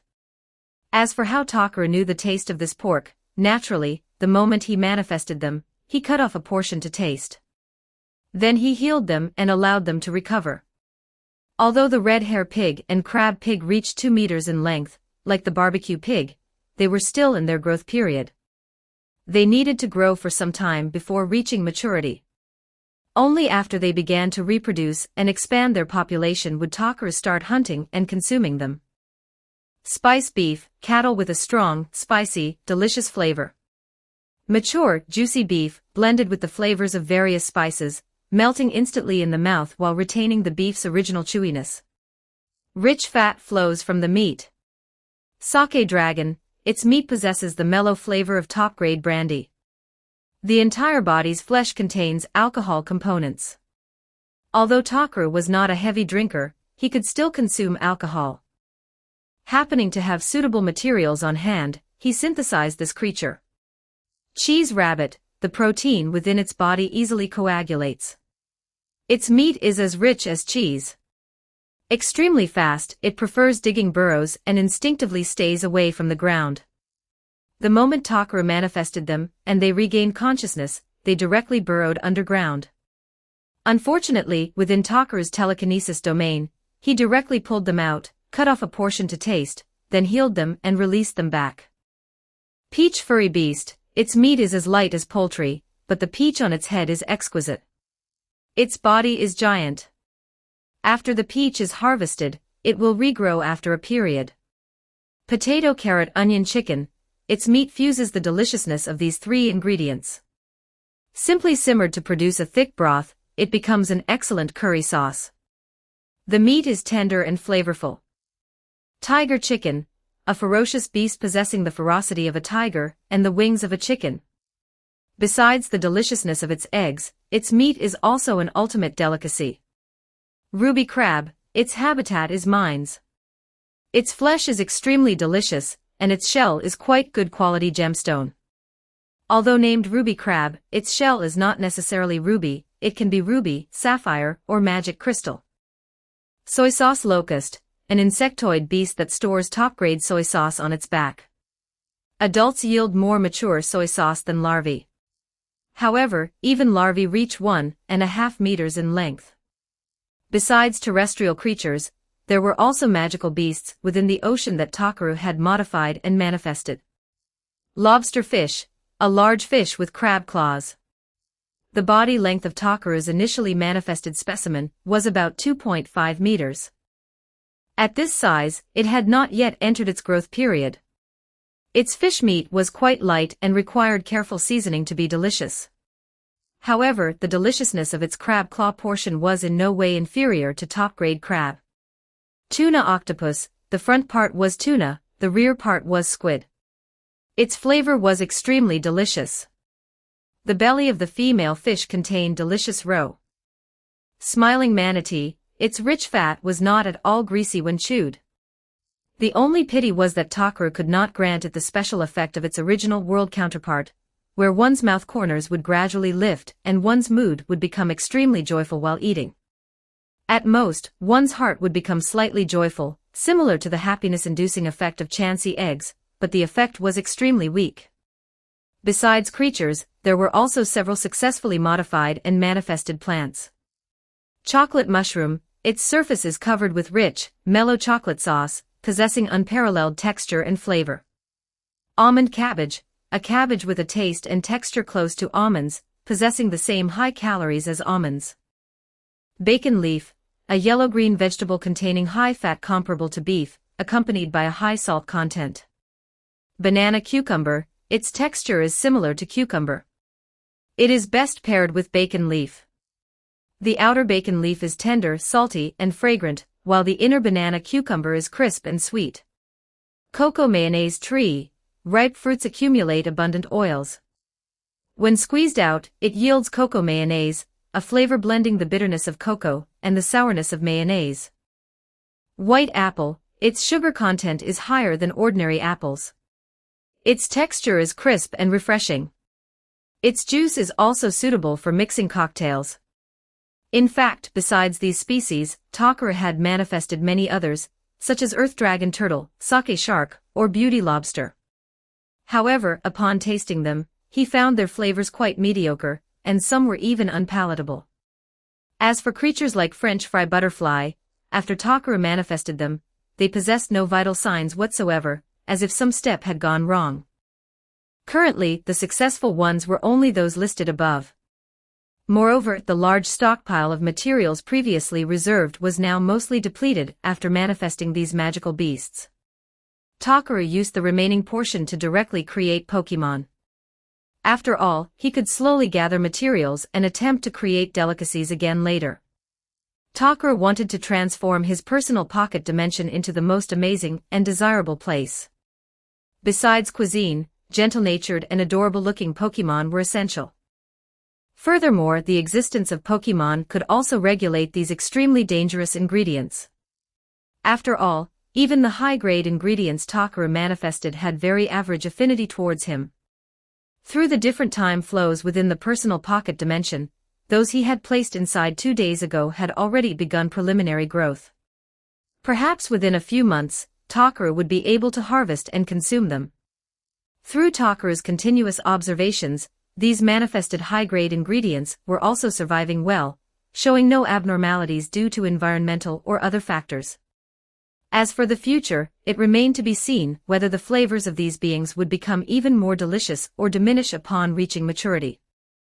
It is worth mentioning that, perhaps because they were manifested within this personal pocket dimension itself, the presence of these magical beasts and Pokémon did not impose much burden on Takara when he used tenfold time acceleration. Therefore, after Takara left, time within this world could still flow at 10 times the outside rate. Chapter 412, Chapter 412 Everyone's Arrival. 1,404 words. Besides these, over by the World Tree, through Takara's occasional catalyzation, it had grown to 15 meters. It was lush and leafy, and it possessed a special aura. The magical beasts and Pokémon that Takara had manifested could perceive that the World Tree could bring them immense benefits, yet they could not approach within 100 meters of it. This was because the World Tree had directly deployed a special barrier, protecting itself. However, although they could not make use of the World Tree itself, the special energy released from its body alone was sufficient to greatly enhance these magical beasts and Pokémon. Another point was that the World Tree's barrier did not obstruct Takara at all. Perhaps this was because it had continuously grown by devouring Takara's mana. Moreover, the World Tree seemed to have developed simple intelligence. It could simply express its happiness or reluctance, and it was extremely amicable towards Takara. During this period, Takara had also collected nearly 100 milliliters of life water. He drank it all in one go, once again obtaining considerable enhancement, particularly strengthening his own recovery ability. Also, due to the World Tree, the territory of the personal pocket dimension had expanded significantly once more, now reaching over 100 kilometers. As for the sun, it had undergone another modification by Kurenai. Everything was progressing very smoothly. Besides these developments, yesterday Takara had taken Hinata and the others, who were now on summer vacation, for special training. Now, everyone was directly staying on Monster Island. Thanks to Takara's manifestation ability, although the living conditions on Monster Island were slightly inferior to the villa, they were not too far off. Moreover, Monster Island offered different scenery, making everyone feel relaxed and joyful. As for the training period, Takara had informed Hinata and the others' mothers that it would last for 1 continuous week, after which they would also have time off. Regarding Takara's arrangements, the mothers readily agreed. After all, if anything came up, they could always contact them by phone. Now, after enjoying a delicious and sumptuous breakfast, Takara bid farewell to Rem, and the others, waved to everyone, and directly used teleportation magic. Just as Takara and the others were about to disappear, Kurenai pounced onto Takara and vanished with them. "Why did you follow me here?" Arriving at the apartment, Takara looked helplessly at Kurenai. I wanted to see what the place where Oniai-chan used to live was like." Hearing Takara's words, Kurenai stuck out her little tongue and said, "Honestly? Then you can look around here, but you absolutely cannot fly outside." Hearing her words, Takara shook his head helplessly and cautioned, "Yes." Hearing Takara's words, Kurenai nodded excitedly and began flitting about, exploring everywhere. "Oniai-chan, this place is so small." After circling the place, Kurenai flew back to Takara's side and said, "Of course. It's just that before, only Mio and I lived here." Hearing Kurenai's words, Takara said calmly. Then, Kurenai directly went to the balcony, gazing at the distant villas, the cars on the road, and the bustling scene of people coming and going. She found it all incredibly novel.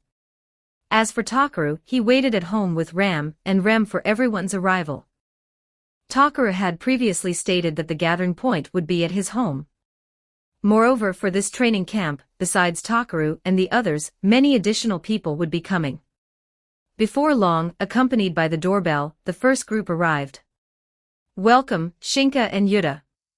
Opening the apartment door, Takaru smiled at Shinka, Yuta, and a girl. Each of the three carried a bag. Since everyone would be staying on the island for about a week, they naturally needed to bring some change of clothes. "Sorry for disturbing you." Seeing Takaru, the two quickly spoke. The unfamiliar girl also appeared somewhat restrained. "No need to be formal.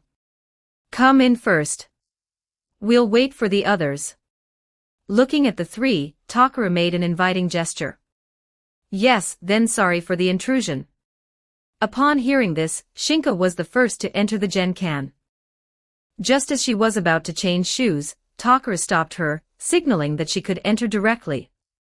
As for whether it would dirty the room, Takaru did not mind.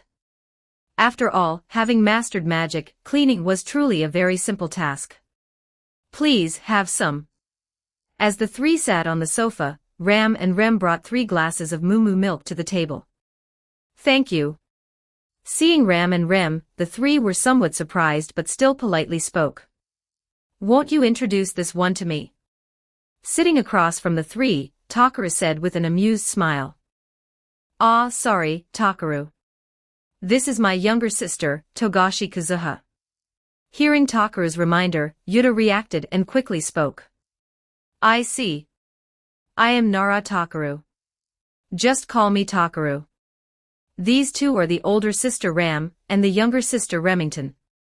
Seeing this, Takaru smiled and said to her, Nice to meet you. I'll be in your care. Please take care of me." Upon hearing this, Kazuha stood up, bowed to Takaru and said, "No need to be so nervous. Make yourself at home." Upon hearing this, Takaru reassured her. "Yes." Seeing Takaru's gentle smile, Kazuha unconsciously relaxed.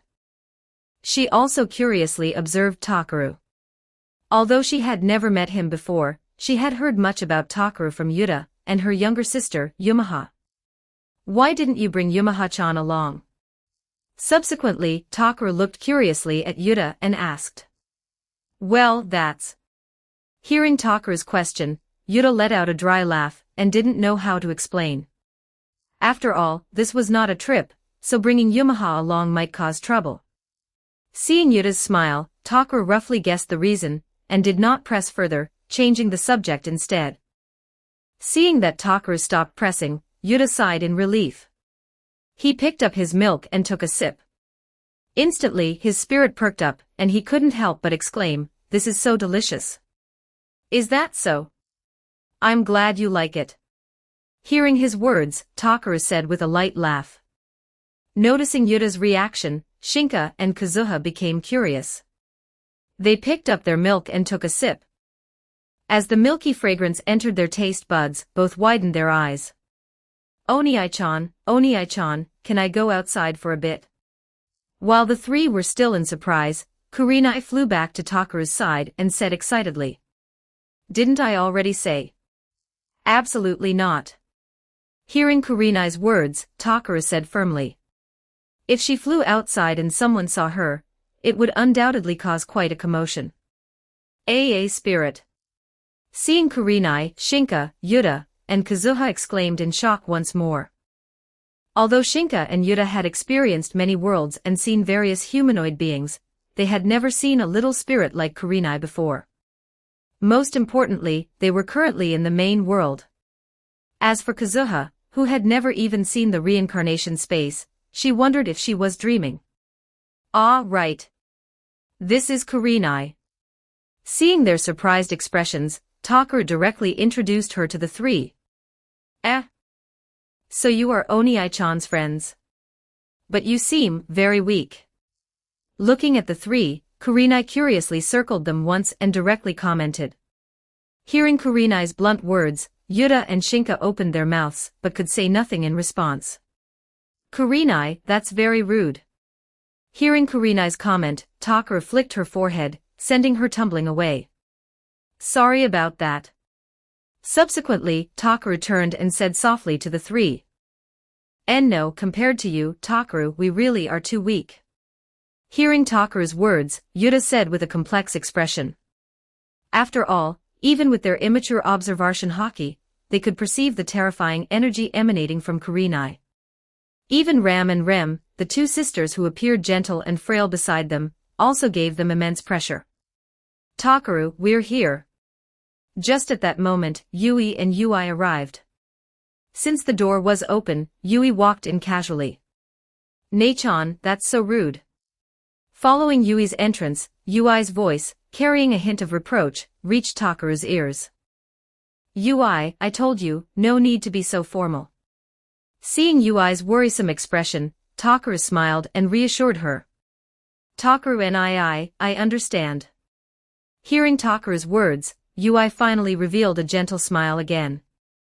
Yuta-kun, Shinka, you're already here. Seeing Yuta and the others, who had arrived earlier, Yui smiled and greeted them. Yes, your strength looks barely passable. Just as Yui's voice faded, Kurenai abruptly appeared beside the two, looking them up and down as if appraising them. Chapter 413 Kurenai's Chinibu, Kamachi's surprise. 1403 words. Kurenai. Hearing Kurenai's words, Takara called out with a darkened expression. Onii-chan, I'm sorry, I was wrong. Sensing the dangerous tone in Takara's voice, Kurenai quickly changed her expression, flew in front of Takaru, and knelt directly in midair. This is the last time. Hearing her words, Takaru reached out with both hands, pinching her cheeks between his index fingers and thumbs. I know I was wrong. Absolutely, there won't be a next time. I'm sorry. Feeling the pain on her face, Kurenai quickly spoke. Hearing her words, Takaru finally released his grip. After several days together, Takaru had come to understand the personalities of Kurenai, Aoko, and Midori. Compared to the gentle Aoko and Midori, Kurenai was much more lively, or rather, mischievous. These past few days, many had fallen victim to her pranks. She was also quite cunning, never bothering Diablo, Ram, or others of that caliber. Similarly, she wouldn't target Mio and the others. The former she felt she probably couldn't defeat. Although Kurenai, Aoko, and Midori possessed powerful abilities, perhaps because they were spirits, they were not proficient in offensive magic. Or perhaps, having been born only a few days ago, they were not yet skilled in controlling their energy. Thus, their combat strength was not particularly high for now, ranking only around the upper middle among Takaru's servants. As for Mio and the others, although she could defeat them, they were precious to Takaru, so Kurenai naturally dared not provoke them. So she picked on Miki, Mjurin, and the like. Of course, her bullying mostly consisted of minor pranks. Upon understanding this, Miki and Mjurin showed no sign of reproach. Those Kurenai bullied the most were the Pokemon Takaru had manifested. Superior, Growlithe, and even Houndoom had suffered greatly at her hands. So amazing. Is this a spirit? At this moment, Yui's eyes sparkled as she excitedly approached Kurenai. Wahahaha, mere mortal. My name is Kurenai. I permit you to pledge your loyalty. Now tell me your name. Seeing Yui's excited expression, Kurenai floated proudly before Yui, hands on her hips, speaking haughtily. Seeing her like this, Takaru couldn't help but facepalm. These were words she had learned from watching television a few days ago. Truly amazing. My name is Hirasawa Yui. You can call me Yui. Please take care of me. Yui, upon hearing Kurenai's voice, paid no attention to her slightly Chinibio demeanor and spoke excitedly. Yui, is it? I shall remember it. From today, you are my #1 servant. Hearing Yui's words, Kurenai nodded her little head repeatedly. Yes, Kurenai-sama. May I hug you? Hearing Kurenai's words, Yui cooperated quite well and spoke expectantly. You have good taste. Then I shall permit you to touch my noble form. Seeing Yui's cooperation, Kurenai felt immensely satisfied in her vanity, and agreed to Yui's request. Upon hearing this, Yui eagerly cupped Kurenai in her palms and continuously rubbed her cheek against Kurenai's, repeatedly exclaiming, "So cute." Seeing Yui and Kurenai on the same wavelength, Takara smiled and shook his head, saying nothing further. As for Yui, she watched her sister and Kurenai from the side, hands clasped together beside her cheek, a happy smile on her lips as she also kept murmuring, "So cute." Whether Yui was referring to Kurenai or Yui, Takara wasn't sure.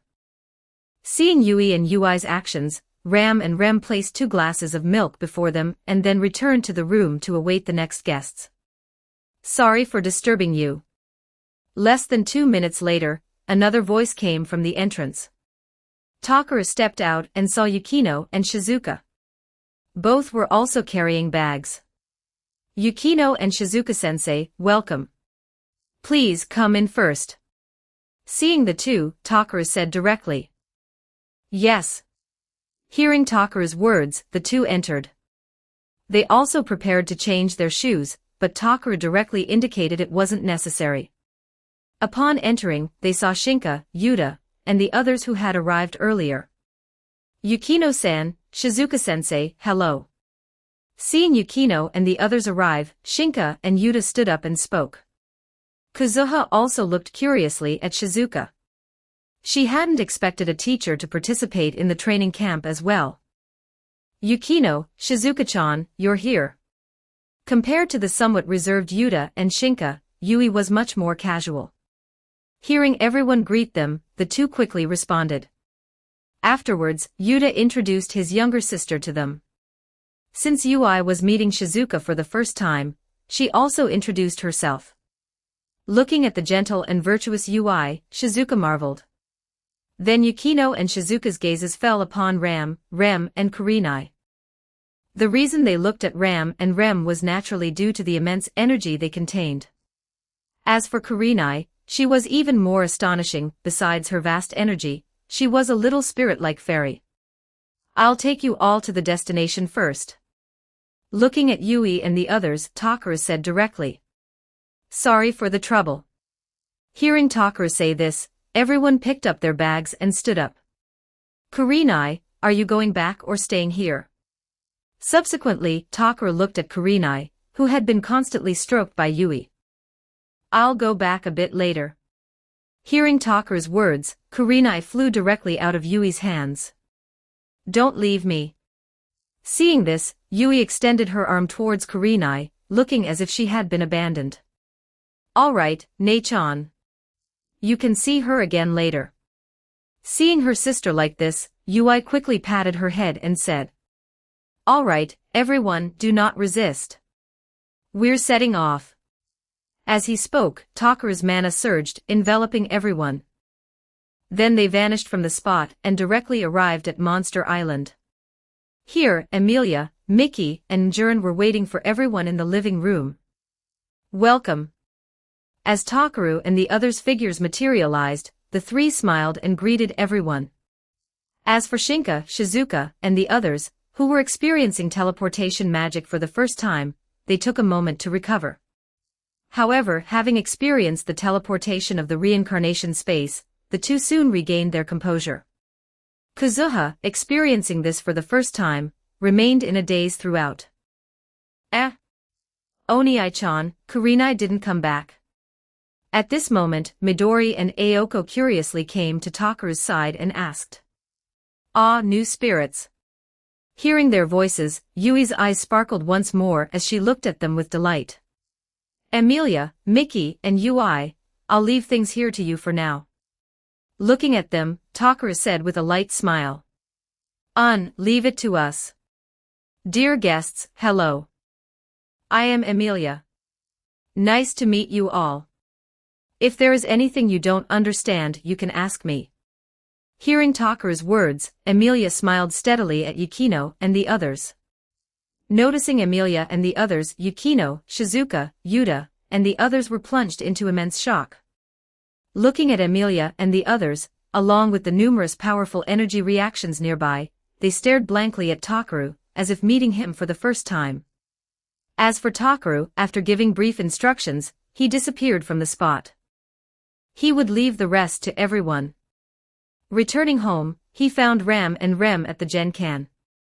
There were already new guests at the entrance.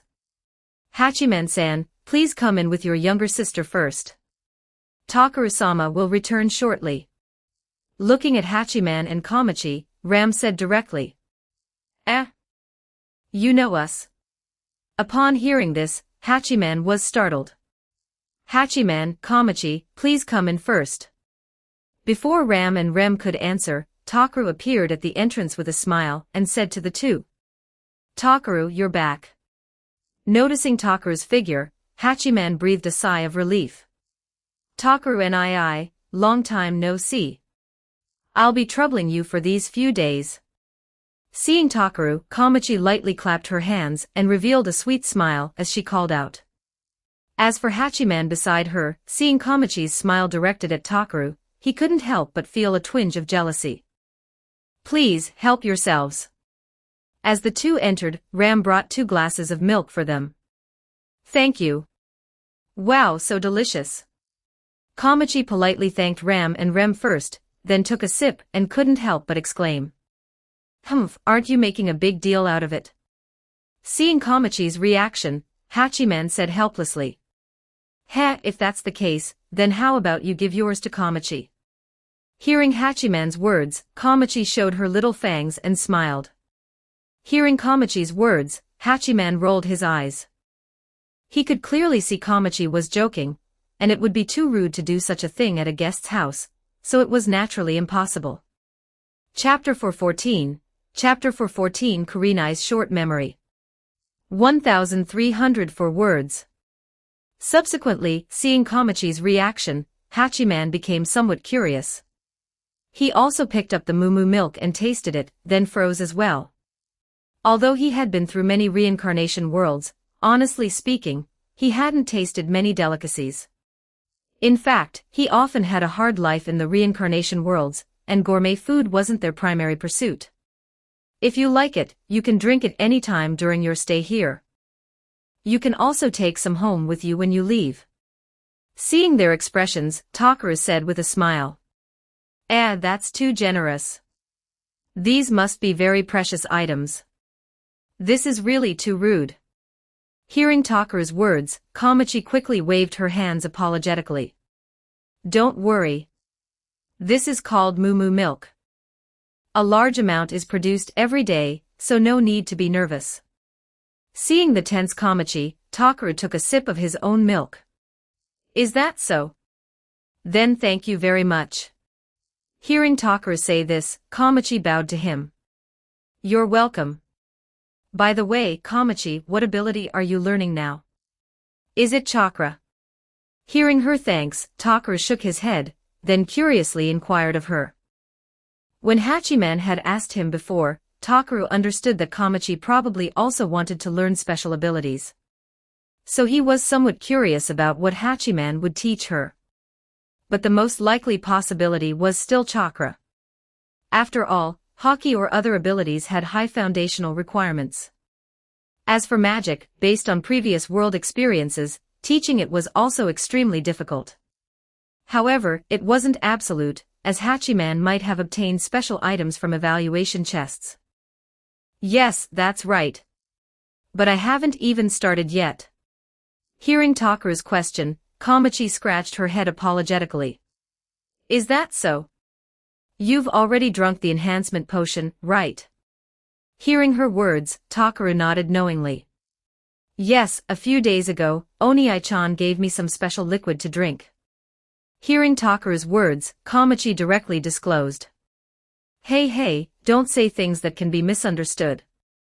That was a very precious item, you know. Hearing Kamachi's words, Hachiman could no longer remain silent and directly spoke. Is that so? During your time here, if there's anything you don't understand, you can also ask me. Also, there will be someone over there proficient in chakra. You can seek her advice as well. Looking at the two, Takaru reminded them. In fact, through continuous research, when it came to understanding chakra, Takaru could definitely claim to be number one in the main world. Even compared to some Kage-level powerhouses from the Naruto world, Takaru didn't feel inferior. Is that really okay? That would be a huge help. Hearing Takaru's words, Kamachi exclaimed excitedly.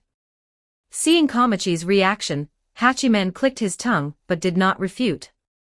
Regarding these matters, although he didn't want to admit it, he acknowledged that Takaru was undoubtedly at the top among everyone. His understanding of chakra surpassing his own was perfectly normal. Of course. This is also the purpose of our training camp. Besides intensive training, it's also to allow everyone to communicate with each other. Also, besides being delicious, this milk also provides a bonus to meditation, you know.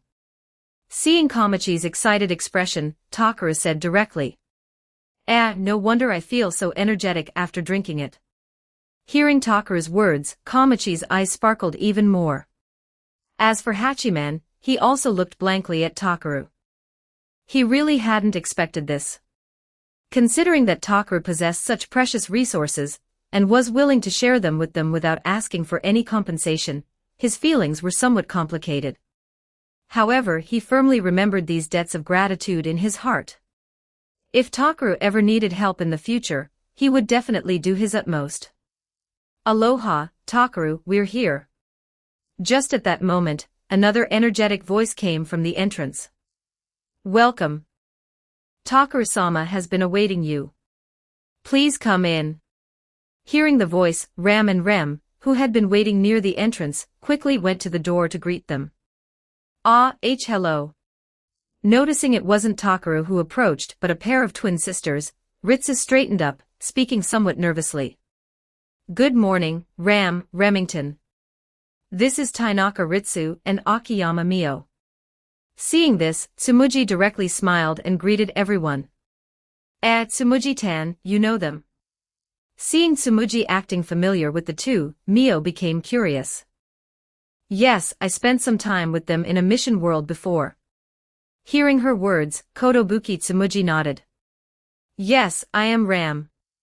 This is my younger sister, Remington. Please come in directly. There's no need to change your shoes. Ram and Rem first smiled and nodded at Tsumuji, then spoke politely. Then, sorry for the intrusion. Saying this, the three carried their bags and directly entered the living room. You've arrived.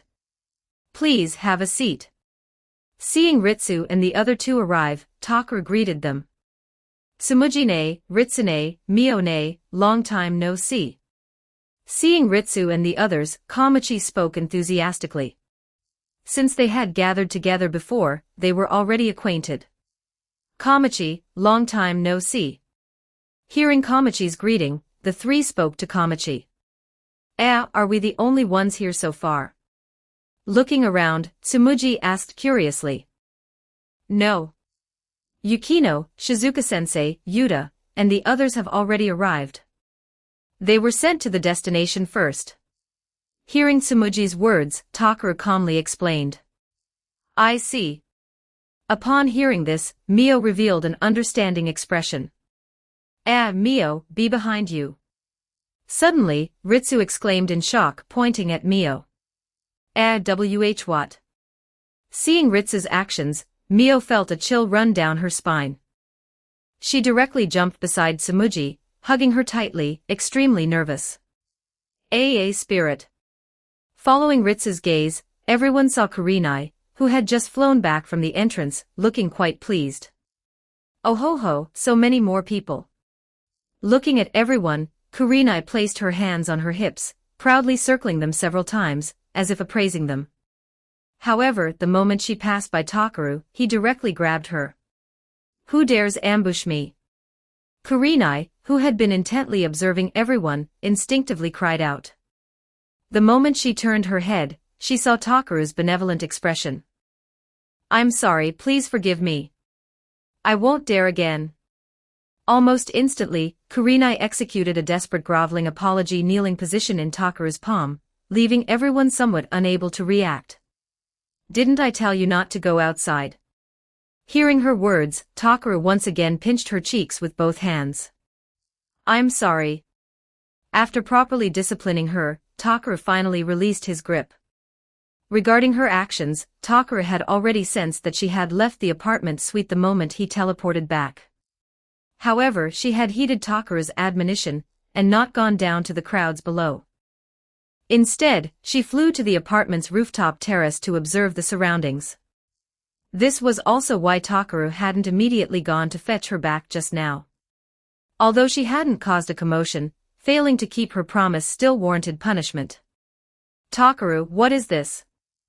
Looking at the being in Takaru's hand, everyone showed expressions of intense curiosity. Tsumugi, Mio, and Kamachi all desperately wanted to hold Kurenai, as she was simply too adorable. Waha! My name is Kurenai. I am the most noble spirit. Of course, slightly inferior to Oniai-chan. You shall all well remember my name. Seeing everyone's curious gazes, Kurenai became proud once more. Hearing her words, Takaru was somewhat speechless. He didn't understand why Kurenai loved these Chinibyo phrases so much. However, Tsumugi and the others, like Yui, cooperated quite well with Kurenai, and also adored her greatly. Seeing their interactions, Takaru shook his head, and let them play together. Then, after Rika arrived, Takaru once again sent everyone to the island. He similarly entrusted Ritsu, and the others to Emilia, and the others for hospitality. However, since Yukino and the others were already there, and Tsumugi and Rika were very familiar with everyone, getting along was quite simple. After sending everyone off, Takaru teleported back to the apartment. There were still a few guests who had not yet arrived.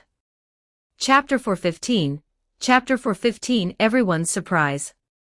1,323 words. Returning to the apartment, Takaru warned Kurenai once more, and then waited at home for Umaru and the others to arrive.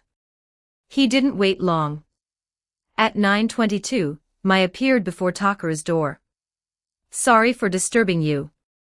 Standing at the entrance, Mai called out loudly. Mai-san, please come in first. Takaru-sama is waiting in the living room. Looking at Mai, Ram spoke to her politely. You know me? Hearing Ram's words, Mai was taken aback. Yes. Takaru-sama informed us in advance of the names of the guests who would be arriving. By the way, I am Ram. This is my younger sister, Remington. Hearing her words, Ram said calmly. Takaru-sama. Noticing how the two addressed Takaru and their maid attire, Mai couldn't help but swallow nervously. However, she quickly followed them inside. Welcome. Please have a seat. Seeing Ram bring Mai in, Takaru smiled at her. Yes, sorry for the intrusion. What is that? Hearing Takaru's words, Mai just sat down and noticed Kurenai, who was sitting obediently on Takaru's shoulder. Her name is Kurenai. You could say she's a spirit. Hearing Mai's question, Takaru directly introduced her. Kurenai, on Takaru's shoulder, maintained an aloof expression. Please, help yourself.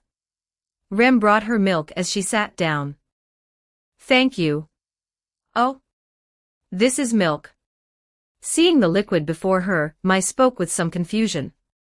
Yes. It's milk produced by a special type of cow here. It tastes quite good.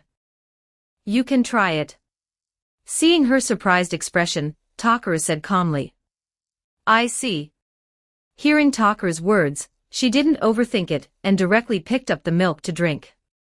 Instantly, she was conquered by the flavor. I'm not the first one here, am I? Looking around, Mai asked curiously.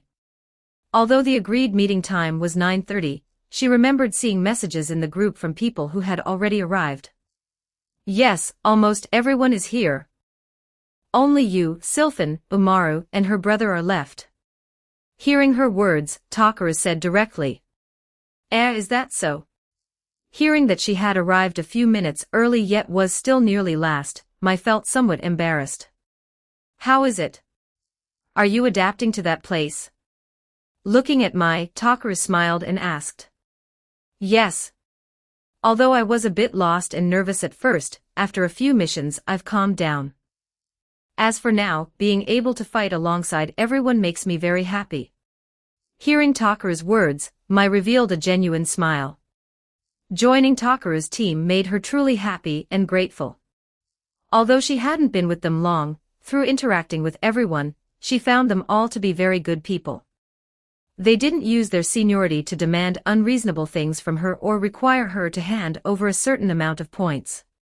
She knew that many of her peers who joined as reincarnators around the same time were either doing such things or being exploited by others. In this environment, encountering a truly mutually beneficial and cooperative team like this, she vowed to protect it well, even if her own power was not strong. While Takaru and Mai were chatting, a few more minutes passed. At 9:28, Umaru, Taihei, and Sylphan arrived at Takaru's door. Hello, Umaru-san, Taihei-san, Sylphan-san. Takaru-sama has been waiting for you. Please come in. Seeing them, Ram and Rem, who had been waiting at the entrance, spoke. Yes. Thank you. Sorry for the intrusion. Seeing the respectful Ram and Rem, Umaru and the others appeared somewhat nervous. They followed Ram into the living room. As for Rem, she closed the door, as there should be no other guests. All right, everyone is here. Let's head over first.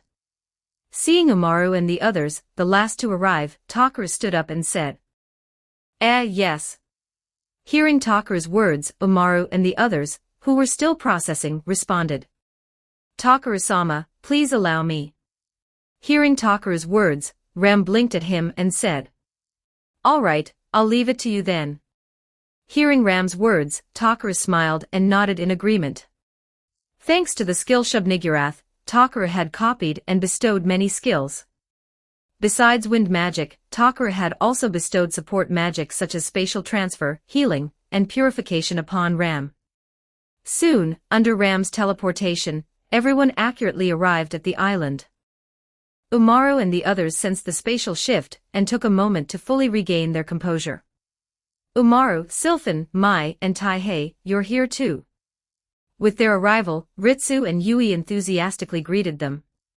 Everyone, we'll be together for several days. Please take care of us. Looking at everyone, Umaru revealed a gentle smile. So cute. What are these?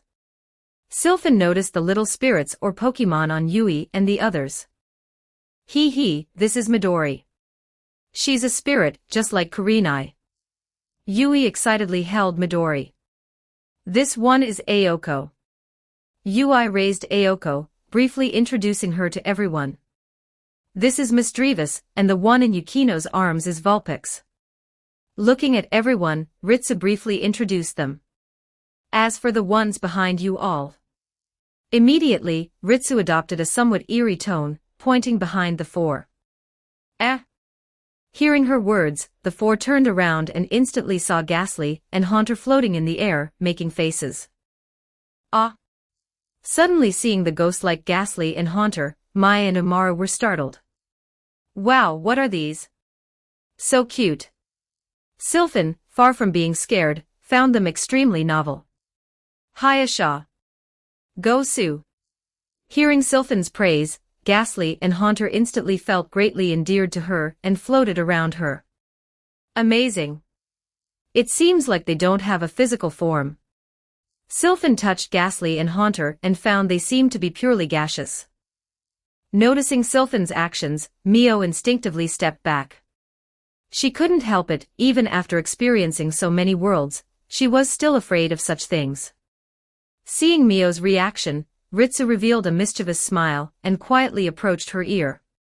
When you wake up, you'll be surrounded by ghosts. Suddenly hearing Ritsu's words, Mio directly crouched down, hugging Vulpix, instinctively covering her ears. Ritsu-senpai, don't tease Mio-senpai like that. It's too cruel. Noticing this, Yui couldn't help but speak up. Sorry. It's just too fun. Hearing Yui's words, Ritsu laughed heartlessly again. Ritsu. Immediately, she was punched on the head by an enraged Mio, raising a bump. Alright, stop messing around. Have you all chosen your rooms? Seeing their actions, Takaru said helplessly.